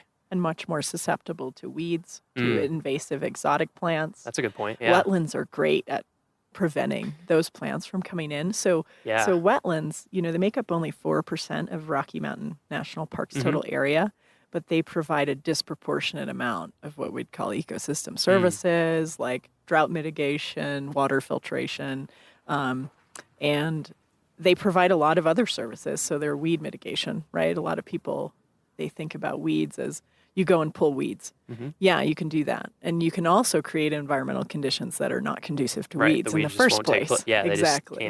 just can't take root. Yeah. So we're trying to really manage these systems holistically Mhm. and say, where do we get great bang for our buck? Mhm. And we get that through riparian restoration. Mhm. And I think that that's why we've put, some might say, disproportionate amount of effort, into Moraine Park, Mhm. Horseshoe Park, Upper Yeah. Beaver Meadows. Okay, so just summarizing really quickly. So we've talked about all these impacts, talked about kind of how things are looking, that we've really dramatically changed Moraine Park over time. And like we were saying earlier, it might make for pretty pictures. You have this nice open field and there's elk out in it, but from a more complete understanding of the history and how it could be, maybe should be, it's not as pretty and healthy as it might appear. So that's Right. where we were. So when it comes, so now we're talking about, you were just talking about the amount of effort that we've put into managing some of these parks. So just kind of walk us through what that effort has been over the last, 10, 20 years, I guess. Yeah. Yeah. What are the things that we're doing, have done and are doing that, maybe wouldn't be super obvious to visitors, but that they can learn more about, or there actually are signs of if they just start looking Mhm. around for. Yeah. Yeah. So, we went through a couple decade research process. Uh-huh. Um, Couple decades of Yep. research. Nice. To figure out truly what is the carrying capacity of elk on Uh-huh. the winter range, because that's Uh-huh. where a lot of the damage was occurring. And when I say winter range, I mean Moraine Park, Horseshoe Park, Upper Beaver Meadows, which also happen to be really popular places for visitors, but Yeah. they were getting hammered. So what is that carrying capacity, and how many elk could we really sustain? And if you had an environment where you had natural predators, Mm. how many elk would you anticipate to see out there? Mhm. Because that might be your sustainable level. That might be your Mhm. carrying capacity. Mhm. And so we've partnered with a variety of universities, partnered very heavily with Colorado State University, and USGS and other organizations to figure out all this stuff to Mhm. the best of our ability, using the best science available. Mhm. And I think what some folks don't know, or even some folks here who work for the park, is that this is really an incredible example of science-based adaptive management in the National Park Service. And what we have done here and are doing here is a template for a lot of other places. Not that it's without its flaws, certainly. Everything has its flaws, but the process leading up to what we now have and call the Elk and Vegetation Management Plan Mhm. was pretty extensive. Mhm. And so we determined at that time, how many elk do we think we can have on the winter range? Mhm. And we survey that using both ground-based and aerial survey methodology. Okay. How do And those then work? we estimate the population every So- winter. Oh, every winter. Okay. Mhm. How is the ground based, and then how do those two work? What's the process that you go through to do that? So initially what had been happening is multiple times a winter we would conduct just aerial survey. Okay, so you would go Um, out in a helicopter. In a helicopter, Okay. yep. And count. Would you do like a grid type Right, system? you're going Okay. to fly transects. You're going to look for groups of animals. Mhm. And what you're going to do is try and count and classify those animals. And when I say Okay. classify, I mean cows, calves, bulls, Okay. spikes. When we look at something like the cow-calf ratio, how many cows per calf, Mhm. or how many calves per cow, Mhm. that's going to tell us information on the population growth rate, right? How quickly is this population doubling, Right. tripling, Mhm. et cetera? It can tell us what the future might look like. Uh-huh. Or are they declining? In Mhm. which case we should be concerned, because we certainly want to maintain a robust and healthy elk population. So that's what we do from the air. And then what we've been able to do, because we got to know our elk so well through these many decades of research and research that is ongoing Yeah. still. It's interesting when you talk to people who've been observing animal populations for a long time, how intimate how well they get to know them, like you're saying. Right. Yeah. You'll know exactly which group is going to be where and how Uh-huh. they might behave versus another group. Yeah. And so because we know that so well, we were able to design a ground-based survey methodology, which we're now leaning on a lot more heavily than the aerial work. And that's nice because we try to minimize the number of times we put planes in the sky. Sure. You know, that certainly can impact someone's visitor experience if they're happen to be in the park that day. Yeah. It's also a lot safer and a lot cheaper to survey from the ground. So how do those ground surveys work? So we have a predetermined number of routes, and we survey those every morning for 3 days, the second week of every month. Okay. October through April. Okay. And we're able to get some very robust, pretty solid population estimates for the winter range. And Nice. we look at both the winter range in the park as well as the town of Estes Park. And if folks are interested, a lot of that ground survey work is volunteer-based. So they can get in touch with our volunteer office. Yeah. Another volunteer thing. Yeah, we had Lindsay on the podcast a few episodes back and talked about, we tried to cover all the things volunteers do, and I don't even know if we touched on that one. So yet another thing that volunteers do and that you could do if you wanted to get involved.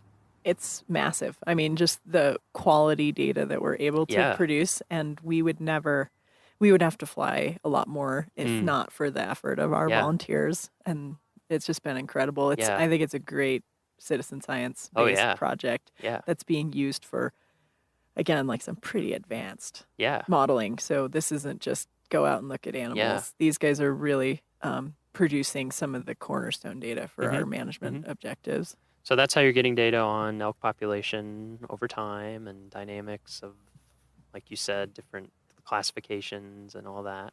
So how does that fit in then with the rest of the plan? So the rest of the plan, anytime you're talking about a hoofed critter, you've got to talk about plants, right? Yep. So again, coupled with this pretty extensive elk monitoring and census, we're also monitoring our vegetation. And how is that vegetation coming back? Is it coming back? And how is it responding to our management actions? We talked about elk. What we didn't talk about were the habitat fences that you see behind me. Right. Yeah, we're sitting right in front of one. Yeah, you can definitely talk about that if you'd like. Yeah, so good opportunity. They are certainly were controversial at one point, and I can understand why. You know, it's not something you're really excited to come to a national park and see a fence. Sure. But what we can say now with confidence is that these things are working. So the idea was that we would protect some of the most vulnerable areas and eliminate elk browse from those areas entirely, because our model showed that if we didn't do that, we would lose our aspen and we would lose our willow and they would not come back. Wow. So aspen are a part of this as well. So these fences that people see out and about, we call them exclosures. And that's because unlike, well, I guess a lot of fences keep things in and out, but these are meant to keep out elk and any other large... Moose. Yeah, elk and moose. To keep them out, but to allow space, depending on the fence, you'll see different techniques, but between the size of the fencing or space under the fencing to allow other animals to move in and out. But it's basically protecting the vegetation inside of the fence from being browsed by elk and moose. Yep. Okay. And makes sense. So every year we collect data on that to make sure that the decisions we've made are actually working, which sounds very intuitive, but monitoring programs are very expensive. Sure. And they take a lot of effort to implement. So what you'll see a lot nationwide, globally, people will implement a conservation project, but they don't have the resources to try and monitor that afterwards to see, is that really working, what we did? And we're hitting that side of things hard. And what we can say is, with the aspen fences, it's working really well. We're getting great recruitment, meaning little youngin trees are popping up all over the place in there. Willow, and you can see that for yourself. Yeah. Oh, yeah. I mean, when you if you haven't yet, listeners, when you go around the park, look for some of these fences and look inside of some of them. And I mean, the difference is, you don't have to be a scientist to see the difference in a lot of the fences at this point. Of course, you're monitoring it, like you said, from the very beginnings of these things all the way up and doing it much more detailed. But it is cool that you can even just see it with your naked eye. Yeah, I think, if you go up above Horseshoe Park and look down at Horseshoe Park, I mean, it's just incredible. Yeah. The different meadows are in different states of, were in different states of decay and decline when we went in and put some of these exclosures in. So in Moraine Park, we've had a little more struggled response. And so one of the things you'll see out there if you walk around in Moraine Park, and we've certainly had a response in the fences, but you'll see that if you look at the Big Thompson, it's extremely incised.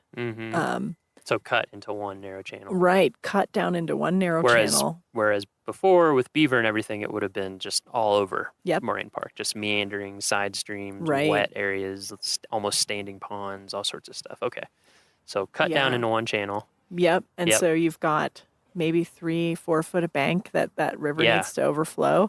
I mean, again, a very unnatural situation that was created, over 100 years Yeah. of decay. And I've heard one of the frequently asked questions I get is, when are the fences coming down? And I say, when the habitat can sustain itself. Well, when's that?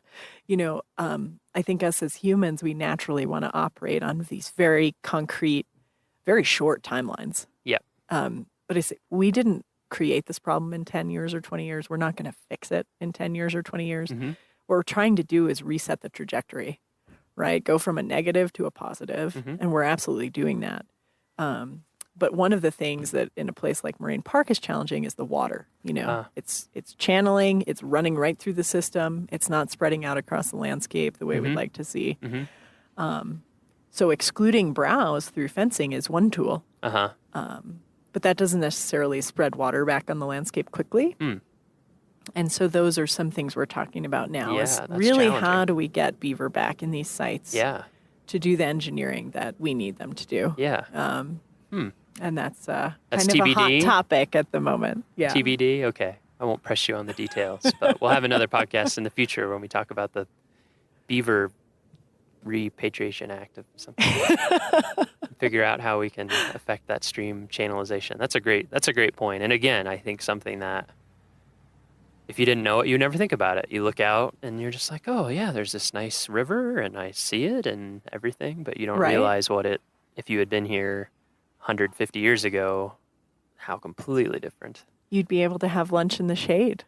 So try Imagine and do that. that now in Moraine Park. Yeah, exactly. It's great for your fisheries as well. Trout like cold, cool Mm-hmm. streams. They like stream bank vegetation. So I've heard great comments from a lot of our fishermen who are, I think, some of the first folks to notice the positive impact of our exposures. Interesting, yeah. They were like, wow, the fish are back in there. Huh. I'm like, yeah, because the plants are Yeah. growing and it's shading the stream. Right. Oh, that's very cool. And we saw in 2015, I was actually giving a talk to some of our new law enforcement folks by the exclosure, talking about all of this. And up comes a sandhill crane. Ah. And it was the first time we had seen one of those in here in a very, very long time. So animals will respond, and if we help it along a little bit, the hope is that, again, we can get that trajectory going and Right. it gains enough momentum where it does start to self-sustain. And we can take the fences down. Right. Okay. But it's going to take some time. Sure. It's hurting. Yeah. Yeah. Well, like you said, Humans did a job. It took a long time to get it where it is, and it'll take a while for it to recover back and be healthy. Right. At least on the human time scale. That's the other thing that's hard to remember Exactly. in terms of landscape ecology and just anything to do with the natural world is that it makes sense. We're humans. We think on the scale of human lifetimes, but Right. human lifetimes are very, very short compared to these ecosystems and these processes at these scales. So, yeah, that makes total sense. And it's kind of like, well, we'll see when it gets healthy. It gets healthy. So, yeah, that's pretty amazing. I hope that helps people understand a little bit more with the fences and what they're seeing. And I also have heard, from people who have been coming to Rocky for decades, they have lived long enough to see some of the changes in Yeah. our population and the effects, and definitely have questions about that. So,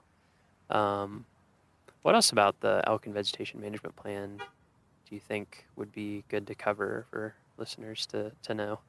So we've got a couple projects that are ongoing right now. One of them is long-term chronic wasting disease. Yeah, could you tell? Yeah, what Monitoring, chronic wasting surveillance, looking at disease? the health of our elk population, Uh-huh. which is different from the habitat Sure. side.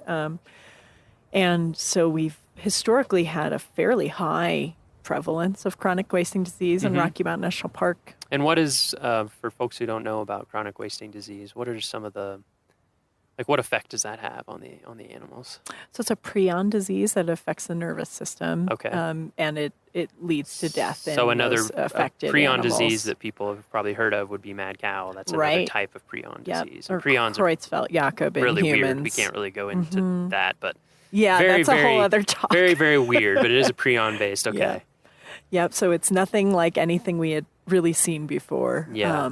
Either in wildlife disease or any other disease areas. And it's not a virus, it's not a bacteria, it's a protein. And so Mhm. that's bizarre. But what it does is it chews through the brain, essentially.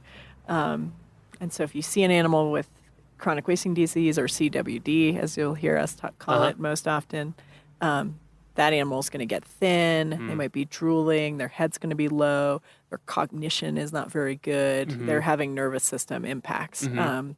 And so those animals aren't going to last too much longer if you Yeah. see an animal in that condition.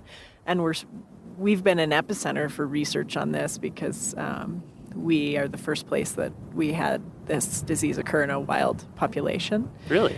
And it's Interesting. And we've had fairly high rates of it compared to the surrounding area. Huh. And there's been a lot of discussion over why that might be. Uh-huh. At this point, we don't have great data to back up Yeah. the whys. Yeah. But some of the things that we think about are because we had such a highly concentrated population, Mhm. they're unnaturally stacked on top of each other for Yep. so long. Mhm. This disease can persist in the environment almost for unlimited time frames. We don't know how long because we haven't been able to look at it for that Wow. long, but for decades, certainly. Wow. So if you put a whole bunch of animals in a contaminated space, Mhm. what might happen? You know, Mhm. so that's another typical issue when you have overpopulations of species is you end up having disease issues, right? Because your Because the rates your of transmission densities are just much too- higher. Yeah. Makes sense. And so we don't know that that's Okay. why. But these are just some things we talk Yeah. about.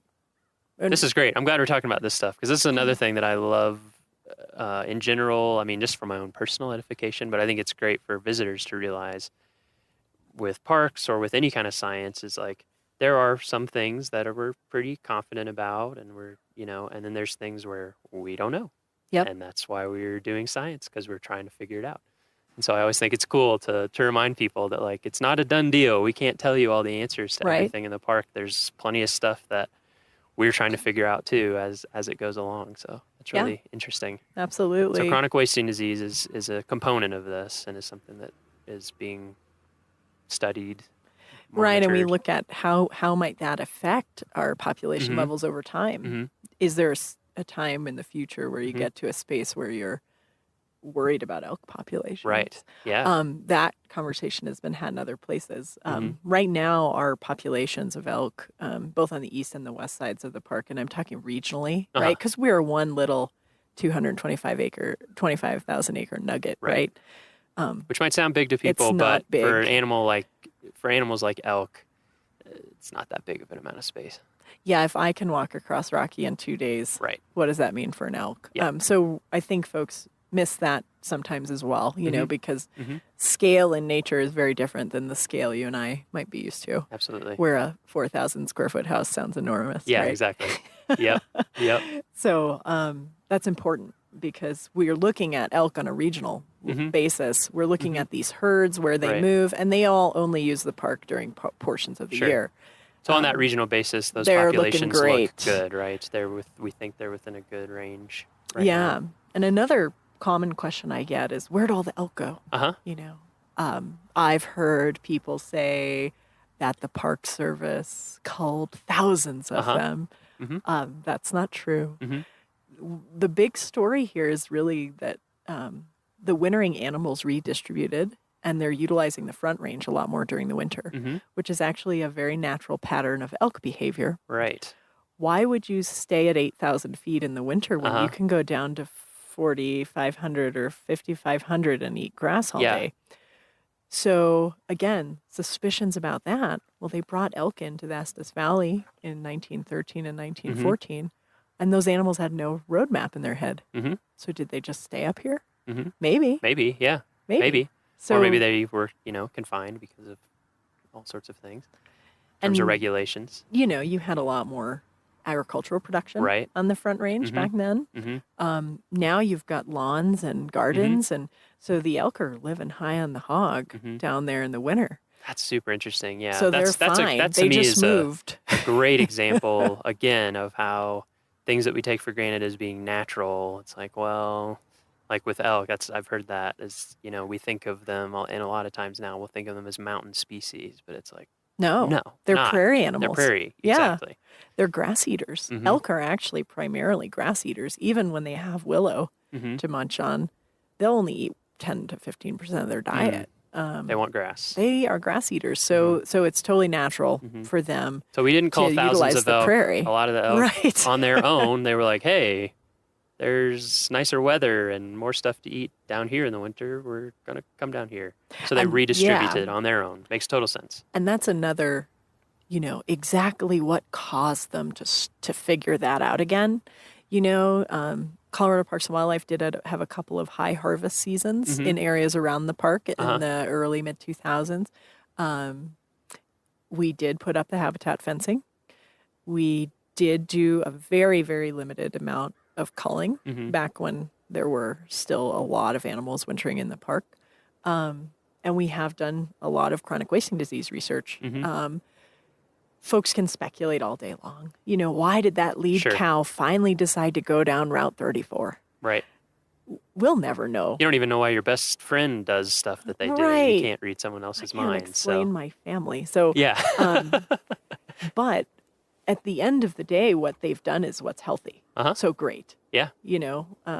They're moving around more. They're migrating more. They're doing what large migratory species should do, is engage in seasonal migration. Yeah. So that's exciting. Yeah.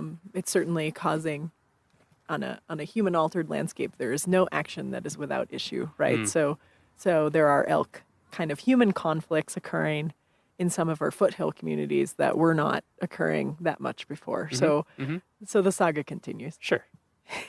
Well, it's a relationship, we got to both put in our own effort to make it work. Exactly. Right? Exactly. So, while we're in Moraine Park, while we're talking about elk, while it's the rut, while we have the busiest weekends of the entire year, in large part because people want to come watch the rut, I thought we could just touch on some of those issues and questions really quickly, because I feel like through no fault of anyone's, they're just not used to being around these animals. There's a lot of, I just hear people ask questions or just things that people think that are really surprising to me. Right. So maybe we can quickly dispel some of those. So I think the biggest thing that I see, and I'll see if you concur, I think a lot of people experience wildlife, animals in zoos and in animal parks. And they come here, and I think a lot of the questions that I hear relate to that experience. So it's like, well, why did you let the moose leave this area? Or the moose, the elk, moose. Why am I not seeing these animals? Why are you... This one looks sick. Why aren't you taking care of it? So, right. I guess the first thing would be, could we just talk about what it is that the interactions that we have with elk? Like, obviously we are doing stuff to monitor them and to try to keep the population healthy, but how far does that go in terms of how much are they just doing their thing and living their own life? They are very largely doing their thing. Yeah. So the only time we handle animals is for research purposes. And I always try to figure out what's the least number of animals that I need to handle in order to get at the study objective, in order to answer the question. Yeah.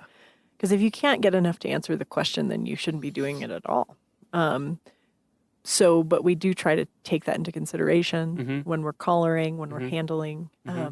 We have a lot of that down really well. We've been doing this for a long time, so typically our animals are doing fantastic post those adventures that we put them through. So even when we're specifically doing studies and trying to learn stuff, we're still trying to interact with and impact the animals as little as possible. Absolutely. And so that should key people in that these animals are not pets or trained in any way. Right. In fact, they're quite the opposite.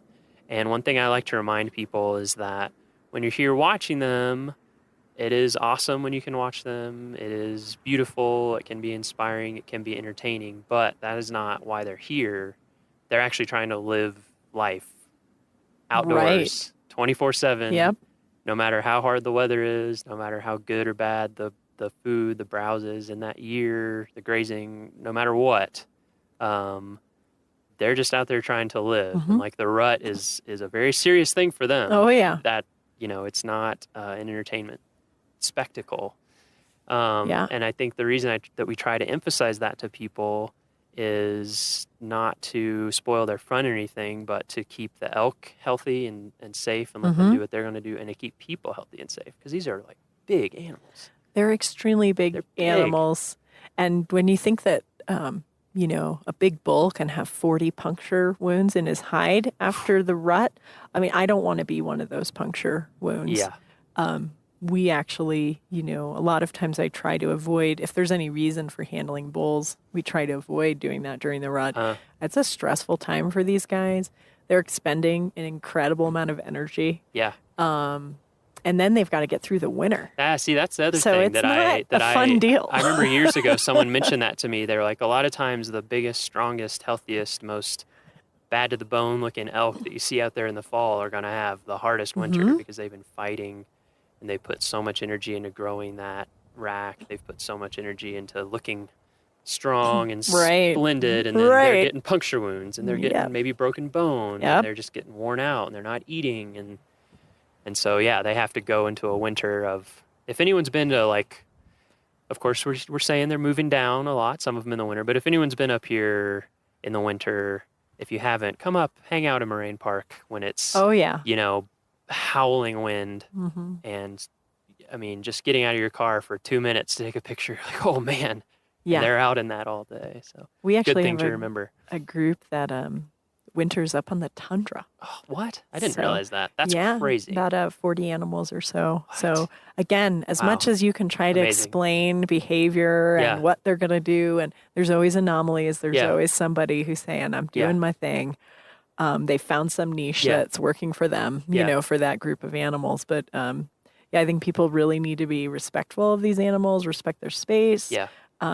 We don't manage them in the sense of zoo animals or perhaps, your livestock that you have at home. They don't go in a corral. Right. They don't get fed. We don't supplementally feed them. Right. If they get sick, they are sick. They're sick. Yep. If they get injured and they're going to die, they're going to die. They are wild animals. Yes. And so a lot of folks, I hear comments kind of like, we want to have it both ways, and we need to keep our wildlife wild. If we do have a really, really rough-looking chronic wasting disease animal, sometimes we may make the decision to euthanize that animal. Just to put it out They of its might misery. only have a couple of days to live. Yeah. But that's rare. I've had incidents with vehicle collisions where people, we should euthanize it. You'll be amazed at how tough these guys are. We want to give them every chance to live their life the way they would have. So typically, unless they're having a really hard time eating, getting up, performing basic life functions, we're going to let that animal have a shot at doing what he or she was going to be doing. So what are the other things? So I mean, the biggest thing that we tell people is to keep a safe distance. It's hard to give an exact number. We actually do have a legal minimum number now in the compendium just this year, which is 25 yards. But of course, that, like we were talking about earlier, they're wild animals. That varies. So in terms of people keeping a safe distance, how would you like them to think about it?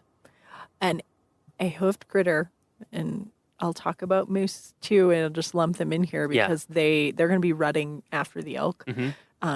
And they're even bigger. And they're even bigger and typically even less tolerant. Yeah. They can cover 25 yards awful quick. I have a lot of experience conducting ground capture of these animals. Yeah. And that's not a lot of space.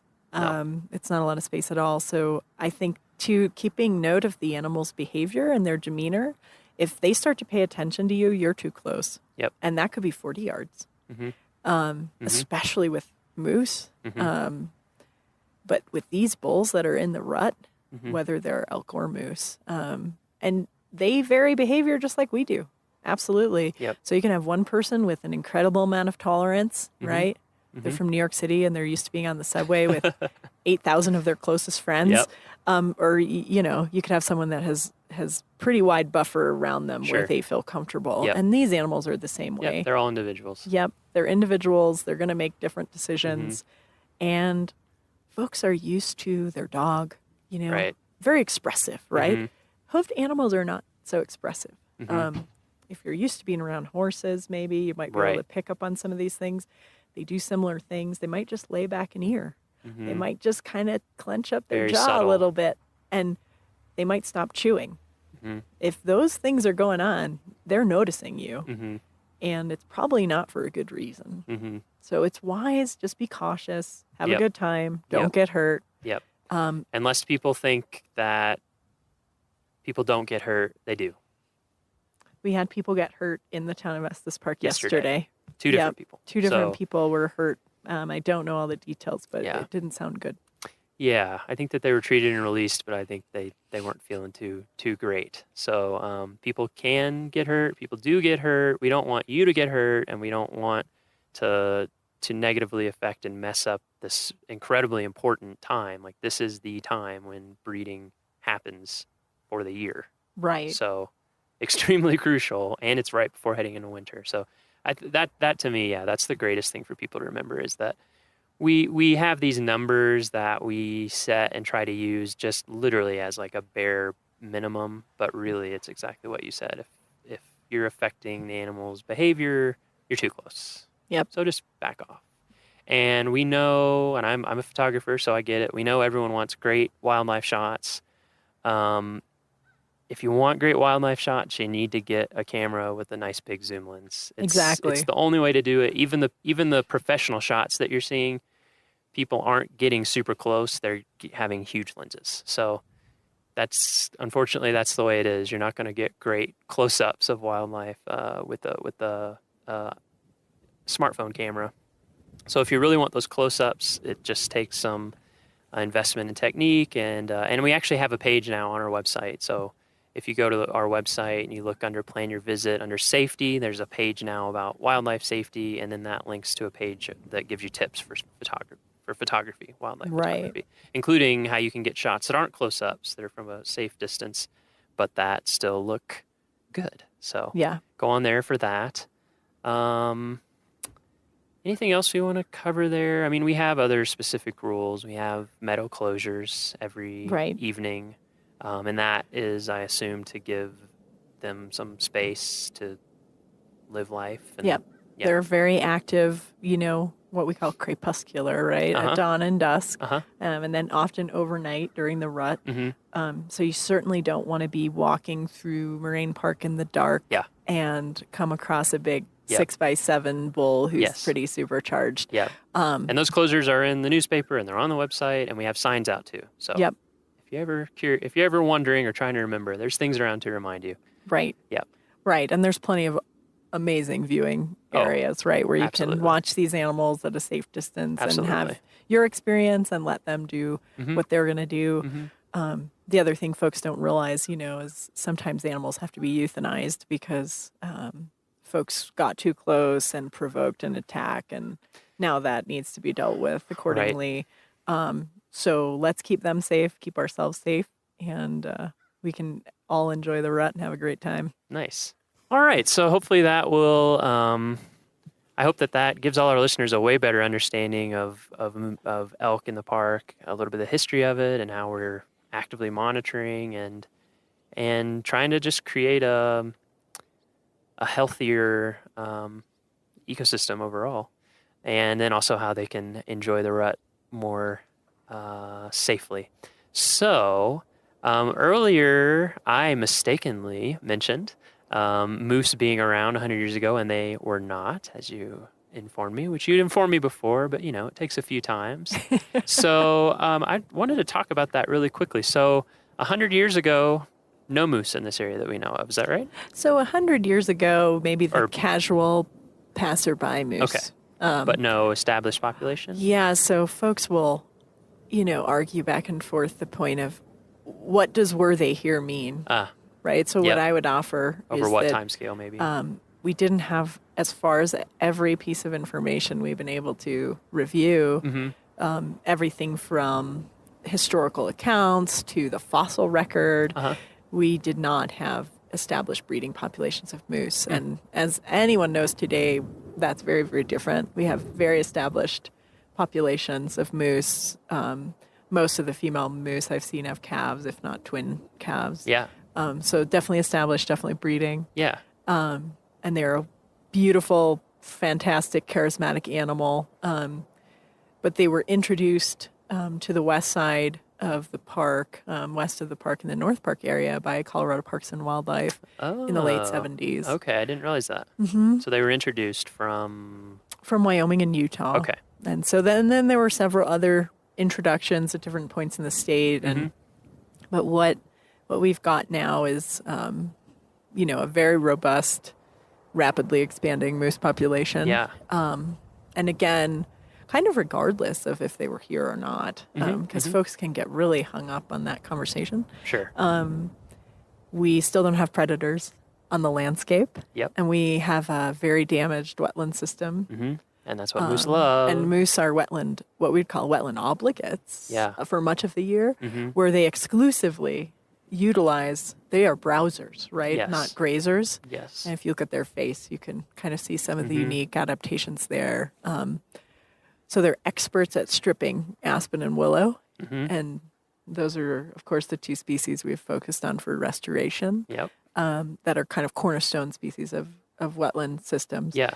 Riparian systems. So we don't know much right now, but in order to know more, we're kicking off a 5-year research study. Cool. That's going to look at not only estimating the population, it's going to look at what are the home range of these animals, what does their seasonal movements look like, what's their baseline health condition. So we'll be testing for chronic wasting disease, which is very rare in moose but can occur. We're looking at body condition score. We're doing some blood work. So we're starting a pretty big study on what is the status of our moose in the park. And that just started this fall, is that in right? August? In August. Yep. Nice. So we have a few animals collared on the west side of the park and an animal collared on the east side of the park. And we're going to get kind of a lot of that seasonal movement information. Very cool. So in 5 years, we're going to know a heck of a lot more about moose in Rocky than we do now. Yeah.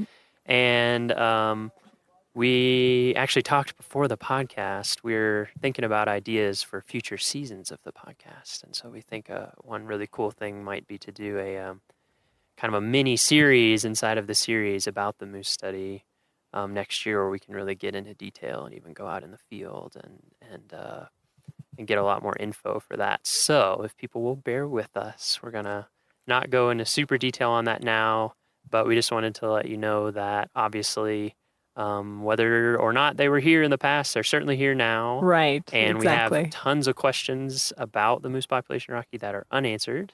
And Hannum is leading up the effort to try to answer those questions, and it's going to be super interesting. So we will check back in on that as we go along. Another thing that I think we'll wait on for that is some of your background, because it is very interesting, I think, in terms of other jobs that you've had and how you got into this field. So I think that we'll be able to cover that then, if you're okay with that. Sure. Sounds like a plan. So we'll keep this one elk specific for the most part, but I want to wrap up with bigger picture stuff. That's what we usually like to do. We go big picture at the end for at least a couple questions. So this is probably a tough one to answer, maybe, but as a landscape ecologist, what is maybe the one or two biggest things that you wish you could go around and tell visitors all the time, but you're busy doing research and work and in the office and can't tell them? Like, what's the kind of big one or more big ideas from your field that you think would really inform people's visit when they're here in the park and they're seeing all the amazing things that they're seeing? I think we have to constantly remind ourselves how interconnected everything is, because we don't operate that way. Humans do not operate that way. We have a really hard time thinking on a 50-year, 100-year, 200-year time frame. We have a really hard time thinking on a multi-state spatial scale, a continental spatial scale. But that's how nature works. So we can either start to try and think that way a little bit more, because these efforts, I can spend 14 hours a day working on this stuff, but I can't do this by myself. Sure. Maintaining healthy landscapes, restoring unhealthy ecosystems, maintaining healthy wildlife populations, which are really a very rich heritage in this country. That requires all of us, and it requires cultural shifts, and it requires people working together across state boundaries, across land ownership lines. And if we're willing to do that, we can do some incredible things. And if we're not willing to do that, we risk losing a lot. Yeah, that's a great point, and I feel like that's something that has started to emerge in terms of communication with the public to national parks, but I think it's great to emphasize more and more, which is if you come to Rocky, if you love Rocky, it's not a contained thing. Like everything that happens around it matters. If you live near here, it matters. If we want to keep it as healthy and beautiful as it can be, we have to think way outside the boundaries, and we have to partner with everyone down to the individual level. So awesome point. Yeah. And then the last big picture thing that we like to wrap up with is, how long have you been at Rocky Mountain National Park now? Almost 2.5 years now. Okay, so similar to me. So it's interesting. We've had some people who've been here for 30 years. We've asked this question, and some people have been here for a year and asked this question. But so far, your time at Rocky, what has your time at Rocky, or what does Rocky mean to you? What has it been like in terms of, it can be your professional life, personal life, both, whatever. What has Rocky meant to you so far in your 2.5 years? So Rocky was actually the first big Western park that I'd ever seen. Oh, when was that? And that was in 2005. Okay. And I was driving out to go work on a ranch north of Steamboat Springs from the East Coast. So I'd traveled all over the world, but I'd never come to the Western United States. And it just blew my mind, right? Sure, I always say I was a young kid with an old truck and a new pair of boots, and it really stuck in my mind, and I never envisioned that this many years later I would be kind of heading up, some of our pretty keystone adaptive management projects. Yeah. And I think that's really what drew me back here, out of a myriad of different opportunities, is that again, something I think even folks who work here don't realize, some of the stuff that we're working on in terms of ecosystems management and long-term recovery is really a template for a lot of other places. And we have a really strong science base for what we do, which, as we talked about earlier, that wasn't always the case, right? Folks would say, there's too many elk, we'll shoot some elk. We don't do that sort of thing. And there are a lot of places around the country and around the world that are trying to engage in this adaptive management model where we feed science into our decision-making process, and we're actually making decisions based on data as opposed to what we think might be happening. And so for me, that was really a big draw to come back here. So both the sentimental piece and the great professional opportunity. And I work with just some incredible people who are highly motivated both here and at our partnership organizations. So that's really energizing. That's awesome. Well, That's pretty amazing that it was able to come full circle like that at this, that you're, the first place that kind of blew your mind, introduced to the West is where you find yourself doing your professional work. That's pretty awesome. Right. So we will check back in with you soon. Listeners will get to learn a lot more about these innovative studies that we're doing and about various staff that you work with and about the whole program in the future. So look forward to that. Thanks so much for joining us. Thank you, Miles. Yeah. All right.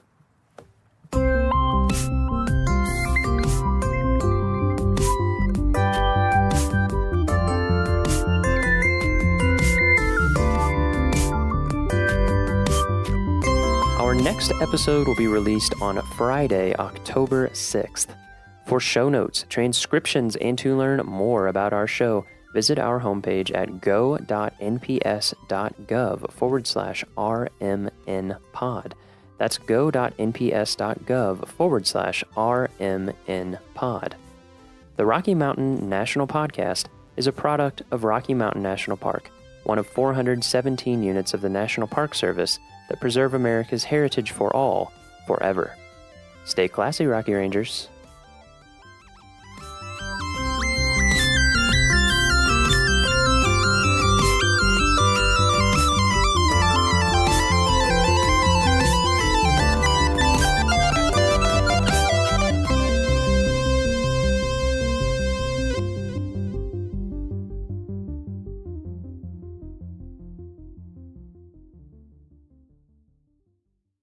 Headwaters is supported by the Glacier National Park Conservancy.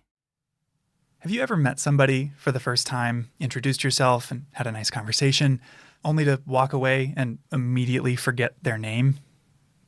I have. It feels like one of the great shared human experiences to have that guilty conversation with yourself. Was it John? Jim? Shoot. Which makes it all the more surprising when you meet someone who seems to be immune to that phenomenon. Someone like Chuck Cameron. My name is Chuck Cameron. There's a squirrel. There's a little squirrel. Sorry, one more time without the squirrel. Without the squirrel. My name is Chuck Cameron, and I'm a wilderness ranger here in Glacier. Chuck has been a ranger at Glacier longer than I've been alive, and he's a bit of a local legend. Even so, after meeting me once for 30 seconds at a party during my first season here, he remembered my name months later, shook my hand, and was happy to see me. Which felt nice, because I'd heard Chuck's name a lot. He's the sort of person that everyone you meet knows and loves, and the incredible stories you hear about them don't seem to line up with the calm and mild-mannered person you've met. But while Chuck has led a long and storied career here in Glacier, the most surprising part of that career is that the park terminates him every fall. Well, kind of. A common question we get from visitors is, what does it take to be a park ranger? And while there is no one answer to that question, as there's no one type of park ranger, a good answer is, you've got to be willing to move every 6 months. 95% of Glacier's visitors come between May and October. So it makes sense that the park doesn't really need most of its staff in the wintertime. So to find a career in the NPS, a lot of people move across the country every 6 months, bouncing between summer and winter jobs. My friend just told me last week he's moved 48 times. And for most, the ultimate goal is to land one of the few competitive, permanent positions in the Park Service.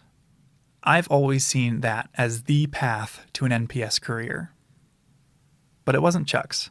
And how long have you worked here in Glacier? This is my 42nd season. 42nd? Yeah. Whoa. It's a lot of seasons. That's what I'm on season 2. Well, you only have 40 to go, and we'll be the same. Chuck's been a seasonal his whole career. One of the few people I've met in Glacier who can say that. I wanted to sit down with him because I think his unusual path says a lot about the unusual job that is working for the National Park Service. Equal parts delightful and stressful, noble, yet often bizarre. But I also think that few people could have had the career that Chuck has. And I want to know how he did it.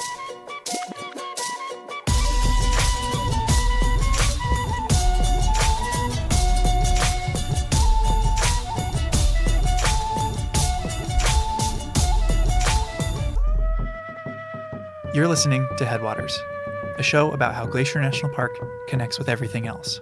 I'm Michael, and today I invited lifelong Glacier Ranger Chuck Cameron over for dinner. Yeah, let's go to the porch. Okay. Yeah. Chuck's a laid-back guy, very tall, with a warm smile, and he's easy to get along with. You can tell just by looking at him. He showed up to dinner wearing an Aloha shirt, cooler in hand. Serve yourself. We've got pulled pork and coleslaw sandwiches. The plan my fellow producer Gabby and I came up with was to sit around the campfire with Chuck and share stories. But unfortunately, a much larger fire had just started. A wildfire 7 miles away. So we were under a strict burn ban. No campfires. So instead, I made pulled pork sandwiches and we settled down on a porch with a view. Thank you. That was delicious. You're a wilderness ranger now. What was the first job you had here in the park? I worked on the trail crew as a laborer in Many Glacier in 1982. Was that the first time you ever came to the park? It's the first time I'd ever been to Montana. Whoa. Really? Yeah. From where? Well, I worked actually at Rocky Mountain National Park in 1980 and 81, right out of college. But I was looking at the map and I saw Glacier National Park and I liked the sound of the name. It just sounded cool. And it was in Montana and I've never been here. So I threw in an application and they called me up and offered me a trail crew job. There are 745.9 miles of trail in Glacier. And each year, the park hires 50 to 60 people across 12 different crews to maintain all that mileage. They clear deadened-downed trees, brush the trails to minimize how much thimbleberry and thistle you have to walk through, dig drains to move water off, and make steps. Honestly, they do a lot of work that often goes unnoticed. I liked being out for 10 days at a time with the same people, and you build this sort of bond with this crew you're on, because you're working, cooking, eating, sleeping in all kinds of weather for 10 straight days, and you learn to rely on each other a bunch. It's just a really unique work situation, I think. You know, I never really thought like everybody working at JCPenney like hung out after work and went home and cooked dinner together. Shared the same room. Shared the same room or slept in the same tent. Or During his time on Trail Crew, Chuck worked on a lot of trails, but he highlighted one especially odd project. I think the most craziest season I had on Trail Crew, we cut the international boundary swath in 1987, and I was a crew leader on the east side, and it hadn't been dealt with in 20 years. Glacier's northern boundary is the U.S.-Canada border.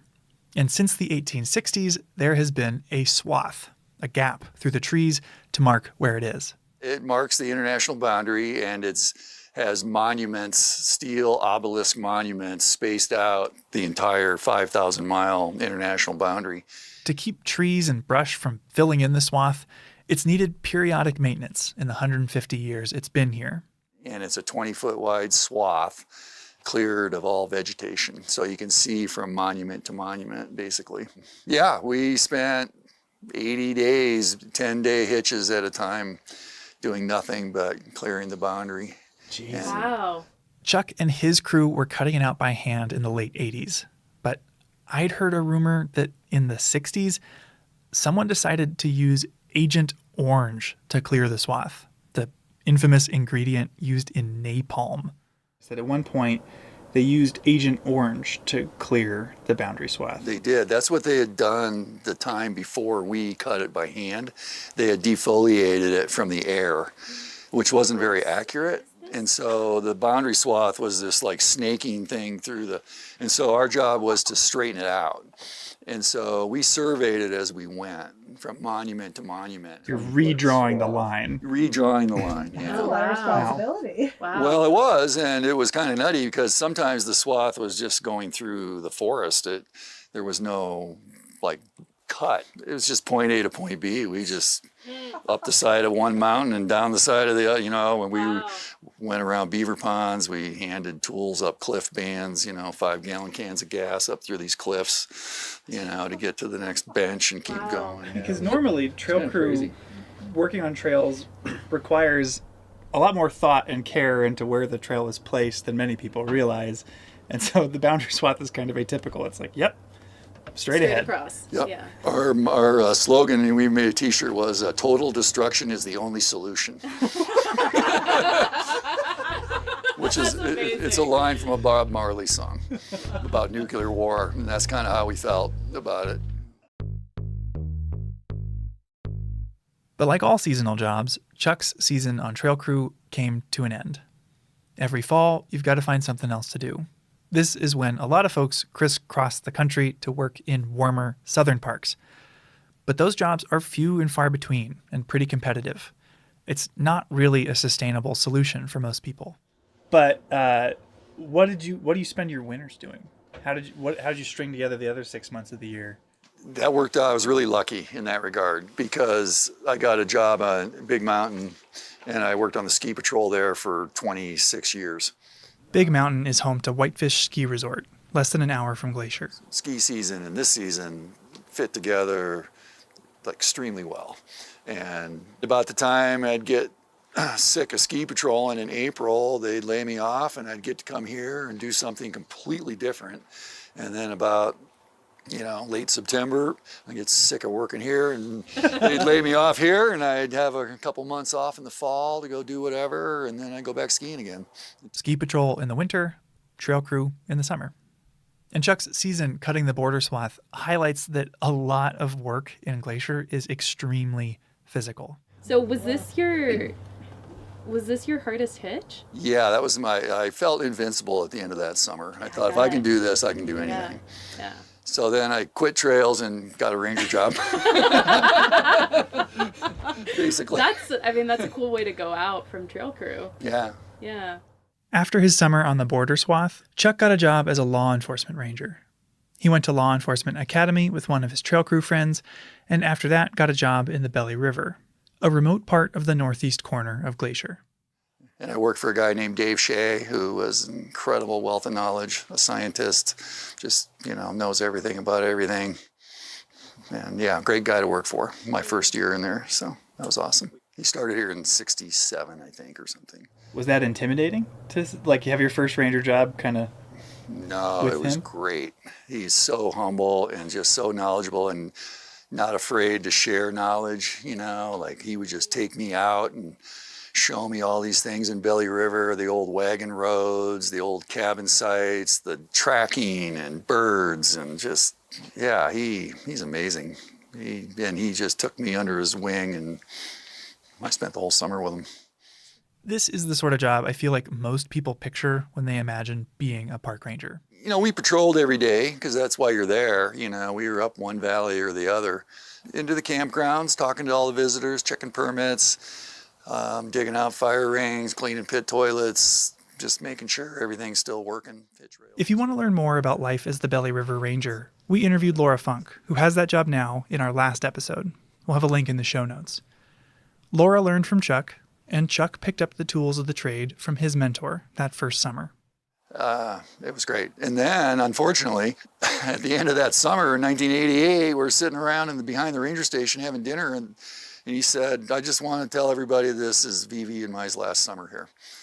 And I was like, "What? I just got here. You can't leave. This is my first year. I want to keep working." I was going to plan on working with him for a long time. But it was good for me. I got the lead ranger job in there, and spent the next 9 years in there. But it was hard for me to adjust from being trail crew, the kind of the renegades of the Park Service, right? You're kind of out there out of uniform doing whatever, digging in the dirt and then to a law enforcement ranger. Yeah. Wearing a uniform. In the uniform, in the campgrounds. People come to the ranger station when they're in trouble or need something. And so the typical day can be very atypical very quickly if somebody shows up at 8 o'clock at night. To hear Chuck tell it, there was a bit of a learning curve to becoming this new type of ranger. I was hiking back down from Helen Lake, I think, and I got to the foot of Elizabeth, and there was a beargrass flower in the trail, the whole stalk and the flower. Right. And I thought, that's kind of weird. And I just walked by it, and then there was another one, and then another one, and another one, and I'm like, this is not natural. So I started picking them up, and I had this huge bouquet of beargrass flower stalks in my arms. I don't know that I could have carried 150 of them, but I had 100 of them, I'll bet, in my arms. Following the trail of beargrass flowers, Chuck found a Boy Scout troop at the nearby campground. You've had the entire trail time to just get angrier and Everyone I picked up. A lot of work on trail crew is physical, but working with the public, keeping people in the park safe, can require a lot of empathy and patience. Chuck's known for his people skills today, but all skills take practice. So I walked in there, and I'm holding these things, and I didn't handle it very well because I was taking it personally, which is a huge mistake when you're a law enforcement ranger. You cannot, I learned that. This was a good lesson for me then. Don't take it personally. It's not about you. It's about, education. And, I've learned that. But then I'm like, does anybody know what these are? And this kid looks at me and he goes, yeah, that's beargrass. I said, yeah, and it used to be alive till all you guys killed it all. And I look over, and this kid has got his jackknife out, and he's carving his initials in the bench he was sitting on in the campground. And I'm like, can you knock it off? Can you quit doing that? And he looks at his buddy, and he goes, I don't think he likes us. Very astute. For ripping up 150 beargrass flowers, the troop leader got a $50 fine. Chuck's the first to say that he took that incident personally because he cares about the park and the Belly River. He was essentially its caretaker, after all. We saw some great northern lights over the years, the stars, the full moon. It's magical sometimes. It really is. Yeah. Never got tired of it. It feels like kind of like romantic. Do you remember it that way? Did it feel that way, or was it sort of tougher and rougher than what we imagined? No, I think the anticipation was always really great. It's just like, wow, first trip up to Elizabeth Lake or up to Helen or wherever you were going, and knowing nobody'd been in there maybe since October. Stuff like that just made it really adventurous. Yeah. What I liked about it. Yeah. But despite all the things that kept Chuck there for 9 summers, he couldn't stay in the Belly forever. All this to say, what pulled you out of the Belly? Life. So I was in there, I left there in 96, but I got married in 94. I had bought land in 89, and by that time in the mid-90s, I was starting to try to build a house, and my wife got pregnant. And so I was in Belly River with a pregnant wife, trying to build a house outside of Whitefish, and it just wasn't working out that well. For context, the Belly River Ranger Station is a 3-hour drive and 6-mile hike from Whitefish. It was too hard to do that. And so I decided to leave after the summer of 96 and work on the house. And our son was born in January of 97.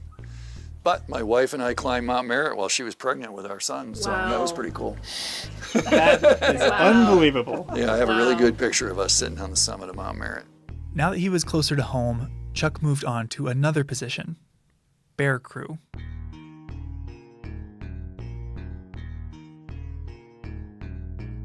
What was the bear team? Our job was to default to wildlife calls in the McDonald district. And there are no shortage of these types of calls. Each year, there are hundreds, some years nearly 1,000 bear-related incidents in the park. That's everything from bears causing traffic jams on roads to more serious incidents, like getting into improperly stored food. The bears get all the press, but we did all kinds of wildlife stuff, goats and sheep and marmots and skunks and bats and, anything that anybody was having an issue with wildlife, the bear team would get to go deal with it. Do you have any memorable, specific wildlife encounters from that time?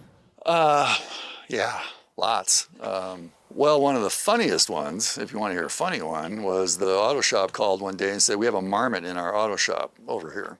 If you don't know, marmots are big squirrels, Montana's version of the groundhog. And this marmot had crawled up into the engine well of one of the road crew trucks and ridden all the way down from Logan Pass and ended up in the auto shop. Oh, wow. And I'm like, okay, I'm on the bear team. We'll go get this marmot. So it was in their break room over there. They had it trapped in the break room, and it was behind the refrigerator. Well, so I had a live trap, And I thought, okay, we'll pull the fridge out and put the trap down. The marmot will step in it like they should, and it'll all be done. Well, the marmot had no interest in leaving the back of the refrigerator. So we pulled the refrigerator out, and I was on kind of leaning like up on top of it, sort of poking down there with a stick, trying to get this marmot out of there. But he had gone in under the compressor of the refrigerator, like there was no back on it, down by the floor, and he'd gone way up in there, he or she. Gave the trap to this guy, and I put on leather gloves, and I reached in there, and I grabbed this marmot by the hind legs, and I started to pull him out from under the refrigerator, but this marmot grabbed the refrigerator with his front feet, and he would not let go. And he's squealing like crazy, making some god-awful noise. And so I'm yanking this marmot out, and finally he lets go, and I just stuffed him in this live trap and slammed the door. And oh my God. Did you drive it back to Logan Pass? We let him go at Packer's Roost. It's like, I'm not going all the way up there. You're just going to climb in another engine. Unbelievable. Marmots are strong. I don't know if you know that, but marmots are really strong. So far, Chuck's career has focused on, among other things, physical work and people skills. Bear Crew required getting to know the park's wildlife up close and personal. So was it in college or in law enforcement academy when you learned how to wrestle a skunk or like talk down an aggressive bear? Like, how do you learn how to do this? Trial and error. Never going to do that again. I don't know. You get thrust into it and you just sort of do it, figure it out. I wasn't afraid to ask questions. If we had something that I needed to talk to the biologist about, I would certainly go talk to the biologist about what do you think we should be doing here. But I didn't go to school for wildlife biology or anything. I have a liberal arts degree, so I wasn't college training by any means. It was on-the-job training, basically my entire career here. Finally, I wanted to ask Chuck about climbing. He has a shout out in the Climber's Guide to Glacier National Park, which is essentially the local mountaineering Bible. When did you climb everything? Because it seems like you've climbed a lot. I tried to climb every peak in the Belly, and I didn't quite get there. But yeah, well, when you're in there 9 years, you have a lot of time to climb, right? Actually, my boss in there told me that if you don't climb Mount Cleveland this summer, you're fired. Mount Cleveland is the tallest peak in Glacier, and it's been the site of some infamous accidents. He said that visitors are climbing these mountains. They're going to get hurt or disappear. You need to know the routes. You need to know where they're going. So you need to get out there and start climbing all these peaks. I said, great, I'll do that. Chuck has a lot of funny stories from his time in the park, but there were a lot of serious days too. Thanks to his knowledge of climbing routes and the park landscape, Chuck started helping with search and rescues, and he was good at it. Good enough that the park asked him to get certified as a helicopter manager. And he's been helping with search and rescues on the ground and in the air ever since. Had you had interest in going into search and rescue, or was it sort of just like a function of being law enforcement in a national park? No, I like it. It's a really interesting part of my job. I enjoy it. And so I was more than willing. Unfortunately, search and rescues happen every year here in Glacier. In the last 3 years, there have been over 200. And they're not just climbing accidents. Folks get lost on trail and are reported missing by friends and family. Others wind up in trouble from exposure to heat or the cold. When you worked search and rescue, what were the outcomes that you expected? Especially when there's like those low percentages of finding. It's based on time, right? How long has this person been out there? And what was their plan, if we even knew what their plan was? Searches often include huge teams of people covering all the places that person might have been. People can survive for pretty extended periods of time based on the weather, what kind of shape they're in, if they have any food with them. But if they fall 500 feet off a cliff, they're not going to survive. And so if you can search an area really thoroughly, day one, everybody's like, we're going to get this person. Day two, we're going to get this person. Day three, they're still viable. We know this person can still be alive. Once you get 6, 7, 8, 10, 9, 15 days down the road, and it's like, this person's probably not alive anymore. You never want to feel that way. You know, you always want to know that they're still alive. You can find them. Drives you crazy when you can't. You know, it's like, where are they? They still could be alive. Now, where are they? I came across an incident that the guy, he was trying to get to Longbow Lake in the North Fork. Oh, yeah. Oh, you knew who it was? I found him. Yeah. Yeah. He was a baker at the Pole Bridge Mercantile, and he went on a hike to Longbow Lake and never came back. And so we started looking for him. And we had ground teams, and Longbow is above Akakola. It's off trail. We had a helicopter in the air. Chuck was actually assigned to a ground team with the subject's nephew. And they sent us up on the ground, up this creek drainage. Oh my God, it was horrendous bushwhacking. And we're just beating the bush, going up this creek and yelling this guy's name. And we're out there yelling, thinking, you know, he's not out here. This is stupid. And then we hear, all of a sudden, hear a voice up in the woods.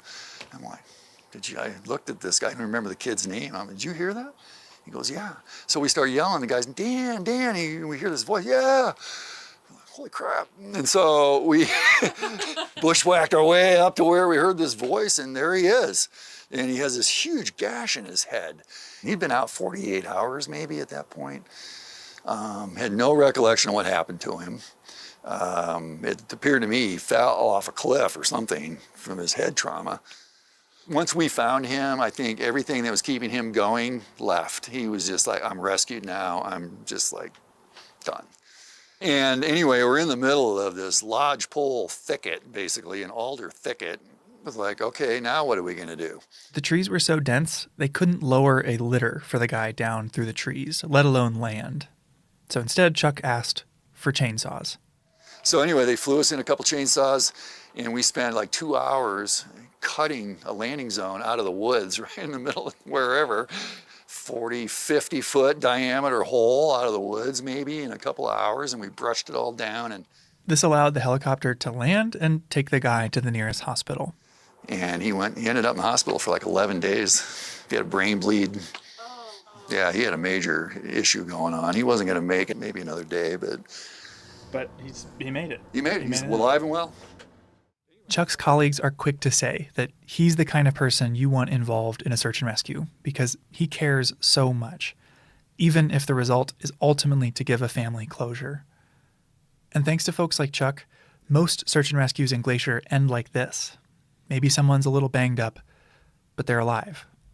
Out of the over 200 that have happened here in the last 3 years, 96% of the people have survived. So it must have felt pretty good. Felt great. Found one alive. Saved him. Yeah, it was awesome. But I did miss the Willie Nelson concert on Big Mountain that night, though, which I had tickets to. You saved a life, but you also missed a Willie Nelson concert. Missed Willie Nelson on Big Mountain. Through all of the search and rescues, the bear jams, and stubborn marmots, Chuck stayed seasonal.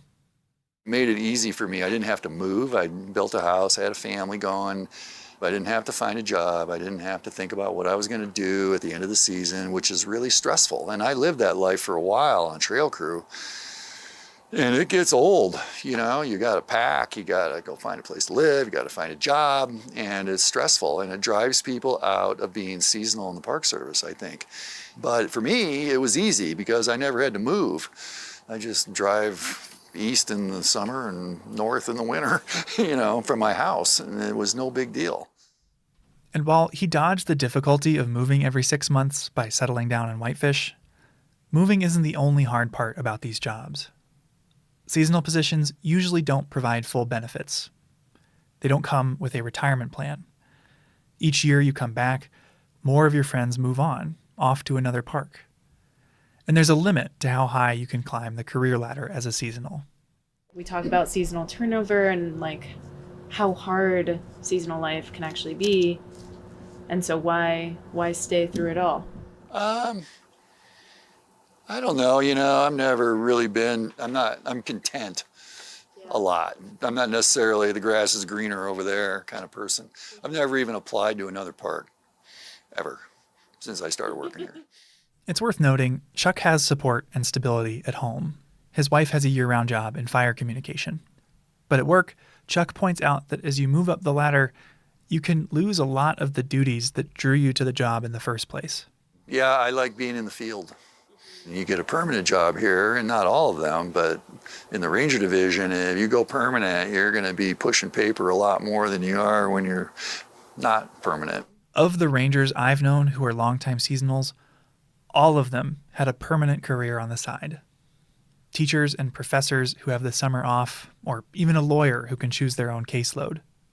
All of them found some way to squeeze in being a seasonal ranger. All of them except Chuck. I tell people I made a career out of not having a career. Basically. I wouldn't trade it for anything, though. No regrets. You know, there's some great permanent jobs here, don't get me wrong, but there's just the way overloaded people working here, and it's just, you see it, you know, and I just never wanted to try that. Yeah. But I'd say if Chuck has a secret to how he stayed seasonal so long, it's how much he loves this place. And all of it, too. The scenery, the wildlife, the plants, and the people. I just like it here. I just like the whole persona of what Glacier is. Always have, from the minute I got here. And don't get me wrong, I've had some bad days here. You know, there's been some days where I'm just like, oh man, I got to get out of here, you know, but that just doesn't last long, you know. Yeah. We owe it to the park to take good care of it and do the best we can. I really firmly believe that. And so whether it's small world stuff or big world stuff, and there's big world stuff going on like climate change and all that, my world's very small world. You know, I pull weeds, you know, I clean out fire rings, I pick up trash, I educate visitors. That's a huge part of it, super important part, building advocates for the Park Service. If I can get somebody to like buy into the idea of the Park Service and advocating for it, you know, success. Well, I think that is a nice segue into the rumors I've been hearing about this maybe being your last season. Is that true? It is true. It's not a rumor. I'm wrapping it up. It's not called retiring when you're seasonal. What is it called? Quitting. They're going to try and hire me back, and I get to say no. Chuck loves Glacier, and it's clear Glacier loves him right back. He invited us to his retirement party, which happened a couple months after our interview, and we arrived to find every parking spot full, cars lining the road to the venue, and people from every stage of his career who'd shown up to celebrate. Here are just a few of the nice things they had to say about him. He's humble. He hates leading, but everybody looks up to him. He's trusted. He spends more nights out camping in the park than his colleagues half his age. He's a mentor, a moral compass, and he never forgets a name. And over again, we're going to miss him. Chuck's career captures what it's like to work for the Park Service, and he's been a role model for a lot of the people who work here today. Our last question for him, what comes next? You know, I've been stuck in the glacier rut for so long, I've never even been to the Cabinet Mountains, you know. There are all kinds of little mountain ranges around Montana. We got like 54 state parks. I've only been to like 3 of them. I just want to go look around and see what else is out there, you know, and maybe just have the time to do it and feel like doing it. I guess on the same question of reflection, was your career everything that you expected, or? I don't know that I had any expectations. I think it was just this new adventure to Montana. You know, we'll just go check it out, see what happens. Headwaters is a production of Glacier National Park and is supported by the Glacier National Park Conservancy. We could not make this show without them. You can learn more about what they do at glacier.org. Headwaters is made possible with help from Lacey Kowalski, Melissa Slottick, and so many people throughout the Glacier community, especially the natural and cultural resource teams. We're grateful for all of you. Our music this season is by the brilliant Frank Waln. The show's cover art is by our sweet friend Stella Null. Check out Frank and Stella's work at the links in our show notes. Special thanks to Chuck Cameron and everyone who shared memories or stories of Chuck at his very fun retirement party. Besides sharing this episode with a friend who might appreciate it, you can help us out by leaving us a rating and review in your podcast app. Thanks for listening.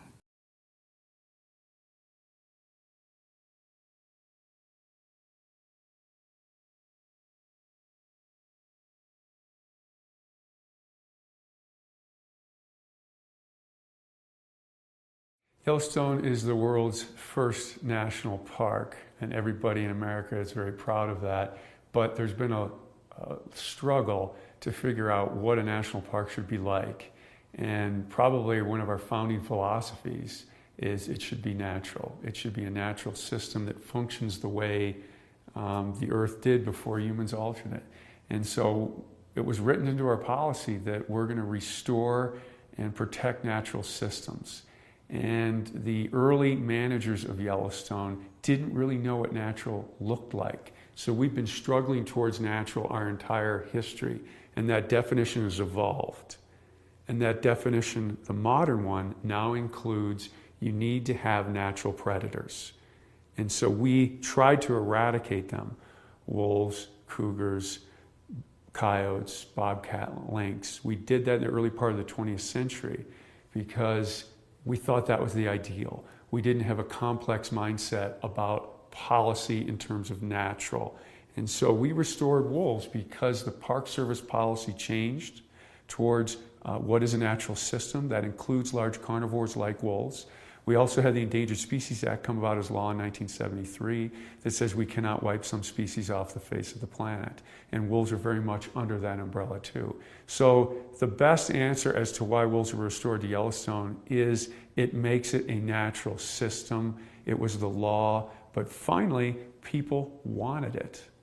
The public's view of nature has changed and evolved. So creatures that were previously considered bad, scapegoats, have now had image alteration, and a lot of the public demanded that we bring some of these animals back.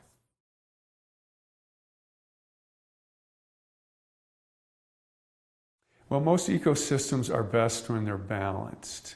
And I think it's safe to say that Yellowstone, without wolves and other carnivores, now keep in mind, cougars were also eliminated and they came back on their own, and bear numbers declined, and that affected the balance of the ecosystem. And so ecologists refer to this as biodiversity, but emphasize the word diverse. Having a lot of different kinds of things at moderate numbers is better than having a lot of any one thing. And prior to wolf recovery, we had a lot of elk, we had a lot of coyotes, and we had very little things like willow and aspen and songbirds and beavers. And so the entry of wolves and other carnivores, because bears have increased and cougars have come back too. So now we're a carnivore-rich system, and we've restored that top layer of the system. So really the simplest way to look at it is all the parts of the system now are in place, and they're interacting differently. And I hesitate to use a value judgment-laden word, but it's healthier this way than we had certain parts of the system before that were absent. So all those things functioning together has made nature look like it used to before we started managing it. And those management intentions were good. We just didn't know enough about it. And so we have this makeover in Yellowstone now. We've brought carnivores back, wolves being the most high profile, and it's changed the way Yellowstone looks.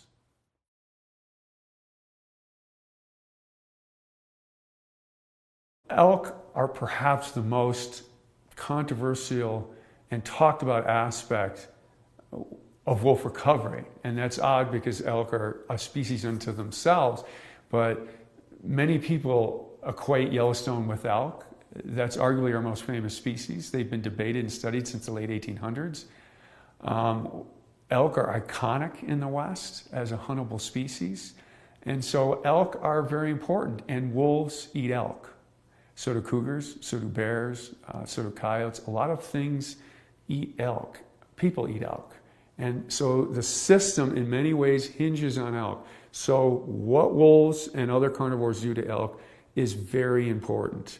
And very simply, prior to wolf recovery, predation pressure by natural carnivores was very low.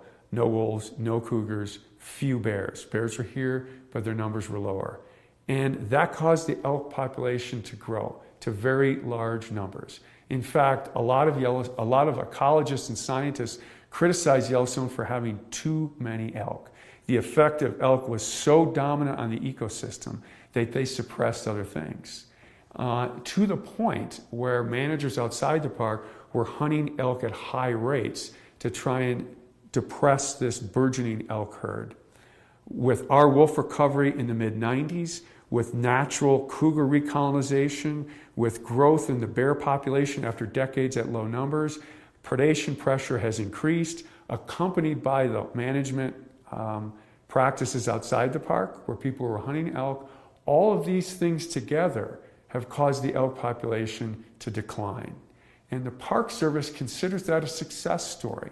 And that's hard to describe to a lot of people, especially some people who can't understand how less is more.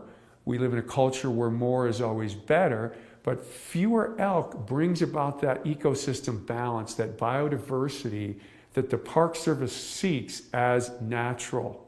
And that's a very important goal for the Park Service. And so having these large carnivores, and Yellowstone may be the place in the world that's got, in North America, that's got the best mix of diversity and density of large carnivores, that will affect the elk population to lower. But we're arguing as a Park Service that that's more natural or healthier, which is defined as better for the system. And this is a very hard thing to convey because a lot of people liked a lot more elk. It's better hunting. And so this is a complex relationship. But wolves have contributed, not solely, to a decline in elk.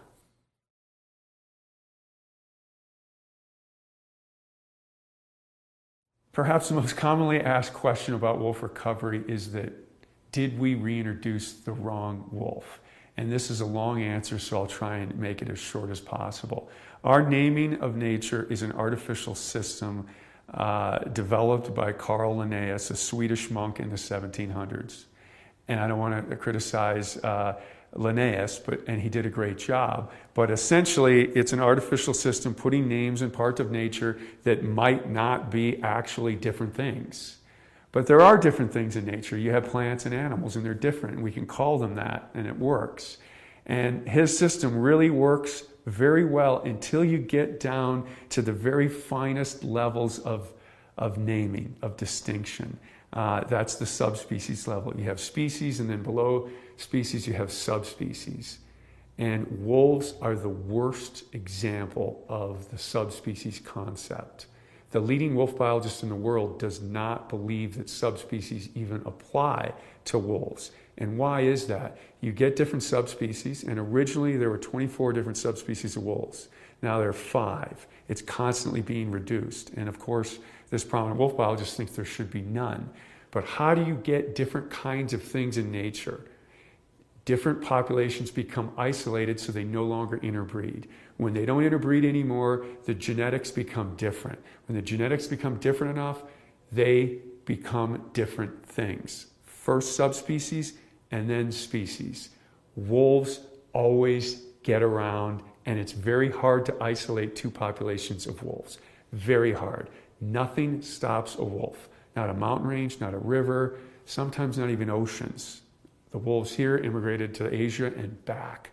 They're very good at getting around, so you don't get much isolation. The best genetics show that wolves in Mexico to wolves in the Arctic are on a continuum of change from south to north. So there's no place we can go in and say, this group of wolves is different from that group. That's a genetic analysis. And the Mexican wolf can interbreed with the Arctic wolf very capably. So did we reintroduce the wrong thing? No. Were the wolves that we put here slightly different from the wolves that existed here 100 years ago? Probably. Nature's always changing. We looked at the weights of the handful of wolves, 31 from Canada, which is a very small number, and they were slightly larger than the wolves that existed here 100 years previously, 6 to 8% larger. That is well within the natural variation of wolf size across the continent. So despite this frequently asked question, these Canadian wolves are unnaturally large and they're therefore at a very big advantage to killing these elk because these elk aren't used to such a large predator. Of all the arguments not to have wolves, and there are some good ones, they're tougher to live with. That's an absolutely good argument. The idea that we put something in here that's exotic or different is perhaps one of the weakest.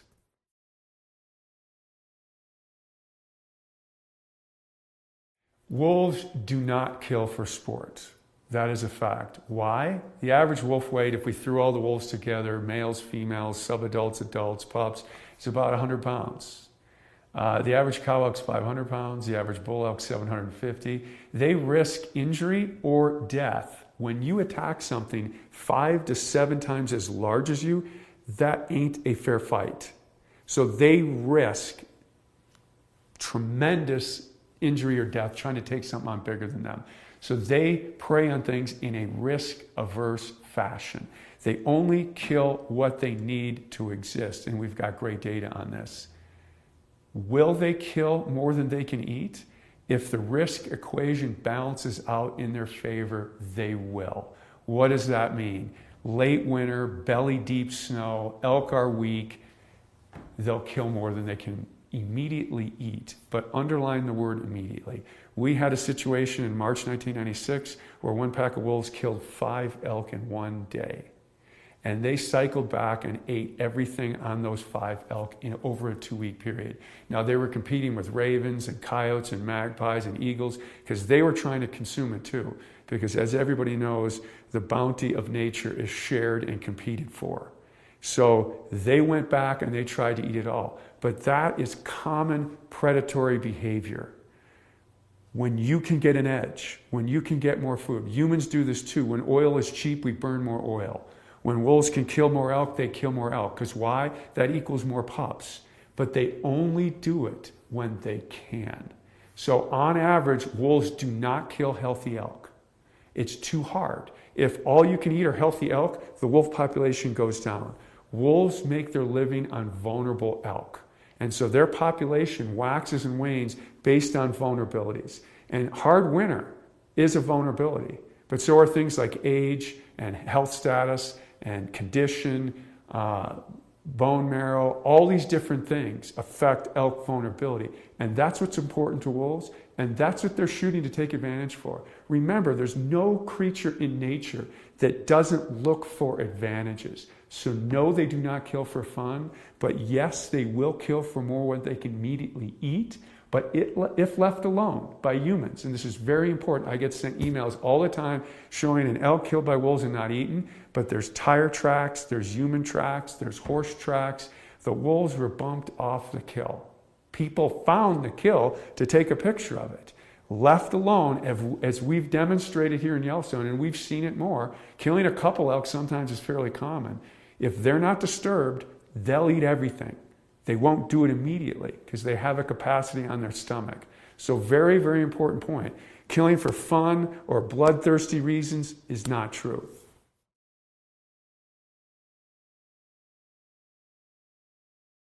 People should not be afraid of wolves. There are 3 primary reasons that people are against having wolves on a shared human landscape. One is they compete with us for wild prey. That's valid. That's true.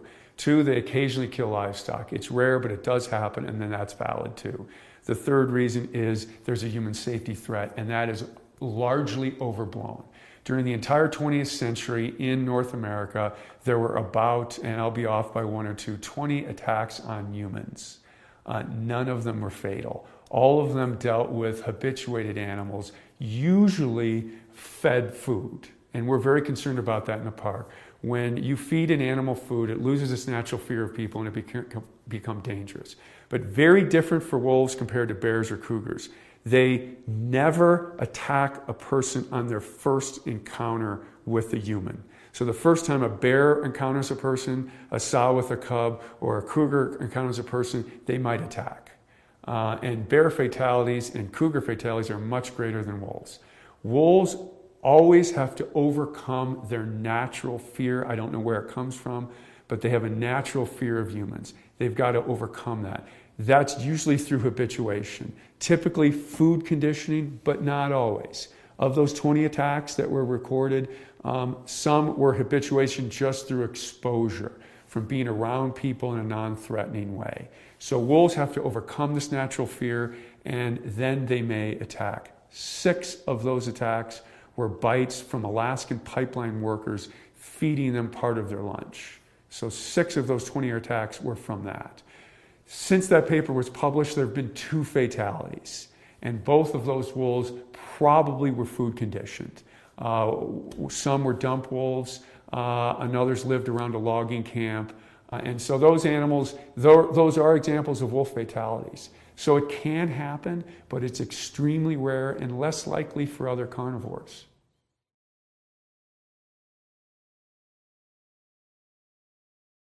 A big question that's often asked about wolf recovery was, you said the wolves are just going to stay in the park. And I'm fine with wolves in the park. I just don't like them out, because when you leave the park, it's a very much a human-dominated landscape. That's another misconception of wolf recovery. The plan written to restore wolves to this region never said the wolves would stay in the park. And it's different outside the park because wolves are managed by the states, and so they have different policies and objectives than the park does. The park generally stated management philosophy is preservation, which means no use. That's not a pure definition, because we do manage other species. The state's objectives are largely conservation. That means wise use. Both of those objectives are fine, and they're determined by people, and neither one is better than the other. They're just different. And so naturally they clash a little bit, because there's no wolf hunting inside Yellowstone, and there is wolf hunting outside of it. Wolves have to live with people outside of Yellowstone, and that does create conflict. It is true to say that life is easier without wolves than with them, for the reasons I stated previously. They can compete with us for elk and deer, and they do occasionally kill dogs and livestock. And so they need to be managed outside the park, and that's okay. That's part of it. And there's some data, although other researchers are questioning this, that if species are hunted, or if species that cause a problem can be immediately dealt with, social tolerance increases. So inside Yellowstone, we don't have to deal with those issues. We don't have to deal with issues of predation on pets or livestock, or taking elk inappropriately because I wanted to get that elk. So we have a different approach, but both approaches are okay and occur in different areas. So this is a very common situation for wildlife management across North America. Animals go over political boundaries, and they're subjected to different management regimes, and that's the way it is, and that's okay for wolves too.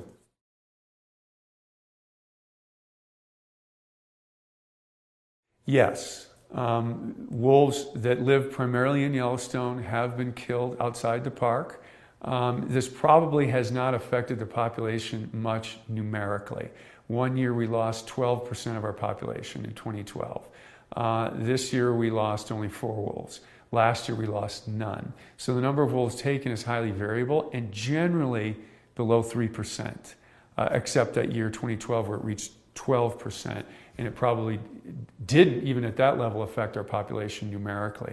But what's important, and the reason my answer to that question was yes, is the Park Service mission is to manage for a natural population. Wolves are very social animals, so they have a social network that's important to how they function as a pack or a family. And we don't have as much information on that social functioning as we do about their population numbers. And we know that there is a harvestable surplus in terms of numbers. And that has not been exceeded so far for Yellowstone. But there are some questions if you remove a key wolf in the pack, a high-ranking individual, so to speak. What's the impact on that pack?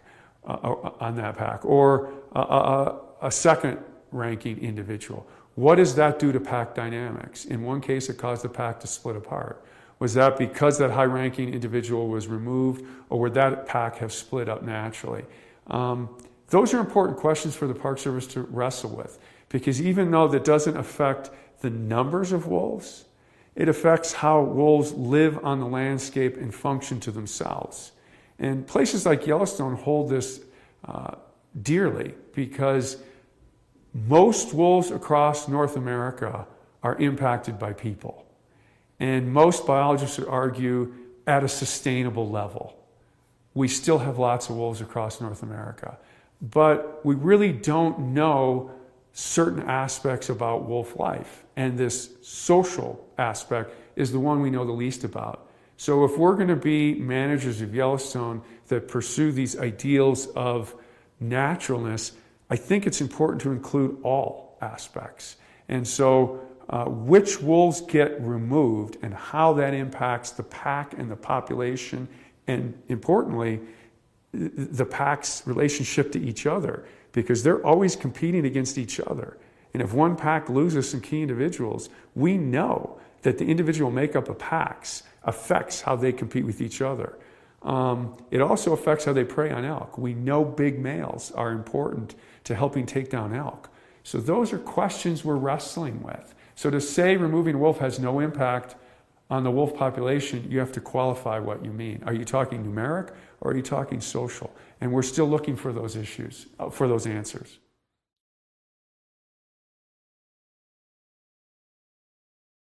Wolves are one of the most studied species in the world. Beginning in the late 1950s, they weren't. And because of the problems that are associated living with wolves, a lot of studies were kicked off in the 50s and 60s. And now they're one of the most studied animals on the planet. And so it's hard to advance your knowledge in that kind of arena.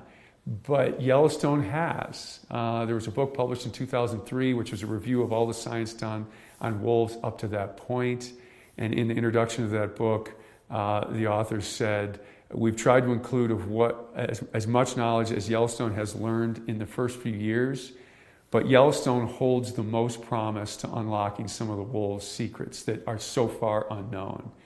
And I think Yellowstone has done that. And that's because, and this is somewhat controversial, we've had a good radio collaring record, so we're able to follow individuals and packs. The park is big, but it's more accessible than, say, Northern Canada or Alaska. And about half our population is viewed daily from the road. And this is an odd feature of recovery that I didn't think would occur.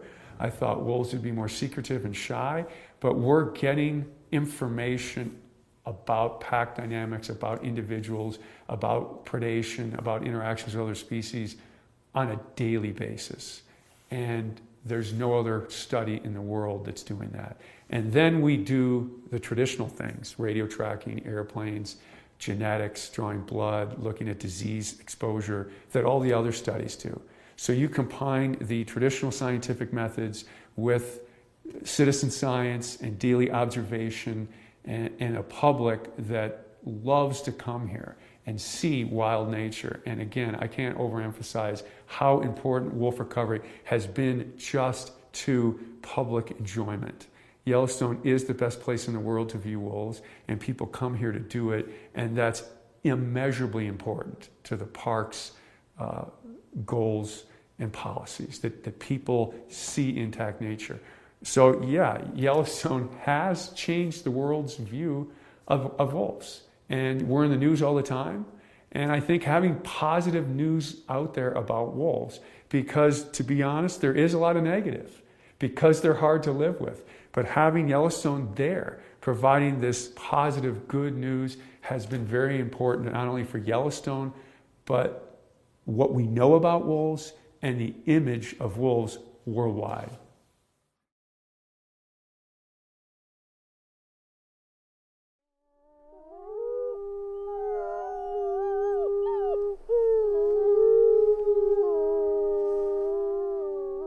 From Yellowstone National Park, this is What We Do. I'm Ashton Hooker. And I'm Miles Barger.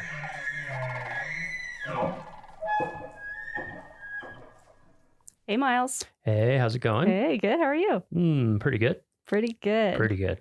Well, thanks for joining. We are joined today by Brett DeYoung. Hello. Thanks, Brett.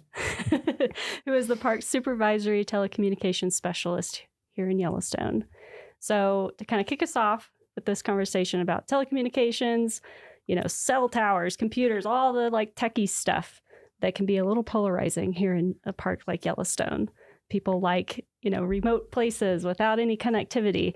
We're going to get into all that, but I have a little trivia for you first. So let's see. We're talking about data. This is a big park, a lot of employees, a lot of computers, a lot of storage. How much storage do you think is supported on Yellowstone's network? You have to take a wild guess. I'll take a wild guess. 100 terabytes. You are actually spot on. Oh. That's amazing. I remember Mark's emails. Good job. So to put that into perspective, I was like, what does 100 terabytes actually mean? Mm-hmm. So correct me if I'm wrong. This was just some brief Googling. So 300,000 digital photos require 1 terabyte. So if you multiply that by 100, that is 30 million photos. That's a ton. That's a lot That's of photos. a ton of data and storage. Or 1 hour of 8K footage. Just kidding. Yeah. That's probably 8K not too 3D. far off. Yeah. But anyway, to get into this topic more, we have Brett DeYoung. Thanks for joining us, Brett. How are you doing? I'm doing good. Good. So starting us off, where did you get your start in the National Park Service? I started volunteering with the National Park Service. I came to Yellowstone right after graduating from Purdue, and I worked for the concessionaire, and I worked with the rangers at Old Faithful doing search and rescue and a number of other different things. Other jobs that I did for the concessionaire and risk management and fire safety. I worked with the fire marshal, and I worked with the safety office, and an engineering office. I worked with the facility maintenance division. So I knew most everybody pretty well after the 16 years that I'd worked for the concessionaire. And then one day I got a call from someone, and I applied for a job, and I walked across the street. And I asked them where the cafeteria was, because at the concessionaire, they fed us every day. And they told me I had to bring my own lunch. Oh, bummer. Man. So I'm still working through that. Yeah, you're still learning how to, feed yourself every day. Is when I came over. Did you, why did you first come out and start volunteering? Were you just an outdoors person before that, or? Yeah, I came out here like most people do because they want to experience the outdoors and they want to live in it, and they want to, rather than taking a vacation, they want to walk out the door and do it on their time off. And so, yeah, I was just drawn to that. And it was a really close-knit community down at Old Faithful. Mm-hmm. And we ended up working winters and summers seasonally. And, we all worked closely with the rangers. So it was just nice to spend time and broaden our sphere. So. Mm-hmm. And what was it? Was there something about Yellowstone that drew you here, or was it just kind of, you just happened to Not come out much, here? really. Yeah. No. It was, I was graduating from college in 1989 at Purdue, and it was during a recession at the time, and I was gung-ho to start paying off student loans, and I had a friend that kept saying, I love, I've been working summers in Yellowstone, and you should come out. And I said, okay, let's come out for a summer. And I think you hear that story a lot. Yep. People get hooked. Got hooked. So, yeah. And my wife came out eventually, not long after that, and we just made a home of it. Cool. It's such a big park, and there's so many opportunities. You can move all over the place laterally, and there's a lot to do here. That's a benefit of a great big park. Mm-hmm. So as a supervisory telecommunications specialist, do you have a typical day on the job? Is there even such a thing? Does it vary by season? What does that look like for you? Most days are typical. When you get into a supervisory position, you don't get out in the park as much. So there's a lot of office time, which is, can be the downside. The upside is that you work with you have a staff and they become your team, and that's fun too. And you kind of live through them in a lot of ways. But a typical day, we support Yellowstone's dispatch center, which is an 8-position dispatch center. It's FCC licensed. And it's an alarm monitoring center. It's a very busy center, as you all know. And it also supports the communities of Gardner and Corwin Springs and Silvergate and Cook City. And but we support all their technology, all their systems, their 911 systems, their CAD systems. That's their dispatch system. And it's very complex. So if I didn't get a call in the middle of the night from a dispatcher, then the first thing I do is when I get up at 4:45 in the morning is I look at my phone to see if there's any emails from any dispatchers, and maybe a radio system wasn't working correctly, or they weren't getting, when a 911 call came in, it didn't give the phone number or the address, or it was a, misroute or something like that. So I look for those first thing just to see what the day is going to be like. And if there's none of those, then I, like many employees, live outside, in outside communities. I live in immigrant up in Paradise Valley. If anybody's watched the Yellowstone TV show, it's not like that, but it's very pretty. But I live, so it's an hour commute for me. And we have a rideshare program that we've been doing since 1991, where employees all ride together, and it's a great thing. So, and I've been the program manager of that since 2016, but so sometimes I'll drive the van and drive a bunch of my employees to work. And anyway, so typical day. Then we get here at 7. A lot of us work 10-hour shifts and get in at 7. And I go around, I work with all my staff. I see what the telephone people are up to, what the IT people are up to, what kind of challenges they have, what's on the agenda for the day, what the alarm shop's doing, what the radio shop's doing. And after I've caught up with all of them, then it's like a lot of other jobs. It's emails and contracts and phone calls and meetings. Gotcha. And so that day that you said you walked across the street to start working for the Park Service, obviously you didn't start out as like a supervisory telecommunications specialist. So can you tell us kind of your path from there to where you are now? Like, did you have other jobs in the meantime, or? Yeah, that was pretty linear. I came across the Dual Fire Alarm Systems project. I was working in the engineering department with Xanterra, and we had tackled some big fire alarm system deficits. We took care of big buildings with Xanterra, the concessionaire. We did the Old Faithful Inn, the Lake Hotel. Really important overnight occupancies where you can't have, you can't empty the building in the middle of the night because of a nuisance alarm. We did that sometimes.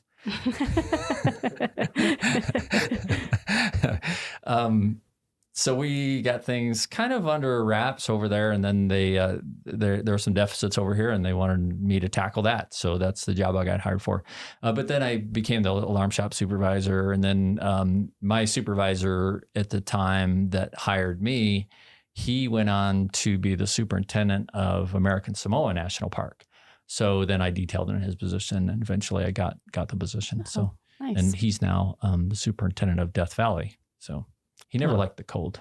Yeah, I was about to say, he's not the place to be if you don't like cold here in Yellowstone. But an interesting thing about him is he hiked every single trail in Yellowstone. Wow. And he was here 5 years. His name was Mike Reynolds, and he's still the superintendent of Death Valley. And then when he completed that project, he started hiking them backwards. Oh, wow. And then he left for American Samoa. Wow. So, yeah, I haven't done That is an accomplishment. I'd like to do that, but it hasn't happened yet. So you kind of ran through all of them, but I'm just curious if you could restate all of the different systems that fall under telecommunications in the park, because I think people, sometimes I forget, I'm like, I think I'm covering all of them, and I forget fire alarms or something like that. I forget sometimes too. Yeah, there's a lot. There's a lot. And then we're reminded. So the radio systems is a really important one, the land mobile radio system. We've got a big complex system, and that's what the rangers used to talk, and we send out pages. We still do pages for our advanced life support crews and EMTs. Law enforcement. There's resource protection people that are doing bear jams and animal jams and things like that. And it's just safety too for people working in the backcountry so they can communicate. So radio is a really important thing. We have telephones. We've got about 500 landlines and 180, 190 cell phone lines. So we manage all those contracts and all that hardware for that and the network that it takes to push it out there.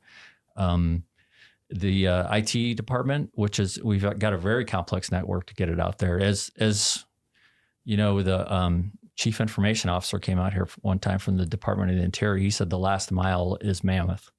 So everything we do to get that from Mammoth to the rest of the park is magic.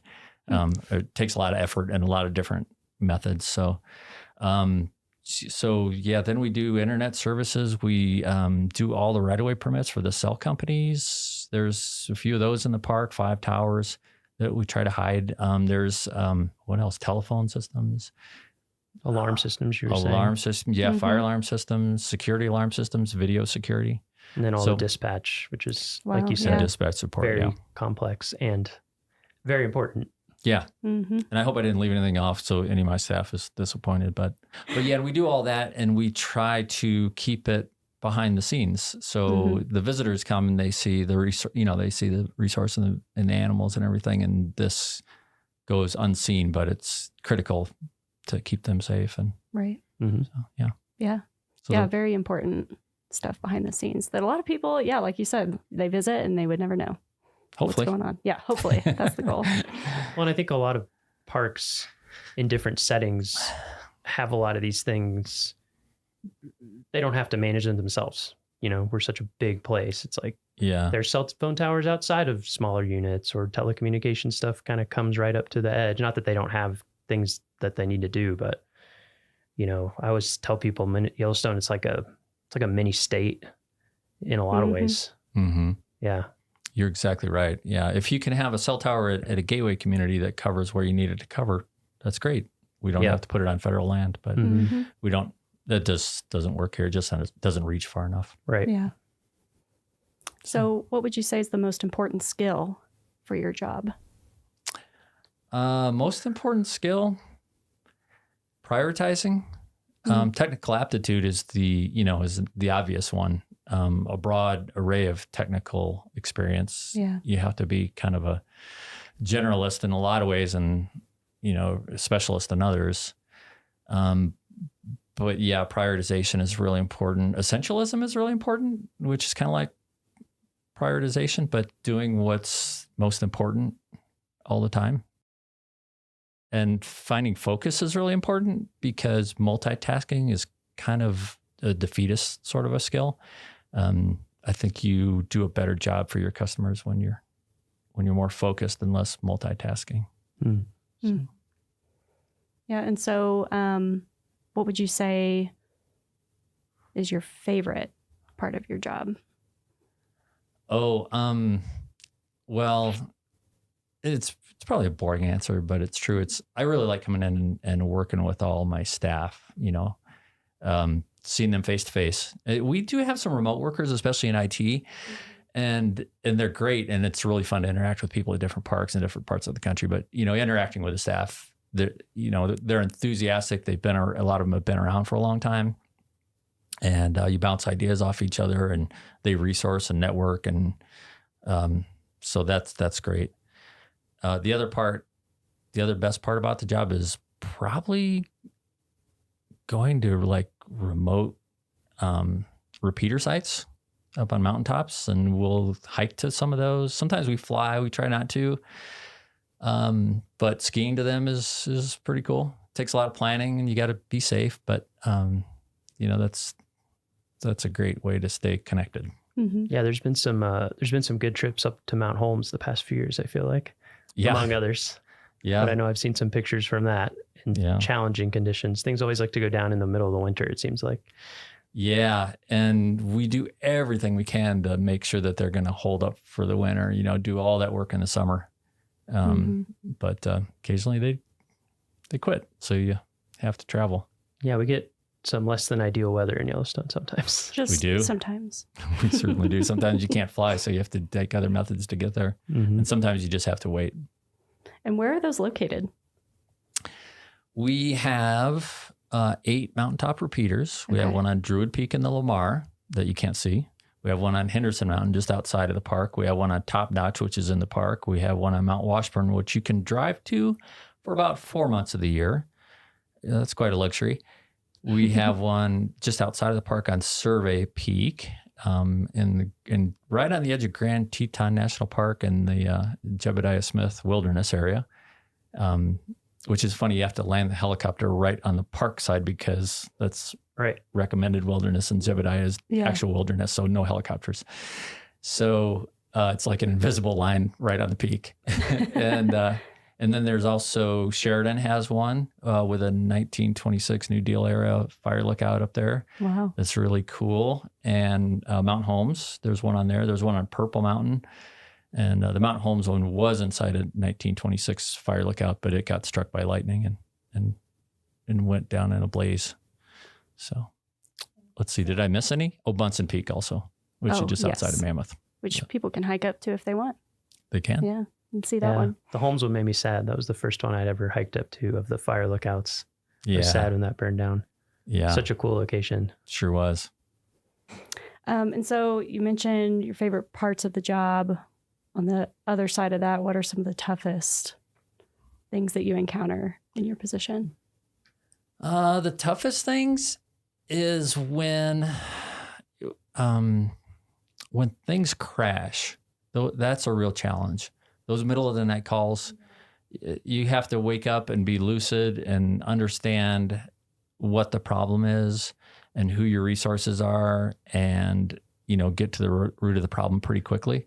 It always amazes me how quickly we can restore something that seems catastrophic. So that's really challenging.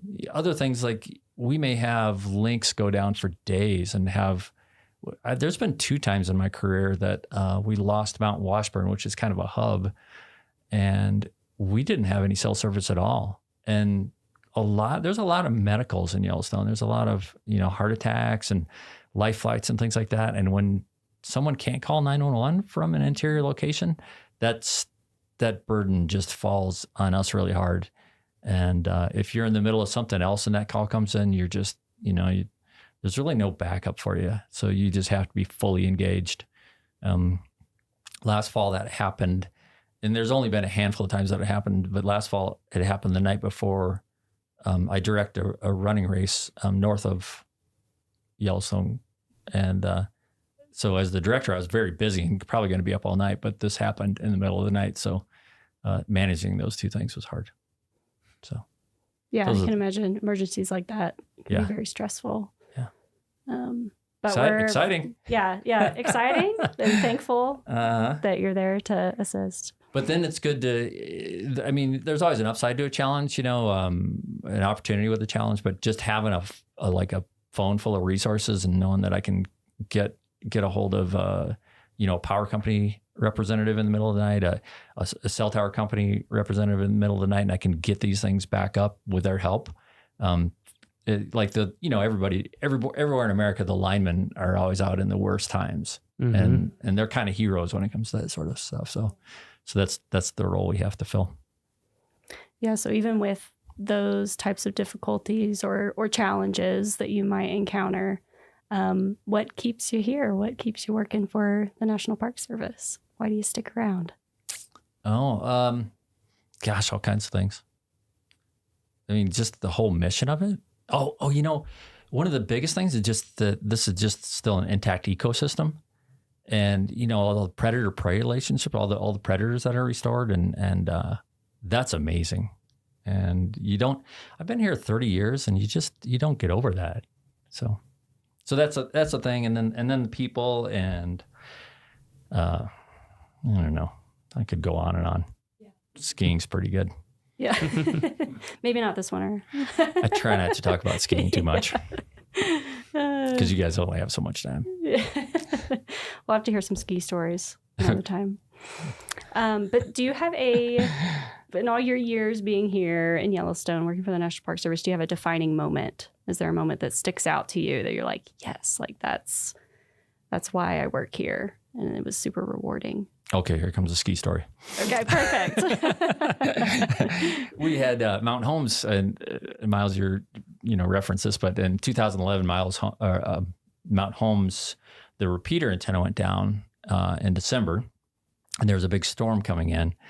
And the Mount Holmes repeater is also used by Montana State Patrol for Highway 191 outside of the park, where there's a lot of accidents. It's a dangerous road. It's a pretty important one. So, but we couldn't get a helicopter in because the storm front was coming in fast. So we decided we were going to ski it. So it was a team of 3. It was another guy, Dustin Seen. He was a radio tech with us. Now he's the superintendent of Bighorn National Monument and Bighorn recreational and some other stuff. And Doug Krause, who's our health tech foreman. We put together that trip in December, which there isn't much daylight.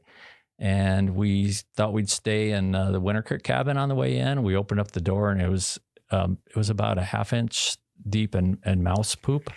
Ooh. So we said, no, we're not going to do that. We thought we can push to the summit. So it was a real big effort. We got to the summit and I got the cabin opened and the storm was starting to pick up. And this is a 10,300 foot peak. It's a big effort. It took hours and it's a long ski in too, right? I mean, it is a long ski. Yeah. It's a 10 miles.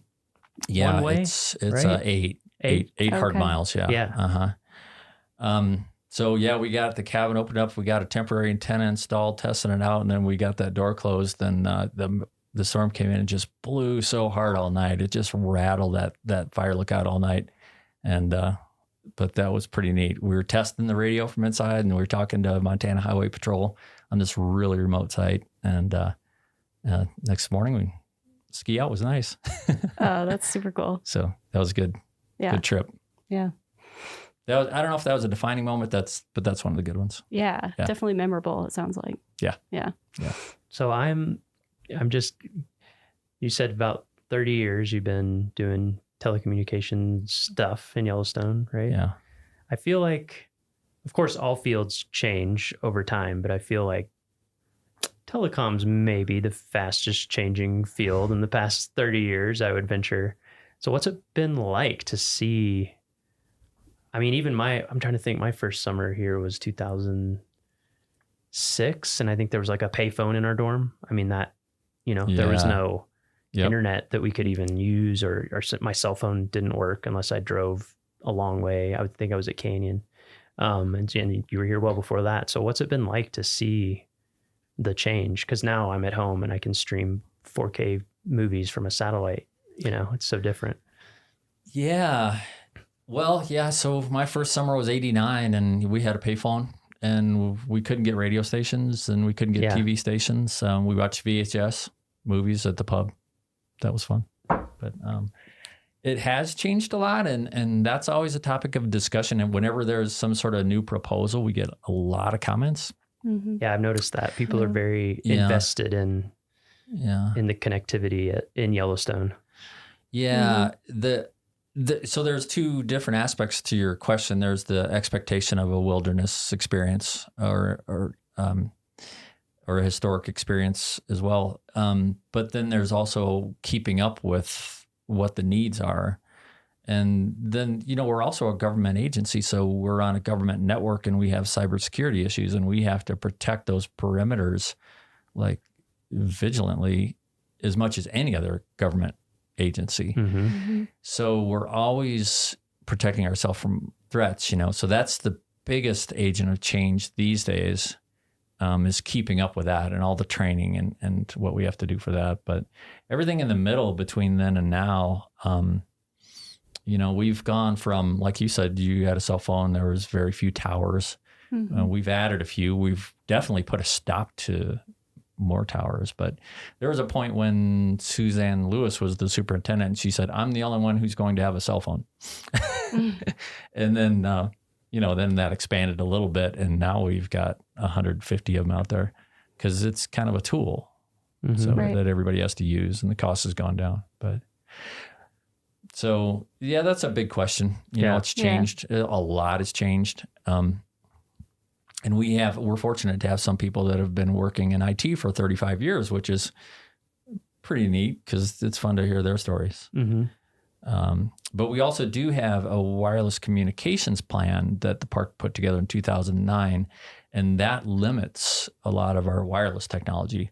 Mm. So the intent of that is to not have cellular service on the roadways and in the backcountry and limit it to the developed areas and only specific developed areas, which is a bit of a compromise. This is still one of those places in the lower 48. You can drive from Mammoth to Old Faithful and not have a cell signal for, what is that, 52, 53 miles? Mm-hmm. Yeah. Yeah, it's so interesting to see, especially with how ubiquitous internet connectivity has become everywhere. I think sometimes visitors come and they're just like, some people come specifically for that, and other people are just shocked. They're like, "What? Yeah. What do you mean my Google Maps doesn't tell me where to go?" Or yeah, like, where can I get Wi-Fi here? And there's one place. It's 3 hours away. Yeah, I get the visitor comments in both perspectives. Yeah, exactly, in both directions. Sometimes in the middle, but usually strongly one way or the other. Yeah. Mm-hmm. Yeah. So if we're getting into the nitty gritty here, if somebody were to go on USA Jobs and want to apply, to work in telecommunications, what series would they be looking for? Well, the telecommunication series is the 0391. Electronics technician, which is our radio technicians and alarm technicians, are 0856. And the IT specialists are 2210 or 2210. And that's a really fast growing series because everything is connected by networks now. So radio's connected, telephone's connected by networks. So that's a good one to look for. And there's a lot of recruiting going on in the IT world. So you could, in my branch, you could be any one of those threes. Okay. And so are the opportunities available from like entry level all the way up? What does that look like? Yeah. 7, 9, 11, okay, 13. Okay. And so what types of training or anything like that would people need to get into that type of work? You just fake it till you make it. Yeah. Yeah. No, I'm kidding. A variety of stuff. Radio technicians, we hire a lot from the military because they get really good training. Oh, yeah. Setting up antennas and repeaters and base stations and microwave network extenders and things like that. But anyone who's worked with radio frequency technology, IT, there's all kinds of, you can be Cisco certifications, you can be, graduate in computer science. We've hired those. A lot of people just gain a lot of knowledge and experience from jobs. And so as a hiring official myself, I look for all of those things. Myself, I have a bachelor's in the School of Technology with a specialty in organizational leadership. So I'm a lot of, leading a group as much as the technical. So it varies. There's no straight track. Yeah. Yeah, you'll kind of find that in the Park Service as well. People kind of come from all kinds of backgrounds. Yeah. As well. So. Yeah. Yeah. I think knowledge and experience counts for more on a resume for this line of work than a degree does. But yeah, I don't know. We've hired some recent graduates too. So do you have any advice if people were interested in applying or, getting that experience? What advice would you give for them? Yellowstone, we feel like we're really specialists. A lot of small parks have one technology person and everything's thrown at them. But we're really, as far as the industry goes, we're generalists. So if you're in IT, if you're doing like system administration, also learn about networking and also learn about cybersecurity and learn about maybe coding, so branch out a little bit. And if you're, if you're into radios, also learn about networking so you can do radio over IP.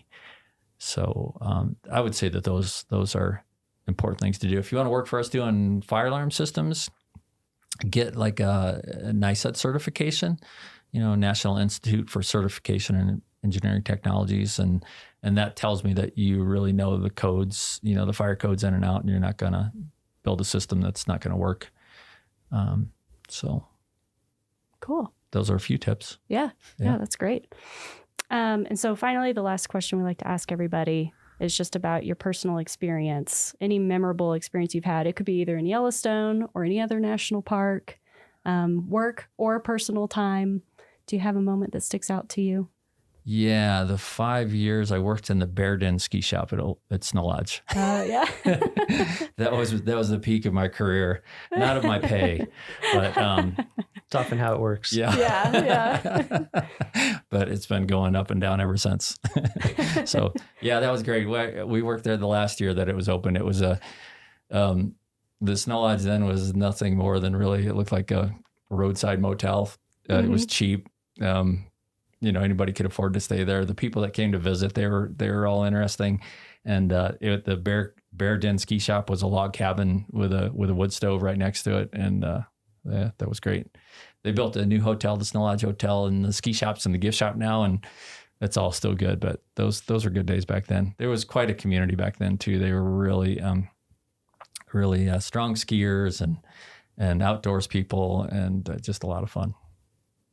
That sounds awesome. And many rangers worked in that ski shop too over the years before they moved over to the Park Service. Cool. Yeah.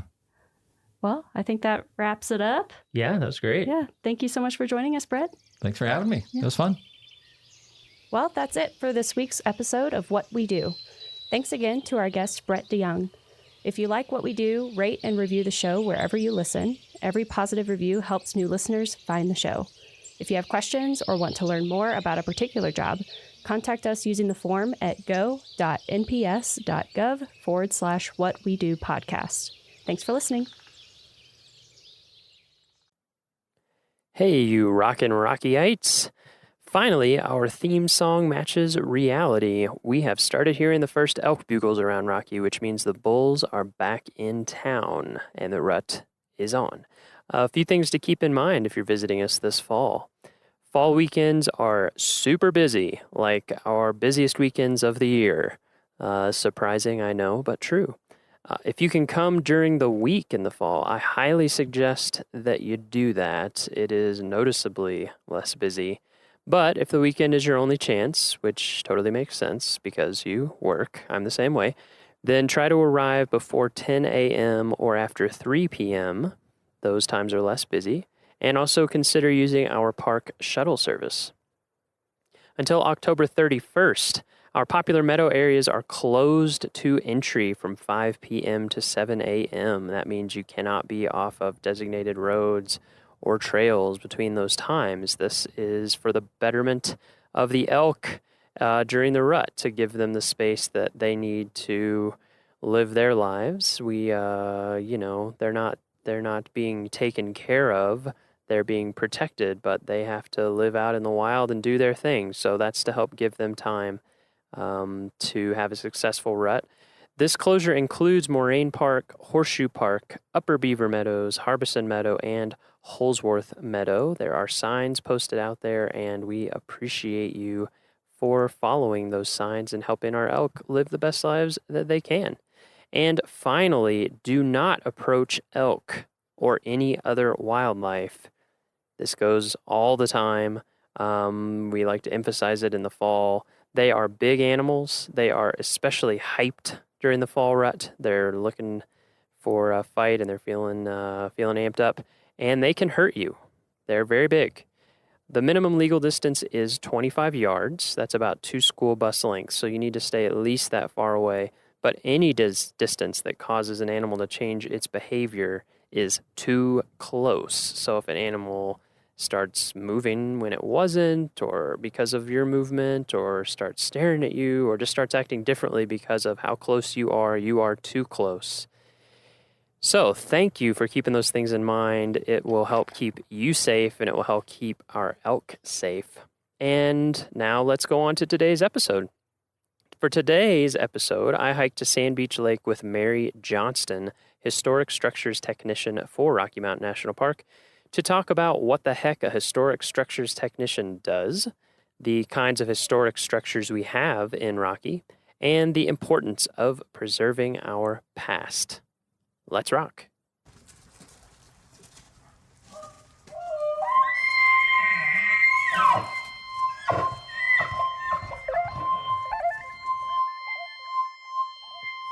And we're recording. Set this over here. Pick up some Good wind morning, and water. Sand Beach. All those kinds of things. What's that? Good morning, Sand Beach. Yeah. Good morning, Sand Beach. Yeah, so we're here at Sand Beach Lake with Mary Johnston. Hello. Mary, what are you doing here at Rocky this summer? This summer I am the historic structures technician for the Park Service. Historic structures. What does that mean? That means old buildings, Old basically. buildings. It could also include old trails, old roads, anything that's older than 50 years is technically historic. If it meets certain requirements, like it was significant in the past somehow, then it's on our radar. And when it's on our radar, it's potentially on the National Register. And when that happens, it's we're sort of expected to keep up with them based on certain standards and protect them and hopefully continue to keep them in good shape so that the history can be passed on and future generations can come look at these and see little pieces of our history that are scattered throughout the park. So for your job, are you actually out there fixing stuff, or are you out there Not as much as I'd like to. Yeah. So what are you doing? Like what's a typical day? So a If there typical is a typical day day. involves me having a list of structures that are around the park. Some might be in the front country, right next to a road. It might be a comfort station. It might be one of the park houses. Others might be in the back country, 5 miles away from the nearest road, like a patrol cabin that the rangers use. So my job is to go out and visit these structures and do an assessment of how well the park has been doing in keeping them close to their historical significance. So making sure any changes to the building haven't compromised the original character of it, making sure none of these buildings are being neglected in any sense. None of the changes are inappropriate, as in like modern updates or additions, because we really want to keep these buildings as close as possible to their original state and how they were built. So just making sure they are, not being neglected. Cyclic maintenance is taking care of the buildings, but Yeah, so we have a big database. yeah, It has so all this stuff in it, is that right? after I go out and visit all these structures, take photos, take notes, I come back and update this giant database that sort of serves every park in the country. Oh, really? Yeah, every park in the country has their own set of structures, and all of these are in this database. So That's nationwide. yeah, Wow. like anybody from the parks or even individuals can go onto the site if they have a specific structure in mind, or if regional offices need to know more about certain buildings in a park, but they can't go out and visit them themselves, they go into this database, and based on the work that myself and other structures technicians have, based on the information that we've put in there, it's pretty much a comprehensive timeline and update of past conditions, current conditions, any work that's been done on them, what the building looks like now, what it used to look like. A lot of different divisions could use this as a resource. So it all goes into this nationwide database, and then anywhere in the country, anyone with access to it can see what's up. Yeah, so obviously, if you're a Park Service employee, you have a little more access to read into some of the technicalities of the building, but this is a website that anybody could go into. Oh, really? Even public? Yeah, definitely the What's it public. called? It's called the LCS database. What does that stand for? List of classified structures. List and of classified. Classified sounds fancy, but it really just means historic. And so They've been classified as historic. Is everything on there on the register, on the National Register? Yeah, so most of them are on the National Register, which And is could we why they kind of have. Explain what the National Register is Yeah, for folks. yeah. So the National Register, once a building has been sort of deemed as special in history, as in it had some sort of association with an important event, whether that's a local event or a national event, period in time, or it's related to some significant person, and that could be on a local level as well, or even a certain style of architecture that's been deemed unique or significant. You go through a little process to have that building listed on the register, and if it retains enough of its original integrity, if it hasn't been changed too much over time, then said building or structure or road or trail is listed on the National Register. And under that, there are certain acts that protect those buildings to keep them in its sort of historical context. And there are certain... So you can't just like go into an old building with beautiful wide board floors and rip them out and put in linoleum or something like that. Exactly. Something that would totally change the character Mhm. of the building, both structurally and also from an experience level, right? Yeah, exactly. Yeah. Okay. What are some examples of buildings on the register in Rocky that people might know, or buildings or other things too? Well, one of the first ones they might see is the Beaver Meadows Visitor Center. That one's actually a national landmark. So landmarks are kind of the highest tier of buildings listed on the register. So that's classified on the register. And like, for example, in that case, it has historic importance, both in terms of the park, but also because it was... so that one was built under the Mission 66 initiative. Which Mission 66, I'll fill everyone in quickly. Please do. Mission 66, for folks who don't know, after World War II, you had a lot of families, a lot of men coming back, some women out of different types of service, or it just shook everything up, you know. But people were coming back. There's the GI Bill. People were starting their families, and there was, you know, the baby boomer. People were doing better. People were doing better. And one of the results of that was that national park visitation really started going up.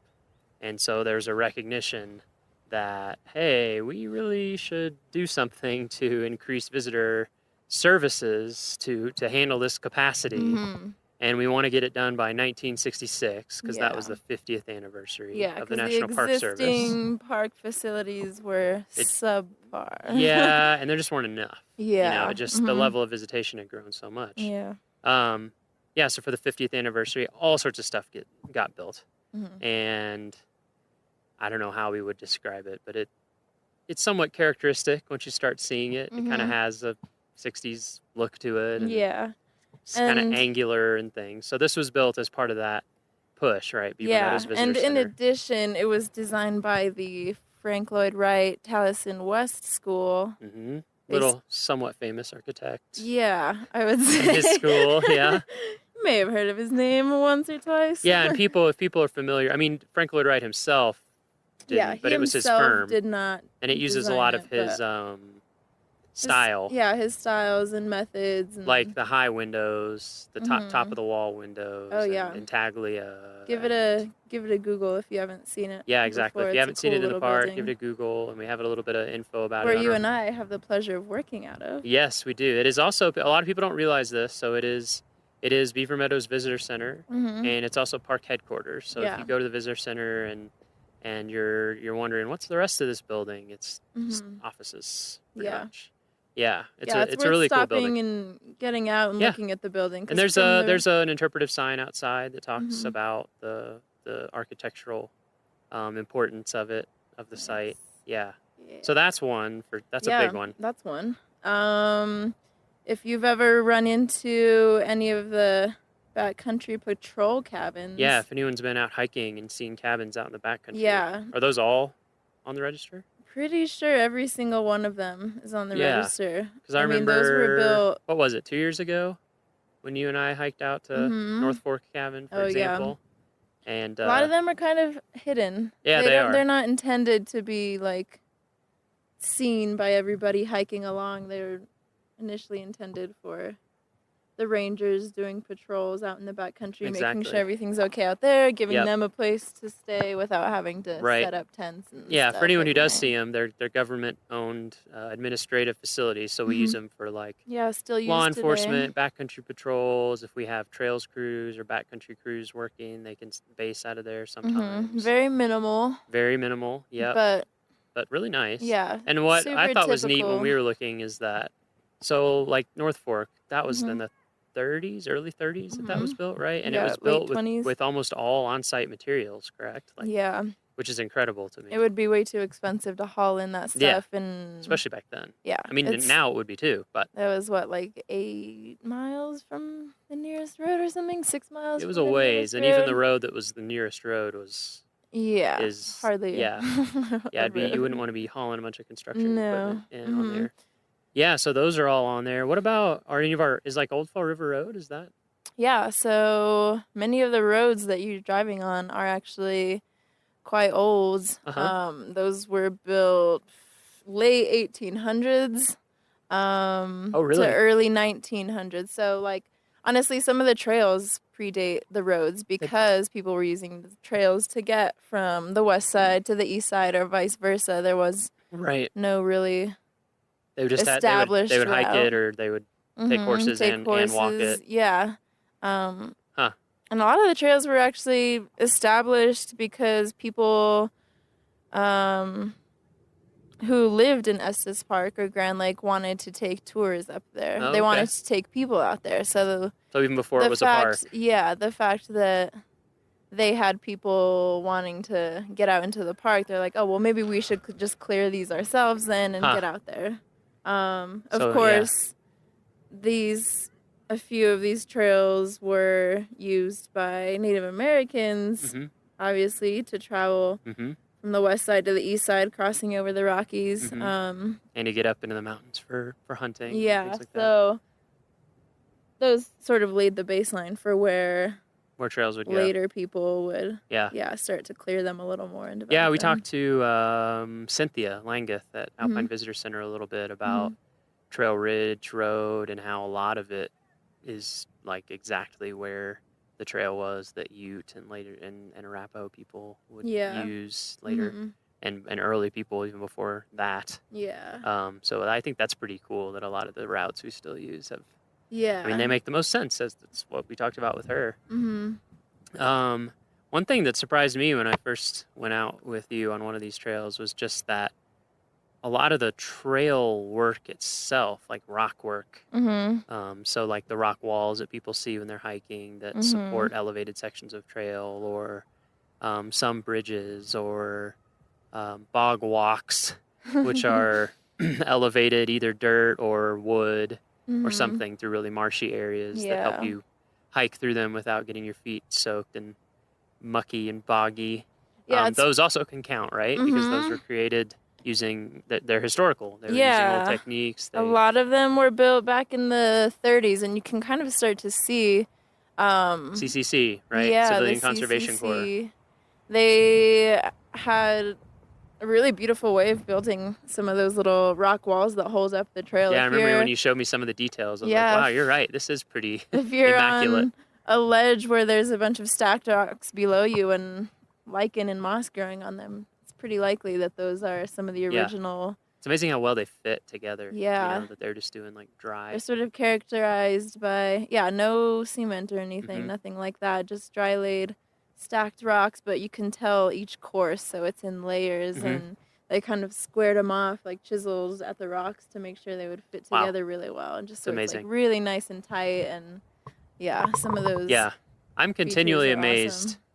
as I go to more and more parks and work in different parks and my career goes on, how essential the Civilian Conservation Corps Mhm. was to the parks. Yeah. Like, we still rely so heavily on so many things that were built during that time. Yeah, We're and we're basically kind of just repairing and we're just kind of upkeeping repairing those. and maintaining them. Mhm. But without them, They pretty much laid a huge amount of groundwork for tons of parks, even Yeah. parks that you wouldn't think of. I remember, like, I did the map for Andersonville Prison, which was Mhm.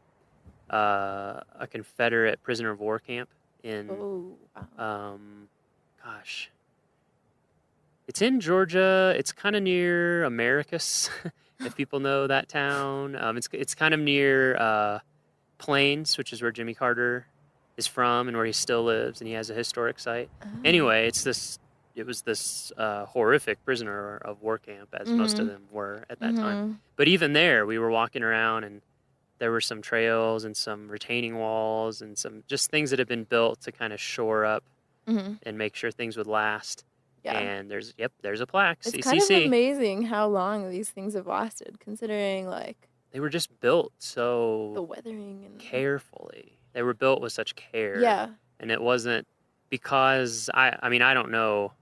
I've just always figured because it was an employment program, Mhm. and the whole point was to have jobs for people to do. Mhm. That it was like, we're building this rock wall. We want it. Yeah, you don't We want it to expect be it to fantastic be quality. so- We want it to last forever. Do what Uh-huh. you got to do. Yeah. And they're using natural materials, Mhm.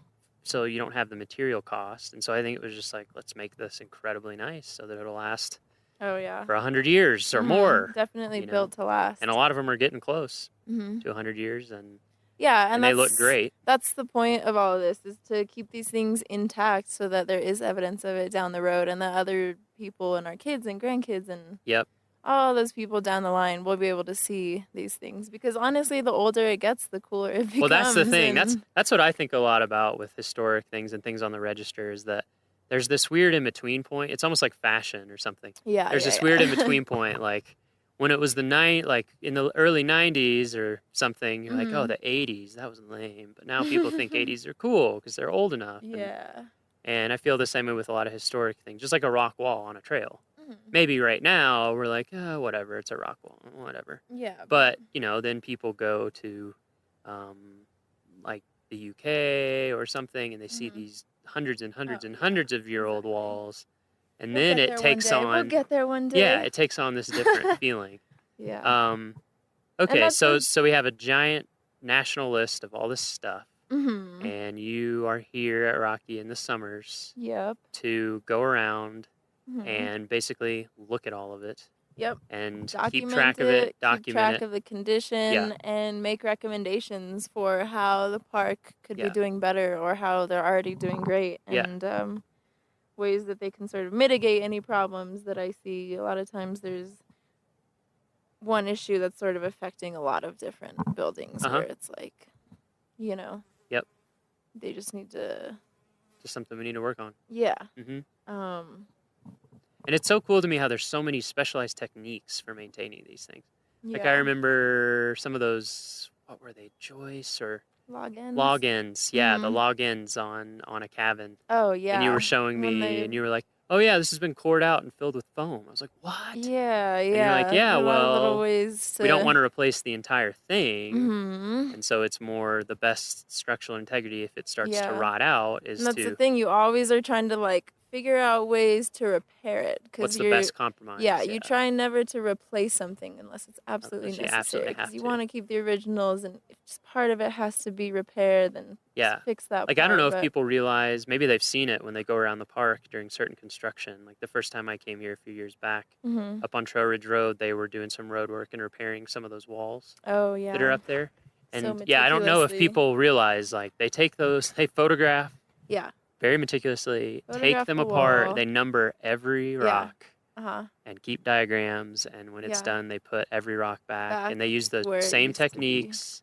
And we even have, you might know this. It's a training area and like a facility that the Park Service has that's specifically for learning techniques for Mhm. maintaining historical structures, and then Yeah. they send crews out for really hard specialty jobs. Yeah. It's called like remember the what it's PAST called. program, I think. Something. Yeah, I'll have to Where, look it up. Yeah, they send different like historians and Mhm.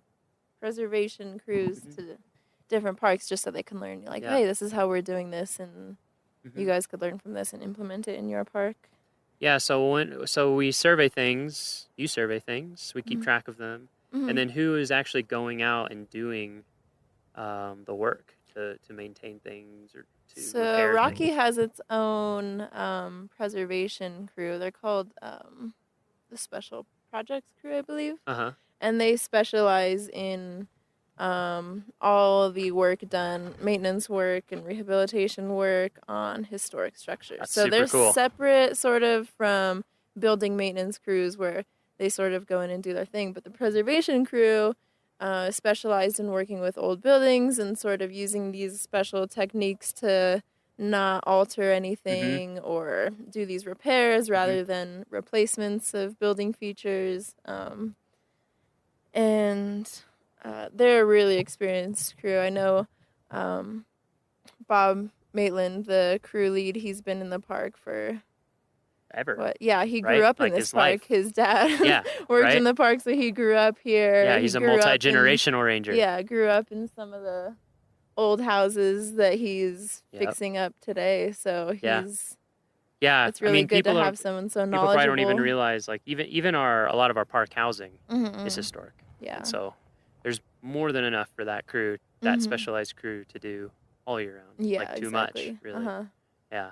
So what kind of training do you have to come out and assess historic structures? Well, my education is in architecture, Uh-huh. and I personally had taken quite a few courses in historic preservation.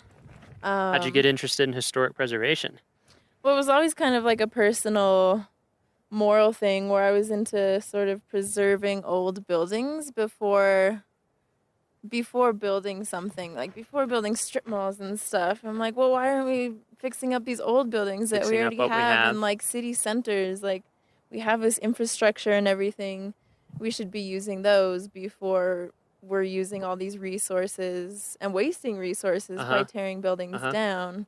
So you felt like that even before Yeah. architecture? Or is that what It led you sort of into went architecture? hand in hand. Yeah, I really wanted to do architecture because I hated the way these suburbias were just being produced with these cookie cutter houses, and it kind of like got to me. Mhm. So I was like, well, how could I get in there Mhm. and do something about it? So That's interesting. that's sort of, yeah. Yeah. Sort where of. are you from? I'm from Albuquerque, New Mexico. Albuquerque, New Mexico. Yeah. ABQ. Big ABQ.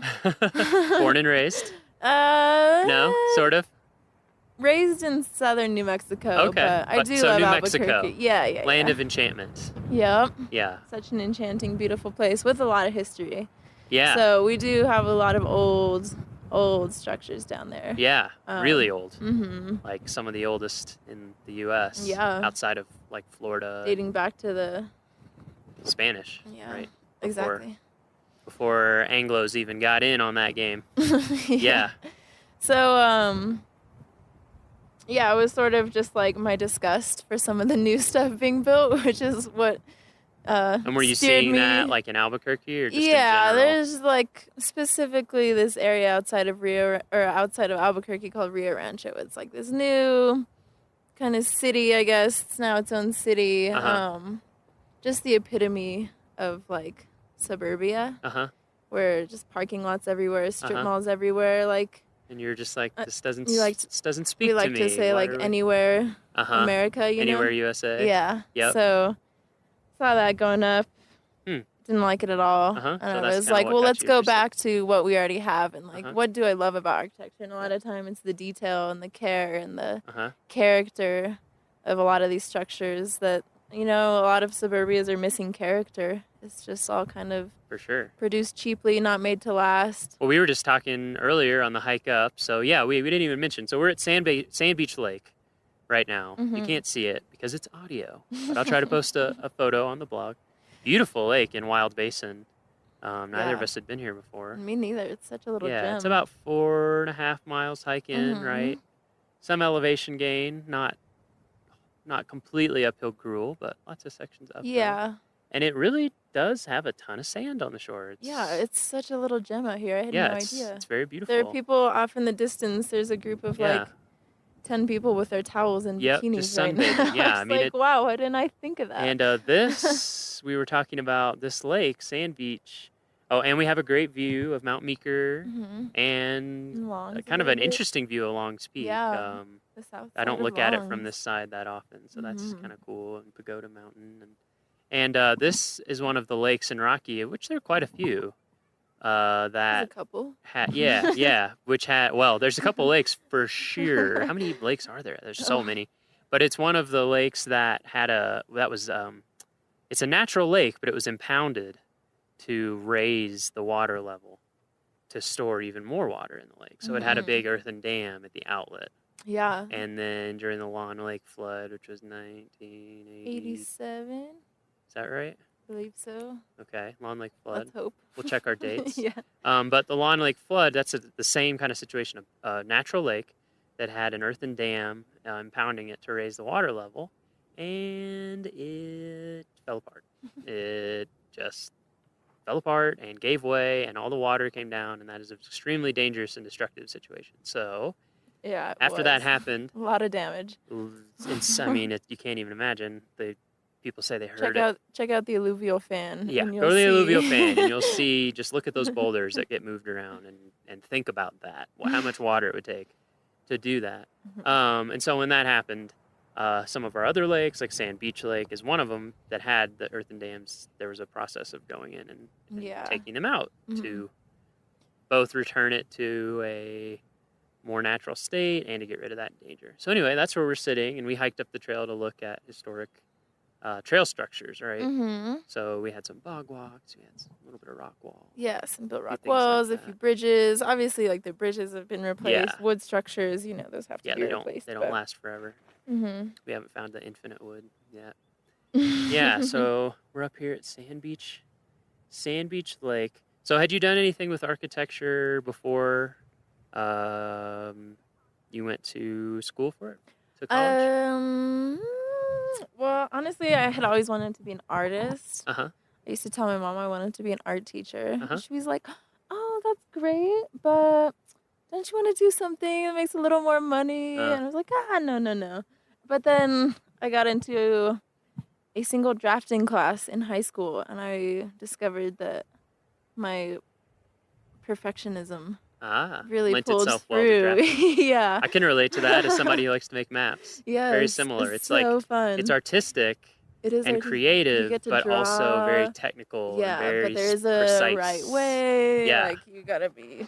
It's like yeah. it's creativity and art inside of very particular rules. Yeah. Yeah. But there's still room for creativity. Yeah. So after that first drafting class, I honestly knew that that's what I That's what wanted you to wanted do. to do. Yeah, I could just sit there for hours and draw. Yep. Floor plans and building plans And do the weird sections and- architectural hand lettering. What's that Yeah. script called? I don't know. I don't know. It's funny. It looks the same. Like Yeah, everyone's- you just have to write in caps all Yeah, the you time. just No learn. lowercase. Yeah, Just- exactly. And then they're like, okay, now make up your own. So you were interested in art. You Yeah, tried so drafting. love drafting. And the drafting Figured was out great. that architecture was the Mhm. perfect balance between like art Uh-huh. and something like Yep. functional. You Uh-huh. know, like something Yep. that could be used and Totally. inhabited. So Yep. I like to call it like functional art, even Uh-huh. though that kind of I don't know undermines art as non-functional. I don't like to say that, but Well, I don't know. Kant might agree with me. I took this class in college called The Art of Walking, which everyone thinks is like a fluff class, but it really wasn't. It was a 3-week class, and we would walk every day, but in the mornings we would do pretty hardcore philosophy. And one of the main things that we focused on was Kant's critique of judgment.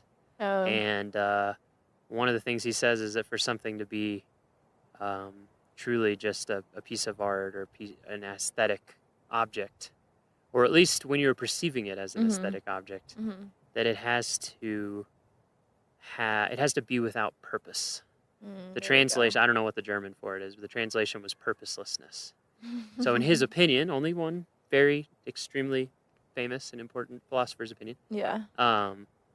that if you're thinking of something in its functional way, it isn't like It isn't- art in the same way. Yeah. I mean, it is, but it's not the same. So Yeah. anyway, I And don't that's think you always should That's feel always bad. the challenge, though, is like trying to like mesh a beautiful form with its like basic function or something. Like Well, and especially in architecture. Yeah. Because I mean, you're dealing with appearance and form and how you want it to look and Mhm. operate on an aesthetic level, but Yeah. also it has to stand up.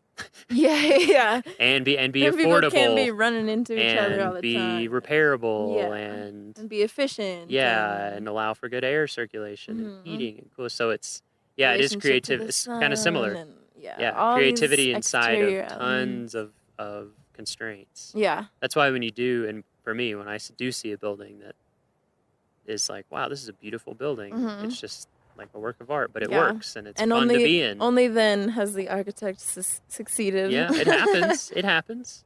Sometimes I've had the opposite too, where you're like, see what you were going for. but Yeah, no, there's some This really isn't the most terrible pleasant stuff building. out there. Yeah. So you did the drafting. Yeah, You got kind into of realized that was architecture it, and then you got an school, architecture school applied, at where? got in, went to school at University of New Mexico Still in keeping it Albuquerque. New Mexico strong. Yep. Yep. Was on a budget, so Hey. in-state Yeah, was the man. way to go. No, it was a really great school though. Yeah. Awesome professors, Yeah. really good facilities. And when was your first? Is this a job that you're in or an internship now?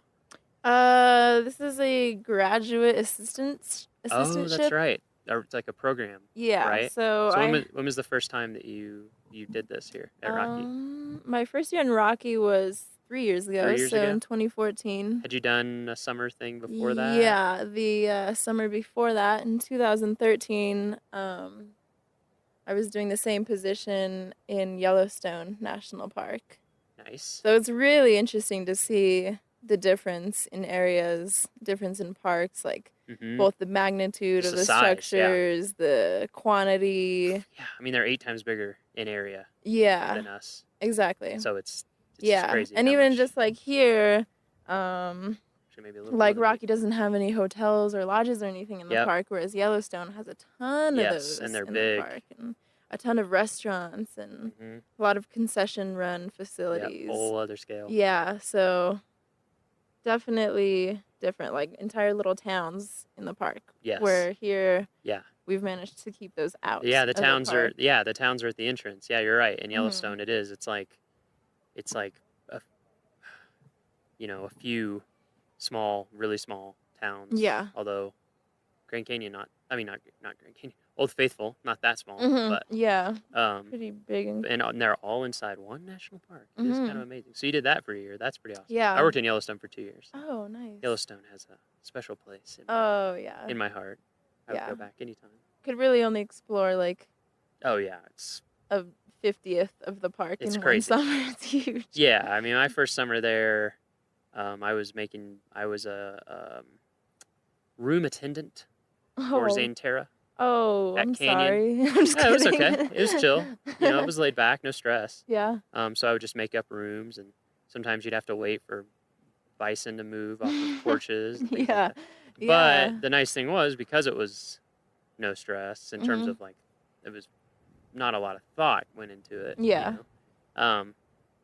We just hiked Oh, all the yeah. time on the weekends. Those are the kind of and people after who get those work and- jobs. yeah, exactly. That's why Like, we're what all else there. are you doing there? Yeah, If not and going around so hiking and being I hiked outdoors. around a lot, like all the time, and yeah, I saw Mhm. just a fraction. Yeah. It's so big, Mhm. including like some areas like the southeast and southwest corners, Mhm. where you're never gonna see them unless you have time to hike, 50, 60-mile Yeah. round trip, Mhm. because it just takes so long. Like the thoroughfare, getting down in there. Yeah. Or, Isn't it like one of the most remote places? I think that somewhere way down in south Just east. in terms of being farthest from roads. Yeah, and I think stuff, somewhere like, way down in southeast Yellowstone is Yeah. the spot in the lower 48 that's the farthest from any Mhm. road. I don't know if it's paved road or town or something, but I think it's Mhm. by some measure the Yeah. most remote spot in Yeah. the lower 48. Right. And then the one up in One Alaska, point. there's one up in the one in Alaska is on a whole other scale. Oh, yeah. It's like 300 miles from the nearest thing instead of 30, but Yeah. that, They win by a that's long different. shot. But yeah, Yellowstone's huge. Yeah. So you did that, and then you came Yeah. here, Mhm. year 2. What's the name of the program that you're in? Is it a what is the defined name? program, or was it just a No, it's relationship with like with an the university? internship through my university and Yeah. through my architecture school Yeah. specifically. Mhm. So students from either the School of Architecture or the School of Landscape Architecture or Historic Preservation or Regional Planning. Cool. They can all apply to this, and then they hire a handful of us, anywhere from like 4 to 6 of us, Mhm. and then we're each sent out to our own park for the Mhm. summer. So there's pretty Yep. much just one of us in the park.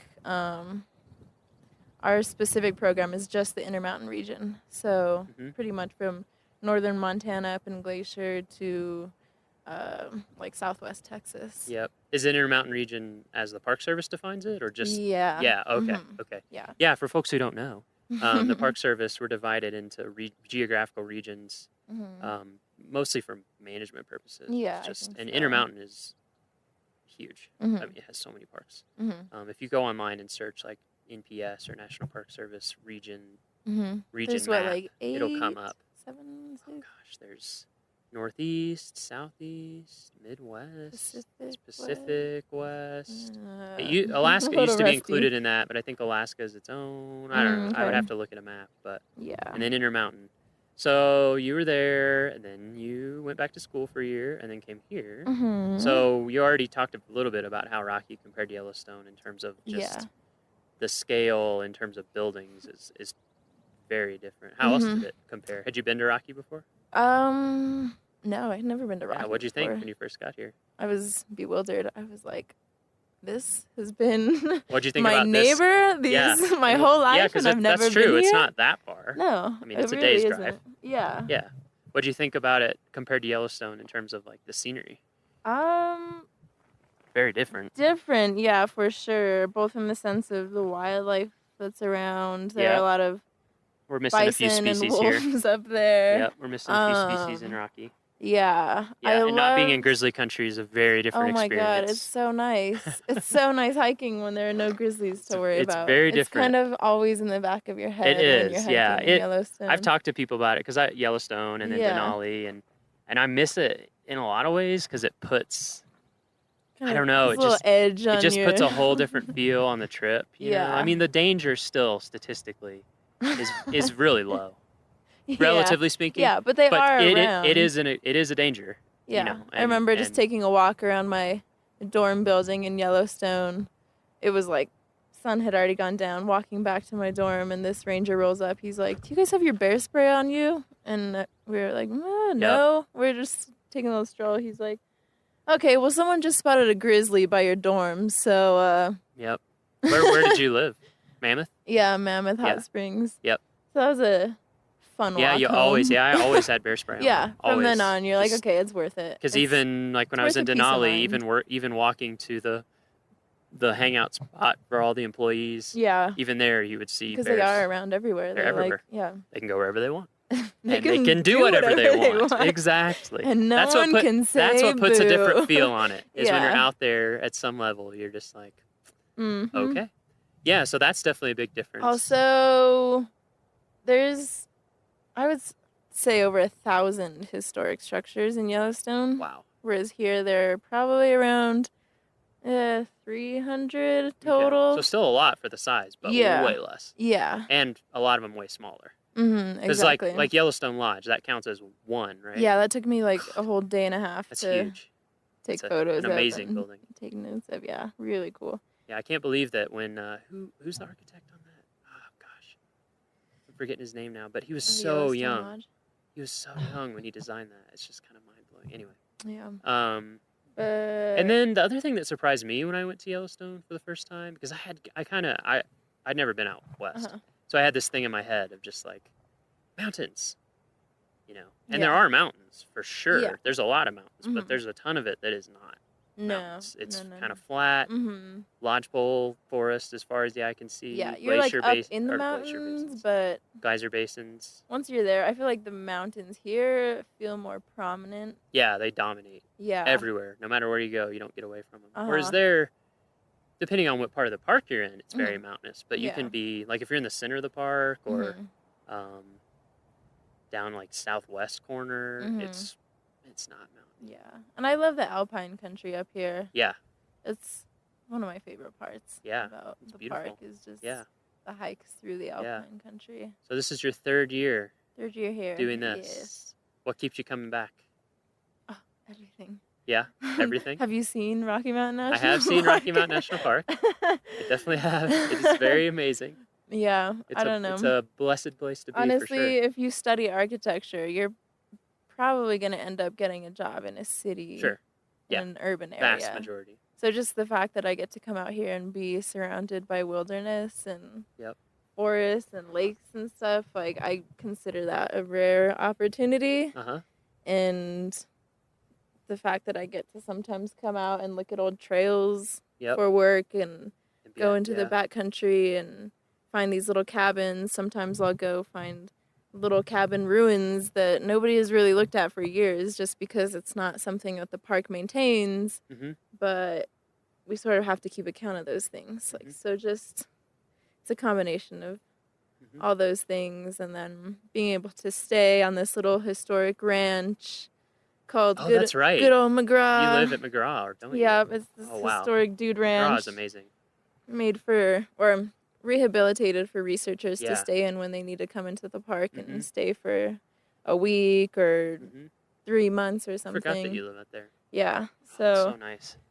it's so peaceful. yeah, gives me a good appreciation for all things natural and built and just how those interplay with one another. And it's also interesting just to note that this park has really pulled back in the amount of built structures in the park. Like, I would say Good point. now it probably has maybe a third to a quarter Of what it once had. of what it once had. Yeah, I don't think There people was- realize. I didn't realize that when I came here, that there were Yeah. tons of lodges and Yeah, real big facilities. lodges, restaurants. In Moraine Park, there used to be a golf course and 9-hole some golf course, swimming right? Swimming pool. pools. Yeah. Yep. So And over time, the park has acquired those things. and there was removed just a them. period of time too when it was, fortunately, pulling back from all of its developed areas and realizing, hey, we need to really protect this and sort of convert it back to its natural state, which is why it's so beautiful and undeveloped today. And in hindsight, like, some of those buildings were really cool and great, but there has to be this balance. You obviously, nowadays, I think it's really great that we don't have any lodges in the park and too many campgrounds or swimming pools and golf courses, you know, like that just takes away from what a national Well, especially park a park is. like this, where, like we were talking about, you're never that far from town. No. You're never that far from Yeah. a gateway community. So Exactly. it's and not you like have big cities around. If you Right. want to, if you want those amenities, exactly. they're close. It's not like Yellowstone, where it's like, well, if there weren't any lodges in Yellowstone, Yeah. then everyone would be driving like Yeah. 3 hours plus a day Yeah. to get anywhere. 3 hours just to get through the Just to park. get in, Another like 2 hours and to the then nearest just city. to get out. Exactly. Yeah. Yeah. So, yeah, that is It's an interesting dynamic, but yeah, that surprised me when I first learned about that when I Mhm. came here, that so many things had been removed Yeah. over time, and that it's just one a day, decision you have to one day soon, maybe I want to make a map of all of the structures that used to exist. That'd in be the really park, cool, just yeah. So people can gauge like what it Yeah, used, what it to, used to be. and then what it That'd be is really cool. now. That's Yeah. a great idea. Mhm. There was a student group from CSU, I think, or something like that, that did one of those just for Moraine Park. They mapped where everything had been to kind of explore the history of it, and it was Yeah. really cool. It'd be neat to see that for the entire park. It's a big undertaking, but Yes, there are a lot of definitely. like resources and places to pull from, but Yeah. not one big comprehensive. Yeah. So as Map of an everything. architect and as someone interested in historic structures and keeping things repaired and using what we already have and all those things, what would you say to visitors when they're coming to visit? Like, what tip would you give from that perspective about the park? I would say inquire about it because Just be aware of it. Yeah, I mean, just like notice the buildings around you and know that those are a lot older than anyone's houses that they're living in or a lot of the cities that they live in, you know, like, and just to sort of appreciate the people that were there before you and just think Yes. about their lifestyle and how they lived before you and what they were thinking of when they passed through the place and just pretending like you were there 100 years ago or even before that. And then just having a respect for it, you know, not sort of like the leave no trace thing, like don't be tampering with any of the stuff that you're seeing. Don't be messing with any of the buildings or carving your initials into them, you know, Right. like Yep.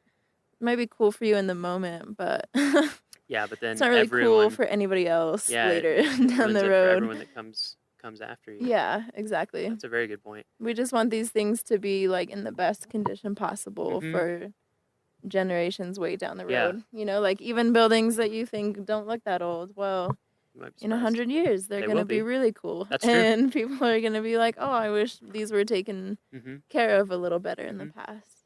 Yeah. Yeah, I think that's great. I would definitely recommend that to everybody, is just remember that it's not just a park. Like, it's not just hiking and backpacking and wildlife. It is all those things for sure, but Mhm. it's also a place where people come and live and work and stay. And for that to happen, there have to be facilities and structures. Mhm. And, you know, even when you're out hiking, just taking a moment to think about how hard some Right. people, a group of people worked to make that trail. Yeah. I mean, I Mhm. don't think people, I don't, or I didn't for a long time, have an appreciation of just how hard it is to build Mhm. a mile of trail. Yeah. It's crazy. You know, Mhm. it's so much work that people are doing Yeah, much for us respect so that for then we the can enjoy it. You know, yeah, they, for the trails crews they're then and unthanked. now. Yeah. Oh, absolutely. Mhm. Yeah. We're definitely going to get with the trail crew and cover some of that work. Nice. Maybe in depth so Yeah. people can kind of And definitely check out some of those backcountry cabins. If you see them, if go you up see to 'em, them, peek in the windows. They're Yeah, cool. you can go up to them and look around. Yeah, Yeah. for sure. Just, you know, Don't try getting in. Don't try getting in. And sometimes there may be a ranger staying there, Mhm. stationed there, and Yeah, they'll let you be peek perfectly happy inside. to talk to you and Yeah. check in with you and say, Mhm. hey, say what's up. It's really cool because some of those old cabins have logbooks from Yeah. back in the You can read 60s. you can read Like just you can rangers read way who've seen back. it, yeah. It's funny how much things haven't changed. Really puts in perspective, yeah. Yeah. Oh It's wow, like, same oh, same yeah. problems, different Same- day. Exactly. Different decade. Especially back there where it's so, you know, your phone doesn't work back there or anything, Yeah. you know, so you pretty much live in the same way, pulling your water out of the creek and Mhm. filtering and Yep, using the privy out back. darn right. Spending the night with the squirrels and the mice. Yeah. Anything else you want to cover or that you want to make sure listeners know about? No, I think we've done a we've good covered job it? and hopefully not bored them to death. Oh, no, definitely. Definitely not. I know I get excited about it, but I forget not everyone. Our listeners don't get bored. No. And if they do, they can just skip to the next episode. Oh, okay, It's no yeah. big deal. But If no, they've reached our this point, listeners they've are done good. are scholars with interests that run the gamut, I'm sure. And one of the reasons why I wanted to less. talk to you is because I think it is just something that people, including myself, it's just easy to forget about. Yeah. The cultural side, Mhm. all the resources that we have in the park, and Yeah, you know, plenty just of think natural, about also like lots last year we had of 4.5 cultural. million people come to the park, Mhm. and so it is a place that it's like It's a destination. a destination with a lot of history. Yeah. Yeah, so A lot just of history. think about that and remember Mhm. it, and think of our cultural resources folks who are out there surveying Yay. and working on things and maintaining things, Mhm. so that hopefully they'll be there, you know, 100 years from now, 200 Yeah. years from now, 300 years from now. Yeah. Hopefully forever. At Yeah. least that's what we're going for. That's our goal. You have to have high goals. Forever. Yeah. So one final question before we sign off from Yeah. Sand Beach Lake. We've been asking everyone this question. Oh. It's a pretty open question. Okay. What does Rocky mean to you? Oh my god. Yeah. Like in your life or... Rocky has honestly become like my second home. Uh-huh. I don't know if I'll be back next year because the work I'm doing is kind of getting wrapped up this year, but Right. it's kind of where I feel And you recently graduated? and- Yeah. Yeah. I kind of just feel like more human Uh-huh. out here. Yep. Um, That's interesting. yeah, I feel more human when I'm around less humans. I can For some reason. I can very much relate to that, and It's we've just heard like- that from a lot of people Yeah, yeah. already on the podcast. Yeah. We've talked to. They're like, I don't know, I just feel more myself, or you know. Yeah, you just like it's very introspective. It's inspiring, it's humbling, just the scale of the mountains around you and the vastness of the trees and the power of the water that you see like really puts you in your place Yes. as a human. Like we tend to get on our high horses and just get stuck in the bustle of the city and Yep. think that whatever we're doing that day is the most important thing in the world and nothing else is as important. But then you come out here and you're like, this is what's really important. Absolutely. Snaps you out of it. Yeah. Like you don't have a So- choice.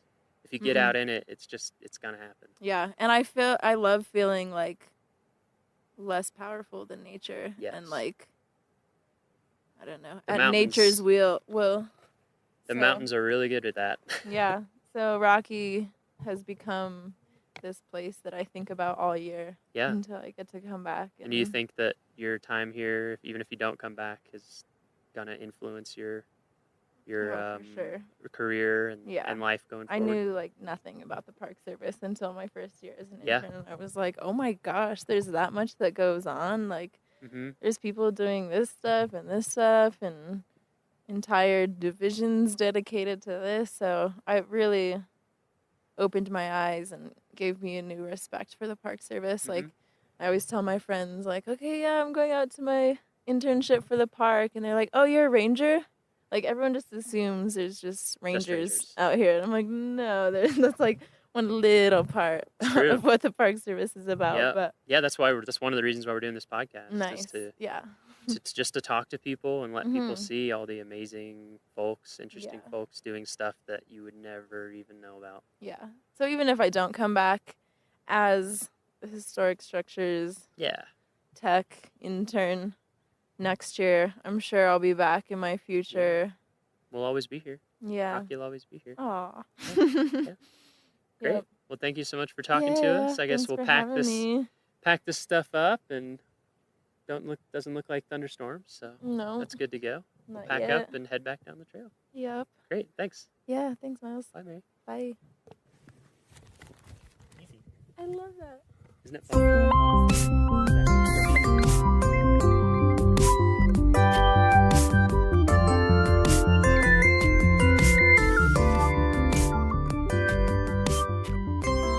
Our next episode will be released on Friday, September 22nd.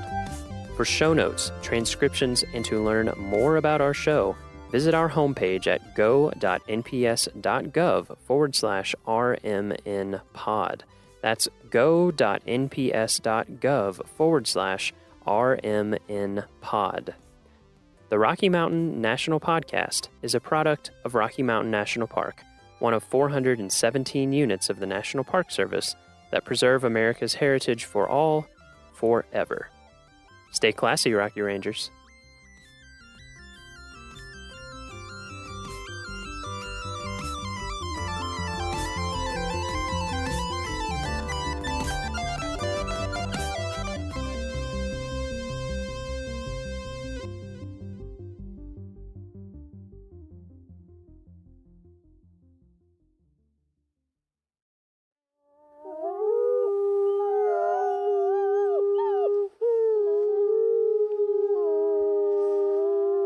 From Yellowstone National Park, this is what we do.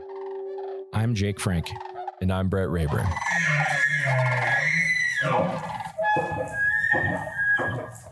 Hi, Brett. Hey, how's it going?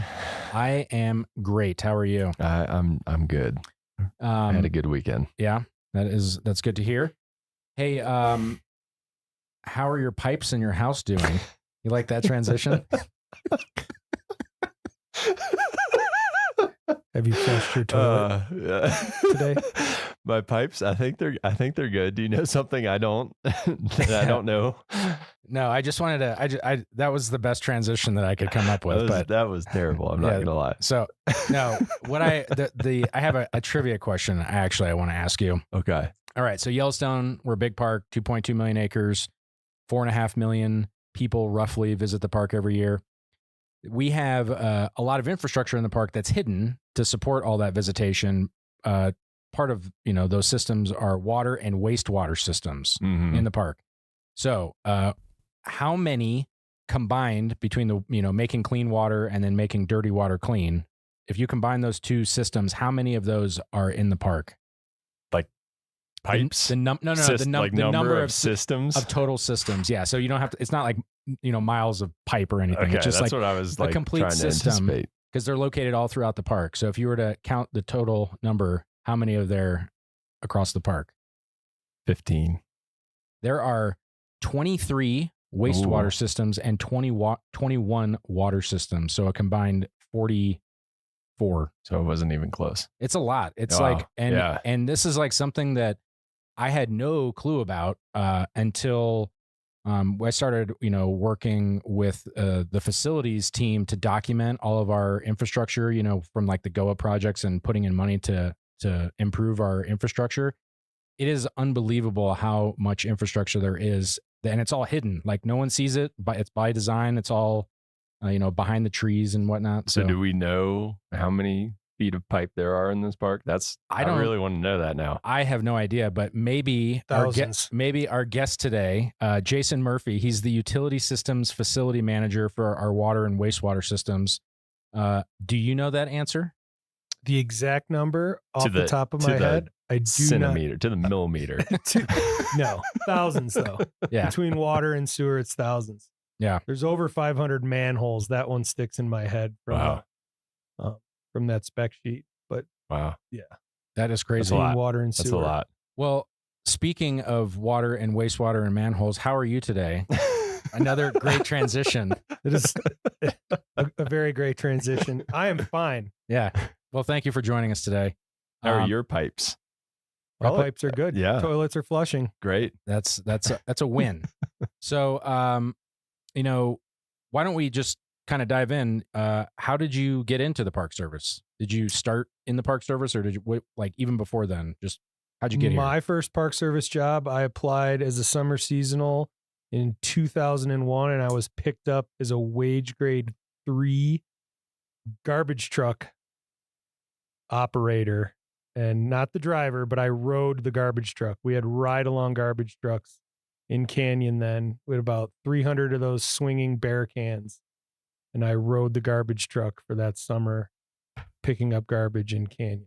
That seems like a fun job. It was a very fun job. So like on the outside, like you're the one hanging on the outside. That is cool. Mhm. That's like the one that all the little kids want to be when they grow up. Correct. Yeah. Yeah. We've taken that away now. They have mechanical arms that do that, but it was a very fun job. They always got to ruin all the fun stuff.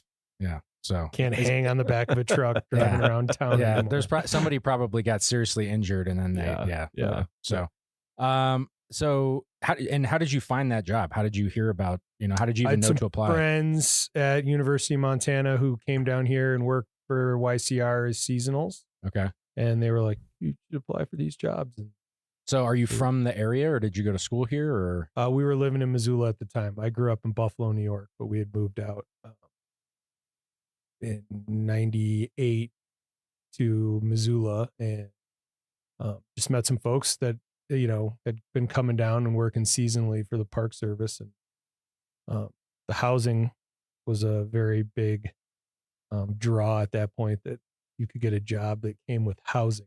Yeah. So In Yellowstone. Yeah, that's pretty cool. Yeah. So, yeah. So, between hanging off the back of a garbage truck and your current position, there's probably a few jobs in between those There's two a things.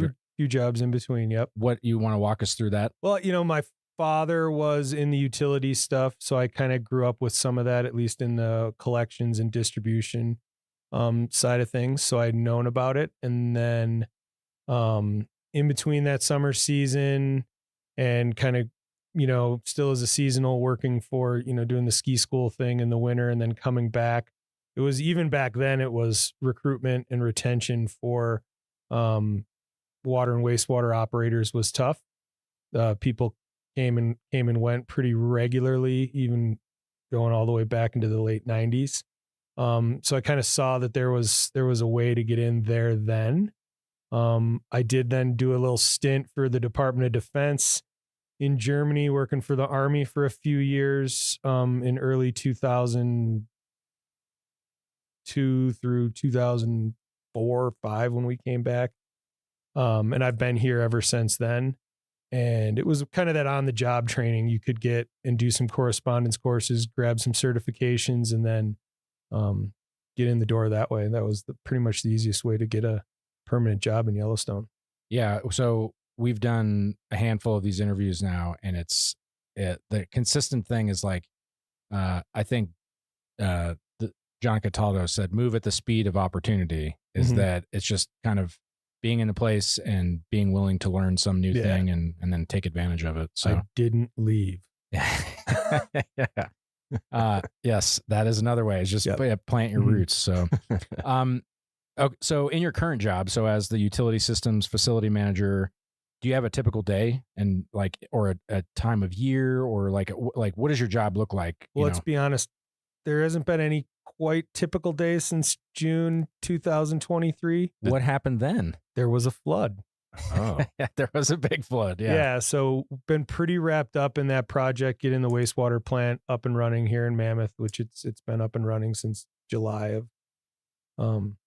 So did I get the date mixed up? Was that 22? 22. Yeah. So for folks that don't know, we had a big flood in June of 22 that washed away one of our roads, and in that road was a wastewater line that would take our sewage from Mammoth out to the town of Gardner where it was processed. And then when that line severed, we basically had to build a temporary wastewater facility in Mammoth. We resurrected a facility that was last used probably in the late 60s, within a matter of 48 hours after we lost the main line down to Gardner. It was like a zombie facility. Yeah. Came back from the dead. Mm-hmm.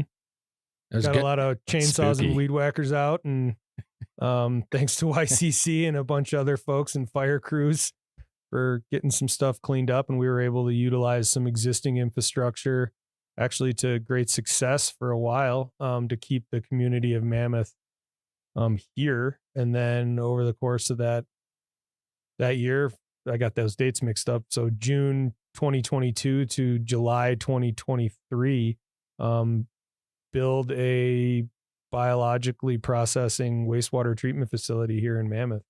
It's been that wasn't on your radar either. It was like just like, oh, by the way, I know you have this to do, but this is a new thing that you have to do starting now.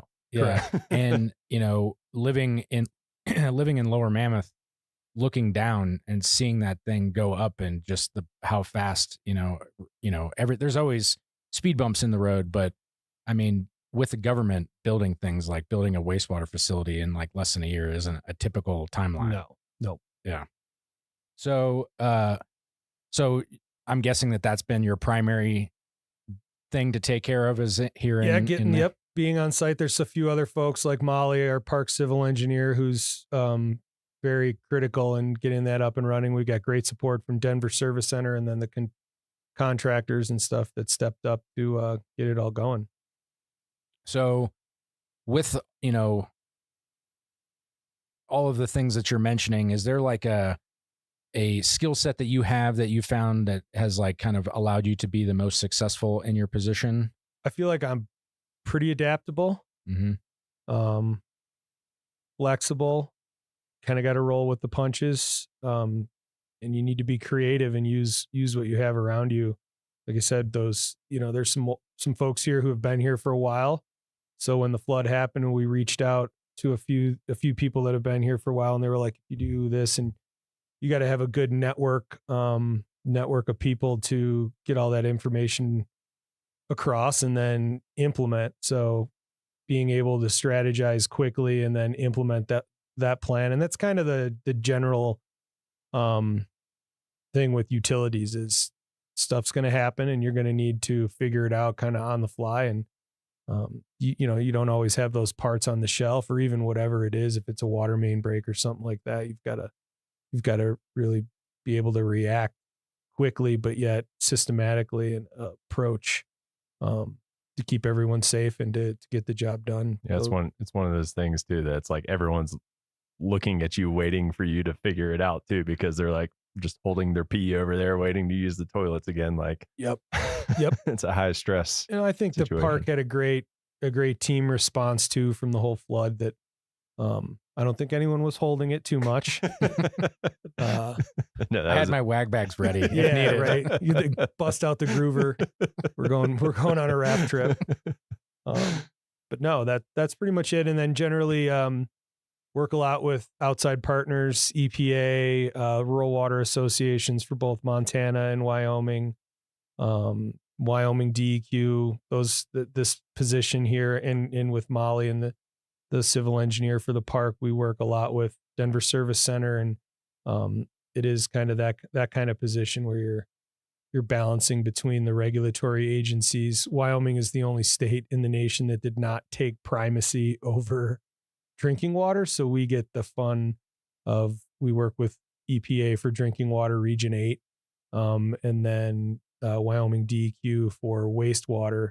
But yeah, and Wyoming DEQ also has everything to do with construction and permitting and things like that. So, well, that's keep it also all the straight. benefit. But the majority of our infrastructure is in Wyoming, right? Like we do Correct. have a little bit Mhm. like that does bleed into Montana, but the majority of it's Wyoming.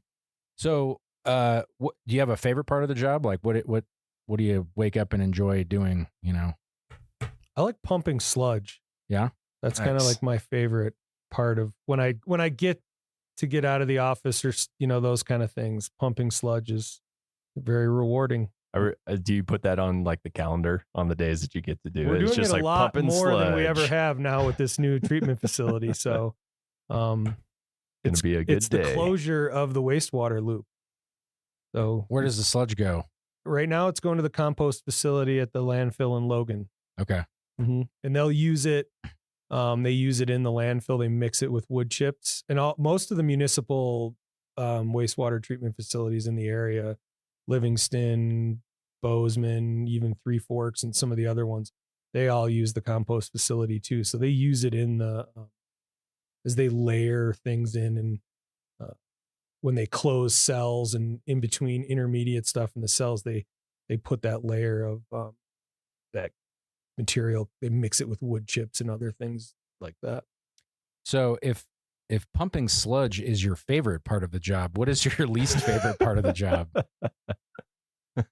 That's a loaded question. I mean, What are some of the challenges that you face in your job? that's a better way to ask. Yeah. I think right now recruitment and retention is definitely a challenge. Finding certified operators nationwide is a challenge. I think through that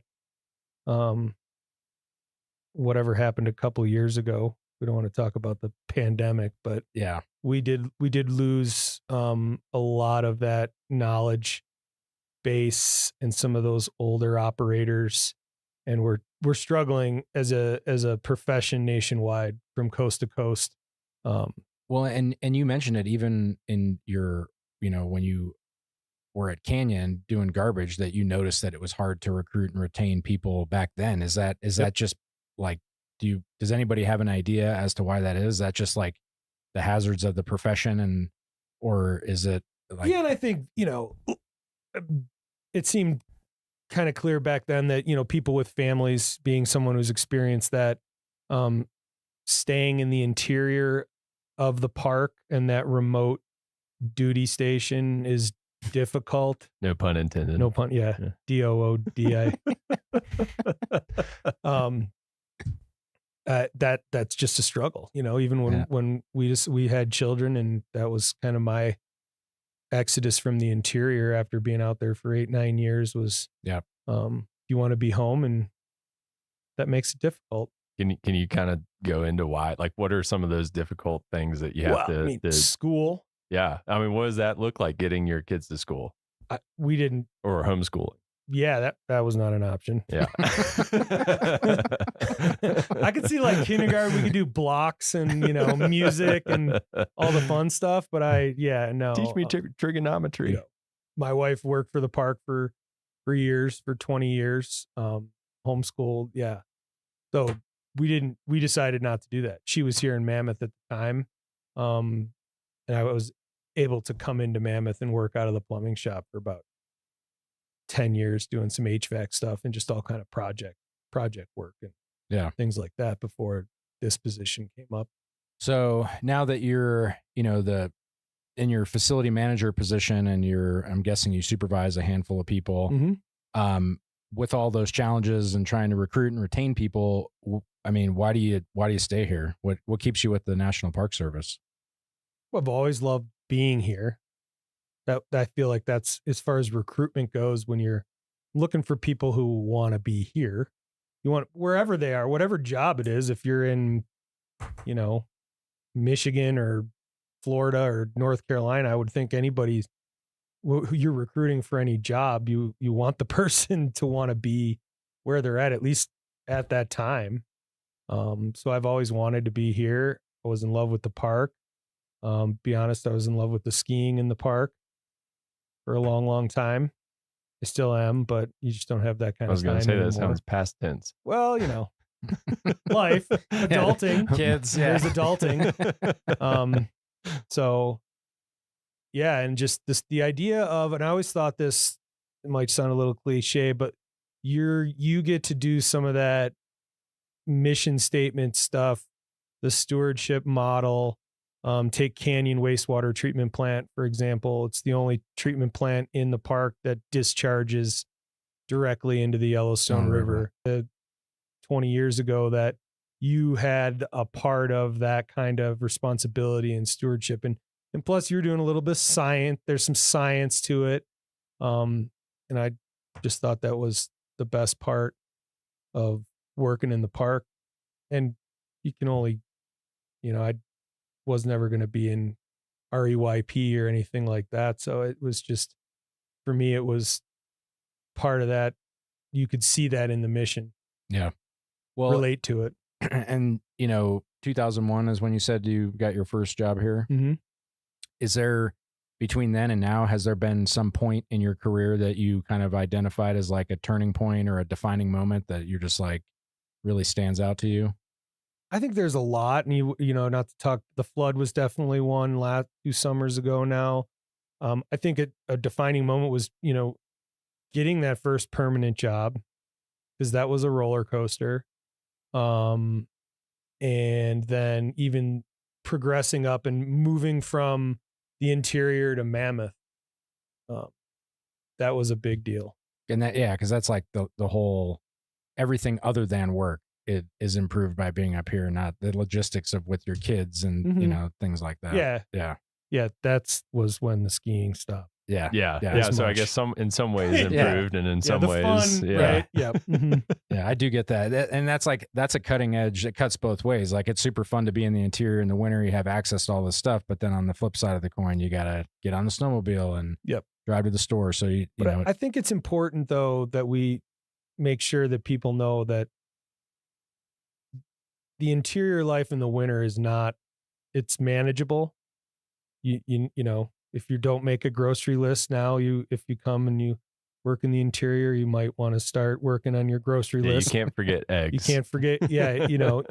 There's just a little bit, there's another level of logistics, and organization that goes to it. But I loved it. And that was a hard part of moving. Yeah. I kind of felt like I was abandoning something that, I really wanted. I always wanted, even when we were in Germany working, I was always like, oh, okay, this is great. Yeah. Europe, we're traveling. Eating schnitzel. Yeah. We get to go to Croatia on our day on our trips or wherever it was. But I was always like, all right. And then the supervisor at the time, he would call my mom, be like, is he coming back? No, he's not coming back yet. And so when we decided to pull the plug, it was just a phone call. It was like, okay, I'm ready. Come back. And they welcomed us back here with open arms and a lot of mosquito bites. Mary went down to the south entrance. There's not a lot of mosquitoes in Germany. That was the one. Yeah. Not a lot of bugs in general, probably. So, we're mentioning like recruitment, retention, finding the right kind of person. So say that there are people listening right now that are interested in this type of career. If they were to try to find this job on USA Jobs, what are they looking for? Like, is there a job series for like that you're hiring for, or typically that, we typically were hiring for its utility systems repairer and operator. I believe the series is 4742. Okay. And we do hire. We have some higher graded positions that are open right now that would come with, being more certified at the beginning, but more and more we're opening positions that are entry level positions. We hope to do, in this recruitment push, we hope to do some other things. I don't want to, say things and never be able to implement them. So yeah, this is recorded. So then Right, it's I like, know. no, you said you would do Say this. do gap is huge in this one. Yeah. But I think we want to get creative and and work and talking to Wyoming Rural Water last Friday, and just reach out and try to come together with other organizations that are having the same problem and try to just pull together and work through this, because this is a nationwide kind of thing for us. In this field. And it's one of those things. It's one of those professions that no one notices it until something isn't going right. Mm-hmm. And when it is going wrong, it's really bad. Right. Like it's like an emergency type of a thing. So yeah. Do you have any advice for people, like if they wanted to get started in this, like if they have their certifications and everything, it sounds like they would just apply for a job. But Correct. if somebody is brand new, like what do they start with? I think you could start with, like this is going to get edited.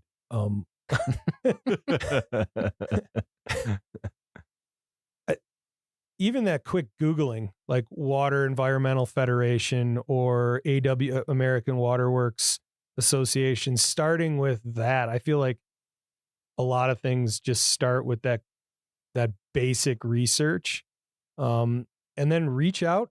Every community has people that do this. Everyone has wastewater. Everyone has water and wastewater, and I'm sure you've noticed somewhere driving around your town, you've seen somebody in a truck, Department of Public Works truck.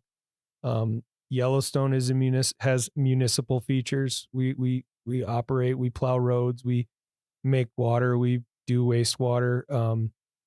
I would encourage people to start there. Go to a water and wastewater district board meeting, meet people, get in that way with your local folks. There's a lot of people right now nationwide trying to start intern programs or apprenticeship programs or things like that.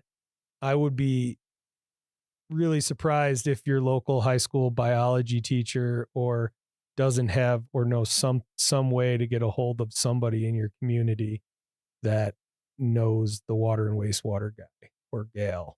Yeah. And going on a tour, like I went on a tour of a wastewater treatment plant, and it was like fascinating.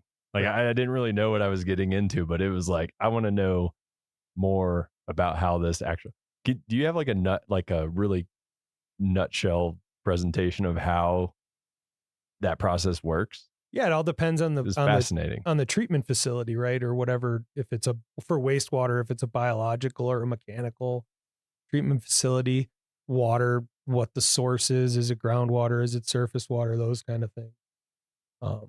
So pick one, and like it sounds like we have all the flavors in Yellowstone. That's kind of an interesting. Yeah. So way if you were to say, it. What's the most complicated one? What's the wastewater facility here that's giving you the hardest time, and like kind of explaining? Well, I think we deal with some of the aged infrastructure that gives us a harder time. I think some of the ideas behind, you turn it off and you turn it on every year, that wears on a system more than the thought of maybe, well, you only use it 6 months out of the year, it should last double the time. Yeah. No. And just in the learning of bringing this facility here in Mammoth online, it's a more modern treatment process than we have anywhere in the Park Service. Teton, we went down to Teton. Patrick Larson down at Teton has an MBR there at Moose that they've had probably maybe inside 10 years. We went down there and we talked to him and we learned about some of that. And I think what was good for us is we had that Great American Outdoors Act push already going. So we had a lot of this stuff we had a year under our belts of planning for building Old Faithful and Grant Village and Canyon. So we had some of that experience with the engineering firms already to kick this off the ground. And one of the things I learned, going out with you guys is when you said aging infrastructure, a lot of our facilities were put in like 40 or 40 plus years ago, right? And what's the average lifespan of a facility? Well, I think that the average lifespan of a facility is if it was maintained. And we've struggled with that for a whole host of reasons. But I struggle with the idea of putting a number on it. Gotcha. You know, like I don't want to sit, you know, it's going to last for 50 years. It's going to last as long as we need it to last if we take care of it. Yeah. We're lucky here. We're not in a situation like a municipality that's going to put in another 15,000 homes.